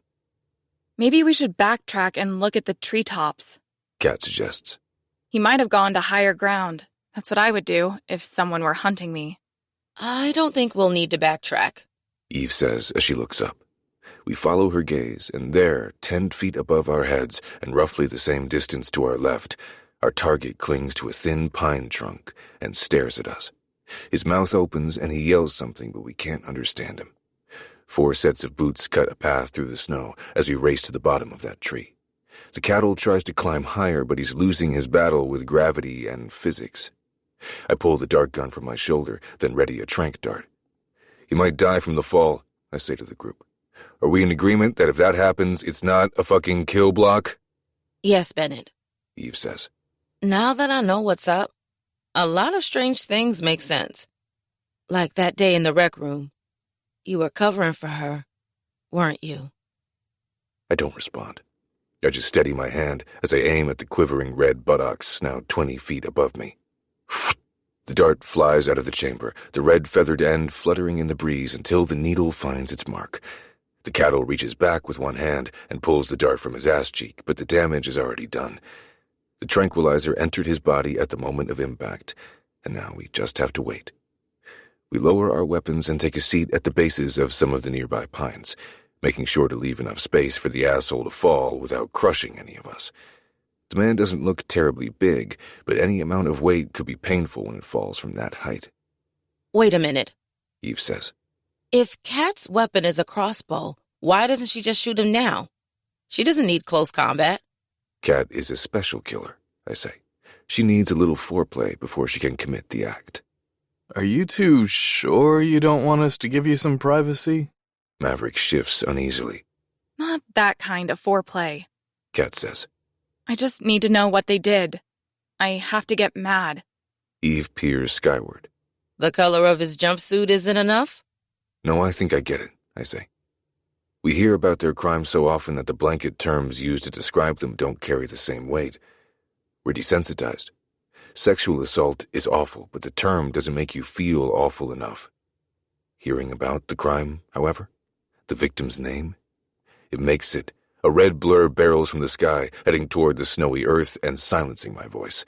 The man doesn't even scream as he collides with the ground, but Kat, Eve, and Maverick do. Kat nearly leaps into my lap. The figure on the ground coughs, then tries to roll to his side. His eyes nearly bulge from his head as realization dawns on him. My legs! My legs! I can't feel anything below my chest! He's bent in half at the waist, and his feet rest near his head. It's probably good that he can't feel his legs. The unnatural angles they're twisted into can't feel great. Not even the heavy tranquilizers can cut through his panic. Tell us about your crimes, jackass, I say as I step near him. What did you do? He licks his lips, covering them in blood. One side of his tongue is missing, likely bitten off on impact. She asked for it, man. She wanted it. The bitch let me buy her 5 drinks and she was hanging all over me. I didn't do anything wrong. Kat nudges me out of the way and steps closer. She squats down and looks into his face. You're dying. If we leave you here, you'll suffer for hours, but you will die. I'm giving you a chance to confess your sins and receive a more merciful end. Confess? Confess my sins?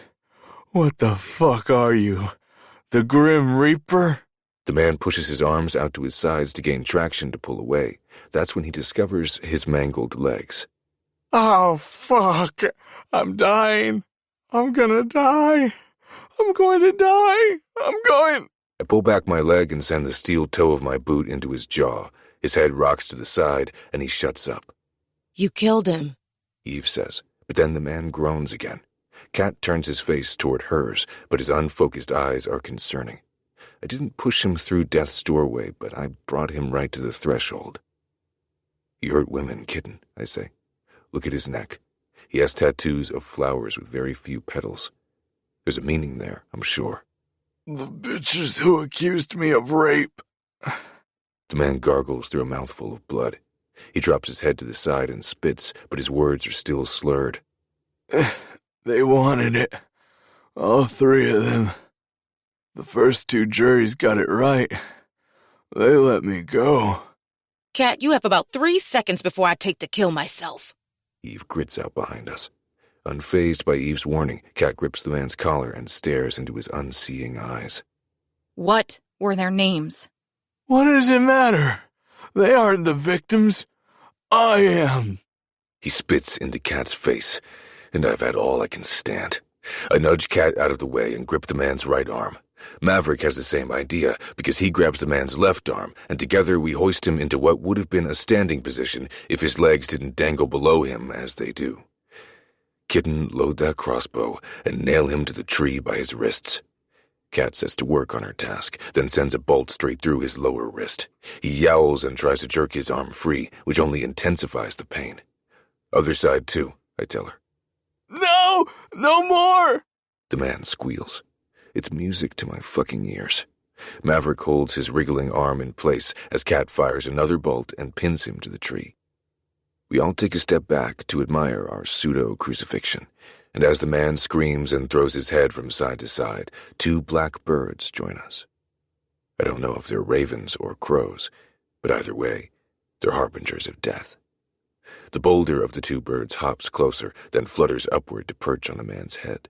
It cocks its head and peers down at the blood around the man's mouth before lowering his beak and pecking his upper lip. Oh, fuck! The man screams, and the 4 of us laugh. Go on, little bird friend. Kat says to the more timid of the 2. We won't let the big asshole harm you. Get yourself a strip of flesh. Eve chuckles. You're like a Disney princess, only darker. The little bird hops forward, then joins its friend. It clings to the red jumpsuit and pecks at the blood dribbling down the man's neck. After a few well-placed jabs, the bird tears off a bit of meat and tips back its head to swallow the chunk. All the while, the man keeps screaming. I think our work here is done, Kat says. Let's allow the birds to finish him off. It's cold and they're hungry. I wrap my arm around her waist and pull her against my side. If that's what you want, then that's what we'll do. Maverick and Eve agree, and we set off again. The 4 of us hunt until dark. Kat surprises all of us when she tags a woman in a pink jumpsuit, proving me wrong about her inability to hit a moving target weaving through trees. Eve finished her off with a blade. Maverick and I don't end up with a kill, but that's okay. We've had more than the girls probably ever will, considering we're contract killers. Well, I was a contract killer. I don't know what I'll do when we get back from the trip. What's bugging you? Kat whispers as we make our way back to the starting area. Maverick and Eve walk a few feet ahead of us, arguing over who gets to hold the compass. I don't really want to talk to Kat about my employment woes. A man without a job isn't exactly sexy. I also don't want to give anyone ammo. Who could encourage their friend to date a man who can't even keep a roof over his sickly mother's head? So I smile down at Kat and shake my head. Nothing at all, kitten. I'm just thinking about the masquerade tonight. Oh, shit. Eve says, and she and Maverick stop walking so that we can catch up. I completely forgot that was tonight. How will you two manage this? Whatever this is. I have no idea. Kat says. She hooks her arm within Eve's, and Maverick matches my stride as we all keep walking. I hadn't really thought about it. Maverick's almost a foot taller than Bennett, so there's no chance he can pull off a switcheroo with everyone that close. Kendra has something planned for tonight too, but she won't tell me what. Eve says. Yeah, she mentioned something to me. Maverick adds. She wanted to make sure Kat and I matched. Ow! Kat snatches her hand from mine, and only then do I realize I was squeezing it. Sorry, I say, as I take her hand in mine again. I didn't mean to hurt you. It's just hard to stomach. Eve glances at me. Wow, you really do have it bad. Yeah, I do, Maybe we could break up. Kat says. At the ball, I can dump Maverick and say we're better as friends. Then I can go to my room and hang out with Bennett. And miss the entire ball? Eve asks. Yeah, Kat and I say in unison. After all the murder, we clearly have the same thing in our minds. A hot shower and hot sex.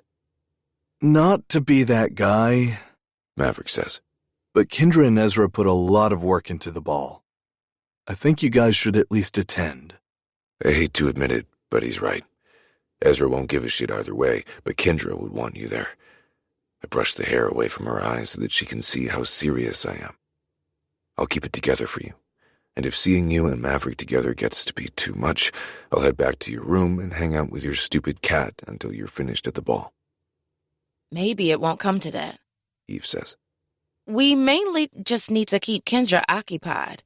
I can handle that. And I'm sure Ezra... I shake my head. Ezra wants no part in any scheming, and if you knew Kendra a little better, you wouldn't either. It wouldn't be the first time someone has been pissed at me. Eve shrugs. But I don't think Kendra will react how everyone anticipates. Maverick, are you in? She faces him. I'm flying straight to Texas from here, so it won't matter if Kendra is pissed at me. Maverick says. And Rosie will help too. Kat adds. Grim does whatever she commands, so that puts 2 more people on our side.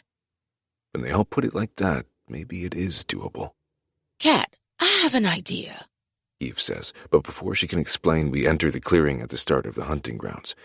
She leans closer to Kat, whispers something in her ear, then runs over to Kendra and Ezra, who stand by the armory. A smile spreads across Kat's face, and she looks up at me. Pick me up at Eve's room an hour before the party. Don't be late. Before I can ask any questions, she races off to greet her friend. Chapter 45. Bennett. Standing outside Eve's door, I struggle to take a breath, and not just because of the black bow tie cinched around my throat. For the first time in my life, I have pre-date jitters. I swipe my sweaty palms over my black suit pants, then glance in the mirror beside the door. My hair remains in place, thanks to the hairspray Ezra insisted I use. I turn back for the door and raise my fist to knock. Wait, Maverick whispers. you're forgetting these. He pushes a haphazard bouquet into my hands. We crafted it along the way, snatching random flowers from vases we passed on our way to Eve's room.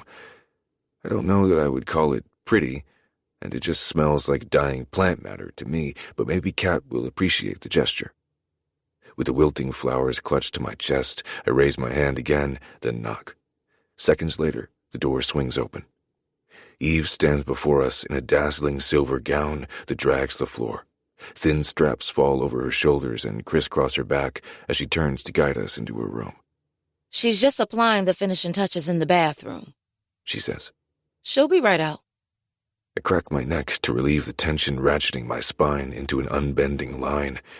More sweat collects on my palms, and I pass the bouquet back to Maverick so that I can dry them once more. Oh my gosh. How sweet. Eve whispers. This was your idea?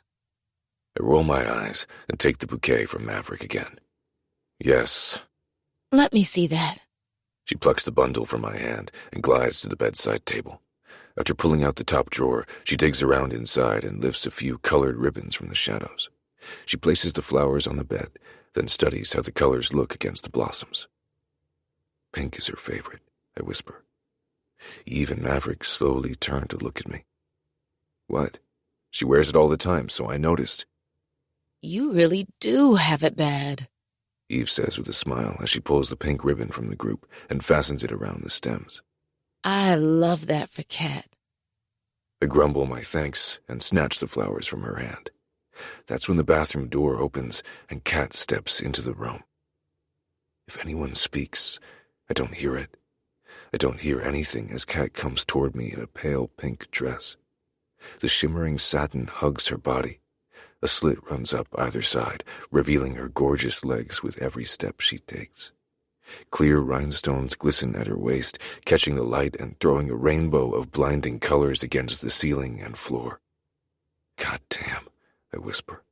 You have never looked more beautiful than you look right now. I hold out my hand, and she slides her fingers across my palm. As I pull her into me, I don't care that we have an audience. Even if they throw my sweet words back at me later, I won't care. If I don't kiss this woman right here, right now, I'll implode. That's my greatest concern at the moment. Leaning down, I press my lips to hers, reveling in the way she can't help but smile. My hands want to dive into her hair, but I keep them planted on her waist. There's no telling how much time she spends styling the curls to sit so perfectly on top of her head, and I don't want to ruin this moment. I pull back and look into her eyes. I don't know how I'll keep my hands off you, kitten. Hopefully you won't have to, Eve says. That's where we come in. Dinner starts at 7, and the ballroom opens at 8. We can't do shit about dinner, but the ball is a different story. If we all work in shifts, we can keep Kendra away from the topmost western corner, where you two can dance and fuck around in peace. What's in that corner? I ask. Kat giggles and looks up at me. Let's just say that even I did a little redecorating, with Kendra's permission, of course. Kendra's big surprise was crowning Kat and Maverick as king and queen of the ball. We talked her out of it. And I mentioned that it might be fun to set up a couple of private play areas for people who may need them. She loved the idea. That's where you guys will be. Safely tucked away from everyone. Eve grins, clearly pleased with herself. What happens when Kendra wants to know where Kat is? I ask. Eve's smile drops. You can't keep her in there the entire time, Bennett. Jesus Christ. She'll need to do a little mingling, but you two will have a place to go when you need to blow off steam. This woman grossly underestimates just how much steam I have inside me. Where does that leave me? Maverick asks. You can do whatever you want. If Kendra spots you without Kat, just say she went to the bathroom or had to run to her room for something. Eve flicks her hand through the air. I don't know. Just think on your feet. Okay, He says, though I'm not convinced. But it doesn't matter. None of it matters. I'm holding a goddamn goddess in my arms right now. So are we ready to head to the dining hall? I ask. Eve holds up a finger. Not quite yet. I had one more surprise in store, but we have to wait for the signal. As if on cue, someone knocks on the door. Eve shuffles toward the sound, her long braids swishing behind her as she walks. Tiny gems sparkle on some of them, and one falls to the floor as she sticks her head through the gap between the door and the frame. She says something, then opens the door wide, revealing Grim and Rose on the other side. Everything is ready. Eve says with a broad smile. Follow me. A speaker crackles in the natatorium, and then Maverick's voice comes through. Can you... Feedback squeals, and he lowers the microphone. Eve balances on stiletto heels as she squats and fiddles with something beside the podium. When Maverick raises the mic once again, it doesn't make the horrible sound. Testing? Testing? He pulls the mic away from his mouth, then clears his throat. If everyone would turn their attention to the doors, I would like to announce our first couple.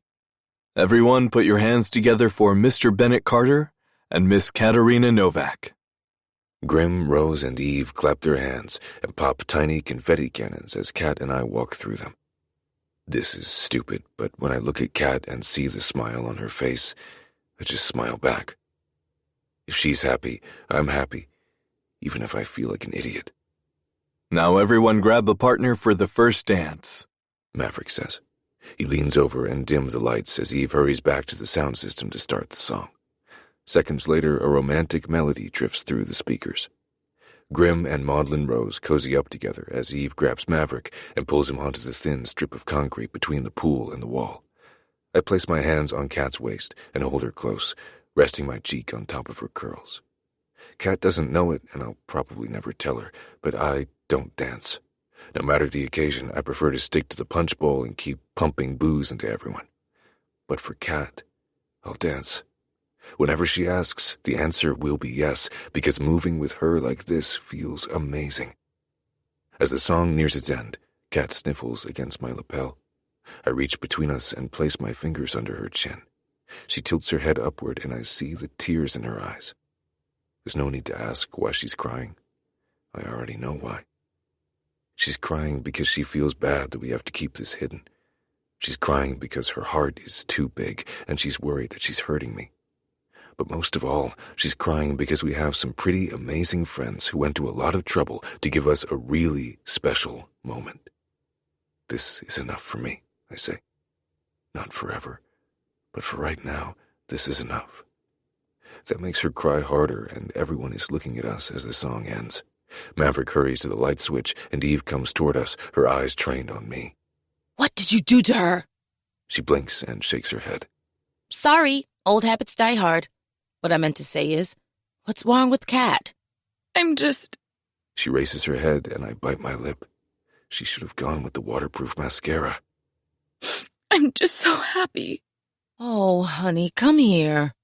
Eve pulls her against her chest, careful to keep the runaway mascara away from her expensive gown. She looks up at me. Bennett, you take everyone down to the dining hall. I'm gonna get her cleaned up, and she and I will enter together. I like this plan. It means I won't have to hear Kat's and Maverick's names announced like a couple. With a nod, I motion for everyone to follow me. I just hope these are the only tears Kat sheds tonight.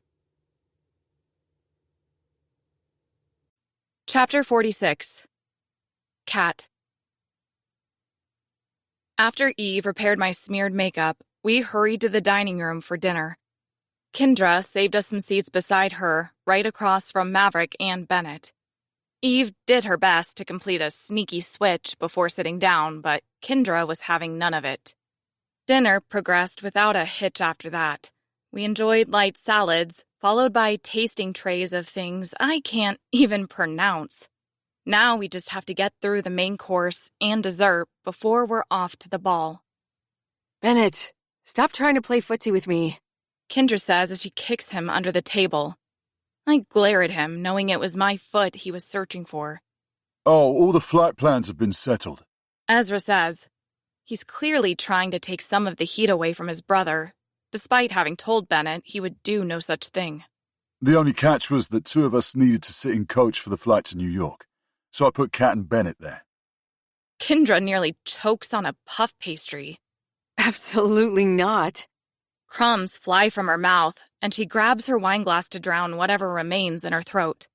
I'll sit with Kat in coat, and you can sit with your brother. I'm not subjecting her to his torment for an entire flight. It's okay, I say, grateful that Ezra has done what little he can for us. The rest is up to me. We had a truce for the hunt, and we learned how to tolerate each other, didn't we, Bennett?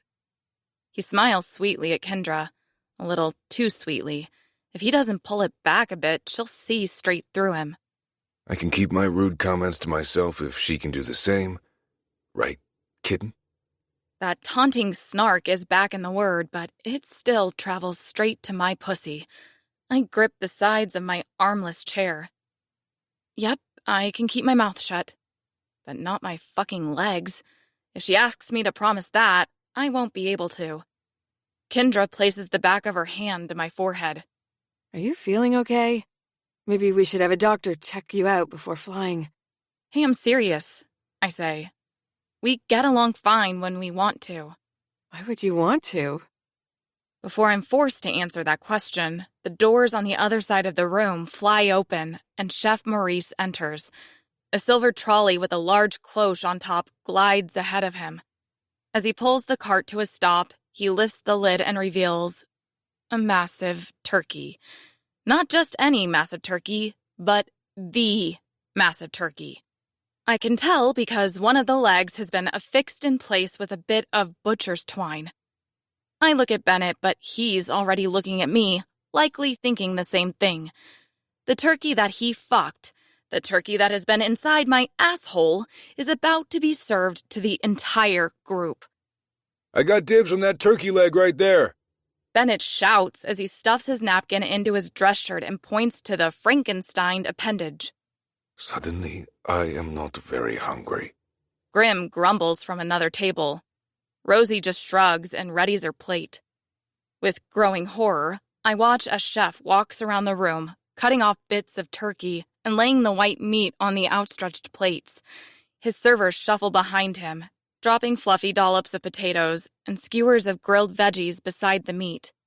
People begin digging in, and I can only watch as I remember the things we've done to that carcass. Chef reaches our table, and I tell myself that Bennett technically fucked the cantaloupe, not the turkey, as meat falls onto Kendra's plate. It's okay if I take this one to my grave, right? Right? And now it's too late because she's chewing and swallowing. Bennett feels no remorse at all, as is evidenced by the way he brings the turkey leg to his nose and sniffs it. I don't know, Kat. It kind of smells like ass. What do you think? He holds the leg toward me, and I don't know whether to laugh or scream. So I just lean forward and sniff. Maybe a little rubbery. With a chuckle, he pulls the meat toward his mouth and takes a bite. His eyes roll back in his head, and he smacks his lips. A slight moan creeps up my throat, but I snatch up my wineglass and swallow that sucker before it ever sees the light of day. Still, the way he looks at me as he devours that turkey leg. Cat? Earth to fucking cat. Kendra nudges me out of my daydream. What do you think of the turkey? Oh, I haven't tried it yet. It's very filling. Bennett says. Just open up and stuff yourself. Kendra grimaces at him. Don't be vulgar. Meanwhile, I want him to keep going. Openly mentioning our inside sex jokes is such a turn-on, especially when I know there's no way Kendra can make the connection. I mean, who just sits around and suspects their friend has shoved a turkey leg in their ass? Did you girls get your little sex cubicles set up? Kendra directs the question toward me and Eve. Play area, I say. And yes, we did. We even pulled down some fancy serving bowls and stuffed them with condoms. How very practical of you. Kendra says as she takes another bite of turkey. She lowers her voice and leans closer to me. Are you sure you're okay with sitting beside Bennett for the entire flight? I can insist we take another if— I shake my head and place a hand on her thigh. I appreciate the concern, but seriously, we're good.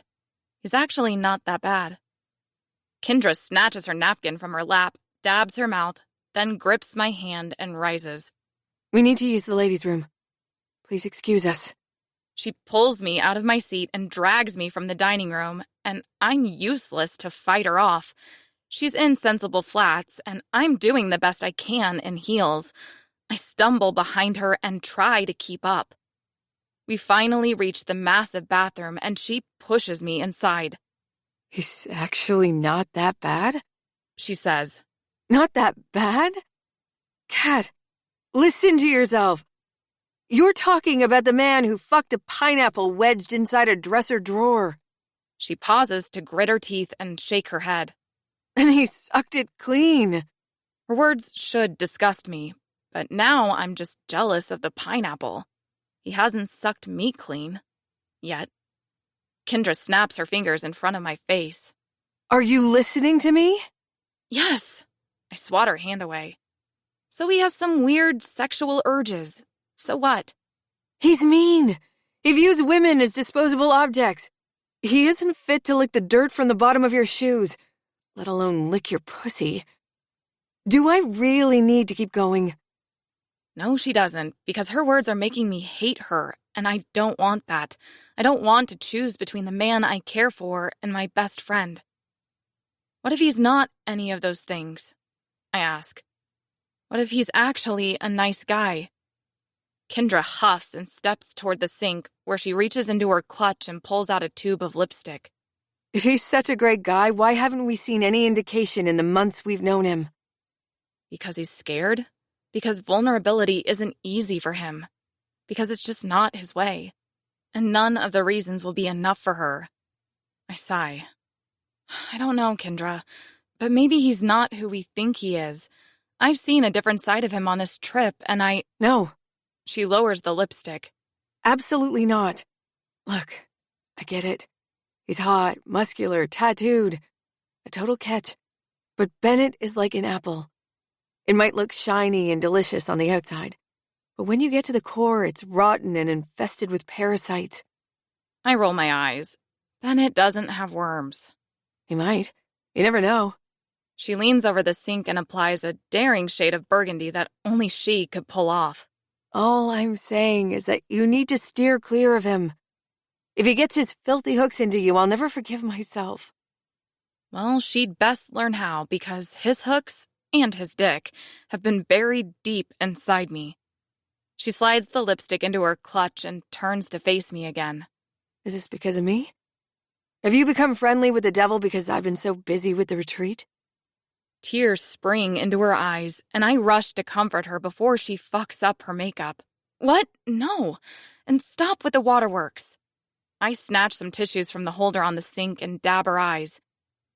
I knew you wouldn't have time to babysit me on the retreat, and I still wanted to come.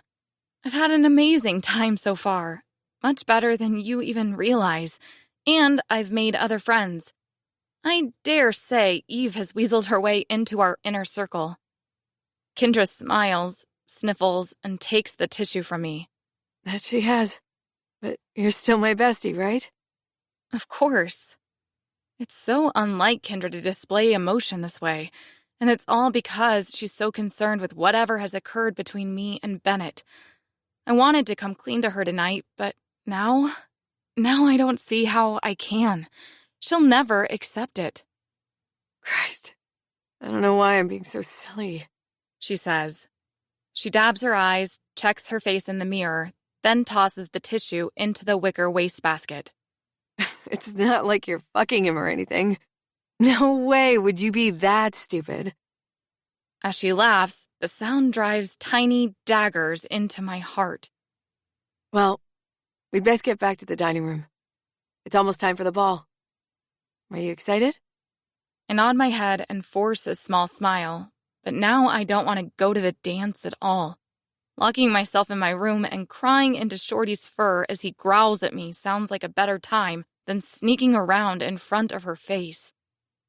As we near the stairs, I'm already preparing my excuse. I'll just say that my stomach hurts. Since Kendra has gut issues, she's less likely to argue.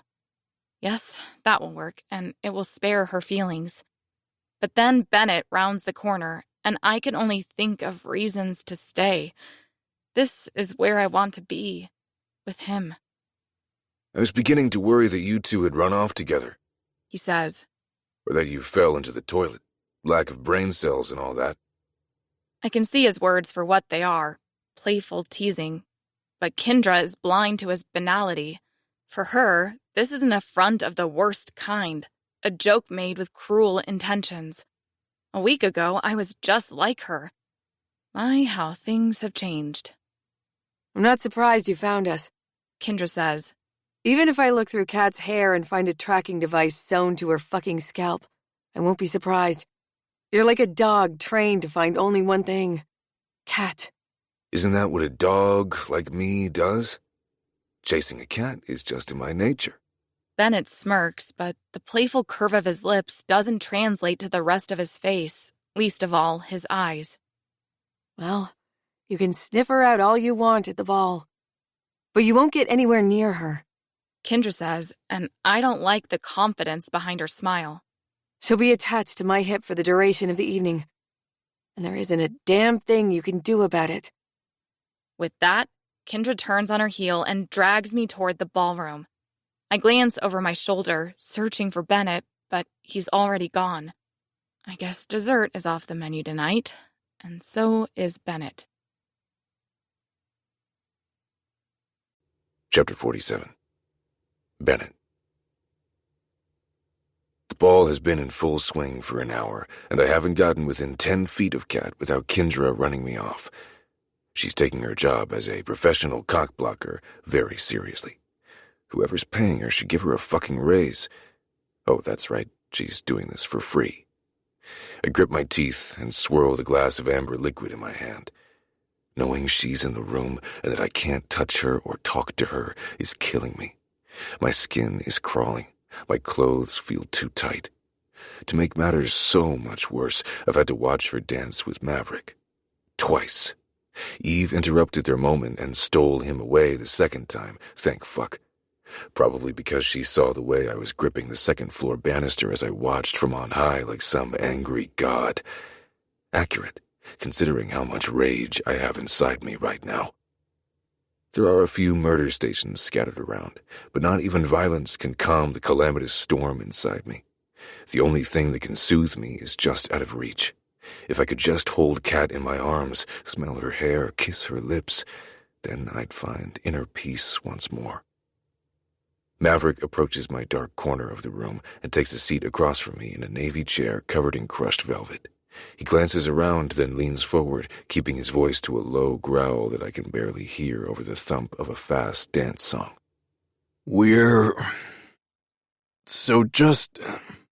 I shake my head and hold my hand to my ear. We're trying. Just patient, He says, speaking a little louder this time. Not wanting him to shout it again and risk the wrath of Kendra, I nod my head and wave him off. I've gotten the gist of things. They're trying something, and they want me to be patient. Haven't I already been patient? Haven't I been sitting here or standing there, dying inside as Kat shines her light on everyone but me? Eve appears on the dance floor, her glistening gown anything but inconspicuous as she weaves through the crowd. I don't know how she's supposed to help me sneak around when she's shining like a fucking lighthouse. When she reaches my little grove of misery, she sits next to me on the couch and leans in, placing her hand around my ear. Go to the corner we talked about. As soon as you step inside, you'll have exactly 30 minutes. Set a timer on your watch and don't overstay your welcome. Past 30 minutes, you're on your own. And take this. She slides something into my hand, and I look down. It's Maverick's mask. Hang it on the door, she adds. Realizing her plan, or part of it at least, I nod my thanks and hurry to the cubicle in the western corner of the room. Before stepping inside, however, I look around for Kat. She's seated at a table beside Kendra. And there goes Eve, heading straight for them. She catches my eye before stepping toward them. She plans to keep Kendra occupied while I tuck myself away from view. That has to be the scheme. The woman is a genius. The moment Kendra's head turns toward Eve, I hang Maverick's mask from the cubicle door and slip inside. When Kat and Eve said they were setting up little sex pens, they weren't kidding. In the center of the box is a deep couch covered in the same crushed velvet as the chair on the opposite side of the room. My heart goes out to whoever has to clean our remnants from this fabric, because despite the big bowl of condoms on a small table, I plan to go in raw and make a mess. The thought of making Kat squirt while surrounded by all of our friends does something to me.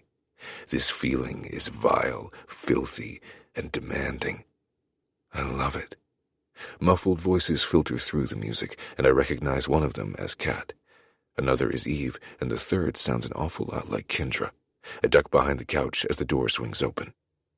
Eve, he isn't even in here, Kendra says. I told you I saw him leave the fucking ballroom. This is probably some diabolical plot Bennett cooked up to hurt her feelings. Her feet venture toward the couch. I see them as I peer through that thin strip of nothingness between the furniture's bottom and the floor. And they're getting a little too close for comfort. One more step. He probably went to the bathroom. Eve's heels join Kendra's flats, and they move away from the couch together. I breathe a sigh of relief. Let's just give Kat some privacy. If he hasn't shown up in a few minutes, we'll let her out of here. Eve's voice sounds further away. She must be pushing Kendra out of the cubicle. I'll have to remember to send her a Christmas card this year. The door clicks shut, muting their voices and deadening the music a bit. I don't know what these little walls are made of, but they're surprisingly soundproof. It would make for a nice little portable torture chamber. You know, for killers on the go. Kat's shimmering pink heels move closer to the couch, and the springs below the cushions squeak when she sits. Silently, I readjust my position so that I'm on my knees behind her. I'm close enough that my breath disturbs the small hairs at the back of her neck. She raises her hand to pat them down as goosebumps race over her otherwise smooth skin. It's an instinctual reaction. Her body knows the beast is close. I raise my hand to her neck and allow my fingers to trail over her skin in a gentle, romantic gesture. In my head, I pictured her turning and seeing me, then smiling. Instead, she doesn't bother to turn and look for what has touched her. No, she goes straight to jumping 3 feet in the air and letting out a scream that could shatter glass. As I try to stand to show her she has nothing to fear, my bow tie tangles in the ornate wooden carvings running along the top of the couch. I'm locked in place, unable to hide and save myself when the door flies open. But as luck would have it, Kendra hasn't rushed in to save the day. It's my brother. Ezra, oh thank God. Kat says as she rushes into his arms. I came in here to wait for Maverick, and... She turns, and that's when she finally sees me. I give her a sheepish wave. Oh, shit! She hurries to close the door behind Ezra. Shit! Yeah, shit is about right, Ezra says. Kendra wanted to come over here and make sure you were okay. I practically had to beat her away from the door as Eve tried to distract her. How many people are in on this now? Kat covers her face and groans. Damn near the entire retreat at this point, I say. I motion toward my bow tie. Little help? She can help you. He points to Kat. I'm off to forget I ever saw you in here. At this rate, I'll be divorced before I'm even married. With a shake of his head, he exits the booth. Kat hurries over to begin the Rubik's Cube that is my bow tie. After a few seconds, she groans and sits back. You'll have to take it off. It'll be easier that way. We only have 23 minutes left. Maybe we should both strip and save ourselves the trouble. Why only 23 minutes? I raise my watch to my face. 22 now, and fuck if I know. Eve didn't exactly give me the rundown. She just said to start a timer for 30 minutes, then be out of here before it's up. She's come up with something, but what? Her thumbnail goes into her mouth, and as she nibbles, I imagine pushing something else past her lips. I grip the bow tie and pull at both sides until something rips. Free of my chains, I stand and go to her. What does it matter, kitten? For the next 20 minutes, you're mine. Her worries melt away when my lips press against her neck. A soft moan slides out of her, and her hand moves toward my dick. She grips it through the dress pants. Did you already get started without me? She asks. The song fades, and each movement of my tongue sounds like a firework crackling in a silent sky. Why is it so fucking quiet? We had a special song request tonight, a voice says through the speakers, and I'm almost certain it's Ice Pick. No, not now, Kat whispers. The song starts, and I know exactly what it is by the first note. This song goes out to Bennett, wherever he is, Ice Pick says. From your friends, Kendra, Ezra, and Kat. As Ice Pick lowers the mic, Tom Jones's buttery vocals caress my brain as he reiterates how unusual this situation is not. It's such a good song that I'm not even mad at Kendra's little joke. I'm sorry, Bennett. She thought it would be funny, Kat says. I pull down one of the slender straps holding her dress upright. Leaning down, I kiss her skin and revel in the bite of salt against my tongue. No need to apologize. It is funny. I lower the other strap and kiss her shoulder. Really? She asks. You aren't mad? Not even a little bit. I pull her closer, reach behind her to drag down the dainty zipper, then lower her dress to her hips. My mouth waters at the sight of her full breasts. She didn't bother with a bra, and her pale pink nipples beg for my mouth. Unable to stop myself, I move her to the couch and get on my knees in front of her. She's delicious perfection, and I am so hungry. I raise her dress to her hips and kiss her in her thighs. Wait a second, Kat says. You're always going down on me and making me cum my brains out. Let me have a turn. Kitten, as much as I would love to feel your mouth on me, we don't have a lot of time. Bullshit. We don't have a lot of time right now, but when we get back home, you can eat me for every meal of the day for all I care. We'll have lots of time then. I want to ask if she's serious, if I can live inside her for the rest of my life, but there'll be time for talking later. Right now, I'm about to get my dick sucked. Needing no further encouragement, I climb onto the couch and begin unfastening my pants. Kat swaps places with me, getting on her knees and taking my cock in her hands as soon as it's free. She starts by stroking me to the beat of the song, which is pretty fucking fast-paced. I can only hope Tom Jones stops crooning before she puts her mouth on me. I won't last longer than the chorus at that speed. But as the song gears up for its final 30-second push, she lowers her mouth to my cock, and I grip the cushions for dear life. The woman is sucking the very soul from my body, and to top it off, she stays on beat. When her fingernails curve around the base of my cock and brush against the piercings running through my tightening balls, a pleasure-laced groan comes out of me like a growl. The song ends, and another replaces it, but Kat keeps going. She matches the beat once more, and I'm thankful it's a slow R&B number. I was 2 8 counts away from filling her throat. With a final, long lick up my shaft, Kat looks at me. How much time do we have left? I pull my watch around to my face and squint into the screen. 17 minutes. It's a lie. At this point, I'm just guessing about the time. When she was busy giving me the best sloppy toppy I've ever had, I must have bumped my watch. The timer stopped at 18 minutes and some seconds, and I don't want to tell her. She'll probably panic for no reason and put an early end to our fun.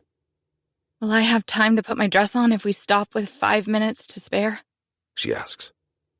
Better not risk it. Leave it on. I stand and raise her straps, covering her chest.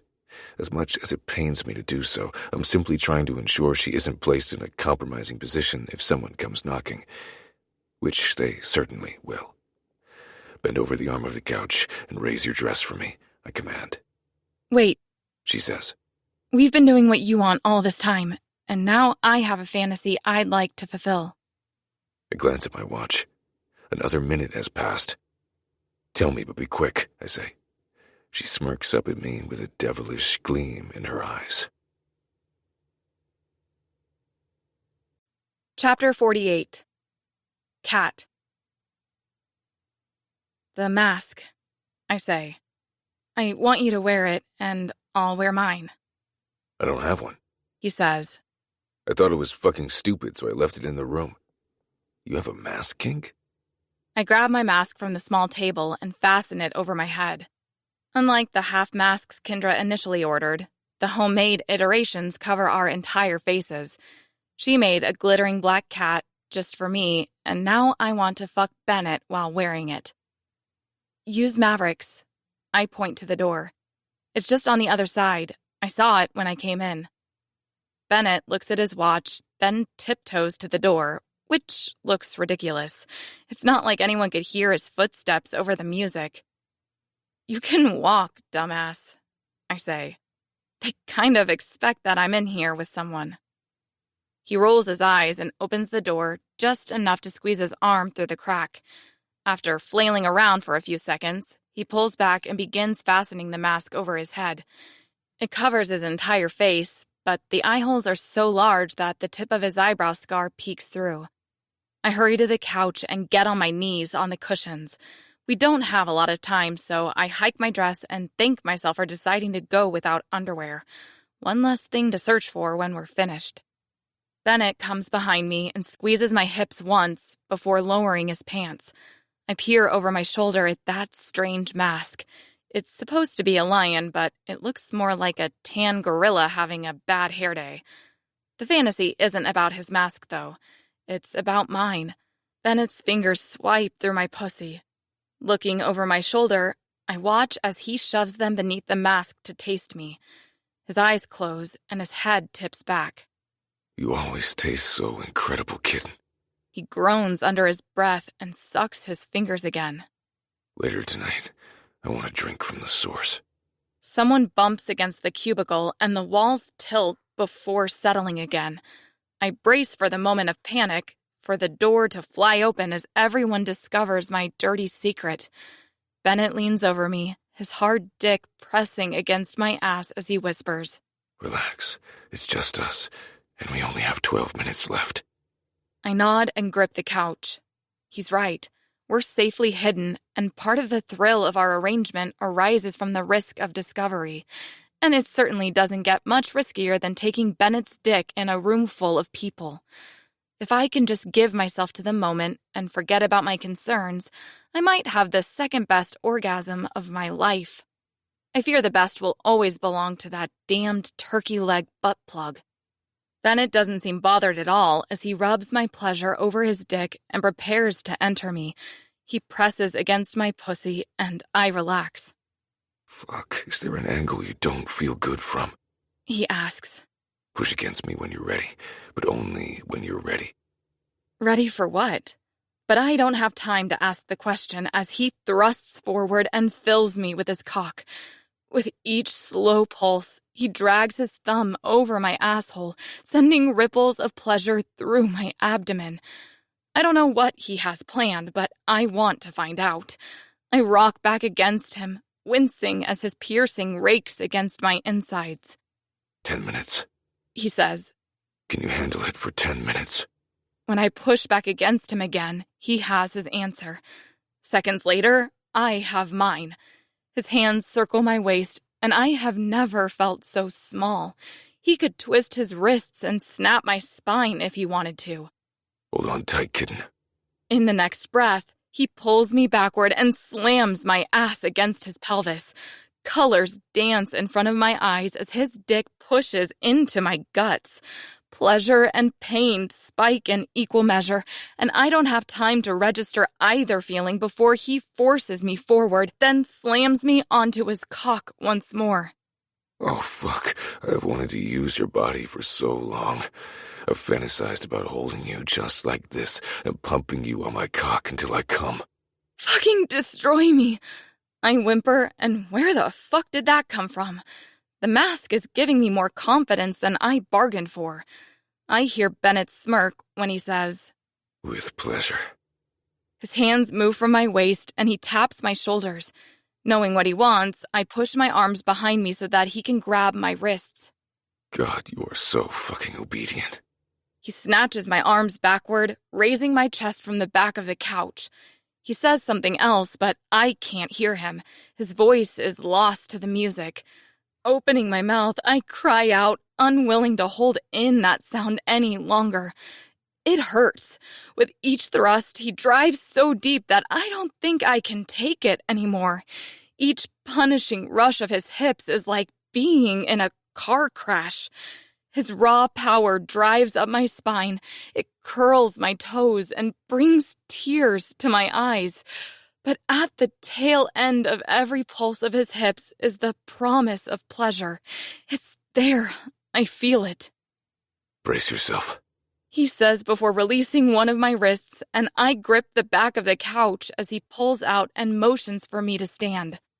I want you to ride me. We have 7 minutes, and I want you to come. But what about you? He shakes his head. You've taken very good care of me on this trip. Tonight is about you. Use me. Fuck me like I fucked you. As Bennett sits on the couch and looks up at me, I can't help but wonder if I'm the first woman to have this privilege. He isn't someone I consider very generous, but right now, he's offering himself to me, and I plan to make use of him. I raise my skirt and straddle his waist. My hand goes between us and holds his cock steady as I hover above him. 6 minutes. Make it count. He puts his hands on my waist, but I grab them and place them on my chest as I sit on him. Gritting his teeth, he sucks air through the mask. I lift my hips and push down again. My clit rubs against the fine hairs on his pelvis, and I grind against him, chasing that feeling.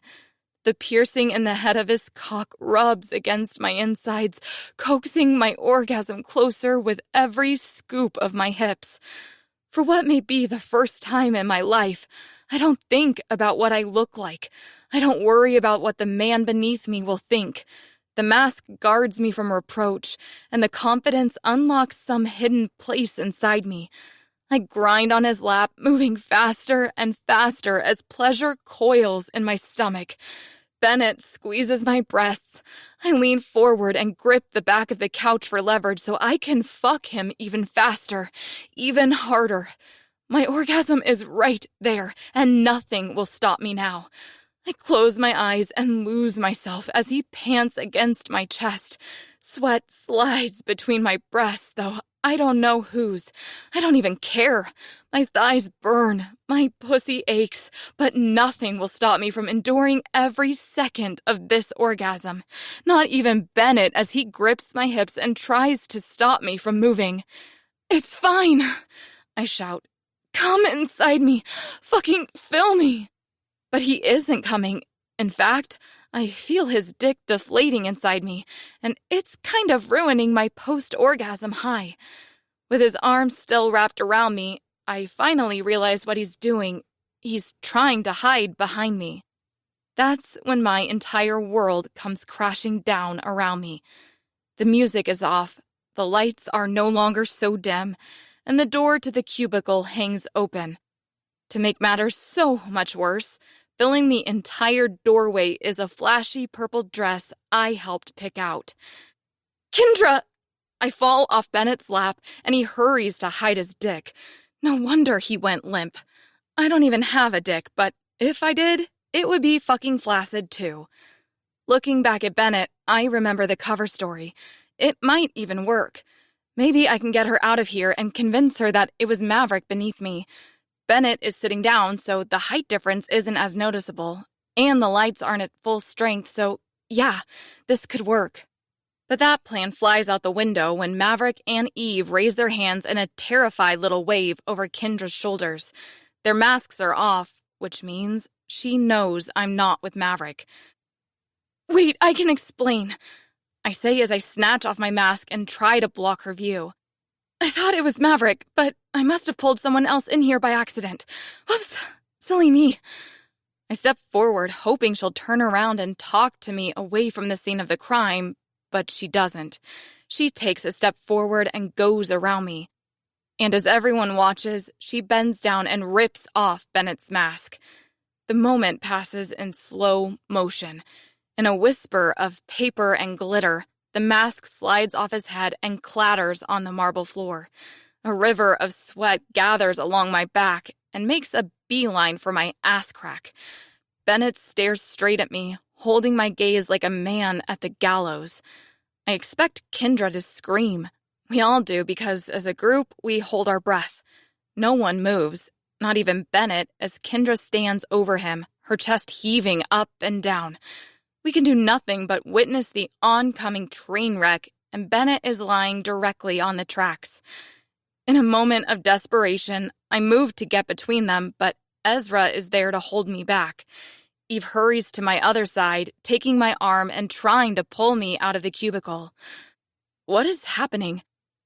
Then I see it so plainly. This isn't a train wreck. It's never been a train wreck. We have been heading for this moment from the beginning. It's a war, and Bennett is about to fall on his sword. It was all my idea. Bennett says with a smirk. My stomach twists into a knot, and I can't breathe. He's so convincing in his lie that I would believe him if I didn't know the truth myself. I figured if I stole Maverick's mask, she'd think. Kendra pulls back her fist and punches him in the jaw. Bennett's head flies to the side, and the smirk is gone when he puts it right again. What the fuck am I doing? Am I seriously willing to allow Kendra to think he essentially raped me? Bennett is capable of a lot of shit, but that isn't in his wheelhouse. It's not even in the same country as his wheelhouse. And for what? So that she'll still like me? I shake my head and take a centering breath. This has to stop, and I'm not talking about my relationship with Bennett or my friendship with Kendra. The lying has to stop. It's hurting too many people. "Kendra, stop," I say. Eve leans close to my ear. Honey, what are you doing? This man is going to take the heat, so let him. I shake my head and struggle out of their hold as Kendra rears back to let Bennett have it again. But before she can strike him, I dive between them. My gown rips as I land on my stomach in his lap, though I only hear it and can't see the damage. All I get is an eyeful of crushed velvet. Kat, what the fuck are you doing? Don't protect this piece of shit. Not after this. Kendra wraps her arms around my waist and tries to haul me away, but I grip Bennett's thigh and hang on for dear life. That's when I feel the draft and realize my splits have risen much higher. I look back at Kendra. Please don't do this. Let go of him. A forceful tug accompanies every word, and the dress slides away, leaving me naked. Everyone, turn around! Kendra and Bennett shout. Feet shuffle on the floor as the crowd obeys. I'm even tempted to turn around. They both sound so protective of me, so angry. As the door to the cubicle squeaks shut, I hear Ezra commanding everyone to move away. I stand and hold the dress to my chest, covering what I can. I didn't plan to have this conversation while in the nude, but I guess I don't have a choice anymore. I look at Kendra, then the couch. You might want to sit down for this. Chapter 49. Cat. Kendra stopped me before I could explain anything. She couldn't even meet my eyes as she looked between me and Bennett and formed her own conclusions. After only a few seconds of uncomfortable silence, she stood, walked out of the cubicle, and left the ballroom. The lights came on shortly after, and the music never returned. That brings us up to now, as Bennett and I sit on the couch in the small cubicle, staring at our hands. He moves beside me, then drapes his suit jacket over my shoulders. I pull it snug and settle back with a sigh. This couldn't have gone any worse, I mutter. Bennett takes my hand. Why didn't you let me take the heat? I wanted to protect you. I grit my teeth to fight back the tears, but I quickly give up and let them come. I'm sick of being protected all the time. I'm tired of everyone believing I need the protection. Maybe for once in my life I wanted to be the one to protect someone else. Kitten. No, don't call me that. I push him away. I don't want to be a kitten anymore. I want to be strong, fearless, a tiger or a fucking bobcat or even a regular house cat, but not a kitten. I want to be proud of who I'm fucking instead of terrified to tell everyone. I want to be proud of me. Someone knocks on the cubicle, followed by Ezra saying, Is now a bad time? No, having your woman barge in and fuck up a wet dream was a bad time. Bennett mumbles. Come in, I say. Ezra eases the door open, keeping his eyes on the shining floor as he speaks. Kendra would like you to come to our rooms so that you two can talk. I swipe the tears from under my eyes and nod, though he can't see me. I'm on my way. Ezra steps away, then leans through the doorway again. Bennett, when Kat goes to speak to Kendra, I think it's best if you stay with me. No shit. Bennett rolls his eyes. I'm not sure what we do without your guidance. Just trying to help. The door closes. Yeah? Where was the help when she was charging toward the door like the fucking feds, Ezra? Bennett shouts, but his brother doesn't respond. This isn't his fault. I stand and try to find some way to hold my dress together. The straps are no longer connected, and the material is in 3 pieces at this point. It's not your fault either. I'm the one who was too scared to own this. Bennett stands and removes his belt. As he fastens the thick leather strap around my chest to hold up what's left of my dress, he looks into my eyes. You aren't a kitten anymore, remember? Isn't that what you said? He pulls it tight, then smacks my ass. So go on, tiger. He pauses. No, that sounds really gross. Like what I'd say to a kid or something. Maybe, go get him, you little lynx. I scrunch up my nose. Okay, we'll figure it out, but I need to be serious for a second. He takes a deep breath, then kisses my cheek. I don't really know what it's like to have a best friend. but I imagine it doesn't come along often. You know, having someone who cheers you on and just wants the best for you. What the fuck am I? Ezra says from the other side of the door. Bennett rolls his eyes and presses on. If it comes down to it, if you have to choose between me or her, pick her. I'll probably find some way to fuck this up anyway. I stand on my tiptoes and kiss him. Bennett Carter, if she's any friend of mine, she won't make me choose. Then go tell her the truth. He places his forehead to mine. I'll be waiting for you in my room when you're done. Can I bring Shorty for a spend-the-night party? I'll be waiting for you in your room when you're done. He places a kiss on my nose and slips out of the booth. I have been standing outside Kendra's door for a solid 7 minutes, and I still can't bring myself to knock. After putting everyone through hell, it all came down to this moment that I've been desperately trying to avoid. There's nowhere left to hide, though, and it's time to do the scary thing. My pulse beats in my cheeks as I raise my hand and knock. Come in. Kendra calls from inside, and I open the door. She's seated on her bed, a brown brush in her hand as she combs through her curls. As I enter, she pulls her long dark hair into a ponytail, then pats the mattress beside her. The gesture is familiar enough, but I'm not accustomed to seeing her eyes so puffy. Kendra isn't usually a crier. Ezra said you wanted to see me, I say. I guess you have some questions. Kendra pulls her legs up so that she's sitting tailor-fashioned, but she doesn't respond.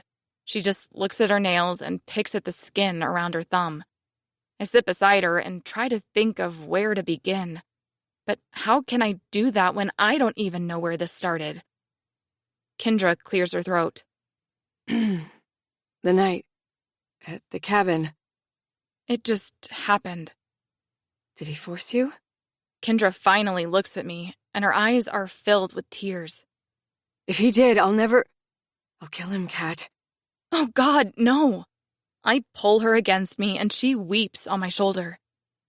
Kendra, I know it's hard to believe, but everything that's happened between us has been completely consensual. She sits back and plucks a wad of tissue from the rumpled covers. After blowing her nose, she shakes her head. It's not that hard to believe. Any woman with functional eyes can see he's attractive. But why did you feel you couldn't talk to me about this? She blows her nose again. You're my best friend, but I don't feel like I'm yours anymore. I didn't want to tell you because I knew you'd be disappointed in me. I've admired you for so long, and I couldn't bear the thought of you thinking less of me. Did you ever stop to think that I admire you too? My mouth opens and closes, but I don't know how to respond to that. I can only come up with questions. Why would you admire me? The girl who can't do anything well. The girl who was bullied in school. The girl who makes everyone smile, even when they don't want to. The girl who befriended the unwilling serial killer.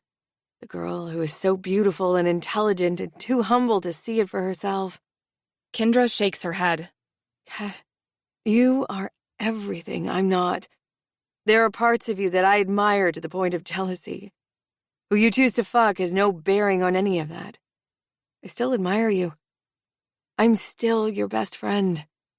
So you aren't upset that I'm sleeping with Bennett? She sighs and flops back on the bed. I'm more upset that you didn't feel you could tell me. No offense, but you're kind of a judgmental bitch. Fair. But I wouldn't want you any other way, either. I lie on my side beside her. Will we be okay? Kendra nods. I still need some time to wrap my head around this. And Bennett is in for a fucking lecture. But yes, we'll be okay. She grabs my hand and gives it a squeeze. If he hurts you, though... The funny thing is, I don't think he will. The Bennett we know is the real Bennett, but there's another side to him. He can be kind, caring. Hell, he's even been vulnerable. Does he make you happy? I roll onto my back and look up at the ceiling. Yeah, he does. Does this mean we have to stop picking on him? I bite my bottom lip and laugh. Absolutely not. Kendra laughs too, and the tension melts away. You know what this means, don't you? Kendra says as she rolls to her side. One day we'll be sisters. Hang on, we're getting a little ahead of ourselves. I mean, we've only been fucking for a few days. That's a few days more than Bennett fucks anyone, so I'd say it's a done deal. We both giggle at that. Thank you for being so understanding, I say. I'm not sure I completely understand, but I'm beginning to. Your insecurities run a lot deeper than I realized. Yet you seem so confident on the surface. I'm sorry I didn't make you feel safe enough to talk to me. She winces. All those jokes about Bennett probably didn't help. Her words hurt my heart. All this time, I've been so concerned about what she'd think and never stopped to worry about what she'd feel. This wasn't a shortcoming on your part, Kendra. You're right. I have a lot of insecurities and anxieties that I keep buried, and that played a big part in the fear. Believe it or not, Bennett gives me confidence. He makes me feel stronger when he's behind me. I think that's why I was finally able to get a kill. Wait. Kendra sits up. The night you got your first kill, does Bennett know you fucked Maverick? I drape my arm over my eyes as a low groan rumbles out of my chest. I have so much to catch you up on. Kendra's bedroom door flies open, and we both jump. I hurry to tug Bennett's jacket over my chest as I sit up. Ezra steps into the room. His hair is a mess, and sweat covers his forehead. He's also out of breath. What's going on? Kendra asks. Is everyone okay? He nods and holds up a finger. 1 sec. Where's Bennett? Is he hurt? I jump from the bed and race toward the door, but Ezra stops me. Gripping my shoulders, he looks into my face and says, He's gone. Before he can say anything else, I push past him into the hallway and run for Bennett's room. Chapter 50. Bennett. Warm air roars against my face in the back of the stretch limo as a long car slinks down a desolate road in the middle of Alaska. A green haze runs across the night sky, like some massive deity took a sequoia-sized brush and dragged luminescence paint across a navy canvas. I wish Kat were here with me for so many reasons, but mostly so that I could see the sky through her eyes. The tears prevent me from seeing much of anything for myself right now. Reaching into my coat pocket, I feel for the slip of paper. I need to remind myself why I'm leaving and why I couldn't ask Kat to come with me. You sure you've got a plane to catch? The driver asks. With that storm moving in, I don't think they're letting any private planes on the tarmac. I don't answer him. I just look out the window and watch the trees flash by. The jet will be there. Ezra arranged everything the moment he read the letter. He foolishly told the pilot he'd be rushing 2 passengers to the States to catch a ride to Florida, but I couldn't ask Kat to witness my weakest moment. The plans I've begun to formulate disintegrate and fall through my fingers. My mother has taken a turn, though not in the way anyone expected. She experienced a mild stroke yesterday morning. Despite quick action on the part of her very expensive medical team, her symptoms only worsened and a second stroke occurred. My mother isn't expected to recover. They don't even believe she'll wake up. The letter says I'll be lucky to arrive before she expires. Expires? What is she, a carton of fucking milk? I crumple the paper and toss it to the floorboard as if I can make this someone else's problem. Maybe I can pretend this is anyone's life but mine. The limo hits a patch of ice and the car's tail wobbles to the left. I sit back as the driver regains control, but I buckle my seatbelt. If we get in a wreck and I die, I won't have a chance to apologize to Kat for leaving without so much as a word her way. She has a heart of gold and won't hold any of this against me, but I still feel like an ass for taking off. But she's trying to work things out with her friend, and I didn't want to interrupt their important conversation. I also didn't have time to wait around. For all I know, none of these worries even matter. Kendra is probably busy convincing her to end things with me, and Kat may not be someone I'm permitted to worry about much longer.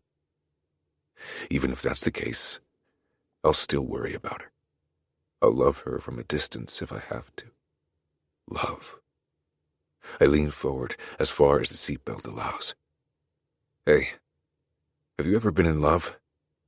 The driver looks at me in the rearview mirror, eyebrows raised to his hairline. Love? Well, yeah, I'm married, ain't I?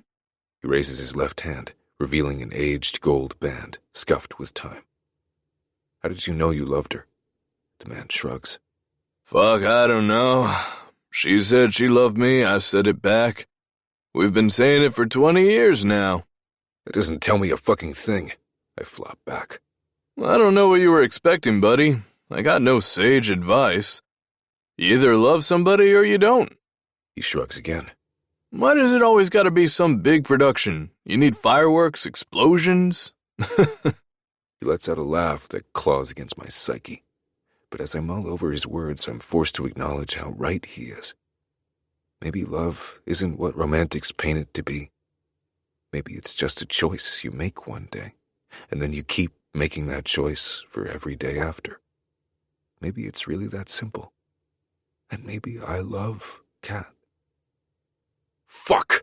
I slam my fist against the leather seat. Turn the car around. I forgot something. Are you sure? Yes. Because if you don't even know if you love the girl... I'm sure. I love her. Now turn around, or I'll slit your fucking throat!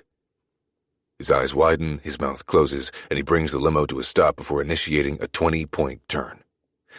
If loving someone means choosing to love someone, then I choose to love her. But if I want that same love in return, I have to give her the choice.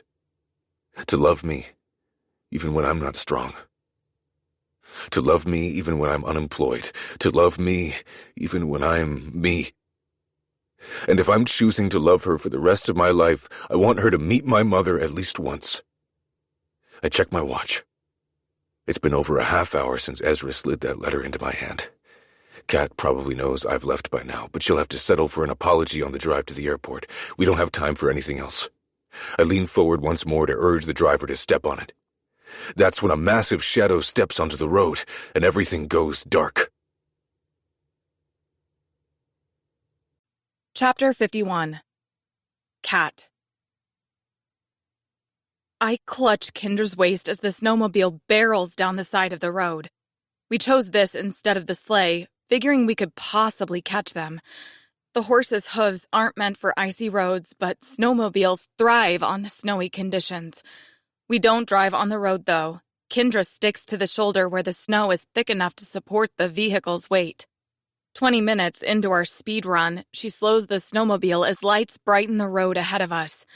I'm shocked that we've caught up to them so quickly, but then I peer around her shoulder and spot a massive moose lying in the middle of the road. And to our right, with its back half wedged in a snowbank, is the limo. "Bennett!" I scream. I leap from the back of the snowmobile and rush toward the accident. A crumpled mess of mangled metal releases tendrils of steam at the front of the limo.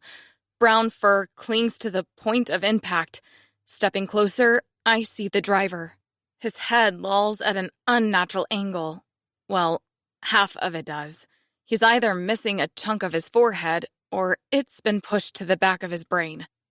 Peering through the shattered glass, I search for any sign of Bennett, but I don't see him. "Help me dig!" I shout to Kendra. She hurries over, and like two psychotic hounds, we begin shoveling fistfuls of snow away from the back doors. When we finally have enough clearance, I wrench the door open and look inside. Bennett slumps in his seat. A large knot protrudes from the right side of his head. He must have been knocked unconscious. At least, I hope he's just unconscious. "What do we do?" I plead with Kendra. "We aren't supposed to move him, right?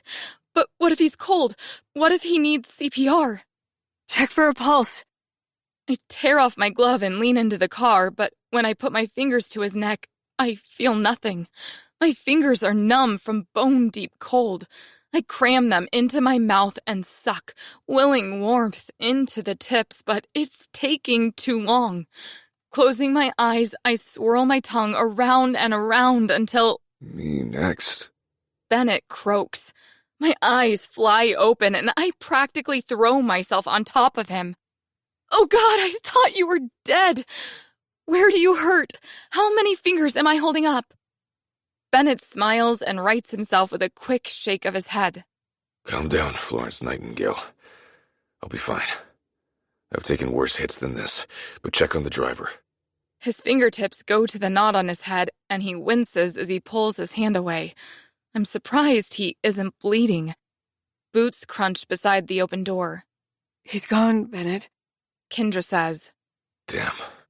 Bennett swipes his hand down his face and unfastens his seatbelt. This is my fucking fault. I should have just asked you to come with me. Yeah, you should have, I say. Instead, you decided you wanted to live on the island alone again. Who's going to the island? Kendra asks. I thought your mom was sick. Why are we going to the island? No one, I say. I'll explain later. Bennett moves to get out of the car, and Kendra and I try to stop him. He just looks at us and swats our hands away. I ease out of his way. He pulls himself out of the wreckage and stands on shaking legs.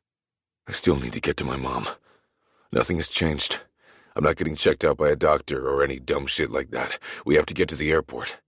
We? I say, shocked that he's willing to take me with him. I figured I'd have to sneak onto the plane, that he'd be too stubborn to let me remain by his side. He doesn't respond to me, though. He walks to the front of the limo and hangs his head. Well, we aren't going in this. Fuck. His boot jets out and collides with the flattened front tire. Kendra winces, then takes a cautious step toward him. If you guys can wait here, I'll go back to the mansion for help. I can't call a car, but Ezra can. Bennett shakes his head. I don't have that kind of time. Then take the snowmobile. Bennett and I turn to face Kendra. I'm serious. She says. Take the snowmobile. I'll walk back. You get frostbite. Bennett says. I get that it would go with your frigid persona, but I doubt my brother will want to suck your toes if they turn black. Instead of getting angry, Kendra's eyes soften. Thanks for the concern, but my socks are double insulated, and the mansion isn't that far off. I'll be okay. And besides, this is mostly my fault, so I need to make it right. No, it was my fault. I step over part of the front bumper and stand beside Kendra. I was the one who was too afraid to be honest. Because of me?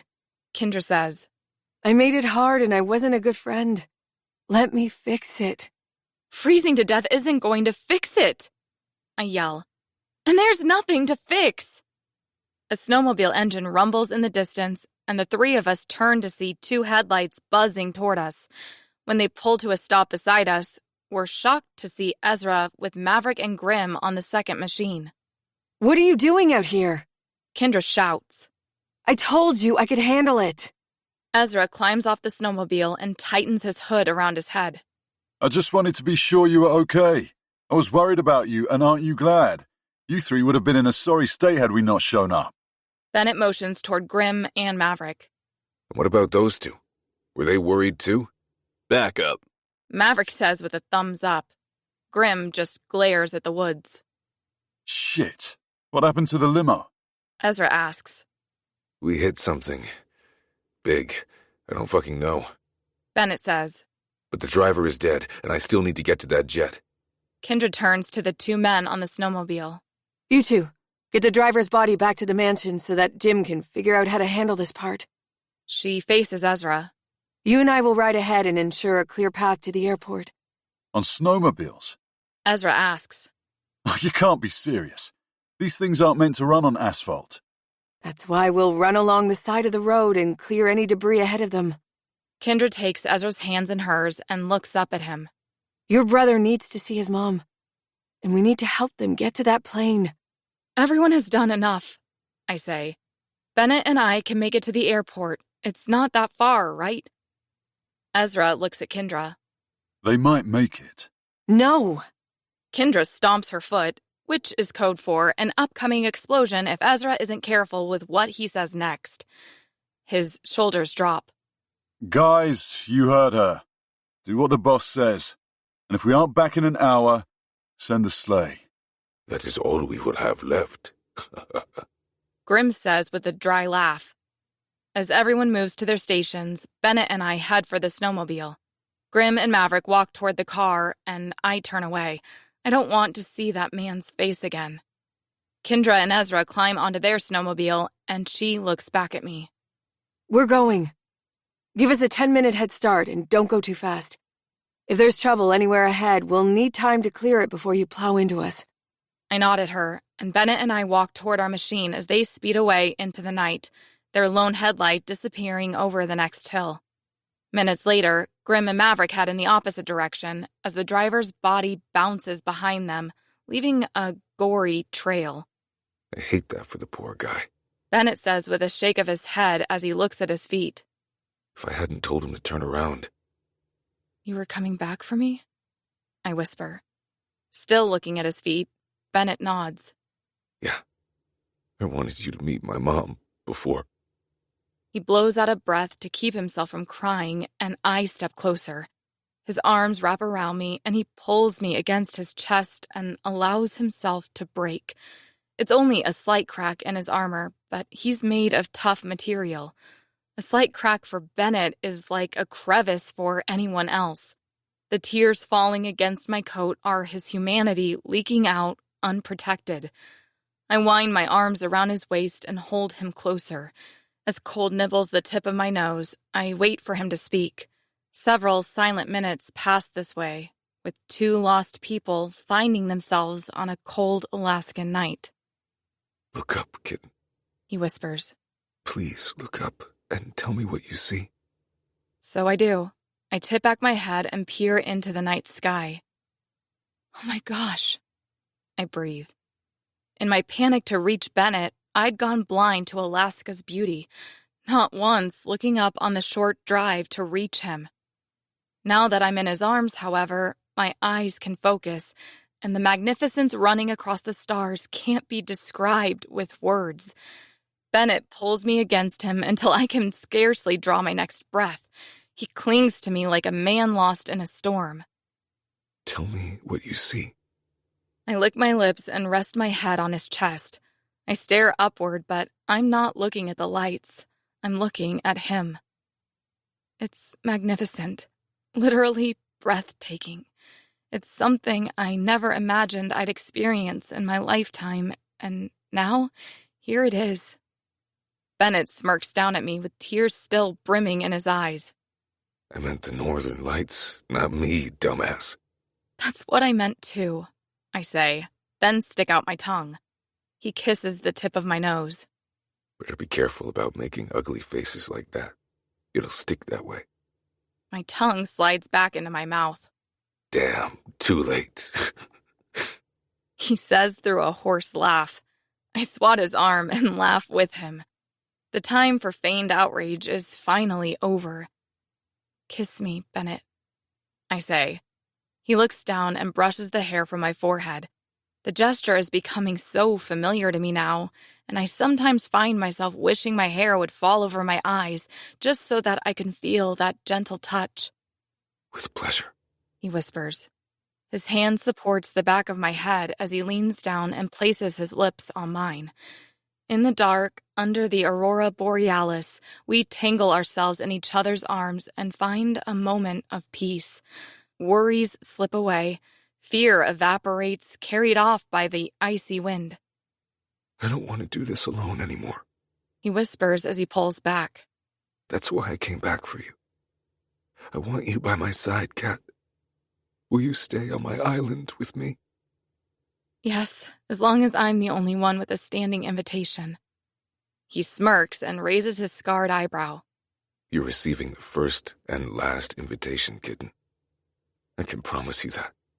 What about Shorty? Can he come? Bennett grumbles under his breath, and I swat his shoulder again. A little harder this time. Yes, the stupid feline can come. He leans down and kisses me once more. With a contented sigh, he pulls away and grabs my hand, leading me toward the snowmobile. I think we've given them enough time, and I don't know how long my mother has. Let's not waste another moment. I squeeze his hand. We've done enough of that, haven't we? Bennett straddles the seat, then holds my hand as I climb on behind him. I fish a spare pair of goggles from the saddlebag and hand them to him. They aren't as nice as his personal set, but neither of us brought any luggage along, so we have to make do with what's available. He slides them on, raises his hood, and looks back at me. What about you? Do you have goggles? I don't need any. I'll keep my eyes shut. You trust me? I smile and hug him tighter. I do. Bennett starts the engine, and the snowmobile jerks forward. With a deep breath, I close my eyes and hold on tight. Chapter 52. Bennett. The elevator dings, and the doors open on the 3rd floor. Kat and I step into a silent hallway lined with dim lights, our shoes clacking along the glistening tiles. Aside from our footsteps and the intermittent beeps and whooshes of hospital equipment, the hallway is quiet. Oddly quiet. Despite this being the hospital floor, we haven't seen a single member of staff since stepping out of the elevator. It looked like a mansion from the outside, not a hospital. Kat whispers. Is this where your mother has been all this time? I nod and motion for her to step through the double doors just ahead of us. Only the best for my mom. If she has to deteriorate slowly, I want her to be comfortable while she does it. As we pass doors, I check the numbers. The rooms are large and spread out, but there aren't very many of them. I guess not everyone can afford for their parents to waste away in the lap of luxury. Fuck, I can't afford it either, and I don't know how I'll cover the expenses accrued from this particular setback. But I can think about that later. Right now, I just want to see my mother. We reach the last door on the left, and I step forward to open it. Despite the daylight outside the walls, the room is shrouded in darkness. A strip of light from the hallway reaches toward my mother's hospital bed, and my eyebrows pulled together. Kat, open the door a little wider, I say. She steps back and opens the door, and the strip of light widens to a rectangle. My mother's hospital bed is empty. I didn't expect you to have company. A familiar voice says from the corner of the room. I spin on my heels and search for the light switch while ensuring I'm standing between Kat and the man waiting in the dark. My fingers land on a raised knob, and I flick it upward, filling the room with a bright light. Dr. Whitlow rises from his chair, covering his eyes and squinting at me and Kat. I don't know what I expected to be in his hand. A gun, maybe. But it wasn't a manila folder. Where's my mother? I take a step toward him. Just one. Doc holds the folder to his chest and taps it with his index finger. Your mother is downstairs in her bed, though it won't be her bed for much longer, unless you pay in advance, as we discussed. I cross the room in 3 strides, pull back my fist, and send it into Doc Whitlow's weak-ass jaw. Something cracks, and he stumbles and falls into a chair, looking up at me with fear in his eyes. Good. He should be afraid. You lied about my mother's condition to get me here to talk about payment? Are you truly this fucking stupid? You know what I do for a living. Doc has the audacity to raise his finger and say, What you did for a living. You are currently unemployed, Mr. Carter. He points to Kat. Does she know she's crawled into bed with a penniless killer who can't scrape up a contract to save his mother's life? I reach forward and grip that pointed finger, then twist until something snaps. The doctor lets out a scream that sends a dangerous signal to my brain. If he isn't careful with what he says next, he'll learn why they call me the Chaos Killer. Bennett, could we take your mother home? Kat's hand lands on my arms, and like a tranquilizer for my soul, she quiets the beast inside me. I can help you care for her. She doesn't have to stay here. Listen to the girl, the doctor says through gritted teeth. Take your mother back to your roach-infested hovel, and let someone who can actually pay take her place. Shame punches me in the chest. I never wanted Kat to know how I live. When I'm in New York, I keep up appearances. But this is my reality. Everything the asshole says is the truth. Better to live with the roaches than people like you. Kat steps closer. You should be ashamed of yourself. Didn't you become a doctor because you want to help people? I don't see how this is any of your concern. Doc Whitlow doesn't even look at her as he speaks. He's too busy fiddling with his finger, which slants at an unnatural angle. You're just this man's flavor of the week, sweetie. I've had all I can take. I look around the room for something to throttle this man to death with, but Kat rushes past in a blur of blonde hair and rage. A flash of silver glints in her hand as she leaps onto him and presses the object against his throat. It's a pair of scissors, and one of the blades presses dangerously close to a thumping artery. Listen here, you piece of shit. I'm not a flavor of the week, month, or year. I'm not anything so pleasant as a flavor at all. And you have pissed me the fuck off. Tell me what you've done. I rock back on my heels with a grin I can't suppress. You fucked up now, I say through a laugh. Get her off me! Doc Whitlow whines. Your mother can stay. We can work out a payment plan. Fuck you! Kat spits into his gaping mouth and presses more weight into the blade. Not only will you let his mother stay here, but you'll also upgrade her to the highest level of care and luxury. She will be kept at this facility for the remainder of her life, or until Bennett chooses to move her, and neither Bennett nor anyone else will ever owe a dime. I can't do that! Doc Whitlow shouts. I own the facility, but there are partners. Then you'll cover her bills. Don't piss me off, shithead. Kat drags the scissors at a downward angle, and a thin red ribbon of blood unfurls from his neck. You cut me! He reaches toward the small wound, hardly larger than the width of a pinky nail. Pussy. He's getting a little wiggly now, and I don't want Kat to get hurt, so I step closer. That's enough to settle him again. Before Kat can continue negotiations, my phone buzzes in my pocket. As I pull it out, I see Jim's name flash across the screen. I answer the call. Bennett, my boy, how is your mother? He asks. No pleasantries, just straight to the heart of the matter. I look down at the doctor. We were lied to, I say. She's as good as she was before I left for the trip. Whitlow decided to bluff for payment. Jim grunts on the other end of the line. I never liked that man. Hand him the phone. My eyebrows pull together as I hold the phone toward the doctor. I never knew they were acquainted. It's for you, I say with a smirk. Doc Whitlow takes the phone and licks his lips, trying to wet them with his sandpaper tongue. Hello?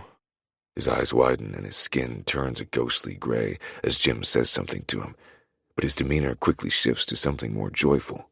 He smiles and nods, offering yeses at every turn.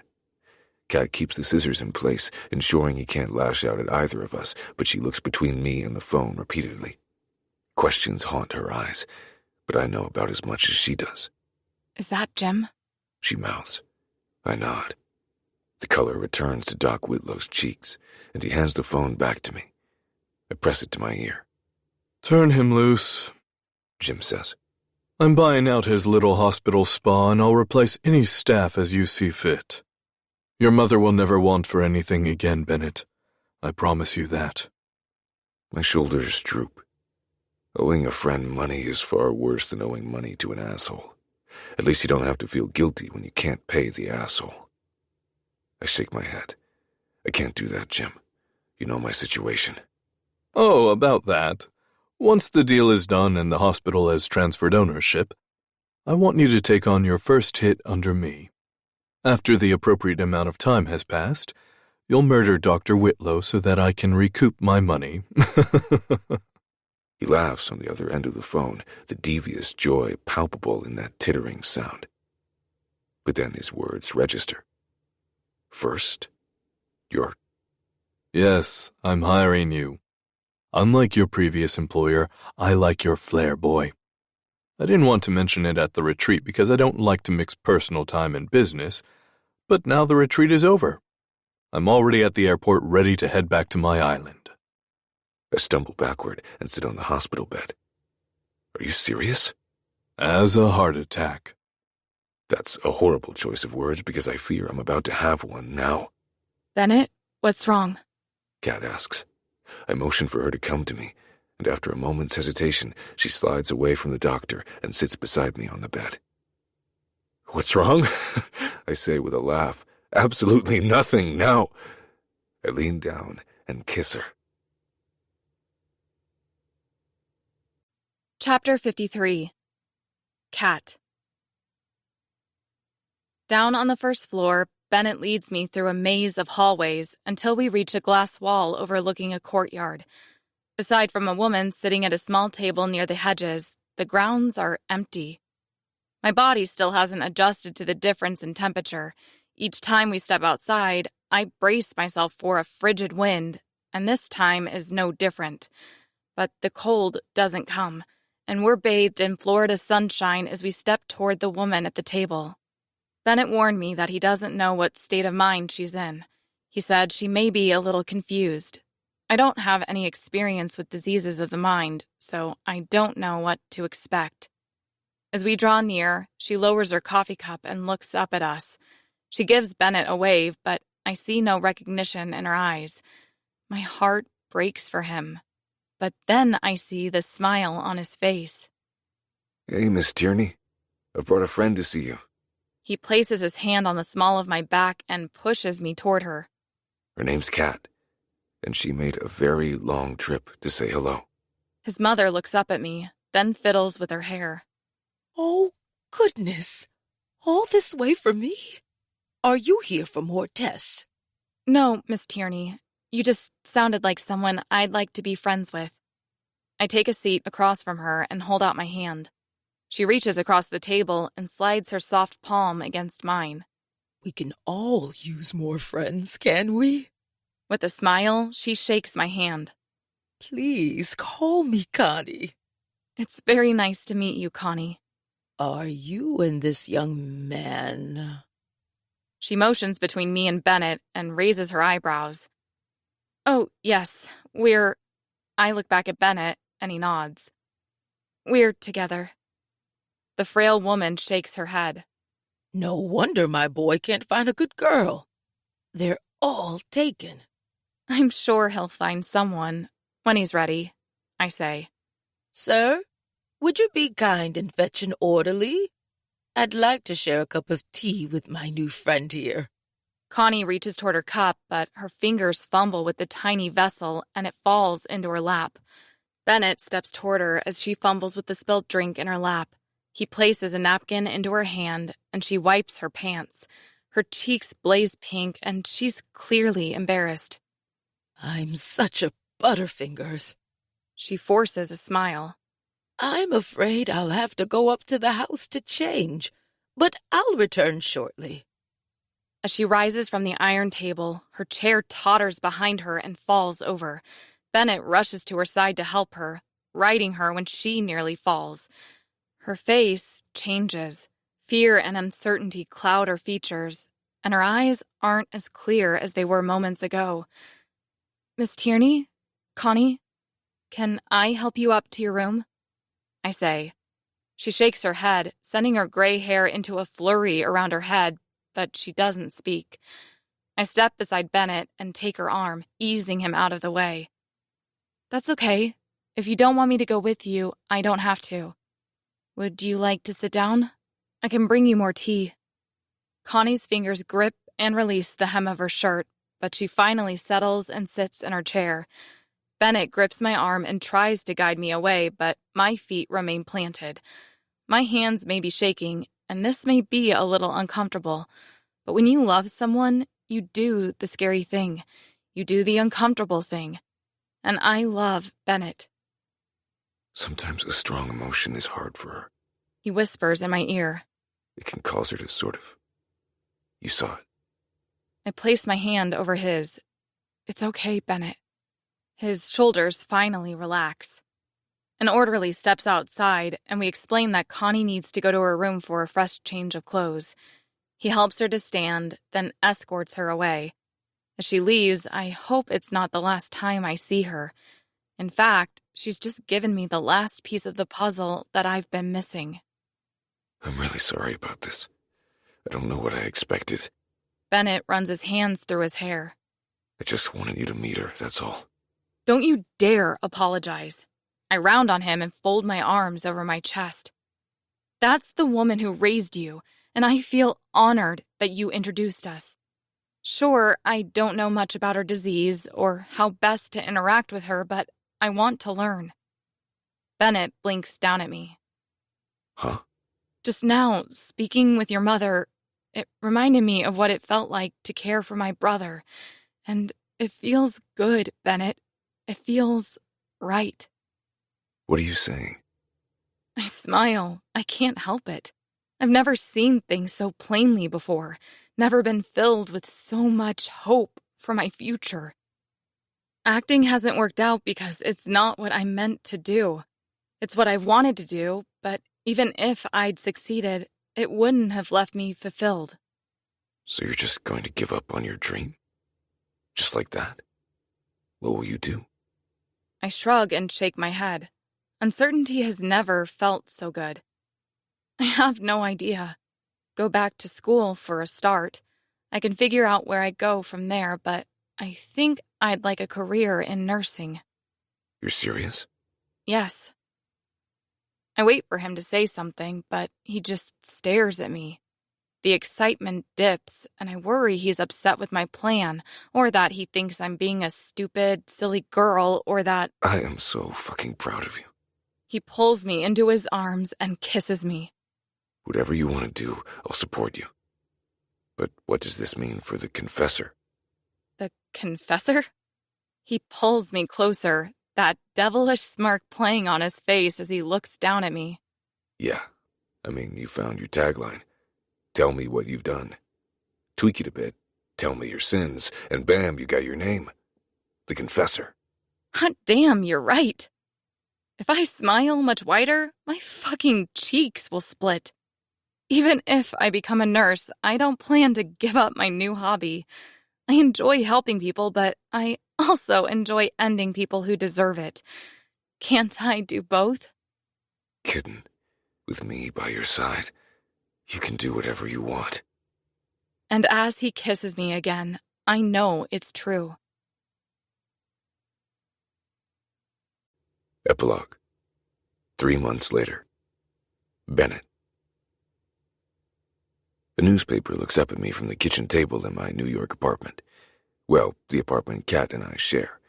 We have a second apartment in Florida so that we can visit my mom and check on Jim's newest business venture, and a third in Portland so we can visit her parents. Being under Jim's employ has done wonders for my bank account. So much so that I've already paid for Kat's upcoming semester at a local community college. Kat lies on the couch, stretched out with Shorty on her lap. She chews the tip of a pen as she studies a crossword puzzle. The cat jumps down and slinks under the couch as she sits up. What's a 6-letter word for a weapon of mass destruction? Sounds of mass destruction burble underneath the couch as the cat begins using his claws to remove the underpinning. Shorty, I say. Ha ha. Cat lies back again. I'm serious. So am I. That may not be a designer couch, but I worked hard to pay for it. Cat rolls her eyes. You shoved a bottle rocket into a man's ass and lit it on fire, then laughed as he bled out. I was there, remember? There wasn't very much hard work going on. Her eyes light up, and she presses the pen to the paper. Rocket! That's the word. Have you seen the paper? I lift it from the table and go to the couch. Cat raises her legs, and I scoot beneath them. Look at the front page. She plucks the paper from my hand, reads the bold headline, and smiles. The confessor strikes again, she says. I'll never get used to that. Dr. Whitlow was her most recent kill. We finally made that fucker pay for the little stunt he pulled, and we also discovered that Cat wasn't so far off when she initially asked him what his sins were. As it turned out, he'd been abusing elderly men in his facility for years. With him fully out of the picture, my mother's safety is assured. Her health has steadily declined, and the time I have left with her is limited. But with Kat planning to become a hospice nurse, we'll soon be able to bring her home. My phone rings and a woman's name flashes on the screen. I hurry to push my phone into my pocket before Kat notices. Hey, I gotta take this call. She places the newspaper on the coffee table and resumes her crossword. Who is it? I frown and shake my head. I hate lying to her, but she can't know about this.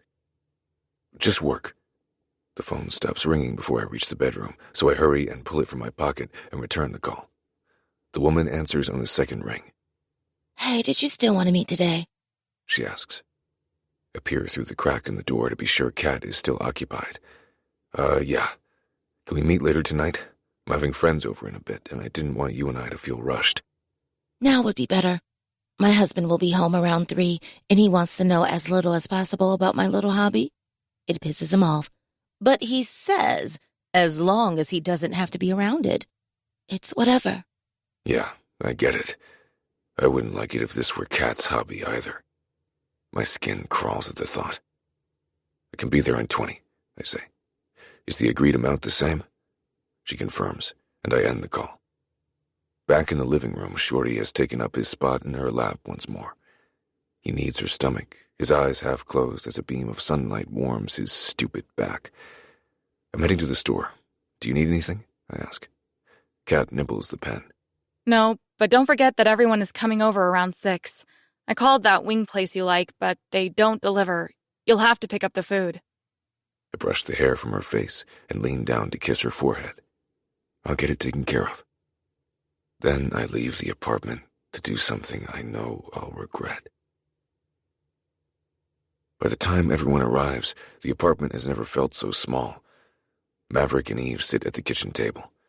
The two have become best friends since the winter retreat, and they're even discussing moving in together. That's if Eve stops setting him up on disaster dates with her straight friends. Kendra, Ezra, and Jim crowd together on the tiny love seat. Kendra and Ezra sat down first, and Jim just sort of did what Jim does and inserted himself into the situation. I've never seen Kendra look more uncomfortable. Grim and Rose even showed up for a few minutes, but they made their excuses and left as abruptly as they arrived. No one knows where they're headed, but no one ever does. And then there's Kat. She bustles around the apartment, refilling drinks and playing the part of hostess. Bennett, where are the wings? Didn't you pick them up? Kat rushes around the kitchen in search of the food she won't find. Shit, sorry, I completely forgot. She nibbles her lip and looks around the kitchen once more. Didn't you go to the store this afternoon? Where's the cake? A gasp comes from the living room, followed by Kendra nearly shouting. You bought a what? Everyone heads into the living room. Who bought what? Eve says.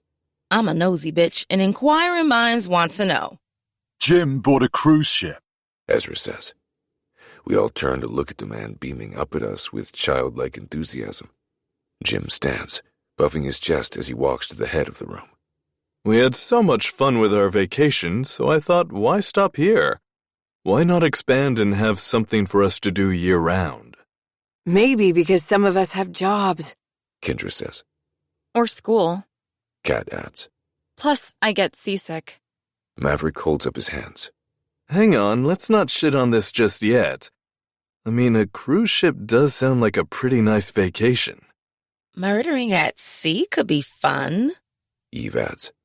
I'm in. Jim holds up a finger with a sparkle in his eye. Oh, I can promise none of you will want to miss this. I have plans for certain changes. It will be very interesting. Just so long as there are no secret passages that everyone refuses to tell me about, I say with a roll of my eyes. I'm still pissed about that one in Alaska. Ezra laughs and shakes his head. Oh, wait. You still don't know? No, don't ruin it now. Kat shouts. There was no secret passage in the Winter Mansion, Jim says. Kat fabricated the entire story to vex you, and we all went with it. Kat folds her arms over her chest. Damn, that was a good joke. And now it's over. Hang on. Back up to the cruise again. What about the Texas trip, I say? What happened to planning that? Our sister is still in the wind, and we want to find her, don't we? Ezra shrugs. We have no new leads, Bennett. We might have to accept that we will only ever have each other. I open my mouth to argue, but a crash in the bedroom interrupts me. More specifically, a crash in the closet where the proof of my lies currently hides. What was that? Kat asks.